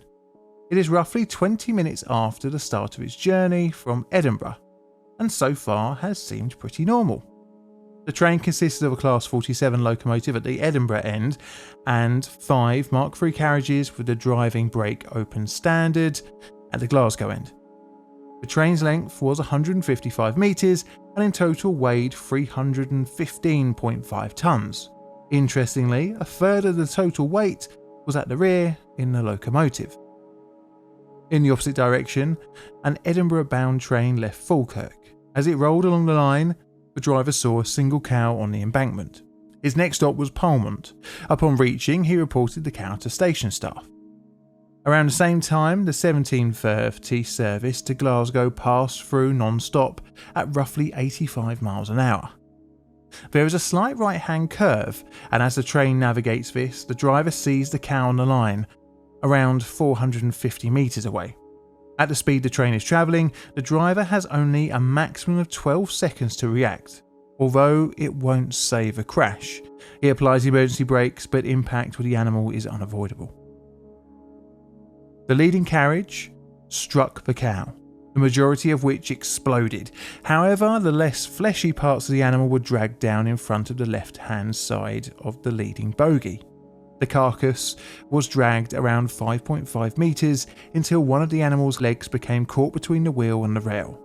This was enough to cause the left-hand front wheel to ride up off the rail. The right-hand wheel then also left the track. The train ran for approximately 98 metres with the front bogie derailed. The front carriage veered off to the left, running up the embankment, crashing through a stone wall and dragging along the ridgeline, eventually striking a tree and turned, detaching its bogies in the process. The leading carriage ended up on its side with the driving cab facing the opposite direction. The second carriage pushed towards the right, being forced along by the weight of the train behind it. It broke its coupling and went up the right-hand embankment. The remaining parts of the train continued onwards, with the third carriage moving off to the left. In all, the complete disaster had happened in just a matter of moments. A train approaching in the opposite direction, which was the 17:30 Glasgow to Edinburgh, was travelling at roughly 65 miles an hour. The driver saw what he thought was a railway carriage doing a somersault off in the distance, and he slammed on his brakes. After coming to a stop, he made his way to a signal post telephone, but the line was dead. He told the train's guard to go and get emergency protection set up, and asked the passenger to go to the nearby houses to call the emergency services. The driver and some railway workers who were travelling on his train made their way towards the crash site. They assisted where they could. Roughly 12 minutes after the crash, emergency workers started arriving on scene. This was around 10 minutes past 7 in the evening. Soon after, it became apparent that the crash had resulted in casualties. Multiple passengers had been flung out of the windows of the leading two carriages, and sadly, this is where the majority of the victims were situated. In total, 13 would pass away in the collision, with nearly 50 being injured, varying from life-changing to minor. The crash had blocked both roads, and after extensive rail repairs, re-railing of carriages and craning out of the wreckages, the line was reopened on the 1st of August. Needless to say, a crash resulting in multiple deaths would pique the interest of the public and the government alike. As such, an investigation into the cause of the crash would follow. The investigation. An inquiry was set up to look into the cause and make, if any, recommendations. It would involve looking at the crash site, interviewing survivors, and looking into historical incidents in the area. It was discovered that cattle on the line resulting in an impact was not unheard of. Over the previous 5 years, there had been 7 such occasions, of which 2 were near Polmont. None had resulted in a derailment. The cow in question, which was hit on that fateful evening, was 450 kilograms, with a height of 1.2 metres from the ground, which was a fairly average size. So how did it cause the derailment? Well, the senior lecturer in the Department of Veterinary Pathology at the University of Glasgow was interviewed for the investigation. He posited that one of the animal's thicker bones had a potential to withstand a wheel load of 4.5 tonnes, enough to raise the wheel's flange above the track.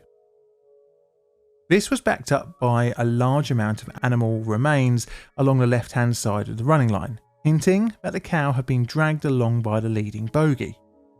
Once the wheel was lifted and derailed, a disaster of some type was inevitable, and with the nature of the train having most of its weight at the rear, the leading carriage had enough force to push it off the line in the violent manner that we saw in the disaster. So how did the cow get on the line? Well, the inquiry had their work cut out for them a little bit here, as quite a large part of the boundary walling and fencing had been destroyed in the crash, so it was hard to pinpoint exactly where the cow had got onto the line.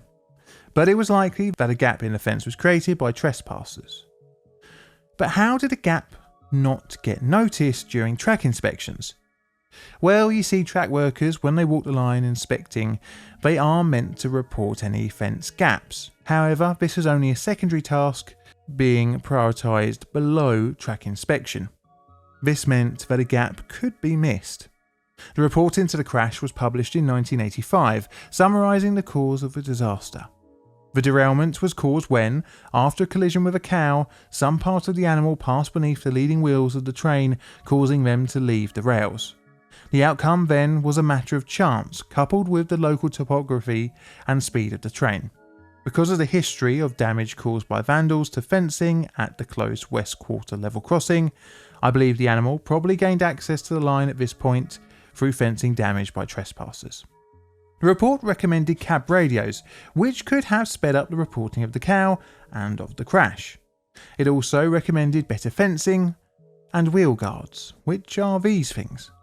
A reworking of the rulebook to report any large animals within the railway boundary was enacted, which is definitely a good thing.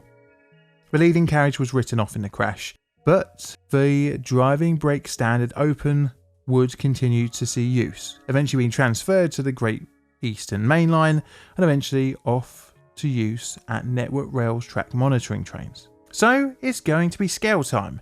It's going to be a 4 for this one, and here is what I have for the bingo card. Do you agree? Let me know in the comments below. This is a Plain Difficult production. All videos on the channel are Creative Commons Attribution Share Alike licensed. Plain Difficult videos are produced by me, John, in a very warm and sweaty corner of southern London, UK. I have Instagram and a second YouTube channel as well as Twitter, so check all those bits out for your random bits and pieces of other bits and stuff I get up to. And I'd like to say a very warm, especially today, warm thank you to my Patreon and YouTube members for your financial support, as well as the rest of you for tuning in every week to see my crappy cartoons and listen to my dodgy voice. And all I have to say is thank you for watching. And Mr. Music, play us out please.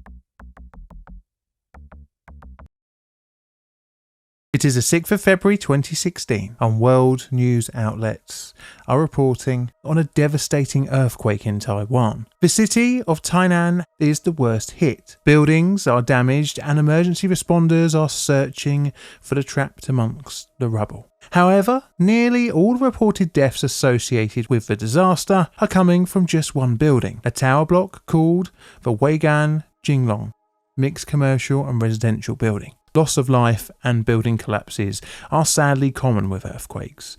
However, as the rubble of the building is sifted through, strange items are found amongst the building's concrete supports. Empty tin oil cans could be seen mixed in with the building's columns, and oddly clean steel supports are found.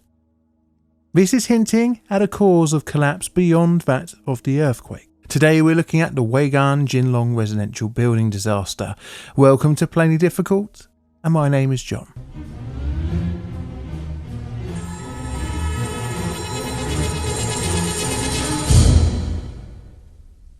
Background. This is the Ring of Fire. No, it's not the morning after some spicy food, but an area within the Pacific. It's a tectonic belt full of volcanoes, and is very susceptible to earthquakes. As such, you would expect that any country that is within this area would see more than its fair share of seismic activity. Some of these countries include Japan, the Philippines, and Fiji, amongst others. But today we'll be focusing on just one country, Taiwan. Needless to say, a country located in an area that is known for earthquakes would encourage building designs to be earthquake resistant. Taiwan's building codes are meant to be pretty strict, thus in theory if a building is built, it will be resilient to a bit of shaky ground syndrome. One such building that would be built, well, at least apparently to the strict earthquake code, was the Weigan Jinglong apartment block. The story of the building goes all the way back to 1982 with the rezoning of some rice farmland in Tainan for the use of building residential and commercial structures. One such structure had its ground broken in 1989, and it was the main subject of our story. It is a 17-storey U-shaped steel and concrete building, Being completed in 1994, the building was intended for residential use with commercial use on the ground floor. However, the construction was plagued with issues. You see, Weigan Construction, the company behind the project, ran into financial troubles mid-project. Apparently, they had tried building multiple buildings at once, and it kind of blew up in their face with them running out of money. Due to this, the Weigan building sat partially completed as a steel frame for a number of months. During the completion of the construction project, when Weigan Construction got more money, the company used watered-down concrete and reinforced the building with pretty much any junk they could get their hands on. The ground floor of the building was open with only the support beams on show, which were not widened to prevent shear failure issues. This allowed for large shop windows. Most of the building's staircases and elevator lifts were towards the non-road western side. So as I said a few sentences earlier, the building was completed roughly around 1994 and began welcoming residents. It would seem over the years the building would be modified in order for landlords to increase earnings. One such way was removing internal walls to open up space for greater rental opportunities. Just a few years after the building's completion, Taiwan would be hit with an earthquake in 1999. This was the Jeju earthquake, in which over 2,400 people lost their lives.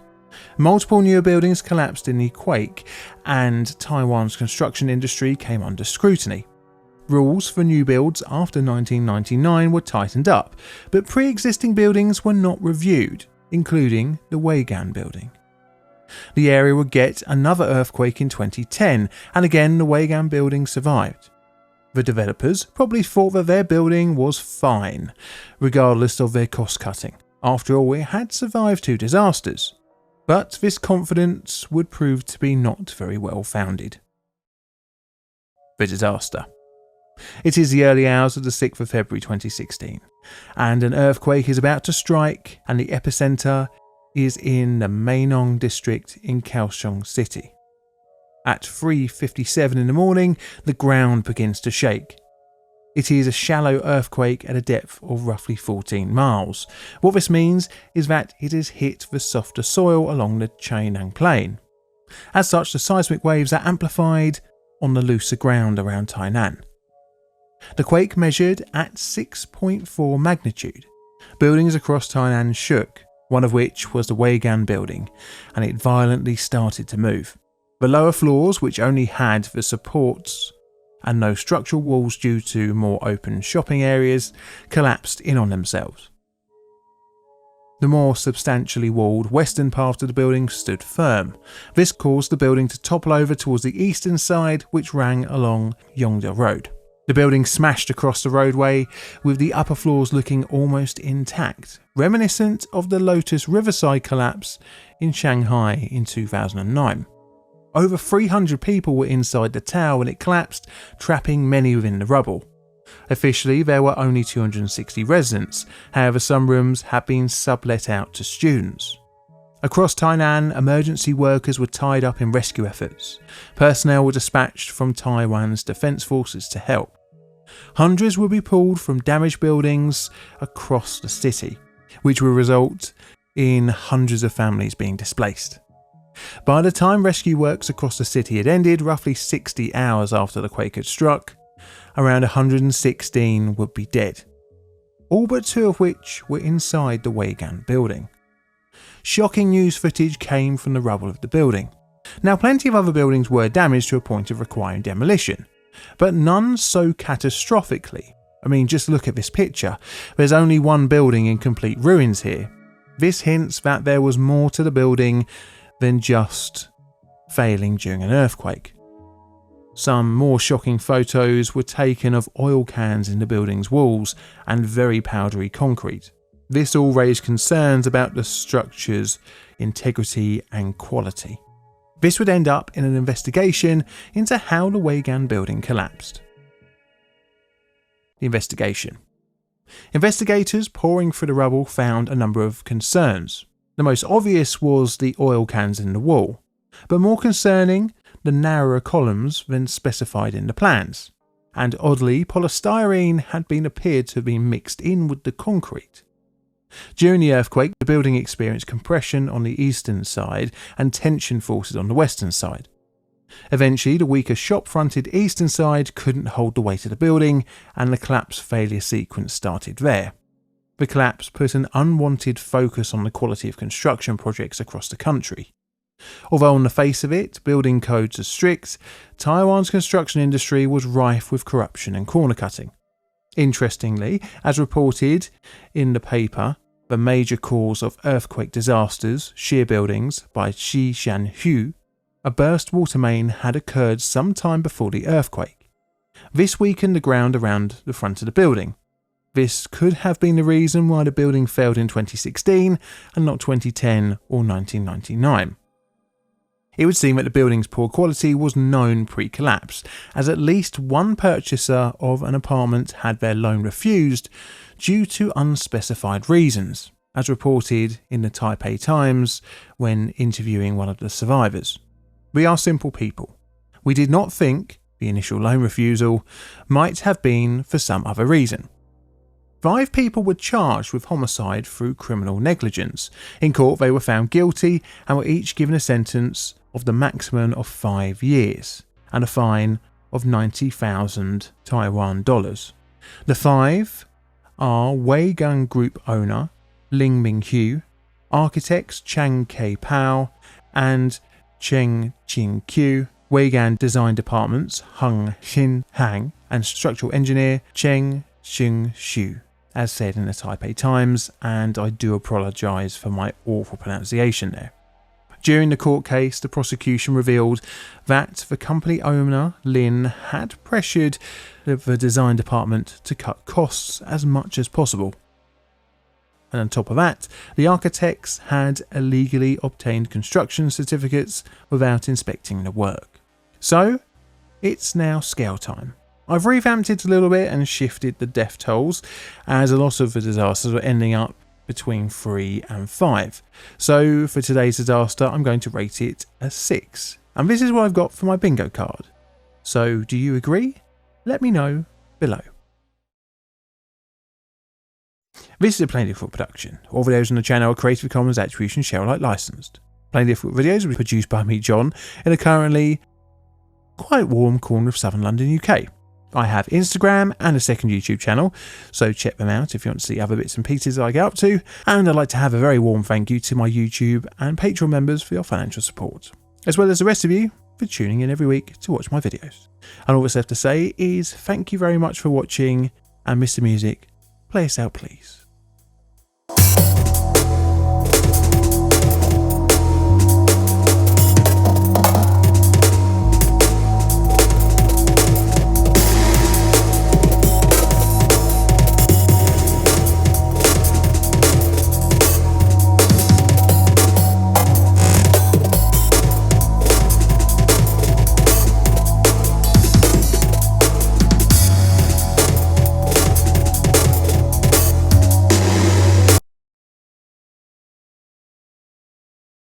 It is the late evening of the 4th of October 1992, and emergency workers are flooding the Belmermeer district in Amsterdam, the Netherlands. An apartment building for the casual bystander looks like it has just collapsed. However, just a short while earlier, a Boeing 747 cargo plane had plummeted out of the sky, in doing so, cutting the residential building in half. Today, of course, we're looking at El Al Flight 1862. My name is John, and welcome to Plainly Difficult.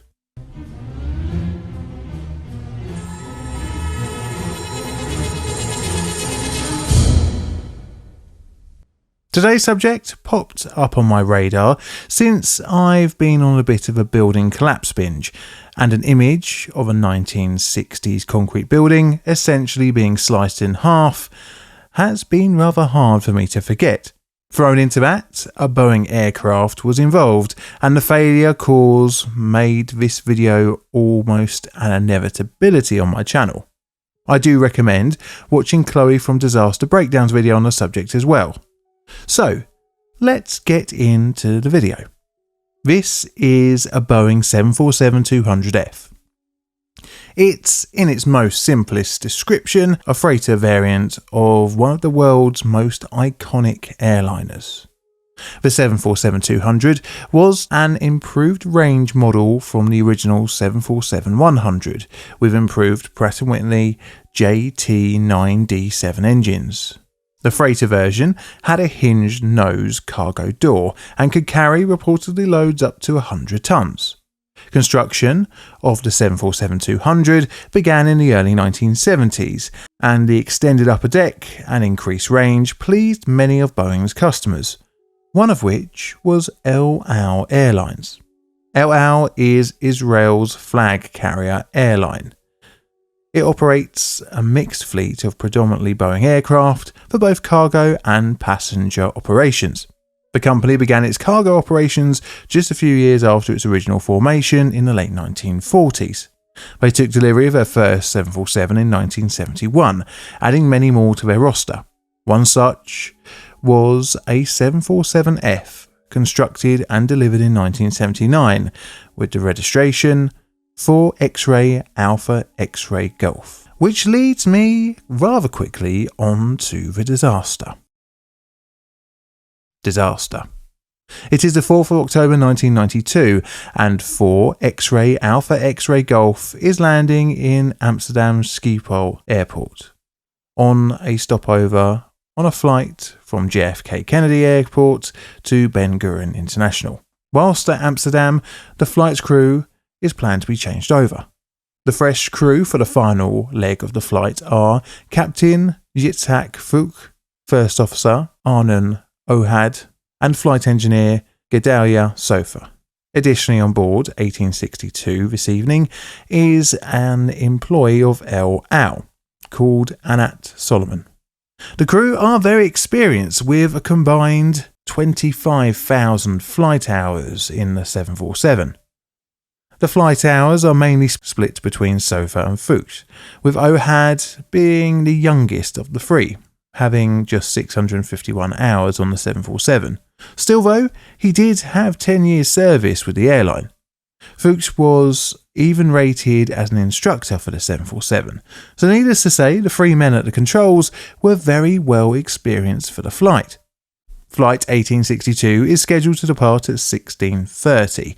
However, due to the usual congestion of a busy airport, the actual slot given was 50 minutes later.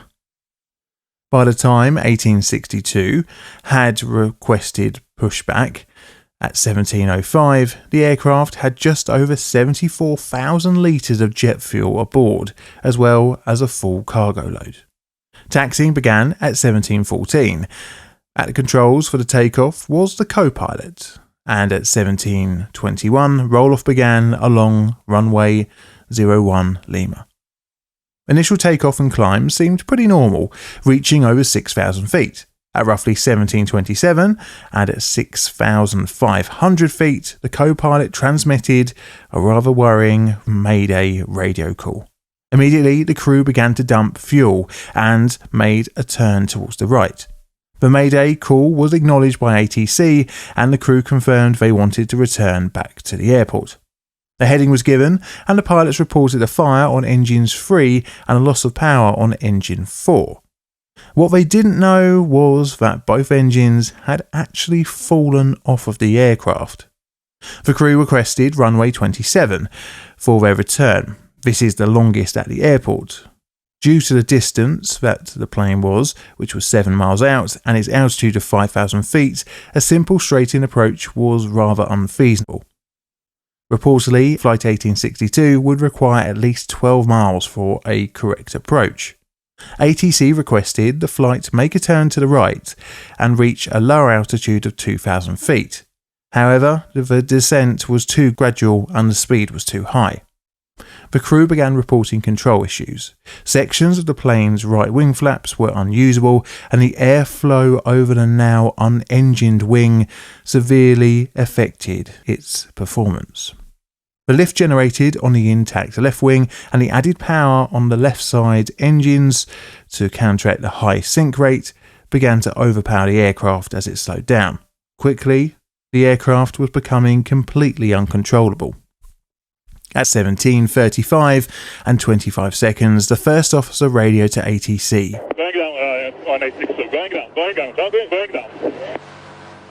Just 20 seconds later, the plane nosedived into an 11-storey apartment block, slap bang into the centre.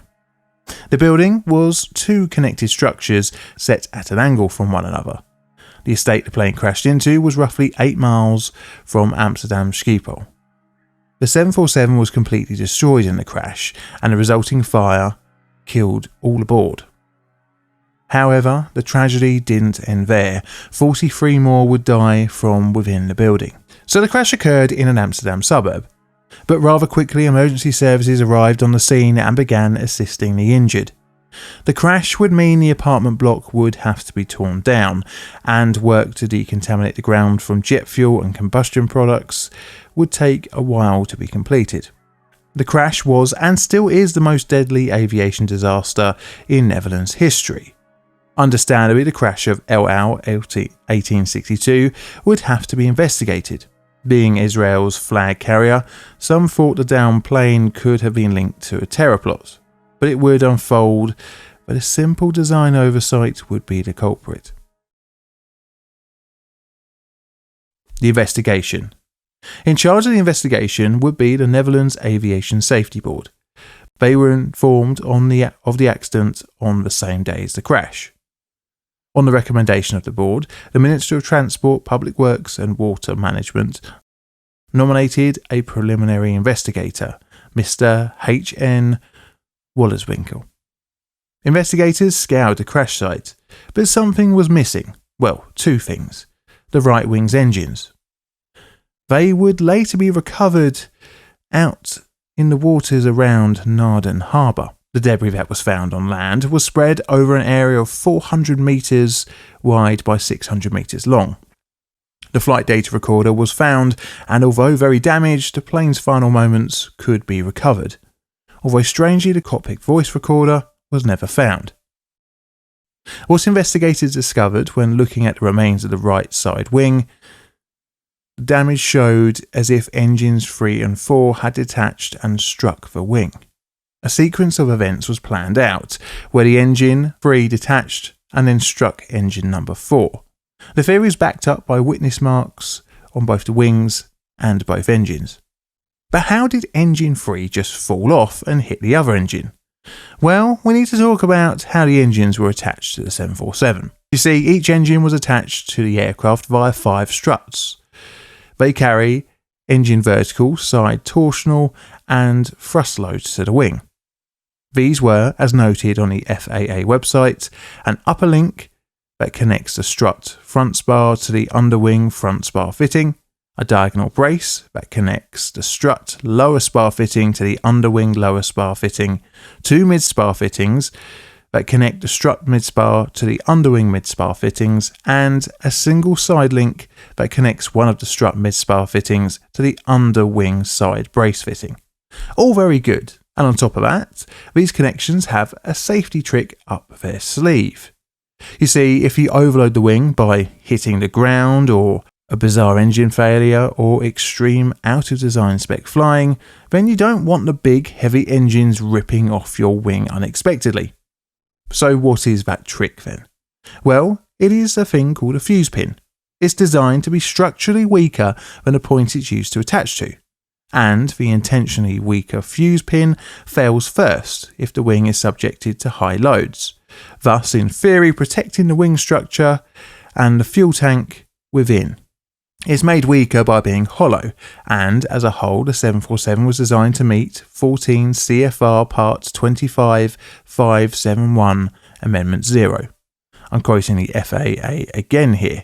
The rule requires that the failure of a single principal structural element would not result in a catastrophic failure or affect the flight characteristics of the plane. The arrangement for the engine mounting on the 747 was almost identical in design to the earlier 707, where the concept of safe separation had been formed at the company. The theory was backed up by a number of engine dropping off events that didn't end in catastrophe. although the 5 dead from BOAC 712 might disagree. But making a fuse pin isn't as straightforward as you might think. It's not just a case of making it weaker than the mounts, because it has to be only just weaker but still strong. As well, dropping off an engine mid-flight on some poor sod's head might only slightly damage Boeing's safety reputation. That queue for payouts from victims isn't getting any shorter now, is it? The fuse pins originally used on the 747 were known as bottle bore pins. The inner bore of the fuse pin had a cross-section that resembled the shape of a bottle, hence the name. The shape allowed the pin to vary the strength across the length of the shaft. The surfaces during manufacturing were machined. This had an undesired effect, however, and that was fatigue cracks. Fatigue cracks were found on multiple 747s in the 1970s, requiring Boeing to release a recommendation to inspect all fuse pins every 2,500 flight hours. This was in 1979, right when El Al 1862 was being constructed. Anyway, a couple of years later, this recommendation and the airworthiness directive that went along with it were updated, advising replacement of all fuse pins for a new design type, or to inspect the original pins almost indefinitely. El Al 1862's pins were not replaced, and inspections continued at the recommended 2,500 hours or 400 flight cycles. It was found that the flight was checked as per the recommendation, and the plane's last inspection was 258 flight cycles earlier, which was well within Boeing's guidelines. During the investigation, not all of the fuse pins were recovered, hinting that some of them had shattered, and this gave a hint at a failure sequence. The initial failure occurred at the inboard mid-spar fuse pin. This overloaded the outboard mid-spar fuse pin and the side brace. These two subsequently failed, overloading the remaining connections, the upper link and diagonal brace, which were then overloaded and broke, freeing engine 3 from the wing, after which it collided with engine 4, and from there El Al 1862's fate was sealed. It was found that some of the fuse pins had fatigue cracks that had formed prior to the crash, and this meant that the pins prematurely failed, as stated in the official Netherlands Aviation Board inquiry report, which was released in 1994. The design and certification of the B747 pylon was found to be inadequate to provide the level required of safety. Furthermore, the system to ensure structural integrity by inspection failed. This ultimately caused, probably initiated by fatigue in the inboard mid-spar fuse pin, the number 3 pylon and engine to separate from the wing in such a way that the number 4 pylon and engine were torn off. Part of the leading edge of the wing was damaged, and the use of several systems was lost or limited. This subsequently left the flight crew with very little control of the airplane. Because of the marginal controllability, a safe landing became highly improbable, if not virtually impossible. And this is where we would normally end a plainly difficult video. But it being a Boeing, it wasn't just an issue located solely to El Al 1862. You see, just 10 months before the crash, an almost identical accident happened. This was in Taiwan, and again, the number 3 engine had detached and crashed into the number 4. The disaster was put down to improper maintenance, but China Airline Flight 358 has a striking similarity to El Al 1862. Another 2 non-fatal engine strut events quickly followed, with Evergreen Airlines in Anchorage, Alaska on the 31st of March 1993, and another incident with Northwest Airlines in Tokyo, Japan on the 1st of March 1994. As such, in the wake of the 1990s disasters, the 747's wing pylon was redesigned to a new damage tolerance design philosophy. The 747 would see its last plane being built in 2023. Interestingly, over its lifetime, so far, 64 Boeing 747s, or 4.1% of the total fleet number, have been totaled in accidents, with a total of 3,746 deaths accredited to these events. So that's my video on LL1862. If you have any more disasters involving planes, crashing into buildings or anything like that, then let me know in the comments below. So, it is scale time. It's going to be a 4 today, and this is what I've got for my bingo card. Do you agree? This is a Plain Difficult production. All videos on the channel Creative Commons Attribution Share Alike licensed. Plain Difficult videos produced by me, John, in a currently wet and very miserable corner of southern London, UK. I have an Instagram and YouTube, a second YouTube channel, so check them out for all sorts of other bits and pieces I get up to. And I'd like to have a very warm thank you to my YouTube members and Patreons for your financial support, as well as the rest of you for tuning in every Saturday at 2 PM GMT for your weekly dose of disaster and dodgy cartoons. And all that's left to say is thank you for watching, and of course, Mr. Music, can you play us out, please?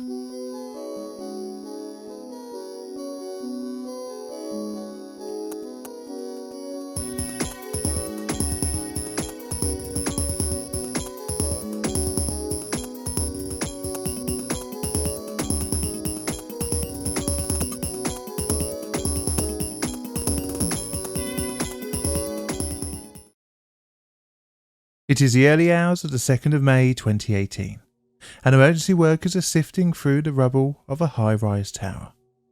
Over the space of just 80 minutes, a landmark building on the Sao Paulo skyline has gone. As the full scale of the collapse unfolds, multiple people are missing. It is feared that their lives have been lost. What's bizarre is that the building was made of steel and concrete, and the cause of the disaster is looking like a fire. Welcome to Plain Difficult. My name is John, and today we're looking at the Wilton Paes de Almeida building disaster.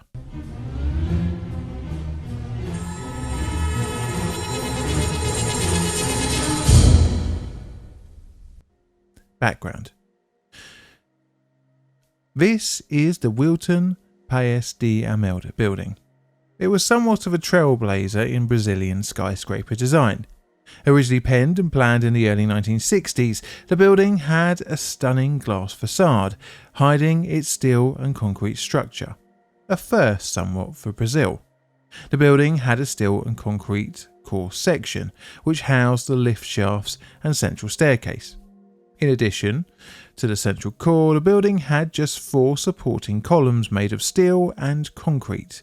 These columns were sited inbound from the tower's exterior glass facade. Around the core and columns, ribbed concrete floors were installed, with outer areas of the building having a cantilever arrangement. The design provided a very open and flexible space, which when combined with the glass facade made it a very light and potentially hot environment for its interior. Because of this, right from the architect's pen, air conditioning would be built into the structure's very being. The floors had spaces for air conditioning ducting built into them, allowing for the system to be well hidden. On top of maintaining a good temperature, the aircon system helped keep the vast sections of glass demisted. Now, that impressive glass facade made use of the thin ends of the floor slabs for its equally dainty aluminium frames. The building, when looking at pictures of it in its heyday, are very impressive, but the building's unique selling point offered little in the way of structural strength. But it wasn't really intended to. The building was constructed between 1961 and 1968 by a company called Morse and Bernbach for its first owner, Sebastião Paes de Almeida, who rented out parts of the building's 26 floors to various companies in the country. The main occupant was the Commercial Glass Company of Brazil, with offices from the Bank Caixa Econômica Federal on the ground floor. The main entrance had marble imported from Greece for finishing the floors. Once opened, the building had a street address of 22 Rua Antonio de Godoy, next to the Evangelical Lutheran Church of Sao Paulo. Interestingly, the building took its name in honouring Sebastião's older brother. At the time of its opening, there was nothing else really like it in the surrounding area. The building would be taken over by the government due to reportedly unpaid debts. As such, Sao Paulo police and the Brazilian Social Security took over the building to make it their headquarters. In 1992, the historical significance of the building was recognised by listing it on the preservation of the historical, cultural and environmental heritage of the city of Sao Paulo. However, during its government use, the building was altered, but not really modernised or significantly refurbished. The place, as a significant landmark, wouldn't do much for the building's state of repair, as in 2003 it would find itself abandoned. Originally it was planned to become a cultural centre post-government use, but these plans fell through. It probably wouldn't shock anyone if I say, after being left empty for a while, the building would begin to show its signs of age. It wasn't getting the necessary maintenance, and soon enough the structure would see new inhabitants. Much like any semi-habitable empty building anywhere in the world, it became a target for squatters. Now I need to add a note here, as there are somewhat conflicting reports as to how the new occupants came to be living inside the tower. Some have said it was a government program, others have said it was completely illegal. But what is widely agreed upon was that a lot of people that were living in the tower were families. Not the kind of squatters who are doing it just for fun, but desperate people in hard times. The squat was run by the Movement for Social Struggle for Housing, in which each resident paid the organisation a small fee for rent. As noted in the LA Times, the government tolerated such squats, with as many as 70 buildings in downtown Sao Paulo being taken over as such. During this time, the building rapidly saw a decline, with graffiti lacing exterior and trash mounting up within. Makeshift structures made of scrap wood were built to divide different families over the various levels. The lifts had been taken out of the shafts after the building was abandoned, and generally the building was damaged with flooded areas and broken windows. The vacant space for the lifts ended up being used as a kind of waste disposal chute, except when it reached the ground floor, no one collected the rubbish, leaving it to pile up. On top of this, electricity to the building was unreliable, resulting in a few homemade hack jobs of unprotected electrical wiring, as reported in the LA Times, by siphoning off of nearby streetlights. The building was put up for sale in 2015, and by 2018, local authorities decided it was time to clear out the tower. Multiple meetings were held between officials and residents, where they were told to leave or face legal proceedings. This was between February and April 2018, but, well, the building wouldn't need clearing out for much longer. The disaster. It is the early hours of the morning of the 1st of May 2018, and a fire has just erupted on the 5th floor of the Wilton Casa de Amelia building. Now, the cause of the fire is disputed. The likely cause is of a short circuit in the dodgy wiring used throughout the building, but others have reported it was caused by an argument that ended up with someone being covered in alcohol and a lit match being thrown at him. Regardless, the fire was in the perfect place for it to spread. Quickly it burned the wood and cardboard dividing walls, and with the elevator shafts being empty, the flames spread both upwards and down throughout the structure. This was at roughly 1:30 in the morning. The flames and smoke woke up many of the tower's residents, who began escaping via the main staircase. Smoke quickly enveloped the tower, and flames rapidly spread, engulfing almost every floor from the roof to the entrance lobby. The glass facade in the heat popped its panels, showering the street below with shards. The height of the building meant that the flames could be seen for miles. As such, many took to the streets to observe the inferno. Emergency services started arriving and began the unenviable task of trying to battle the flames. Emergency workers assisted in evacuating the tower. During this time, the flames spread to an adjacent building, but time was running out. At around 2:50 in the morning, the building suddenly collapsed. In just a matter of seconds, the building smashed into the ground, spreading out steel, concrete and fire out into the street. The church next door to the tower was destroyed by the falling rubble. There were many people still inside the building when it collapsed. As said in the New York Times, a person was trapped on an upper floor and was calling for help when the building collapsed, and it is very likely that this person was killed. Around 160 firefighters will be dispatched to the tower and its rubble pile to extinguish the fire and dig out any bodies or survivors. By the afternoon, the burning rubble had been reduced to smouldering hotspots. The disaster angered many as it became a symbol for the terrible housing situation in the city. Aftermath. The smouldering rubble was picked over by rescue workers and bodies would be pulled out from the rubble. But by 2 weeks post-collapse and still at least 4 people missing, the search was called off. In total, at least 7 people died in the collapse, although the number isn't certain as registration of residents wasn't really done in the tower and thus its occupants' number wasn't really fully known. Many more were injured and several hundred were displaced. As such, much of the tower's now homeless residents were forced into sleeping on the street or into tents. I mentioned earlier about the collapse generating anger in the local community. This would spill out to the president, as reported in the New York Times. President Michel Temer, who was in Sao Paulo for the May Day holiday, visited the wreckage Tuesday morning, but left quickly after local residents turned on him in anger. Eventually the rubble and remains were cleared up and shipped off for disposal. But how did the building collapse?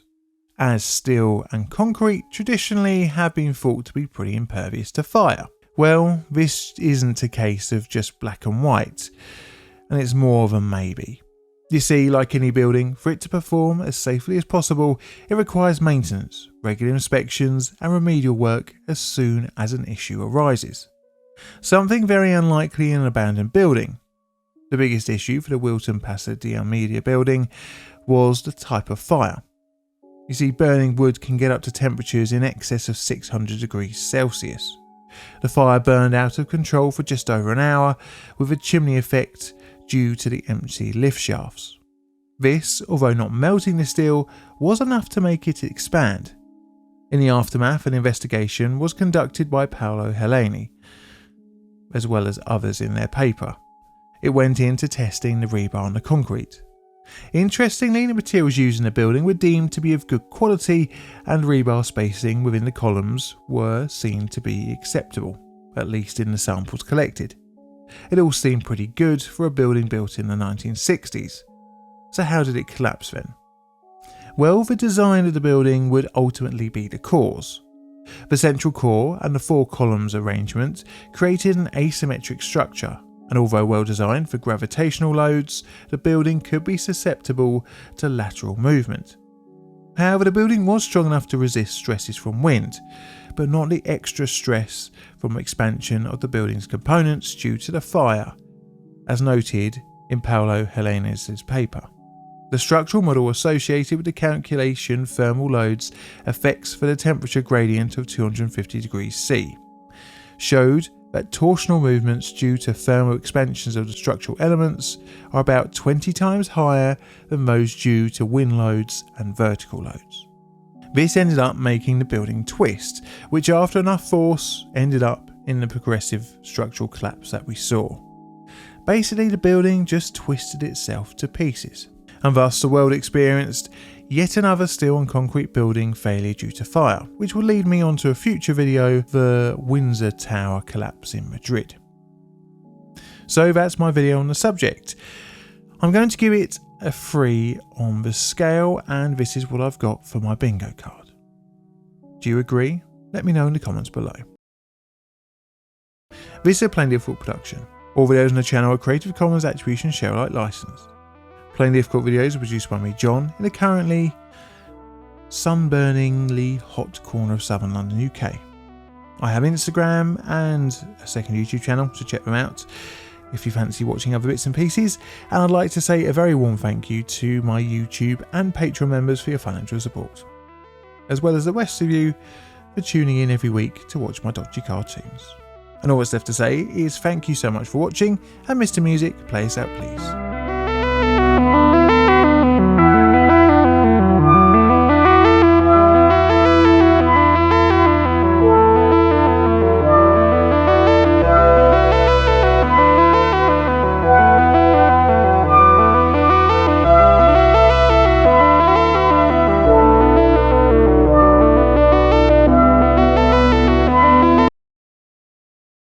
It is the first few days of September 2013, and a new building along the London skyline has gained a rather lot of attention, but for all the wrong reasons.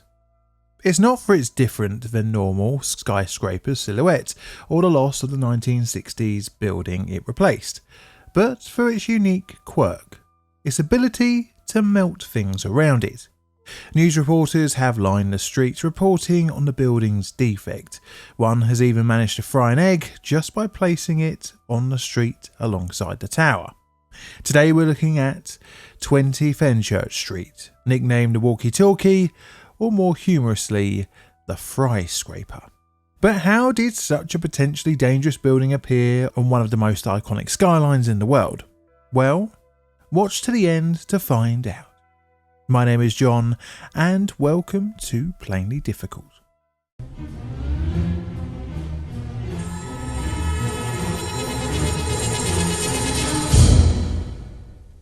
So before I start, I'm going to have to boast at the fact that I got off my lazy behind and actually made my way up to London. And even more so, I managed to get up to central London on a day that was rather similar to when this event actually happened. Although luckily this time I didn't get melted by a death ray. Anyway, let's get started. Background. London skyline is an ever-evolving organism. Due to the space being limited along the central portion of the ancient city, it has seen a trend towards taller buildings. One part of London is no better described like this than the City of London. Now, London is a strange place. When I say City of London, I actually mean the City of London, a roughly square mile area which follows the ancient borders of the OG London. Of course, the rest of Greater London is also the London City, but I know it's a bit confusing. Anyway, the City of London is one of the biggest financial centres of the United Kingdom, and over its history has also been the head of the serpent that was once the British Empire. But I'm not going to delve too much into the history of the City of London, but I do kind of have a history adjacent video which covers some of the area, and this is my Bethlem video. But for a more detailed history of the area, check out one of the many fascinating videos from Jules Guides. Right, so let's laser focus in on 20 Fenchurch Street, laser being the rather apt word. Our story begins with the end of the original 20 Fenchurch Street building.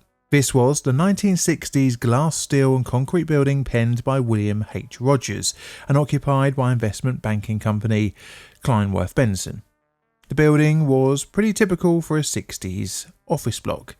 Back then, limitations in building design and common practices meant that a high-rise had to be built on a large low-rise base, in which a narrower, taller building could be built.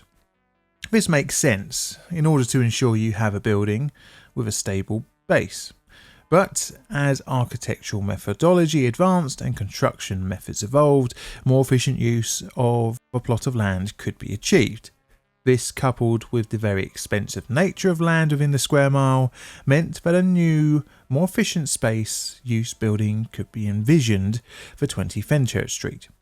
Thus, the old boxy building was planned for its demolition, to be replaced by a taller and wider, and some would say more controversial skyscraper. A new tower. The building was penned by architect Raphael Vignoli. It was to be a 160-metre tall building spanning 37 floors plus 3 sky garden floors on the top. The facade of the tower was a wall of glass over a steel and concrete skeleton. Interestingly, and this would later become part of its detractors' biggest criticisms, was that the upper floors of the tower had a greater square footage than the lower floors, a complete opposite to the building that it replaced. This had two benefits. It made the tower have a more unique silhouette on its exterior, but more vital for the building's owners, Land Securities Group, it allowed the more traditionally higher and more expensive floors to be bigger, thus potentially increasing rental earnings. This would be the Achilles heel of the building, but we'll come back to that later on in the video. The building on its southern side had a concave glass facade, making the building look as if, as I've heard being described, as a pint of beer with too much foam in the head. More commonly, the building was called by locals and the media the Walkie-Talkie building. Sovinoli penned the building in 2004, and after the usual toing and froing between planners and developers, the final design was signed off by the City of London in 2007. By 2008, the original building had been demolished and the footings for the new tower were being driven into the London clay. However, during its construction, the building began its history of racking up controversies. As it took shape over the London skyline, many of the neighbouring properties complained over the now looming structure. One such was the obstruction of light. However, their complaints would be somewhat quelled when the structure's glass outer skin was installed, but for probably all the wrong reasons. The skyscraper. During the summer of 2013, the building was nearing its completion. Much of the glass had been installed over the southern face of the tower, which had gained the name the Walkie-Talkie building. However, people started noticing that the street along the East Cheap Road, at certain points of the day during the summer, it was unusually bright and hot. It is the 29th of August, and a Mr. Lindsay, director of tiling company Moderna Contracts Limited, has parked his Jaguar on Eastcheap. The Walkie-Talkie building looms over. All seem normal when he locks up his car and leaves for his business. But just 2 hours later, upon his return to Eastcheap, he finds a crowd gathered around where his car was parked. Upon reaching the car, as reported in an interview with Lindsay by the BBC, a photographer asked me, "Have you seen that car? The owner won't be happy." Parts of the Jaguar had melted, painted peeled, and one of the wing mirrors had fallen apart from the heat. A note was placed on the car's windscreen from the building's contractors asking the owner to call them. Over the following days, local businesses along Eastcheap noticed burnt floor mats, wilting paintwork on shop fronts, and even merchandise in windows melting. Something was clearly not right, and the developers knew it. Over the weekend, leading into September 2013, a statement was released. "We are aware of the concerns regarding the light reflecting from 20 Fenchurch Street, and we're looking into the matter." The City of London suspended parking along 3 bays on Eastcheap, where the temperatures were deemed to be the hottest. It wouldn't take long before the city's news agencies caught on to the story that the new addition to the London skyline was potentially responsible for becoming London's first death ray. Soon enough, news crews would film their reporters frying eggs along Eastcheap. It was found that temperatures would be at their hottest for roughly 2 hours each day in the summer, at close to 90 degrees centigrade. Unsurprisingly, in typical British media fare, the building gained a few new humorous nicknames: the skyscraper, the Walkie-Talkie, or my personal favourite, the Death Ray. The owners of the tower quickly accepted responsibility. Mr. Lindsay recovered the sum £900 quoted for repairs to his car, alongside the other shops along Eastcheap. Eventually, the developers would set out their plan to temporarily and then permanently fix the issue. Initially, a temporary screen was erected along Eastcheap, which would absorb the focused sun rays. To permanently sort the issue, a non-reflective film was installed over the glass, and a Brizzy Sueli, I think I pronounced that wrong, was placed to absorb the sun. Basically, a type of parasol, which ultimately would make the building safe for its neighbours. But what many were asking was, how was the building built in such a way that it allowed it to be a solar ray gun? How? So, in its most basic explanation, the design of the southern side of 20 Fenchurch Street was essentially a giant magnifying glass. The south facade was concave and highly reflective. Now, reflective glass on skyscrapers is rather common. It helps with cooling the building as it stops the sun's rays from heating up its interior.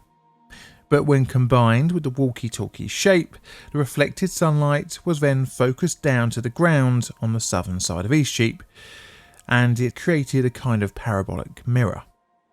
The building's architect said in an interview that the original design had louvered horizontal windows on its south facade. However, these were dropped during the planning stages between 2006 and 2008 as a cost-cutting measure. The original plan would have reduced the focusing effect of the building's concave curvature. The hotspots on the ground were known by the building's planners, but it was predicted to be only around a not-so-melty 36 degrees.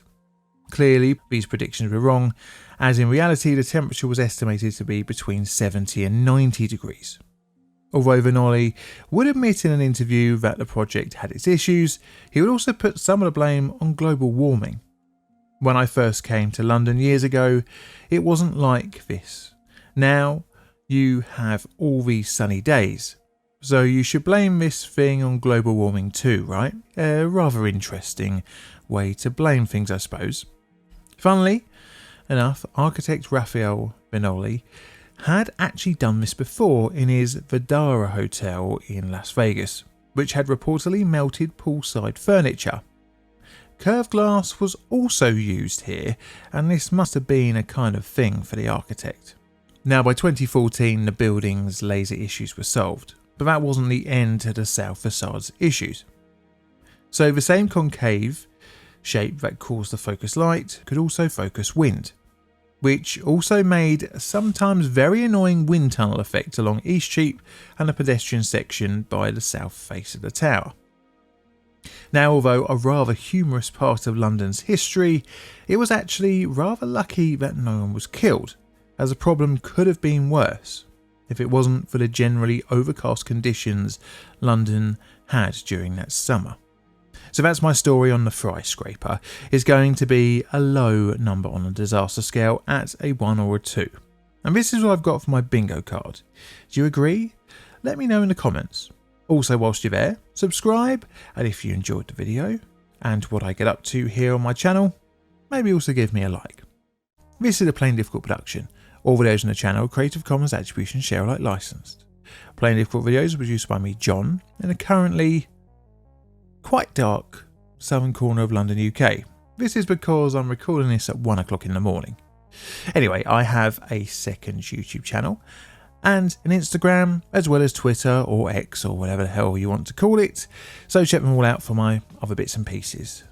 I'd like to have a very warm thank you to my Patreon and YouTube members for your financial support, as well as the rest of you for watching my dodgy cartoons and listening to my poor pronunciations and slightly goofy voice. And all that's left to say is thank you very much for watching. And Mr. Music, can you play us out, please?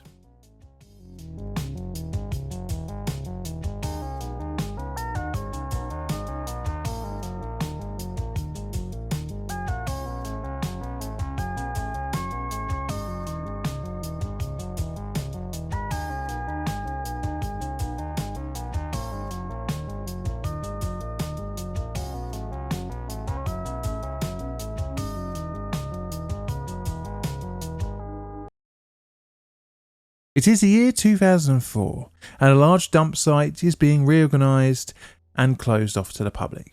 Not long ago, you could freely roam and sift through the waste, in kind of a tetanus-fueled treasure hunt.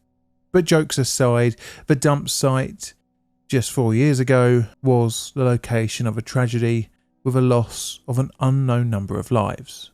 Some say up to 1,000 lost their lives in the disaster, which was a landslide, in which many were buried beneath a city's weight. It is the 13th of August 2011 in Indiana, USA, and there's an excitement in the air as a crowd eagerly awaits the headline act of an open-air concert. It is the country band called Sugarland. They are scheduled to start at 20:45, but the weather has other ideas. Management and officials for the gig have been discussing whether the show could start as a storm is coming in. If cancelled, it would be disappointment for the audience and refunds may be asked for. Maybe a delay could work. But with the storm predicted to hit at 21:15, delaying to let it pass would cause issues for the band's tour schedule. Instead, just a small delay, but before the storm's predicted arrival. At least they can do some of the show. As such, the audience are assured that they will see the band play, and thus they wait. However, before the band had a chance to begin playing, the stage collapsed, smashing down into the audience. Many would lose their lives that night. But was it just an act of God, as Sugarland's lawyers would later assert, or something much more in line with a plainly difficult video? Well, watch to find out. My name is John, and let's get into the Indiana State Fair stage collapse.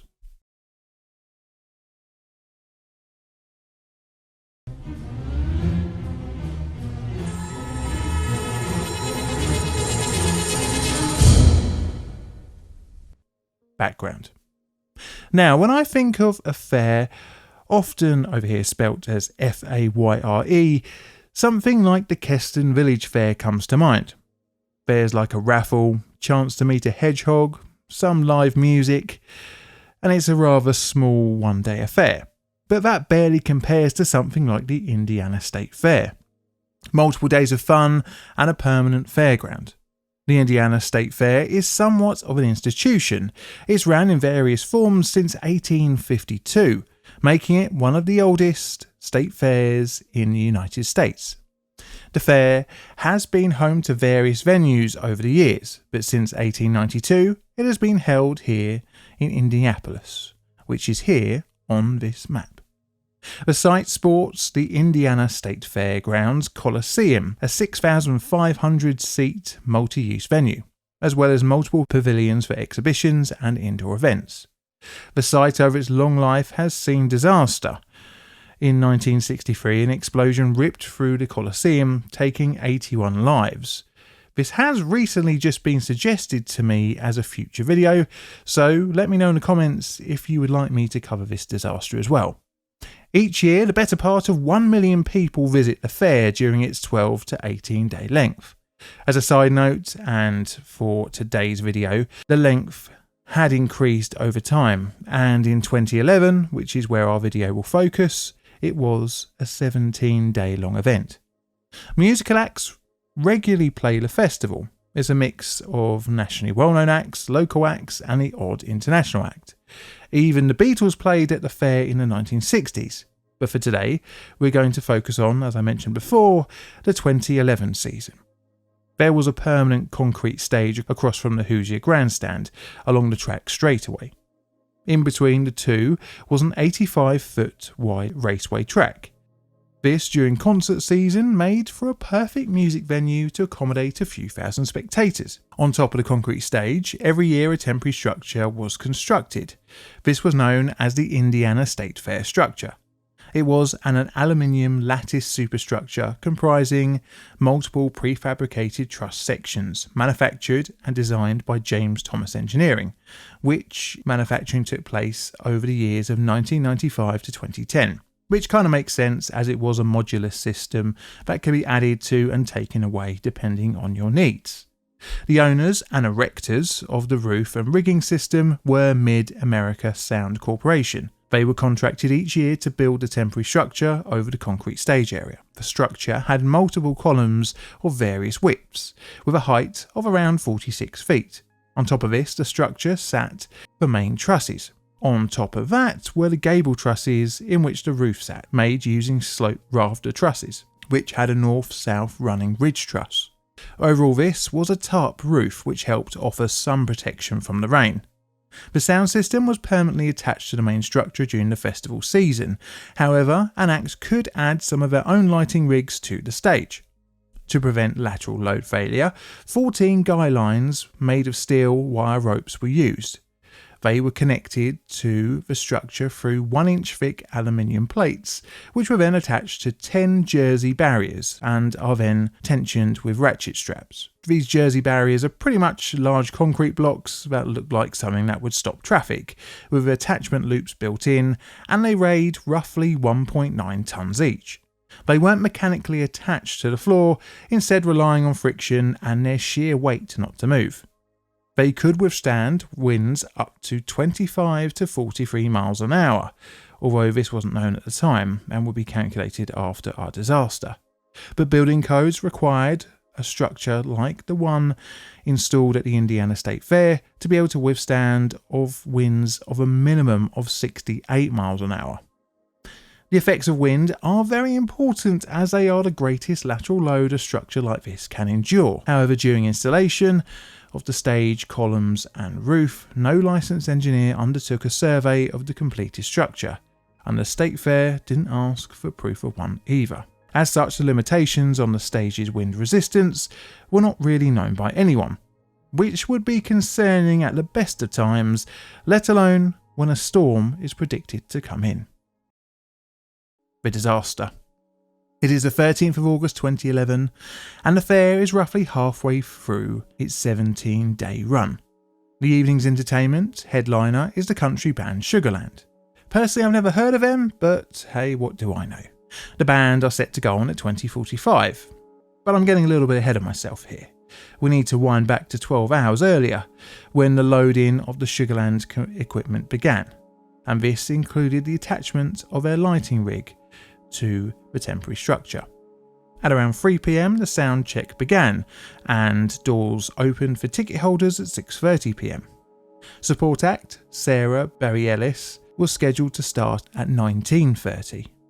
Meanwhile, the National Weather Service's Storm Prediction Centre issued a severe thunderstorm watch number for central Indiana.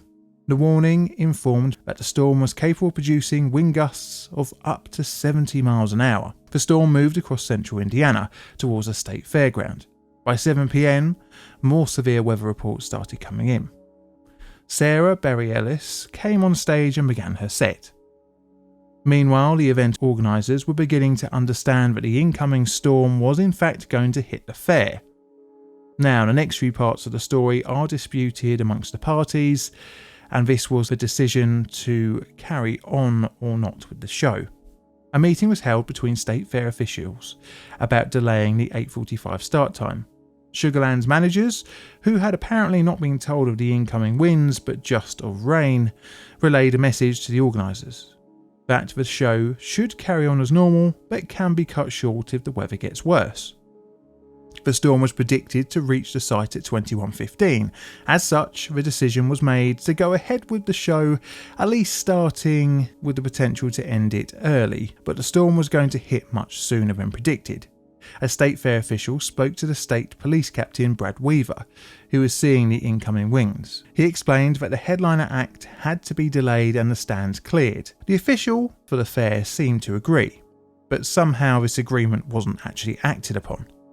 Brad Weaver would later say in an interview with the Indiana OSHA, "The official knew how I felt about this, which is that we should move people out of the stands. I fully understood that we were going to move people out of the stand."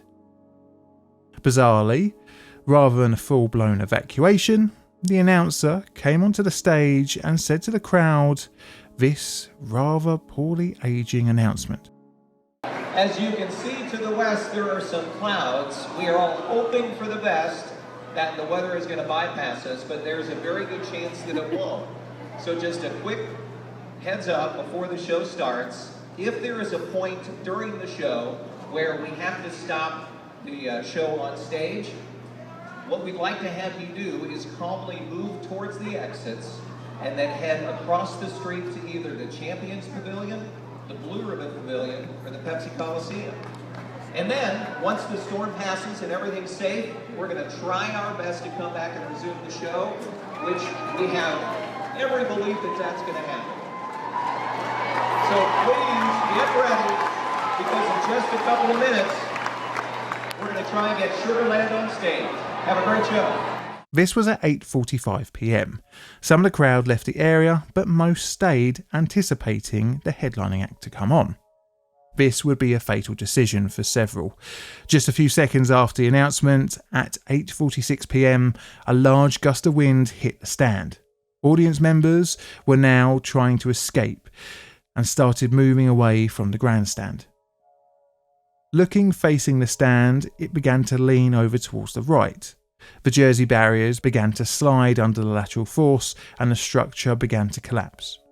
Audience directly in front of the stage began fleeing the area, but in just mere seconds the whole structure had crashed towards the right-hand side of the audience, crushing into those not fast enough to escape. 4 would be killed instantly, 3 more would be severely injured, which would result in their deaths later in hospital. As emergency workers rushed in to help, a further 58 would be treated for various injuries. At just after 9 p.m, the Marion County coroner was called to the collapse, and shortly after, power was cut to the stage. The search for any trapped individuals then commenced, and sadly at 11:27 p.m, the search was completed with no more people found alive. Understandably, the collapse would garner nationwide attention, which would need to be investigated, and this leads us on to the aftermath section of this video. The aftermath. Almost immediately after the collapse, an investigation was announced, and a company was selected. As reported by CNN, the State Fair Commission is hiring New York-based engineering company Thornton Tomasetti Incorporated to investigate Saturday's deadly stage collapse, officials said on Tuesday. Interestingly, this company was one of those involved in the 9/11 investigation. Investigators will pore over the wreckage and interview witnesses and state fair officials. But not only Thornton Tomaselli would be peeking into the disaster, but also Indiana's branch of OSHA. Interviews would quickly discover the reluctance of officials and band management to delay the show. Ultimately, it would be down to the show's organisers as who would take final responsibility for the lack of delay or cancellation of the show. But we'll look into this a little bit later when we talk about the legal proceedings.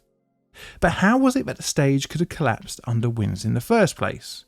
Well, investigators discovered that the wind speed on the night was estimated to be around 59 miles an hour, far below the requirement of 68 miles an hour as per code. The Jersey barriers were discovered to have moved, in many cases on the western side of the stage. They had moved to a point where they offered no lateral resistance. Investigators ran calculations on the structure and discovered that it was poorly designed and poorly installed. But even if the ballast system of the Jersey barriers had not failed, it was also discovered that the steel guy ropes were inadequate for the task. The report released on the 3rd of April 2012 set out 16 key findings, putting the blame on the designer, James Thomas Engineering, builder, Mid-America, and the Indiana State Fair Commission for not having the proper records, documentation, plans, engineering reports, or related technical data. It would seem that everyone involved in building that stage was kind of just winging it. Eventually, a settlement of $50 million in damages would be agreed upon, with the state of Indiana settling for paying $11 million of this, and the other defendants, including Live Nation and Sugarland, settling for paying the remaining balance of the $50 million award, which was $39 million. Interestingly, Sugarland initially claimed that they had no lawsuit to answer to due to the audience deciding to stay in the venue during the storm, saying, "Some or all of the plaintiffs claimed injuries resulted from their own fault," which I'm not going to lie is not really a very good look for the band.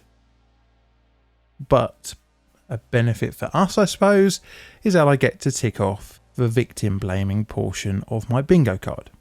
Right, so it is now scale time. I'm going to give it a 3 on my slightly improved disaster scale, and this is what I've got for my bingo card. Do you agree? I'd love to know what you think in the comments below.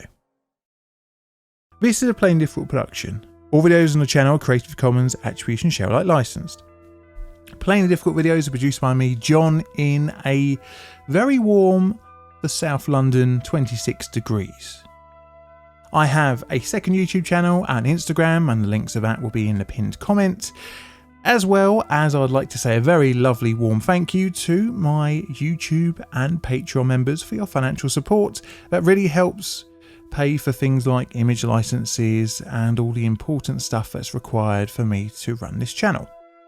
And all that's left to say is thank you for the rest of you for tuning in every week, and Mr. Music Man, please play us out, and thank you all for watching.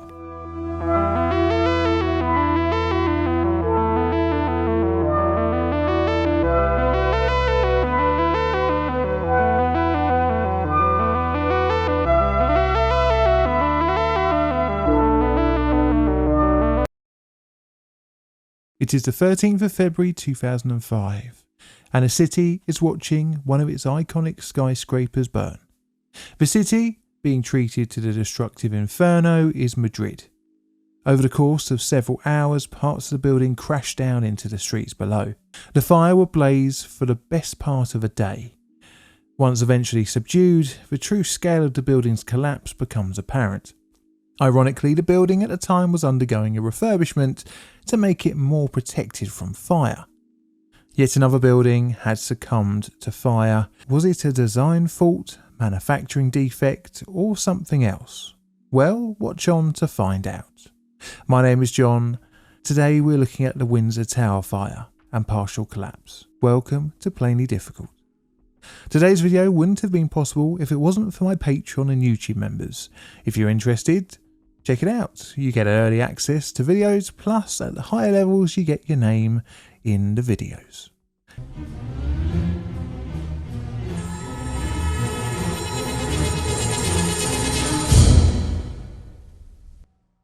Background. Our story starts and will ultimately end here, the AZCA complex just outside and to the north of Madrid, Spain. The plan for the area was to create a commercial district with an opera house in the middle. Although the concept was originally thrown up in 1946, after multiple revisions and the general administration nightmares of buildings, finally the project began in the late 1960s, with works actually getting ramped up in the 1970s. During this nearly 20-year period, the project was wound back. The Opera House was scrapped, leaving a large open space in the centre, and various buildings didn't really match the intended original vibe of the complex. But spades were in the ground and Madrid's new complex was beginning to form. One of the new construction projects for this hodgepodge site was that of the Windsor Tower. Plans were penned in the early 1970s by the Del Rio Ferrero, Alas and Casarigo studio, with around 8 architects working on the building's every detail. The building would have a total of 32 floors, standing up to a height of 106 metres. It was intended for mainly commercial office space. As such, the floors were designed to be as open as possible. But the floors were not completely clear. This was because of its central reinforced concrete core and its reinforced concrete columns. The former of the two carried the elevators, communication lines, plumbing and electrical wiring. The latter was there for structural rigidity and had steel beams at the top of each floor column running north to south. For further structural rigidity, the building had steel perimeter columns, which were supported by transfer structures at the 2nd and 16th floors. These transfer structures took the space of 2 floors and were made of heavily reinforced concrete. They had no windows and were used to house the technical plant and other gubbins required to operate a tower block. Each floor slab was made of reinforced concrete at 280mm thick. Around the outside of the tower was clad with impressive glass windows. All of this was attached to the perimeter steel columns, as well as cladding. The building was designed with the fire regulations of the day in mind. This didn't require a sprinkler system to be installed, nor for the steel beam elements to be protected. On top of that, there was no requirement for fire stopping between cladding and the floor slabs. There was also no fire stopping between floors. This, thrown in with the open plan of the floors, meant fire containment was virtually non-existent. Now, back in the 1970s, fire protection standards weren't as good as they are today, clearly. But this wasn't really a problem unique to Spain, although it would be later addressed on in the building's life. But we'll come back to this in a little bit. So the construction began in 1975 and was completed in 1979, making it the tallest building in the AZCA complex, at least for a little while, until the Picasso Tower surpassed it in 1988. I'm going to fast forward a little bit to the late 90s, with the building needing to be refurbished. Part of this would require the building being modernised in its fire resistance. The works would include the installation of new cladding, a new external escape staircase, a sprinkler system, an improved dry riser system, fire protection of the exposed steel columns, fire compartmentation between floors, and finally fire stops between the building and its cladding. All very good improvements, but it would take time. Roughly 3 years, and in 2004, work was making good progress. However, just a few months into 2005, all of this work would prove to be in vain. The disaster. It is the closing hour of the 12th of February 2005. The works so far have protected up to the 17th floor steelwork. At roughly 11 PM, either a lit cigarette or a short circuit, I've read both explanations in different papers, started a fire on the 21st floor. Within an hour, the fire was licking up the sides of the tower's top floor. Quickly after the fire services were called and started fighting the inferno, the flames were quickly spreading to the entirety of the building. Helped by the unpartitioned building and its cladding gaps, the next few hours allowed the flames to slowly spread to the floors below. At around 12:30 at night, the fire brigade, realising that they weren't able to completely extinguish the fires, took a more defensive approach in order to try and protect the buildings around it. Parts of the building's upper floor's facade began to fall down, smashing into the ground. At around 3 AM, the flames were past the upper technical floor at the 16th story, and the fire could be seen for miles around. In total, during the fight, as many as 205 firefighters and 40 vehicles worked to try and quell the flames. But although flaring up to temperatures of 1,000 degrees centigrade for several hours, the building couldn't hold any more. At between 1:37 in the morning and 4 AM in the morning, the top floors progressively collapsed, smashing into the floors below it. Eventually, the collapse was stopped at the 17th floor. This was the top part of the technical floor with the extra reinforcement, and at around 4:17 AM, parts of the debris which had been bent during the fire had fallen off the building. From the 17th floor upwards, much of the building's steel perimeter and internal columns had failed, piling up a mass of bent steel. The only thing remaining of the upper floors was the solid central reinforced concrete core. Interestingly, however, the new emergency staircase was still intact. But the fire didn't end there. It would take several more hours and thousands of litres of water to finally get it under control. Thankfully, no one was killed during the fire. However, many firefighters had experienced smoke inhalation, which would need hospital treatment. The building, once fully unfired, would be deemed a write-off, with an estimated loss of €72 million. This would require the painstaking dismantling of the tower, which after storms, snow, accidents and various problems was finally completed in August 2005. The work was a logistical nightmare, removing each floor individually using 4 cranes, one of which would fail, causing parts of it to crash into the ground, and again luckily no one here was properly injured. The disaster caused a lot of financial problems for local businesses and the companies that had used the Windsor Tower as offices. A replacement would be built in the footprint of the Windsor Tower, and this was called the Titania Building. It was open for business in 2013. But you probably aren't too bothered by that, so much as you want to know what was the cause. The investigation. Pretty much as soon as the fire was extinguished, forensic investigators started scouring over the wreckage. The actual starting event couldn't be determined. This was due to the 21st floor burning for nearly 20 hours and subsequently collapsing. Understandably, these are not the best conditions for evidence preservation. The temperature during the fire was estimated to be in excess of 1,000 degrees centigrade. The intensity and spread was put down to the fuel kept in the building for plant machinery, flammable furniture, and the total lack of active fire suppression systems.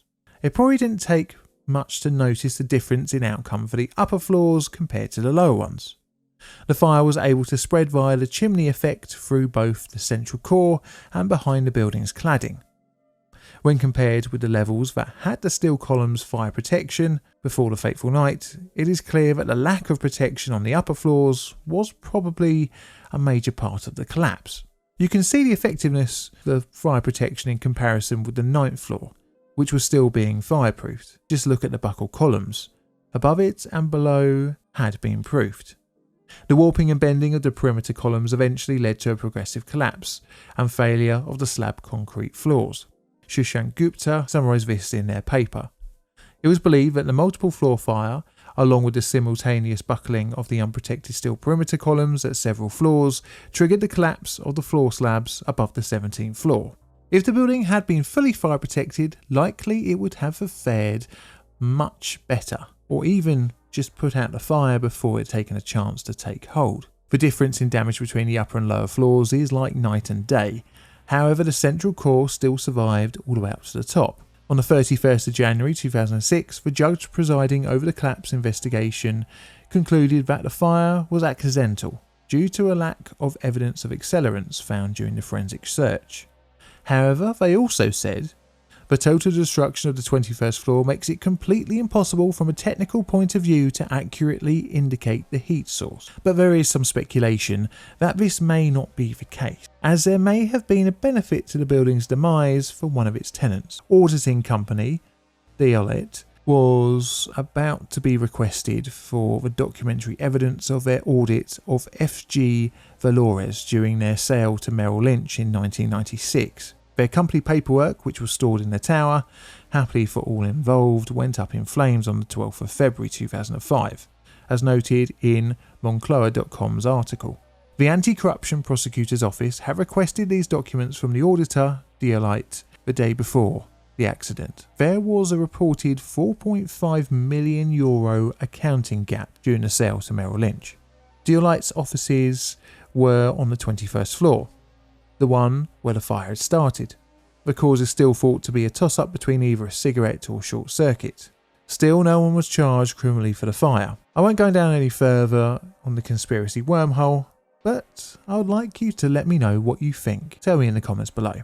So its scale time is going to be a 2, and this is what I got for the bingo card. This is a Plain Difficult production. All videos on the channel are Creative Commons Attribution Share Alike licensed. Plain Difficult videos are produced by me, John, in a currently quite warm corner of southern London, UK. And all that's left to say is thank you very much for watching, and Mr. Music, play us out please.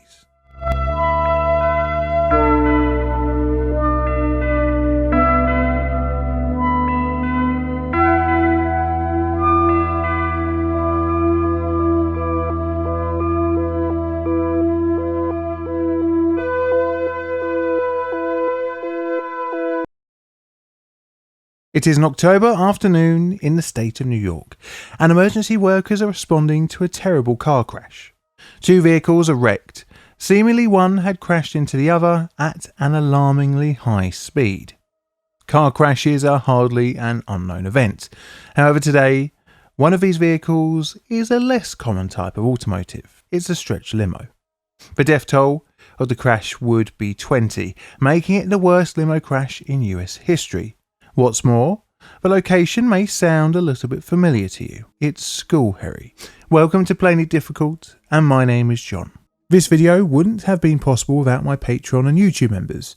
If you'd like early access and ad-free access to my videos, then why not give it a try.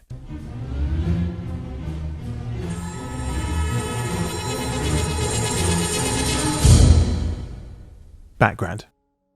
Limousines I've always found to be bizarre things. Here in the UK, you really only see them in 3 scenarios: funerals, weddings, and drunk teenager parties. Personally, I don't think they work here, as our roads in many places just don't suit long vehicles. Plus, the cars chosen for conversion aren't always the most exciting, unless it's an import. I mean, who would really get excited by a Vauxhall Omega stretch? The reason why these such abominations exist is because limos are usually made from pre-existing vehicles. Usually, but unlike in the Omega case, it is a luxury vehicle. In its most basic form, a coach builder would cut the future limo in half, place it on an extended frame, and add an additional section of metalwork and windows. Usually this is all done using pre-made limo kits. But such vehicles come with a little bit of a shortcoming, and I don't just mean the vehicle's now awful turning circle, that is its crashworthiness. Unsurprisingly, cutting up a car and adding a non-original section weakens its designed crash performance. After all, engineers of the donor vehicles haven't really planned for its in-stretchification. Regardless, today we're only looking at one limo, a limo that began its life in 2001 as a stock Ford Explorer. Constructed towards the end of the year 2000, the Explorer was purchased by a company called 21st Century Coachworks in Missouri. The Royal Limo Company of New York would purchase the vehicle post-conversion. The coachworks added 148 inches to the vehicle's overall length, making it a whopping 30.9 feet long. More seats were added, changing the limo's classification to that of a bus. 7 of the 8 OEM seats were retained, but the extras were side-facing bench seats and a bench behind the added privacy divider between the driver's cab and the saloon. These bench seats had lap belts, whereas the OEM seats retained their 3-point seatbelt. The weight of the vehicle significantly increased from roughly £8,600 to £13,565 when fully loaded. However, the braking system was kept stock. This is okay if the system is recertified with new braking tests post-conversion, but no record could be found of this later on by the NTSB. The limo saw a good deal of use over its nearly 17-year lifespan, accruing nearly 200,000 miles on the clock. With its mileage came wear and tear, and it was showing its age with multiple rust spots along the sheet metalwork around the time that our story really kicks off. This is Schoharie, upstate New York. It's not particularly the most disaster-free area. Back in 1987, it had a bridge collapse, which is why the name might be giving you a little bit of deja vu. Link to my video on it will be here. But today's disaster is a few miles down the road, much closer to the town of Schoharie, rather than the failed I-90 bridge. Roads around here have various changes in grade and are full of curves. This requires a lot more concentration and control than, say, a multi-lane highway, or what's known as an interstate highway over there in the USA. One such road vital for our story is the NY30, a 2-lane highway sporting a lane in each direction, with a posted speed limit of 50 miles an hour. One particular section ends with a T-junction, where to the left of the NY30 continues on to Schoharie, and to the right the NY30A takes you towards the junction of the I-88. The approach to the junction from the north on the NY30 is a downhill gradient, so much so that when driven, regular brake applications are needed to stop your car from running away from you. The junction had experienced a few crashes over a 5-year period, with 4 occurring between 2013 and 2018. Not really the highest number, but still, accidents did happen there. And another will be added to this list, but this time with far bloodier results. The disaster. It is the 6th of October 2018, and a limo is en route from Amsterdam, New York to Cooperstown, New York. Aboard are 17 passengers and the vehicle's driver. The limo is being operated by a company called the Prestige Limousine and Chauffeur Service. After a stint on the I-90, the vehicle turned onto the NY30A, then onto the NY7, then right onto the NY30. As seen by witnesses, when it entered this road, the limo pulled over onto the hard shoulder. Its hazard lights were on. However, shortly after, the vehicle moved off to continue down the gradient of the NY30. As it descended down the gradient, the vehicle's speed began to increase, and the driver couldn't slow the limo. The speed increased up to an estimated between 101 and 118 miles an hour, hurtling down the grade, and with the T-junction closely approaching, ahead the driver spotted a 2016 Jeep, which was waiting at the stop sign. Seeing this, he tried to avoid collision. He managed to swerve it, but ended up going across the junction, across both lanes, and crashed into the driveway of a restaurant across from the junction. In doing so, it struck a parked Toyota. The speed was now reduced to around 80 miles an hour. The limo struck 2 pedestrians and crashed down into a ravine, finally coming to a stop, facing in the opposite direction. The apparent sudden disaster left onlookers in shock, but soon enough, 911 were flooded with calls. The time was 1:55 p.m.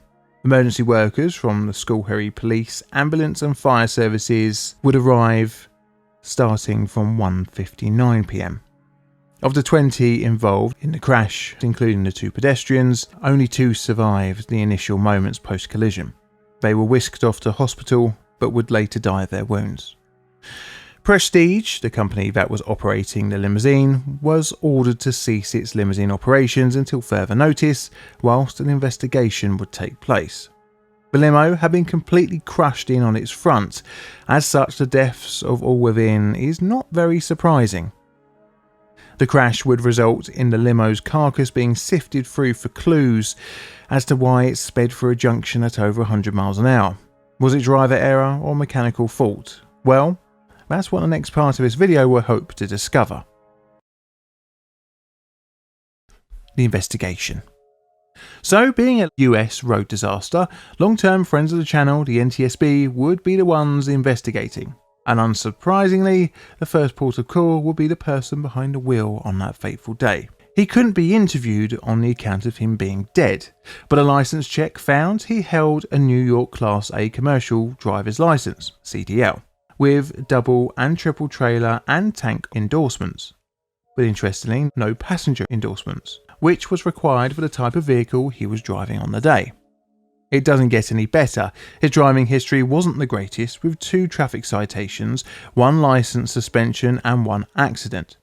Autopsy results detected the antidepressant bupropion, the anti-epileptic/bipolar disorder medication oxcarbazepine, and the heartburn medication Famotidine, as well as cannabis. But the NTSB couldn't find if the medications and cannabis in his blood would have impaired his ability to respond to the emergency situation. Next came checking in of the operator's licenses, and it just goes downhill from here. Prestige Limousine and Chauffeur Services should have checked the driver's license, so either they didn't care or didn't know, or knew and didn't care about the driver's lack of proper endorsement on his license. Prestige in 2016 was refused its operator's license to operate limos in the state, but it had continued to work without authority. But the New York State Department of Transport didn't really take any action against the company. After some restrictions on the NTSB to view the limo, eventually photos and samples were taken of the crashed vehicle. The limo wreck was pulled over and the rust on the panelwork was just the tip of the death trap iceberg. The company had a fleet of 4 vehicles, including the crashed limo. The others were 3 Lincoln Town Car stretch limousines. All were found to be not in the best usable condition, with floors rusted out and general maintenance having been neglected for years. The crash limo was discovered to have been bought by Prestige on the 21st of July 2016. Between July 2016 and September 2018, it had been driven 11,212 miles. The rear brakes had been serviced in 2016 and 2018, but nothing was known about any repair works on the front brakes. Just a quick word on the brakes used aboard.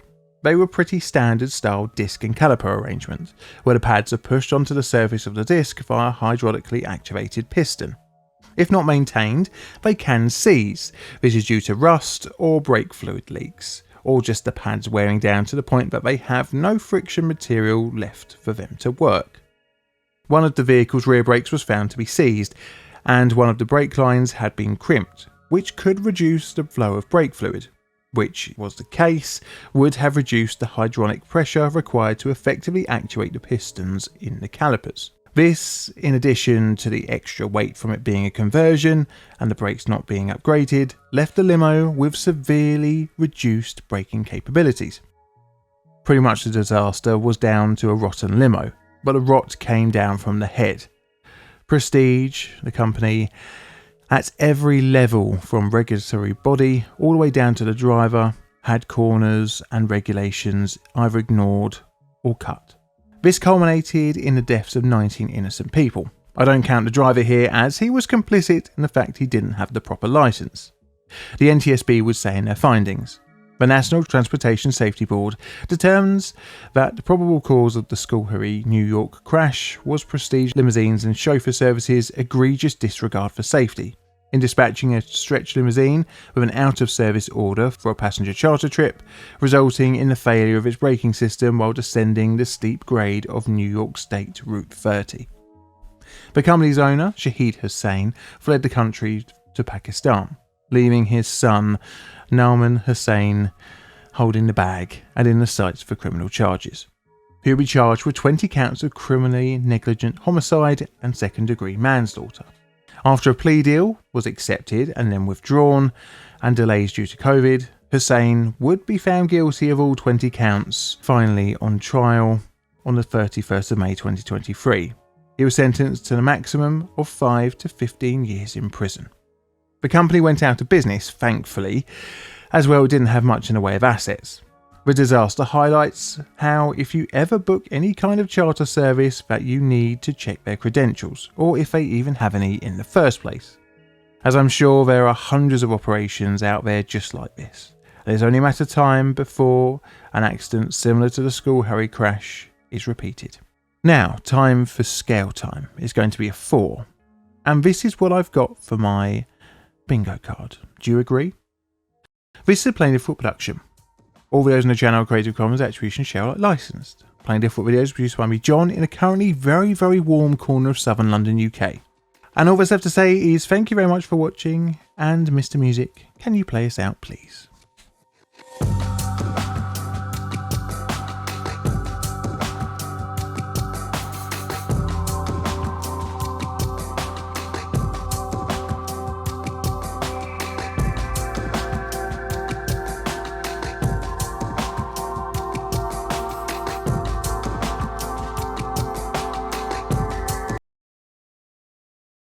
This is the one thing that you don't want to happen when travelling over an elevated railway. I probably don't need to say why.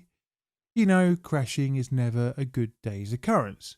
And a day in May 2021, this would be a nightmare that would become a reality. Would the cause of this disaster be construction, maintenance, or even an act of God, or all of the above? Well, watch until the end to find out.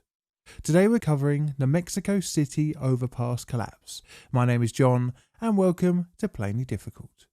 This video wouldn't have been possible if it wasn't for my Patreon and YouTube members. If you want to watch my videos early access and ad free, then feel free to check it out.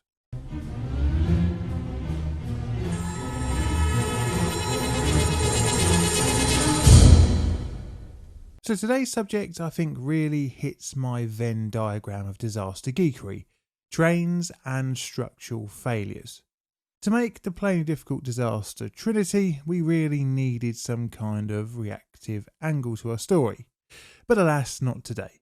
Regardless, it's an interesting, albeit tragic event, definitely worth studying. Our story begins in the mid-1980s with, like all railway-based subjects, a need for people to be whisked around an area.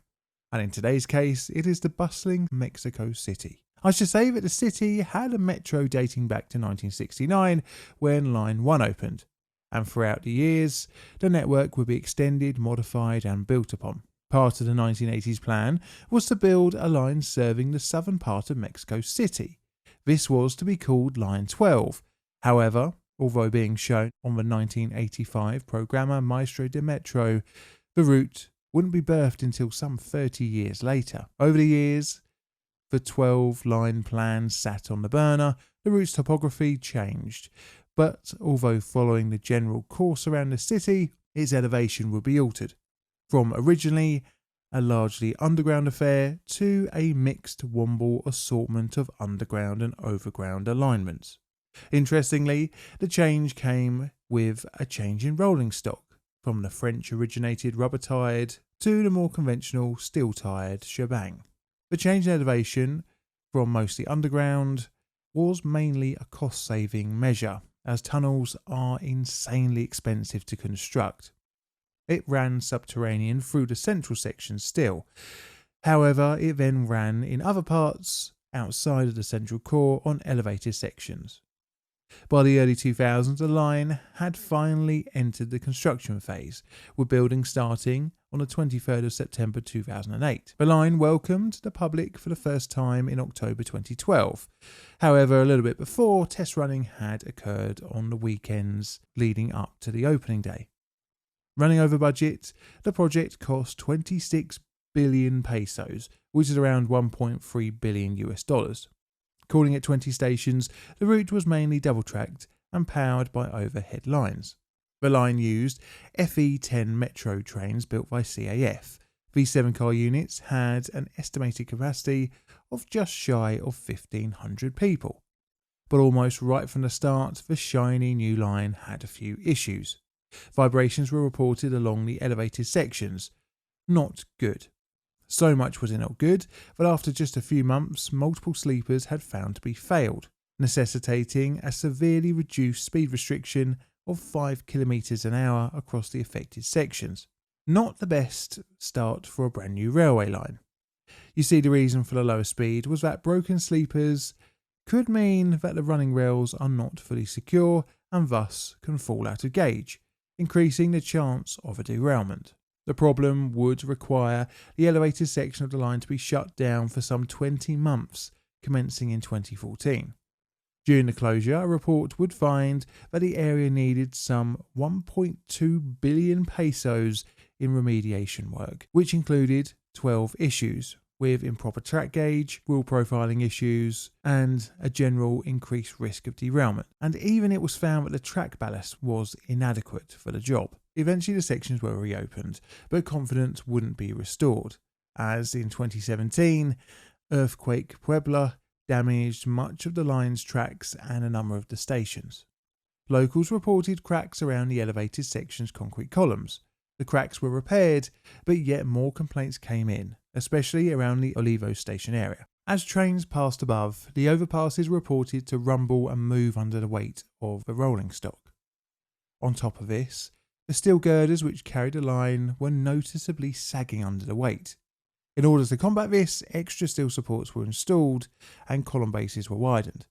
The line's operator, STC, employed engineering firm Ingeniera Servicios Sistemas Aplicados to conduct a study on the structural and geotechnical behaviour of the overpass near Olivos station.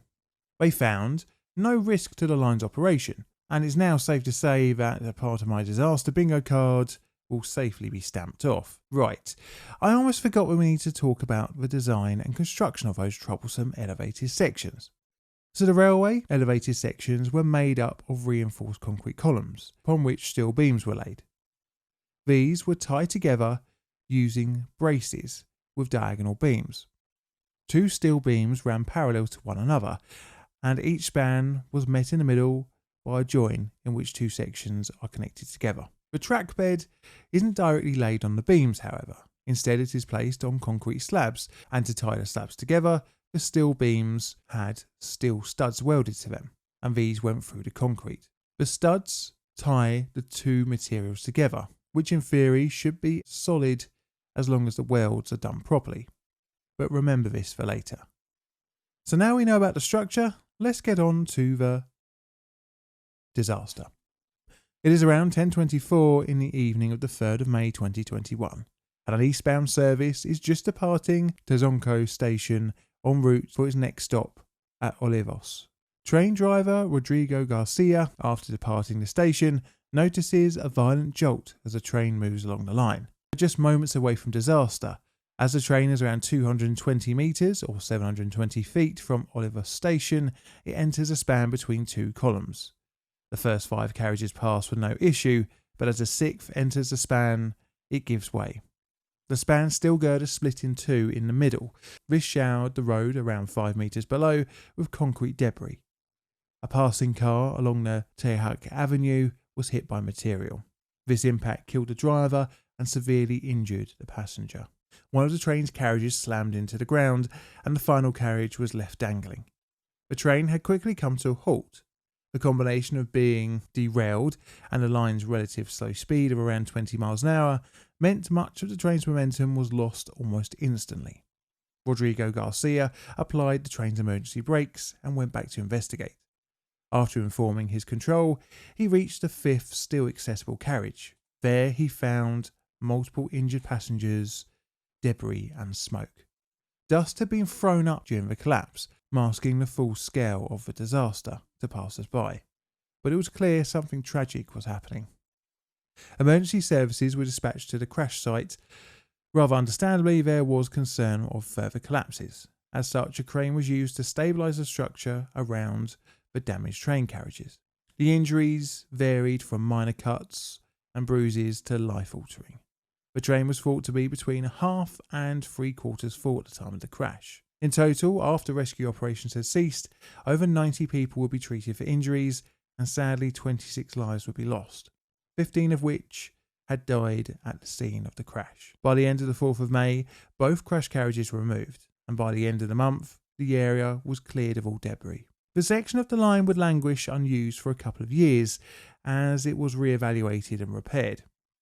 It wouldn't be until January 2024 when the first passenger service would return to the newly repaired collapsed section. But how did such a tragedy unfold on a newish railway line? Well, get your disaster cards out because I think we might get very close to a full house. Investigation. As early as during the initial rescue work, an investigation was going to happen, as said in a BBC News article. Mexico City Mayor Claudia Sheinbaum said an external company would investigate the cause of the incident. Earlier, she said it had appeared that a girder had given way on the overpass. In the immediate aftermath, the line's ongoing issues unsurprisingly floated into the headlines. The Secretariat of Comprehensive Risk Management and Civil Protection hired Norwegian risk management firm DNV to investigate over 3 volumes the cause of the collapse. The first section, which was released in June 2021, focused in on the probable cause of the collapse. It highlighted a number of main points of failure, most of which were around the vital shear studs between the bridge's girders and concrete slabs. DNV identified defective shear stud welding to the steel girders, poorly executed welds, and it was found that protective ceramic rings used during installation were not removed, which should have been. What this meant was that the studs had significantly less surface to be welded to. As stated by DNV, failure to remove the protective ceramic reduced the area of adhesion. This led to the studs detaching from the steel girders. The concrete tied the 2 parallel girders together, thus now independent from one another. The load was no longer spread throughout the structure, and instead allowed the 2 steel girders to warp inwards towards one another, which eventually caused the bending V shape of the overpass towards the ground.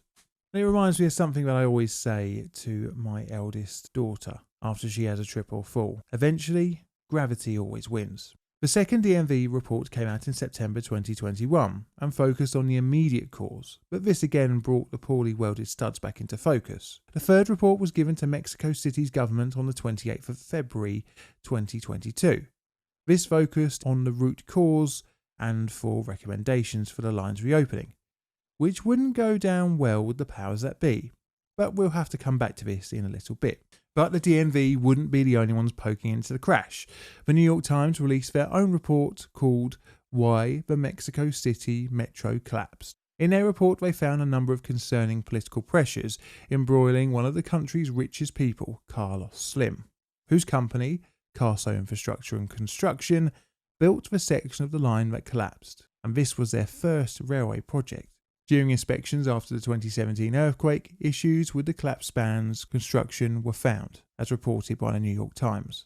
The city found errors in the original construction of the section built by Mr. Slim's company, including incorrectly poured concrete and missing steel components.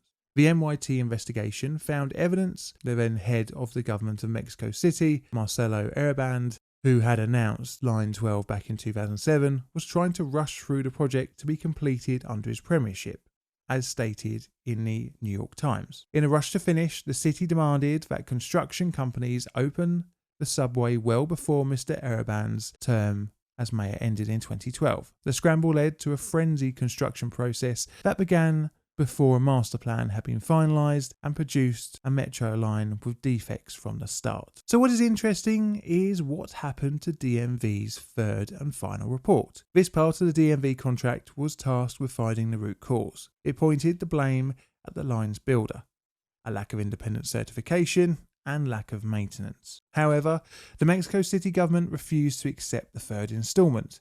Instead, they did not release its findings and then cancelled the contract with DNV, as noted in an article by Processo. Claudia Sheinbaum announced that she will sue Norwegian firm DNV because she said the third report on the collapse of Metro Line 12 tedious and false and serves the opposition. Now, unsurprisingly, I know very little about Mexican politics, so I won't go any further here. But from an ignorant outsider's view from a misted up window, it seems rather fishy. But what was agreed on the main is that poor weld to the shear studs was the mechanical failure of the overpass. Criminal charges would be brought, most notably against Line 12 project director Enrique-Korsakov and 9 former officials and supervisors. The charges were manslaughter, injury and property damage.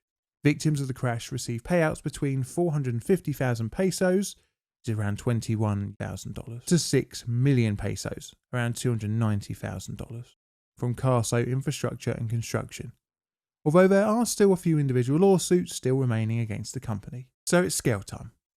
I think it's going to be a 3, and this is what I've got for the disaster card. Do you agree? Let me know in the comments below. This is a Plain Difficult production. All videos on the channel are Creative Commons Attribution Share Alike licensed. Plain Difficult videos are produced by me, John, in a currently mild corner of southern London, UK. I'd like to thank you all for watching, and all that's left to say is thank you, and Mr. Music, can you play us out please? It is May 1984, and the Nuclear Regulatory Commission in the USA issues an information notice to all nuclear facilities holding an operating license. These are common practice when a nuclear event has happened, but for once the event being described in the notice isn't something that's happened in the United States, but instead in Argentina. An experimental reactor has had a power excursion, killing an operator. The event wouldn't be known by the public in the country of origin. It would, as some accusers say, be covered up by the government, which had recently transitioned from a military junta to a new attempt at democracy. But what was the cause of the event? Operator error? Technical malfunction? Well, watch until the end to find out. Today we're back on a nuclear disaster. My name is John, and welcome to Plainly Difficult. Today we're looking at the RA2 criticality event.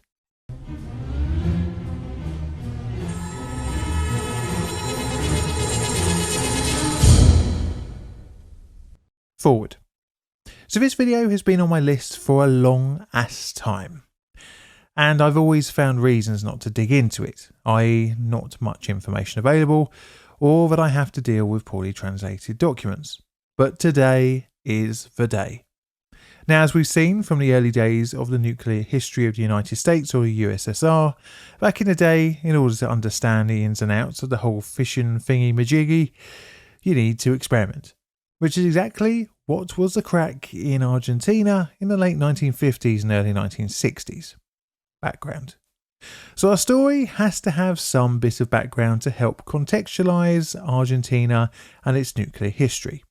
Its official history began in 1950 with the formation of its CNEA, or National Atomic Energy Commission.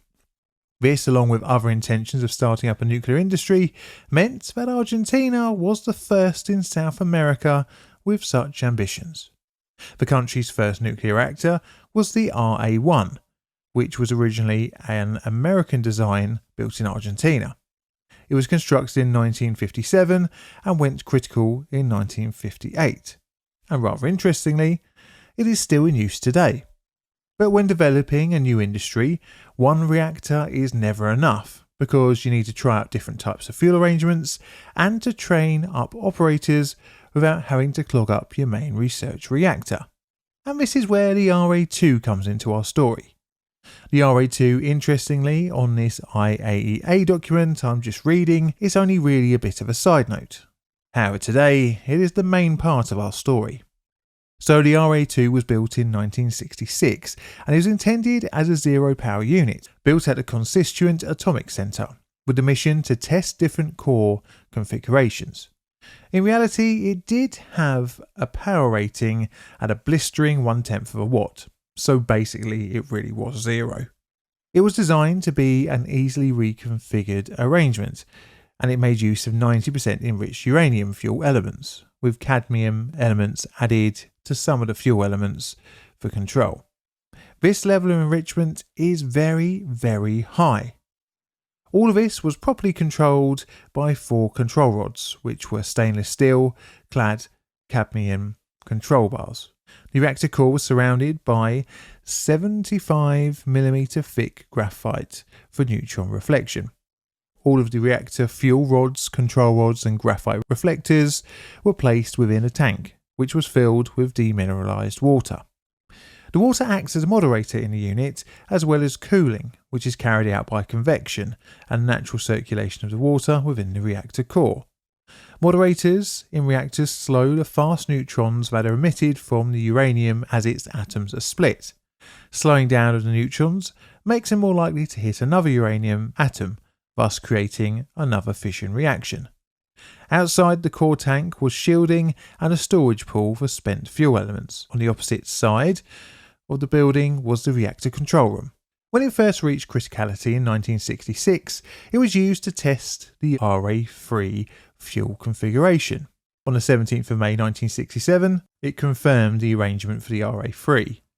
After which the reactor was then reused for other experiments and training. Over the years, the core configuration would be swapped and changed around, and all seemed rather good. Well, until it stopped being rather good. The disaster. It is Friday, the 23rd of September 1983, and the RA2 is set for a configuration change in order to undertake an experiment for the Monday. Doing the reconfig on Friday would allow the scientists to hit the ground running first thing in the morning next week. Osvaldo Rogulich, an operator with 14 years of experience, was the one to change the core configuration.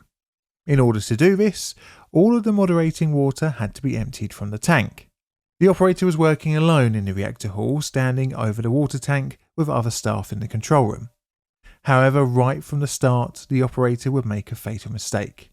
He only partially emptied the moderating water. Doing it fully would have taken several hours, something the operator didn't want to do on a Friday afternoon. During the reconfiguration, the operator left 2 fuel elements touching the graphite reflector, and whilst the rearranging was happening, the assembly was quickly approaching criticality. 2 fuel elements which were meant to have neutron-absorbing cadmium plates installed had not been fitted, and the first of which was inserted into the reactor core. We are now moments away from a disaster. The operator then tries to insert the second element. Suddenly, a glow is emitted from the reactor tank. Roughly 10 megajoules of energy was released, and it lasted around 50 to 70 milliseconds, until all of the remaining water in the tank had boiled off. The operator received 2,000 rads of gamma radiation and 1,700 rads of neutrons. This would be well over a fatal dose. There were 2 people in the control room at the time, and they received serious but not life-threatening doses, with 15 rads of neutrons and 20 rads of gamma radiation received. 5 more people who were working in an adjacent room received half of that of the control room workers.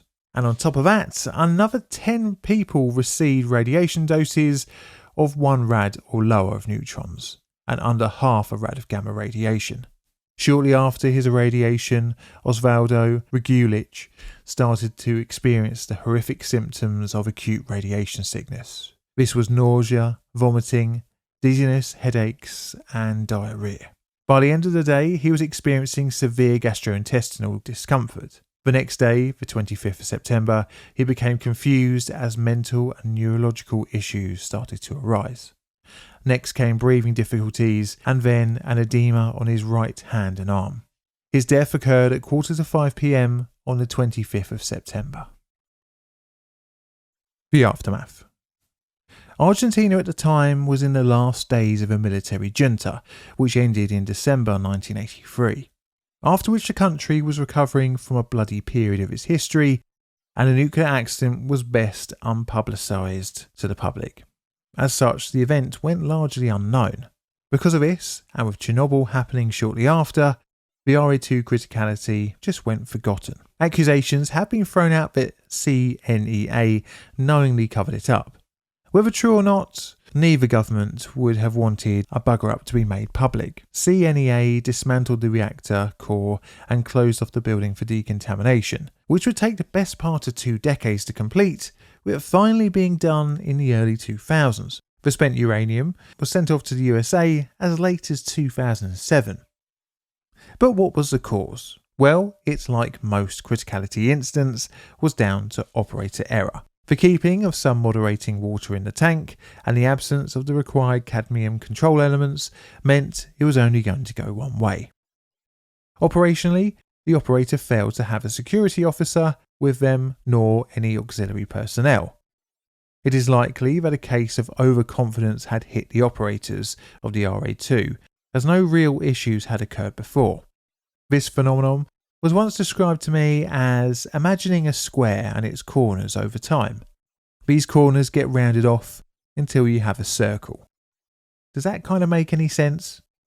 Anyway, the NRC mentioned in their report that the reactor was getting on in its age, as well as it largely being treated as a bit of a side project to the deemed more important other test reactors in the country.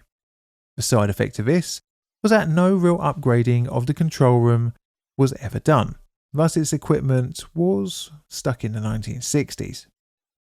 Argentina today still has nuclear power, which is a good thing, but it's still tragic for all those who were involved in the RA2 that afternoon in 1983.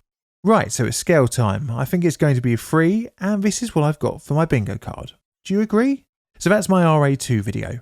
I hope I did the subject some justice. It does feel really good working on another nuclear reactor video again, but sadly there aren't many more disasters to cover. However, there is an accident that happened in Germany, I think around 1984. So would you like me to cover that in a future video? Let me know in the comments below. This is a Plain Difficult production. All videos on the channel are Creative Commons Attribution Share Alike licensed. Plain Difficult videos are produced by me, John, in a currently very warm corner of southern London, UK. I have Instagram and a second YouTube channel, and I'd like to say a very warm thank you to my YouTube and Patreon members for your financial support, as well as the rest of you for tuning in every week. And all that's left to say is thank you very much for watching. Any decision can have unforeseen side effects that could either be positive or negative. And depending on what it is, the ramifications can reach far or near. A smile that makes someone's day, or prioritising of company stock over asset maintenance. One can lead possibly to a generous tip. The other can result in an entire town being contaminated with deadly chemicals. Each decision can reach far beyond than originally intended. But our story today takes place in Ohio, in a town that probably before 2023, not that many people would have known about. A decision of profit over everything else would result in this. That is, of the East Palestine train derailment, fire and contamination. My name is John and welcome to Plainly Difficult. This video wouldn't have been possible if it wasn't for my patrons and YouTube members. If you want to see my videos ad-free and early access, then feel free to check it out.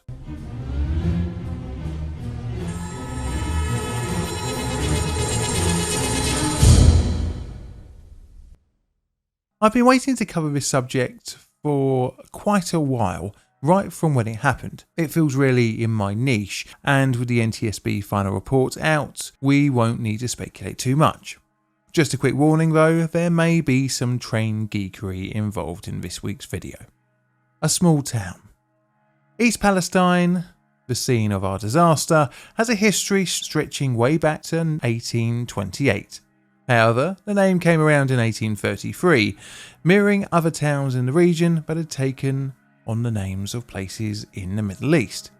Incorporated as East Palestine in 1875, and as an interesting side, Palestine was already incorporated, hence the name East. I really do think city names are not really the most original. Anywho, the city gained a railway line in 1851. After many years of extensions, company mergers and the usual 1800s railway shenanigans, the city would be linked to Pittsburgh to the east and Chicago to the west. But let's fast forward to, the modern day and talk about the line through the small city. A vital line. The line through the town or city is run by freight operator Norfolk Southern, with an estimated 46 trains passing through daily. The line for the town is the Fort Wayne line. It is, as I mentioned earlier, pretty busy, and as such the route is a double track affair through the city. The line is controlled by cab signalling with positive train control overlaid, and the speed limit through the city is 50 miles an hour for all trains. Norfolk Southern is a massive freight operator, as said by the NTSB in their final report.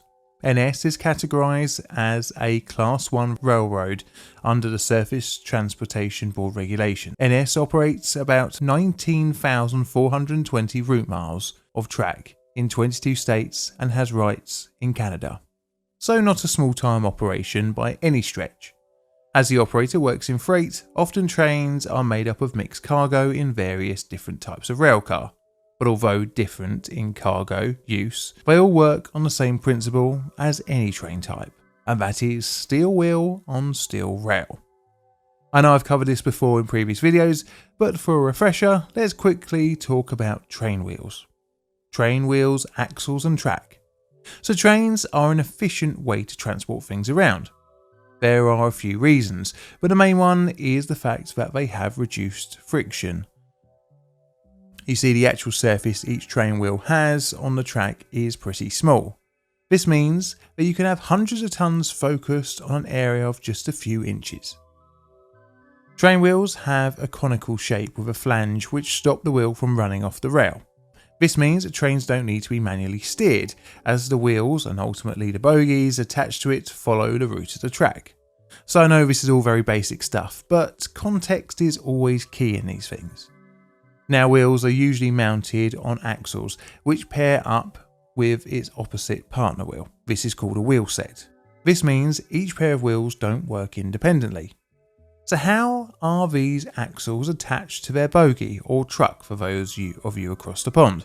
Well, this is done via a piece of kit called the axle box, in which houses the bearing set. You see, when you're rolling along, you want to keep your momentum, and a good bearing allows this without having too much turning loss from friction.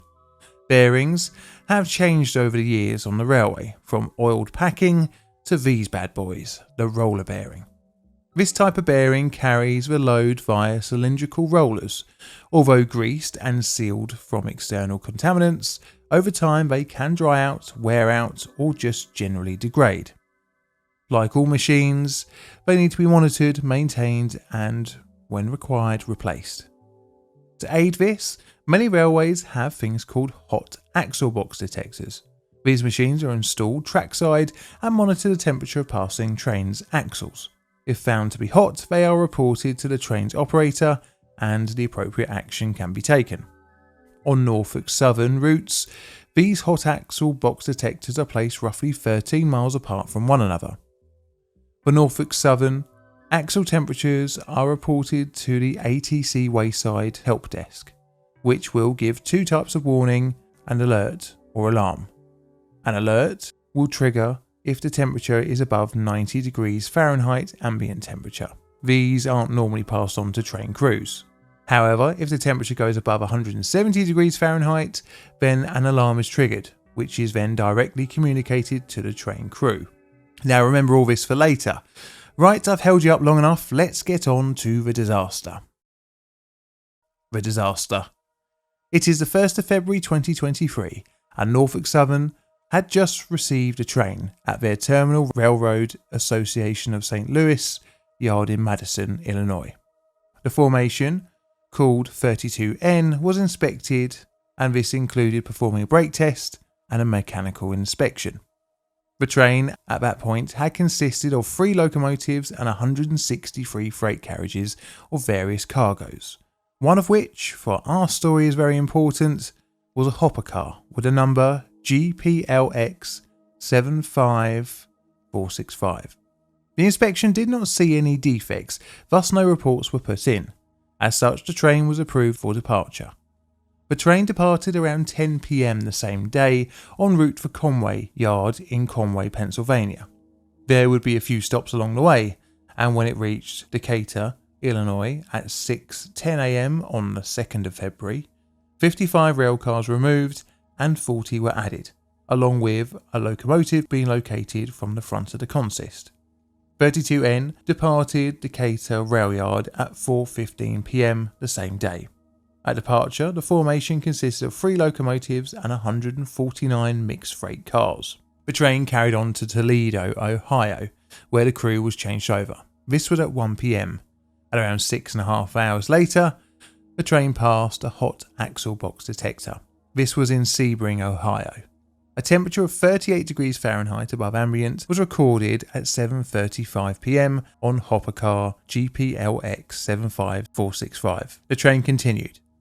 At around half an hour later, CCTV footage from alongside the line caught the hopper car with what looks like fire coming from one of its wheel sets. The train then passed the next hot axle box detector. This time the temperature was recorded at 103 degrees Fahrenheit. This temperature was over the 90 degrees Fahrenheit threshold and was able to trigger an alert. This was processed at the ATC centre, but it was just an alert and wasn't communicated to the train's crew. The train was now beginning to approach East Palestine. The time is around 8:50 p.m. It was travelling 7 miles an hour below the maximum speed of 50. The train ran past the hot axle box detector. The temperature of the hopper car had now hit over 250 degrees Fahrenheit. This triggered a critical alarm, which was broadcast to the train's crew via the cab radio speaker. The rules for this would require the train to be immediately brought to a halt. However, the driver didn't put on the emergency brakes, instead applying the dynamic brakes to slowly bring the train to a stop. The train experienced a train line initiated emergency braking application. This is caused when the train's brake line drops significantly in pressure, which is sometimes caused by a breakaway, that is, part of the train's air line being divided. Even though the train's emergency brakes had been applied, it would still travel for around 1,160 feet before finally coming to a stand some 38 seconds later. The engineer of the train radioed Norfolk Southern Dispatch to inform them of the emergency brake application. The dispatcher confirmed this and then began working to stop all other train movements in the area. While this scene was unfolding for the train crew, way back at the hopper car something far more concerning had happened. The hopper carriage had come off the track, followed by some 51 cars, derailing on the east side of East Palestine, 49 of which would pile up. Almost immediately, the crash resulted in fire. 911 calls came in from the city with reports of fires and explosions. The time was now 8:56 p.m. The emergency was conveyed to the fire department at 8:58 p.m. Units were dispatched to the crash site. The fire departments from neighbouring communities were also dispatched, reaching a total of 48 agencies being eventually involved in the emergency response. Upon arriving, firefighters were confronted with a terrible sight. Bellowing fire and a pool of flames ran along the whole length of the derailed portion of the train. At around 9 p.m, emergency services dispatch contacted the Norfolk Southern Dispatch to request the train's consist. This would tell them what they were dealing with, but although told by Norfolk Southern they would be rung back, no return call was made. A command post was set up roughly 400 feet from the fire. As the blaze was attacked, nothing seemed to be effectively quelling the flames. As the fire was battled, the train crew obtained permission to detach the leading 2 locomotives and run them down the line by roughly a mile. After multiple calls, the train consist was finally received from Norfolk Southern. This was at around 10 p.m. The information the fire chief received was concerning. Multiple dangerous chemicals were being hauled on train 32N. A 1-mile exclusion zone was set up around the blaze. Residents within the area were told to shelter in place. But after 11 p.m, this changed to an evacuation order. The smoke and darkness made identifying tank cars very difficult, and on the advice of Norfolk Southern and independent contractors specialising in hazardous chemicals, all personnel and equipment were also moved back to the 1-mile radius of the exclusion zone. A fire in a ditch along the south side of the tracks ignited tank cars containing butyl acrylates, ethyl glycomonobutyl ether, 2-ethylhexyl acrylate, propylene glycol, diethylene glycol, lubricating oil, and cars containing plastic pellets. This toxic smoke ascended into the sky over East Palestine. By the early hours of the morning of the 4th of February, firefighting efforts moved towards containment by dousing the buildings around the perimeter with water. However, nothing was particularly directed at the fire. The command post would move once again slightly further away from the fire. On the 5th of February, fear started creeping in that the intact tanker cars, of which there were 5, could run the risk of exploding if exposed to too much heat. Interestingly, eventually the fire by the end of the 5th was largely subdued. The heat had raised the question of polymerization in the 5 vinyl chloride tanker cars. On-site contractor personnel used infrared thermometers to inspect the 5 tanker cars. These were carrying vinyl chloride monomer. The resulting measurements showed tank car OCP-X 80370 was experiencing elevated temperatures. The fear was that polymerization was taking place. However, there was some doubt that this was actually happening. Oxyvinyls, the manufacturer and shipper of the chemicals within the tank cars, would later state that they did not believe polymerization was happening. However, the company, although providing assistance with the emergency workers, didn't actually have direct communications with the incident commander. On site, the decision was made that the tanks had to be vented, and the Norfolk Southern contractor released the vinyl chloride monomer on the 6th at 4:37 p.m. by setting off explosives on each tank with a flare nearby to set fire to the chemicals, burning off the contents. The site after the 8th was put into a state where traffic could resume along the unaffected track. However, the disaster was not over. The chemicals spilled and released into the environment would prove to not be a good thing. Go figure. By the 8th of February, the disaster had killed an estimated 3,500 small fish across 7.5 miles of streams in the nearby area. The number would increase, with by the end of February, an estimated 43,000 fish, crustaceans and amphibians, as well as other marine animals were killed. Up to 10 miles away from the disaster site, locals would report that their small pets were dying around the 6th and 7th of February. But confusingly, the official channels were saying that there was no risk to humans. Reports of people feeling sick from the release were largely played down.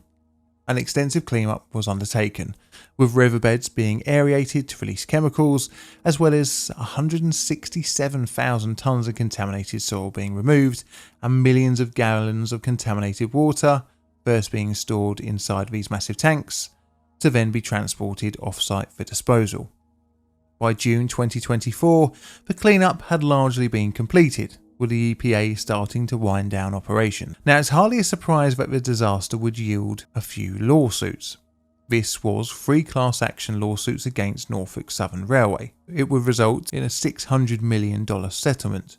Included in that was 10-year testing of drinking water, 20-year community health program for East Palestine residents, and a 10-year monitoring of surface and groundwater program.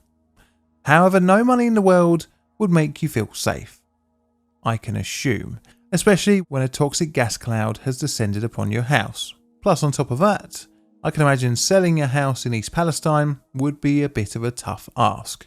Now that it is time for us to move on to the investigation, which very handily had its final report released fairly recently. The investigation. So, being a train crash, the disaster will be probed into by long-term friends of the channel, the NTSB. They were present not long after the crash had occurred and had assisted with the disaster management. On top of this, they were able to start collecting evidence right from the start. And being only happening around a year ago, of course there were hundreds of hours of footage from CCTV, mobile phones and Norfolk Southern cameras that had to be sifted through. The derailment was caused by an axle separating due to the axle box that had overheated. This was the initiating cause of the disaster. It was pointed to by the critical alarm about the hot axle box. The investigation would rule out a rather long list of factors, which included the train's crew, track signals, and the design of the tank cars. Although the cause of the derailment was known, the underlying cause of the rot within Norfolk Southern needed to be outed. You see, the company, like the rest of the big 4 freight rail operators in the US, had been cutting back on costs. And what was better, they cut back on staff, maintenance and infrastructure. The company relied on hot axle box detectors, even though they were known to not be the most accurate and only an indication of what could be happening, as they only record outside temperatures, which understandably would be a lot lower than the inside bearing temperature. The NTSB found that heat thresholds were not low enough, thus allowing a hot axle to continue to worsen, which when combined with the large distances between detectors didn't give enough warning to train crews. But the company higher-ups seemingly were more interested in lining their pockets, as during 2022 the company bought back off shareholders around $10 billion of stock. Some of the largest buys were Alan Shaw, Norfolk Southern CEO, and firm's director James Squires, who sold back to the company 2,000 and over 20,000 shares respectively. So whilst the company was cutting back on frontline operations, money was flowing out to the shareholders, which is not really the most surprising. Interestingly, during the accident analysis, the vent and burn of the vinyl chloride was likely unneeded, as noted in the NTSB report. Post-accident examinations found no solidified chemical matter blocking pressure relief devices and other tank cars' service equipment openings do not indicate that polymerization reaction occurred within any of the 5 chloride monomer tank cars. And the vinyl chloride monomer within the derailed DOT 105 cars remained in a stabilized environment until the vent and burn and did not undergo polymerization. The vent and burn procedure was not necessary a polymerized induced tank rupture. The burn was the biggest cause of pollution from the disaster, and it turned out it was completely pointless. So, that's grand. The NTSB would release their final report in June 2024, after its final board meeting, during which the NTSB accused Norfolk Southern of threatening the board, as noted in Reuters.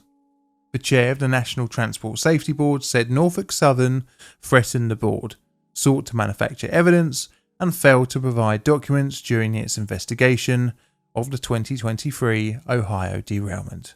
Somehow, I'm rather not surprised by this. Now, the ongoing longer-term issues to the disaster are still unfolding, but safety hasn't massively improved, as 3 more accidents would occur with Norfolk Southern since East Palestine.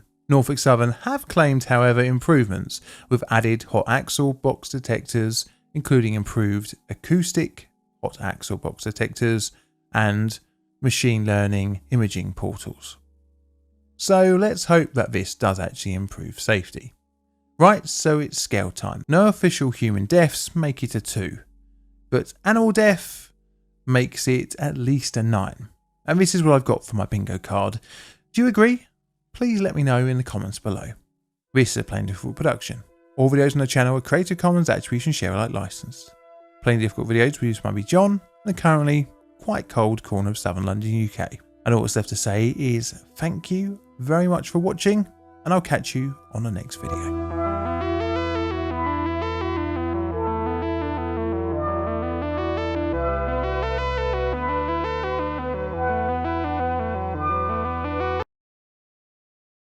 This is the aftermath of DIY gone wrong, but it's not in the way you might think. This wasn't from any kind of material explosion or even a construction accident. It is from the lack of qualified and quality building work, fueled by a generous helping of greed by generating more rent, and indifference from the local authorities not stopping it from happening. But a building that rescue workers are scouring through wasn't really that old, and the collapse didn't happen a long time ago. It is in fact the year 2022 and the building was barely 10 years old. Although bad quality was the cause, we'll hold on to the end to find out if there was more to blame. This video wouldn't have been possible without my Patreon and YouTube members. If you'd like early access and ad-free access to my videos, then why not give it a try. So without any further delay, my name is John and welcome to Plainly Difficult. Today we're looking at the Changsha apartment block collapse.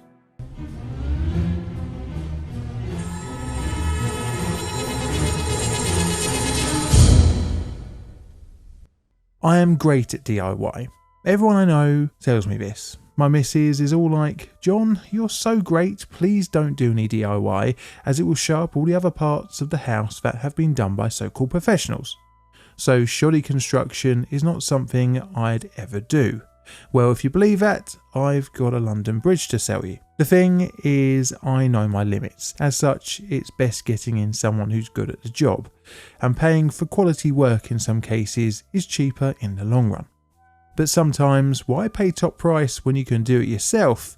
Well, that is exactly what today's story is about. Background. This is the city of Changsha, Hunan Province, China. It's a massive city of some 10 million people, and in true Chinese form, this only makes it the 17th most populous city in the country. Our story takes place in the district of Wangchen, and in 2012 the construction is starting of a new building.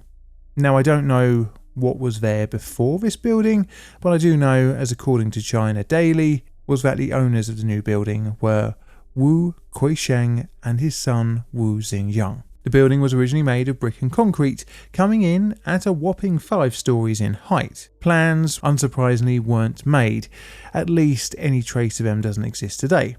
But in a brief report on the collapse of self-built house on the 29th of April 2022 in Changsha, China by Nanying Wang et al. Shows in an analysis of a similar building in the area that there were no internal columns but only transverse beams.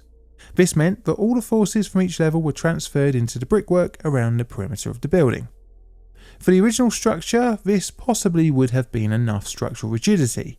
However, towards the late 2010s, a few additions would be made to the block. By 2018, the Wu family had rented out most of the building to various tenants, including a couple of food outlets and reportedly even a private cinema. But how to increase your rental income, eh? Well, how about add a few more floors? More floors, more money. Simples. This would consist of an additional brick and concrete floor, matching what had already been built. This extra floor wouldn't be the end though, as quietly the Wu family continued to build an illegal addition. The local authorities didn't really enforce building standards at the time, although the wider government had brought in a 1-year nationwide plan to target illegal buildings in the Changsha, but the Changsha authority didn't really chase this up. As said in China Daily, they, the urban management officers, verbally warned the Wu family on 6 occasions, with only one instance involving an official rectification notice requiring an immediate halt to construction and a meeting with the urban management team. However, this notice wasn't actually chased up.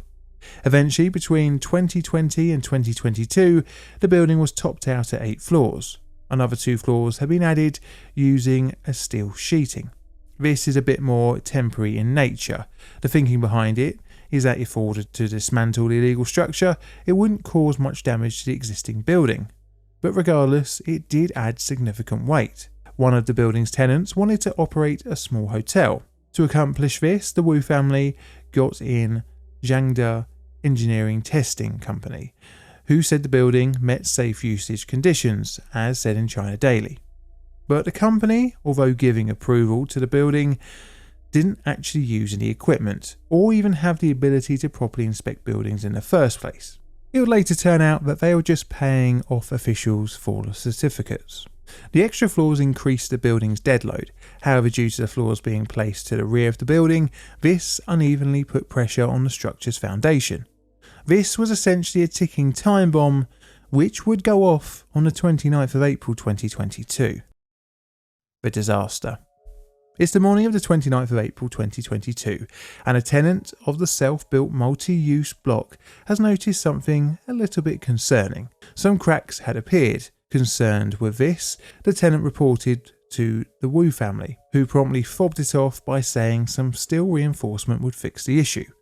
Whether the fixes were done or not, I can't seem to find out any information. But what we do know was that just a couple of hours later, it wouldn't have made much of a difference. Just before noon, the building suddenly collapsed into its footprint. The steel sheeting on top of the building slammed down as the perimeter walls of the building disintegrated. Within moments, all that left was just a cloud of dust and a 2-story high mound of rubble. The collapse damaged the buildings on either side. Quickly, locals and emergency workers rushed into the scene to try and help and rescue any survivors. The best part of 70 people were thought to be inside, and as rescue works were undertaken, shouts from below the rubble could be heard. During the rescue efforts, 2 of the neighbouring buildings were evacuated and had to be shored up against collapse themselves. It would take roughly 131 hours of searching before the final survivor was dragged out of the rubble. In total, 10 would survive the collapse, leaving 54 lives lost. In the collapse, one of the building's owners died. However, the son, Wu Jingyong, survived, and he, along with 8 others, would be arrested over the following days. Their arrests hinted that the collapse was more of a symptom of a much wider issue, that is, of corruption and carelessness. The aftermath. The collapse brought unwanted international attention onto the city of Changsha. As such, the government sought out to make an example of those who they thought were responsible. Of the 9 arrested, 5 were on the charge of falsifying documents. This was the fake certification the building received from Zhangde Engineering. However, I haven't been able to find out much on the punishments that were handed out, apart from that wider officials were being demoted around the same time and moved to other departments of other local authorities. Some of the people that were demoted, Zheng Jianjing, the mayor of Hunan province's capital, who was removed from his post. Now for the cause of the collapse. It is pretty simple. It was a severely overloaded structure which at best was poorly built and at worst dangerous before any extra levels were added. Wu Jingyong would be quoted in China Daily saying, "We were stupid and we really committed a sin. I didn't know the difference between a solid wall and an empty brick wall until after the accident." Overloaded without extra supports in the form of load-bearing columns meant that all of the building's weight was transferred to the perimeter wall. On top of that, the 5th story and above had no structural beams. This meant that the floors had little load-bearing capacity. The foundations are also a potential area of weakness, as during late April, as usually around this time of year, Changsha enters a period of high precipitation, which softens the ground up. Unsurprisingly, the building didn't have deep enough foundations for its weight, thus uneven settlement of the building at its heavier sections increased the chance of structural failure. But ultimately, the cause was of poor enforcement of the regulation of buildings, because if you don't enforce the rules, people tend to generally just bodge things.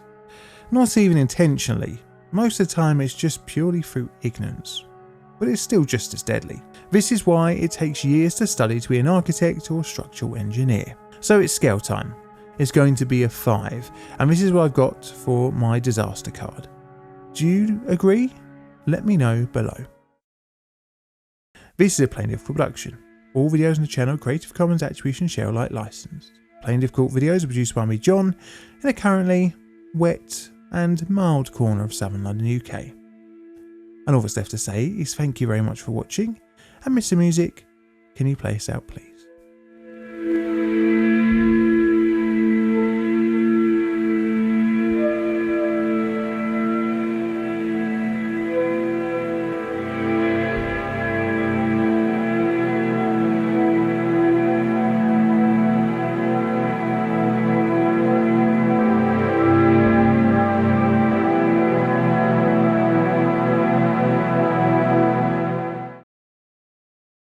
Large crowds are terrifying and dangerous occurrences. As such, they require careful management. When a large group of people start moving, the individual loses their autonomy to the flow of the mass. So much so that when modelling large group movements, the mass is treated like a fluid, which I personally find is absolutely terrifying. There have been multiple crowd disasters in history, and our story today is one of history's most recent. Not only is it recent, but it is the most deadly civil disaster in the country in which it occurred. Our story today takes place at a religious site in Mount Meron, Israel. Over just 10 minutes, a deadly crush would result in 45 lives lost and over 100 severely injured. Welcome to Plain Difficult. Today, we'll be looking at the 2021 Meron Crowd Crush. This video wouldn't be possible if it wasn't for my Patreon and YouTube members. If you'd like to watch my videos early and ad-free, then why don't you give it a crack? Also, please subscribe, as you know the whole YouTube algorithm gods love that.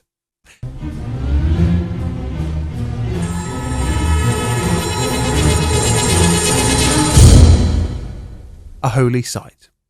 Israel is covered by holy sites, from the Church of the Holy Sepulchre to the Wailing Wall. Followers of the Jewish, Christian and Muslim faiths all have important sites within the country. I'm not going to get too much into the religious side of things here. I'm a Quaker by faith, so don't have too much skin in the whole game. This aside, our story today, the holy site and disaster area, is a predominantly Jewish pilgrimage location. Interestingly, it is the second most viewed Jewish site in the world, behind the West Wall. This is the tomb of the Rabbi Shimon Bar Yochai. It has been a pilgrimage site since at least the 13th century. Now, I won't go too much into the rabbi's life. I did try reading up on him, but I got very confused very quickly. Over the centuries, the tomb became an increasingly popular pilgrimage site to celebrate Lag LaOmer. The date is associated with multiple events in Jewish history, including a celebration of the end of a plague, the Bar Kokhba revolt, and of course the death of Shimon Bar Yochai. There have been a couple of mausoleums built over the site of Shimon's tomb, starting with the first recorded structure in the 16th century. However, for today's story, the current complex associated with Shimon's tomb was built in the 19th century. Now, being a Victorian-era structure, it wasn't the best for crowd management. Do a lot of people visit during Lag BaOmer?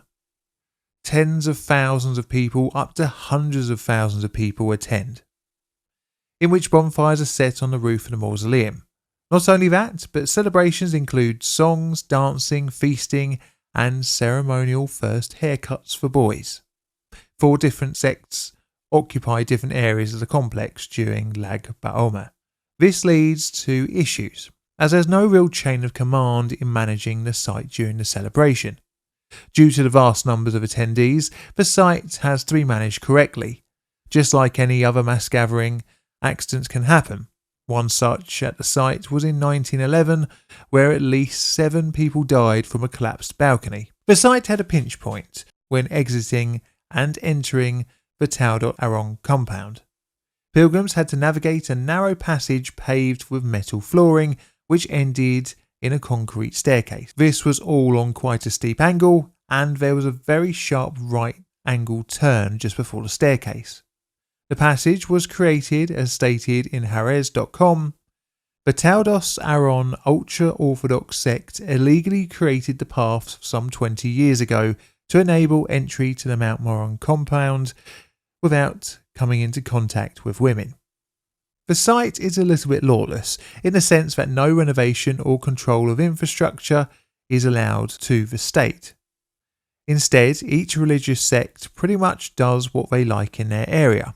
The sects make up a part of the ultra-Orthodox community in Israel, known as the Haredi community. They hold quite a bit of political power and are very insular to the rest of Israeli society, and over the years had successfully held on to the status quo of self-management of the site, even though it was a bit of a death trap with poorly built buildings, tiny passageways and haphazard crowd control measures, all of which crammed around a Victorian-era mausoleum, and needless to say, a disaster would be inevitable. The disaster. So, 2021 was a strange time for the whole world, being a year into the sounding like the name of the Crow family virus. Understandably, such a large mass gathering as the Mount Meron celebrations would require some greater government control to stop a super spreader event. Some of the Haredi community had largely ignored COVID controls in Israel. Because of this, limiting numbers at Mount Meron was a monumental task.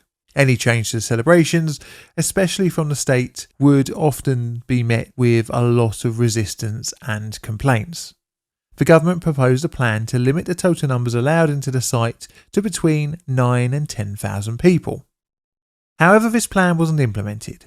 The date Bag Laoma fell onto was the 29th of April 2021.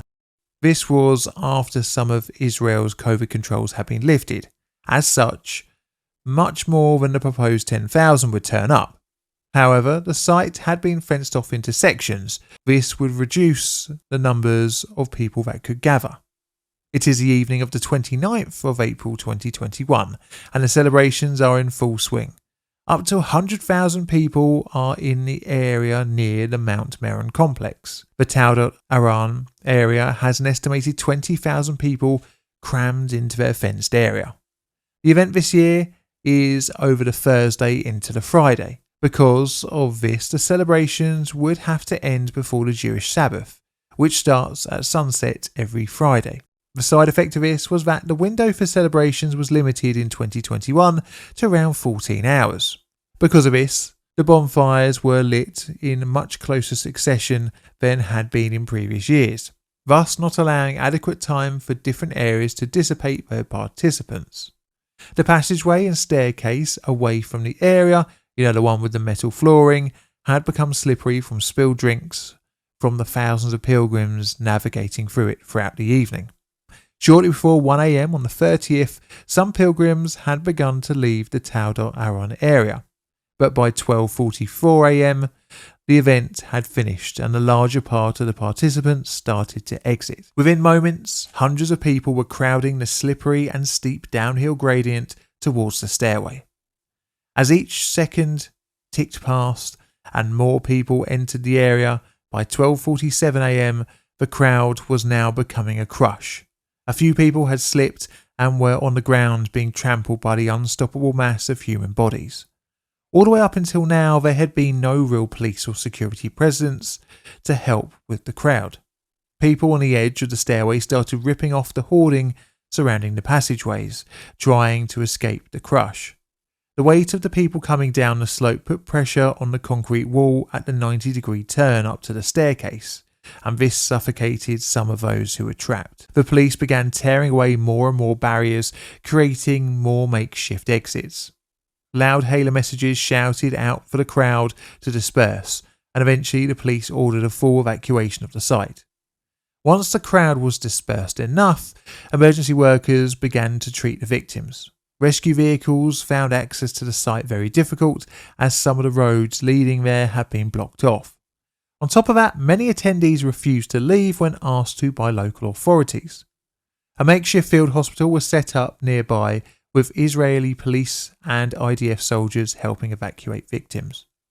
First responders on the passageway frantically administered CPR to victims, but unfortunately 45 would be dead. In addition to the deaths, over 150 people were injured, requiring some 250 ambulances to attend and 6 helicopters to be brought in as well. The event made worldwide news and put the country of Israel into shock.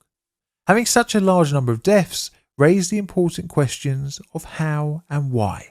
Interestingly, the estimated attendance of between 50 and 100,000 people was lower than the multiple hundreds of thousands that had attended in previous years. Well, it would turn out disaster was seemingly only a matter of time for Mount Meron. The aftermath. So, with 45 deaths, an investigation would have to happen. The Taudat Aran sect announced that their annual Simchat Beit HaShova would be closed to the public to avoid overcrowding. On the 30th of April, Prime Minister Benjamin Netanyahu visited the site and announced that the Sunday will be a day of mourning. He announced that a thorough investigation would be conducted. The Lag Ba'omer celebrations for the next year would be drastically different. A limit of 4 hours per visitor was enacted, along with making the event ticketed to reduce overall numbers at one time. In addition, a heavier police and military presence was brought in to help with crowd control and emergency responses. But how did the disaster come to be? Well, a number of investigations and case studies would come from the crush, as it offered a unique opportunity to learn about the dangers of crowd controls. Initially, Shimon Lavi, the police commander of the Northern District, said he bears full responsibility. But the disaster runs deeper than just that. The lack of oversight on the site as a whole bears a lot of blame. You see, the passageway wasn't built within planning approval and thus didn't follow code. Over the years, the site had raised multiple concerns with various governing bodies. In 2008, an evaluation of the site by the State Comptroller of Israel found it not safe for its number of visitors. Around 2011, the government appointed religious official Rabbi Samuel Rabinowitz tried to make the site safer. However, he met resistance, as stated in the New York Times. Anything you did angered everyone. Everything you did to make things better brought with it complaints. Rabinowitz had resigned from his role for a number of years after these complaints. Multiple more reports over the years of bottlenecks and choke points in the site fell on deaf ears of officials. In June of 2021, the government cabinet, who had recently been elected, approved the creation of a 3-member commission led by Miriam Naor. The commission would return their results roughly 2.5 years later. It would not be good for some officials. It would scold Netanyahu for his inaction to change the site's safety issues, even though he would have known about the problems. The commissioner said, as stated in the Times of Israel, "There is a reasonable basis to conclude that Netanyahu knew that the site of the rabbi's grave was improperly dealt with for years, and that it was liable to be danger to the masses that visit the site, especially on Lag BaOmer." Although damning, the Commissioner didn't recommend any type of legal ramifications for the now back in power Prime Minister. Police Chief Yaakov Shapty was also pointed at for blame. He accepted the Commission's findings, however wasn't dismissed due to the war in Gaza. The disaster shouldn't have been a shock to anyone. Just looking at the passageway gives me chills, and I think the Commission even put this in the best way. Again, from the Times of Israel. The writing was on the wall well before the disaster, written in big block letters, in a clear, sharp way, but were not paid attention to. Many of the findings in the report were open and known to all. The terrible result that it could lead to was known. Very damn well put, I must say. So that's my video on the Mount Meron disaster. I do apologise for my butcherings of some pronunciations. So it's disaster scale time. I'm going to be putting it as a 4, in line with some of the other crowd disasters I've covered. And this is what I've got for my root cause analysis card. Do you agree? This is a Plainly Difficult production. All videos on the channel are Creative Commons Attribution Share Alike license. Plainly Difficult videos are produced by me, John, in the currently cold corner of southern London, UK. And all that's left to say is thank you very much for watching, and Mr. Music, play us out please.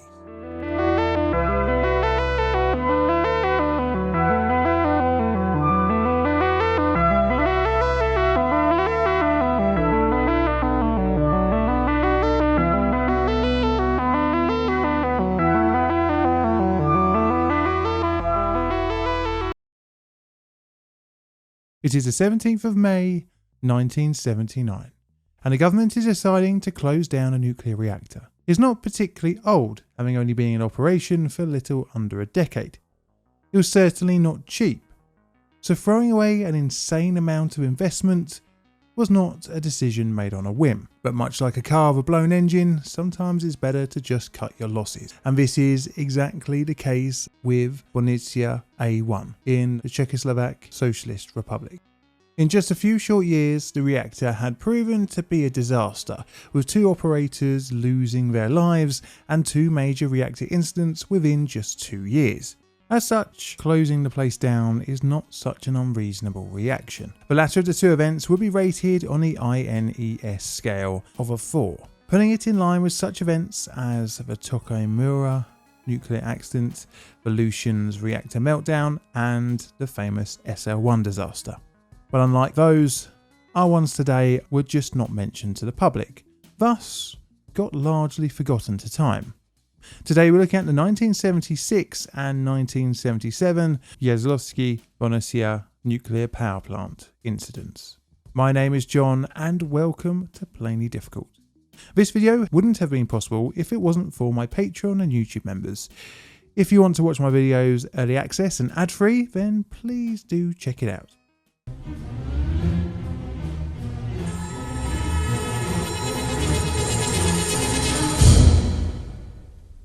Nuclear state. Our story begins in the 1950s. The Cold War between East and West is well underway. Europe has been divided. One country which has found itself under the communist banner was that of Czechoslovakia. The country in 1948 had experienced a USSR-backed coup. The country proved to be a little nice addition to the Soviet sphere of influence. It bordered West Germany, and vital for our story, had a large number of uranium deposits, as said in Nuclear Energy in Czechoslovakia, an outline and description of its development trends.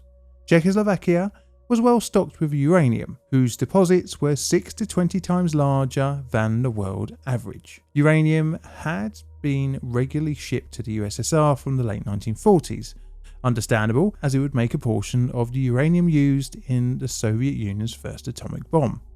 As part of the country's first 5-year plan post-communist takeover, a document was drawn up, called the General Plan for the Development of Energy, in which it was agreed that a significant increase in power generation in the country was required to reach its economic and production targets. To meet the demand, multiple coal generation stations were built, but after the 1954 opening of the USSR's first nuclear reactor in Obinsk, energy courses would change for the CSSR. In 1954, the USSR began to offer assistance to the various states under its sphere of influence, and this was for the research and use of nuclear energy. The CSSR would enter a deal with the USSR on the 25th of April 1955 to share nuclear information. This was followed in March 1956 with another agreement, which allowed, in July and August of the same year, the first group of Czechoslovak designers and constructors, together with Soviet experts, to begin to plan a new and exciting reactor for Czechoslovakia, which ultimately led to the commencement of the construction of A1 in Jaslovetsky, Bohunice, based in western modern-day Slovakia in 1958.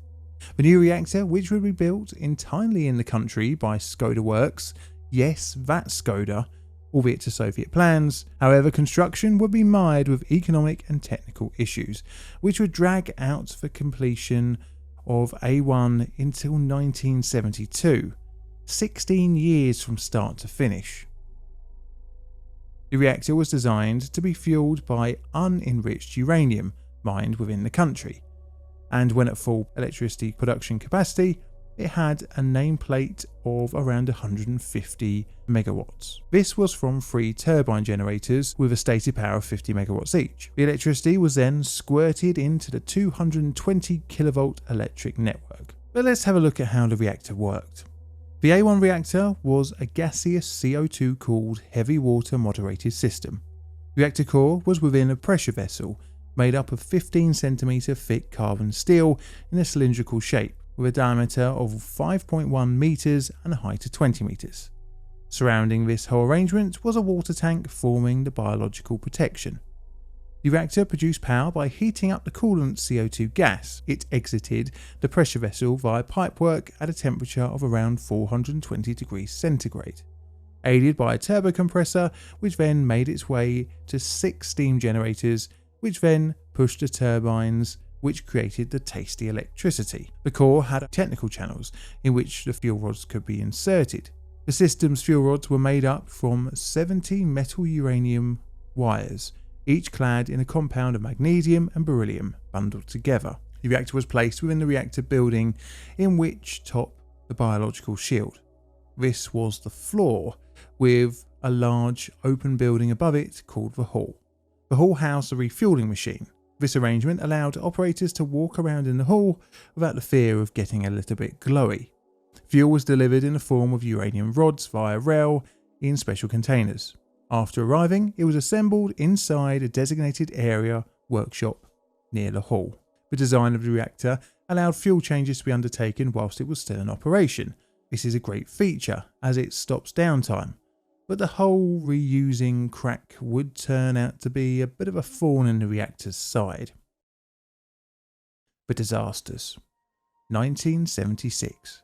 So today is a bit of a double disaster special, the first of which brings us to 1976 and the need to refuel the A1 reactor.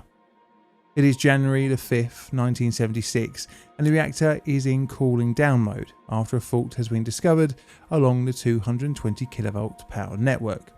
The blackout occurred on January the 4th, 1976, and this was from a nearby substation.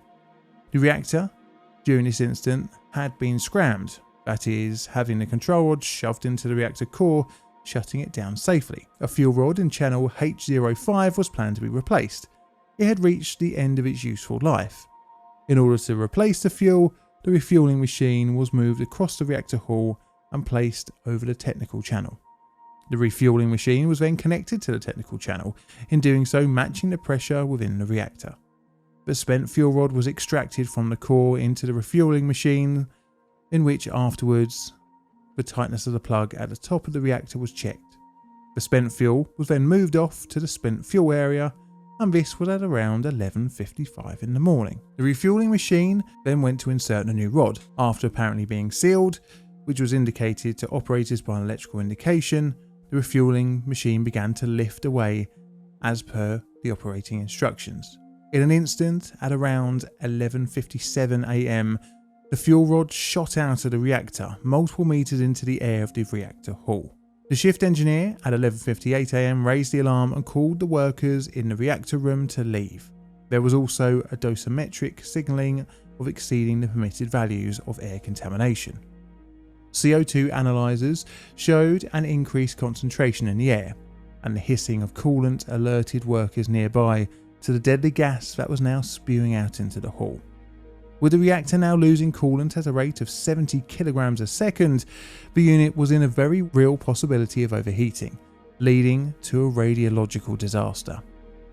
The heat in the core was rapidly rising, and due to the reactor being shut down from the earlier power grid blackout, not enough electricity was available to pump the coolant. The site's diesel generators started up to push the coolant through the core, however some of the turbo compressors failed to start, thus stopping the flow of the coolant. If the technical channel couldn't be closed, within half an hour of the initial leak, potentially all of the gas could have escaped from the core, leaving no chance for the reactor to cool down. After entering the hull in protective gear, an operator managed to move the smashed up fuel rod and was able to manually seal off channel H04, with the help of the refueling machine sealing off the leak. At 1:04 PM, the compressor finally succeeded in reaching the required speed to cool the core. If a meltdown had occurred, then well, a lot of people would have known about it. But no one was irradiated and no radiation was released. All the people within the reactor hall had escaped. However, 2 men in an adjacent building were suffocated by the release of the coolant. They hadn't heard the emergency alarms. Surprisingly, there wasn't massive amounts of damage to the reactor from the incident. The cause was not completely understood. However, steps were taken to avoid the event from happening again. One such was stopping H05 from being used for fuel and adding extra checks during refueling for channel plug seals. The reactor was brought back online after the repairs, but disaster would strike almost exactly a year later. 1977. Our next disaster kicked off on the 22nd of February 1977. With the planned replacement of a spent fuel cell in the reactor in technological channel C05. The exchange was to take place in the afternoon, and as usual, whilst the reactor was operating. It was producing at the time a power output of 93 megawatts. The new fuel rod slid into the reactor and all seemed well. However, shortly after, the operators noticed an increase in temperature in channel C05. The heat damaged the channel to the point that it melted the wall between it and the heavy water moderator. On top of this, the surrounding technological channels also began to experience damage. The heavy water began to penetrate into the gas part of the primary circuit. This meant that the reactor was now running in a dangerous scenario. The separation between the moderator and coolant was now compromised and the heat continued to rise. Radiation was released into the reactor hull. Quickly, the reactor was scrammed, shutting it down. But the damage was done. Both primary and secondary cooling circuits had been damaged, as well as multiple technical channels. Monitoring of the radiation released found that the leakage into the environment was not significant. Apparently that's what they said at the time. But how did the fuel heat up from a relatively normal refueling routine? Well, unlike the first incident, this time it was down to operator error.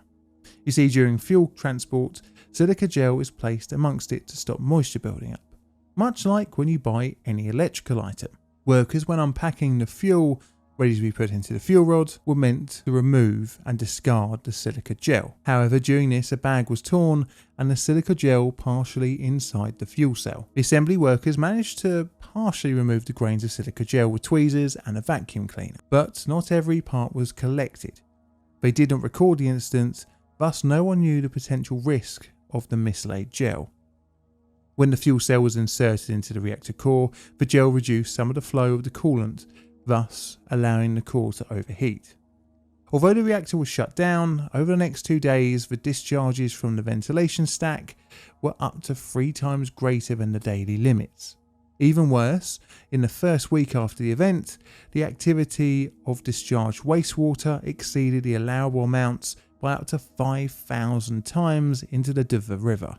But such a small mistake had long-reaching ramifications, not just for the environment, but the reactor as a whole.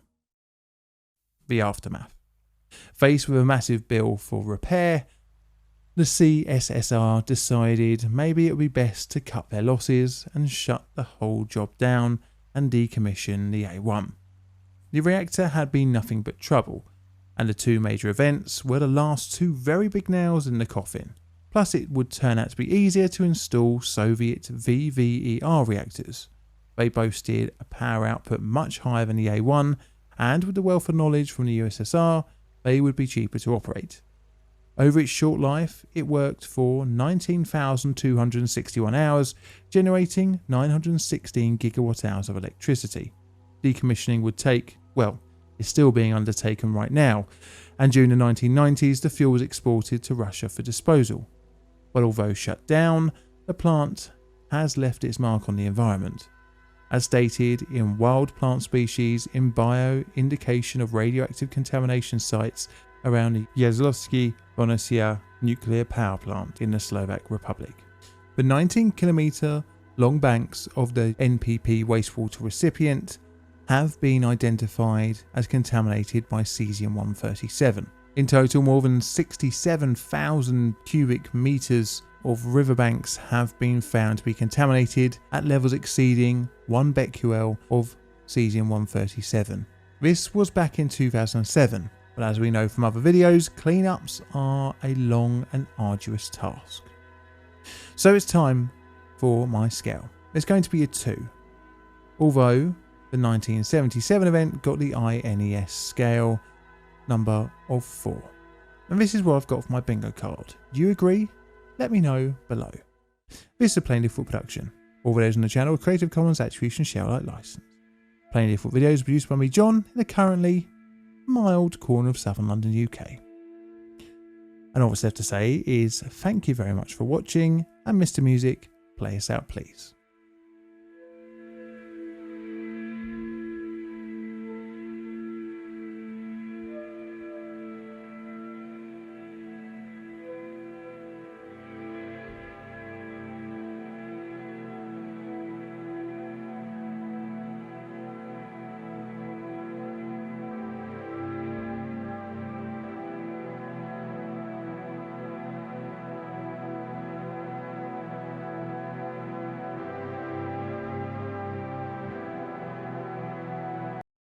So that was over 12 hours of me talking. I hope you enjoyed it. And as always, let's hope we get another year out of this. We're over 1 million subscribers now, which is absolutely brilliant. So thank you all so much. And all I have to say is thank you very much. And I'll see you on the next Saturday for the next video.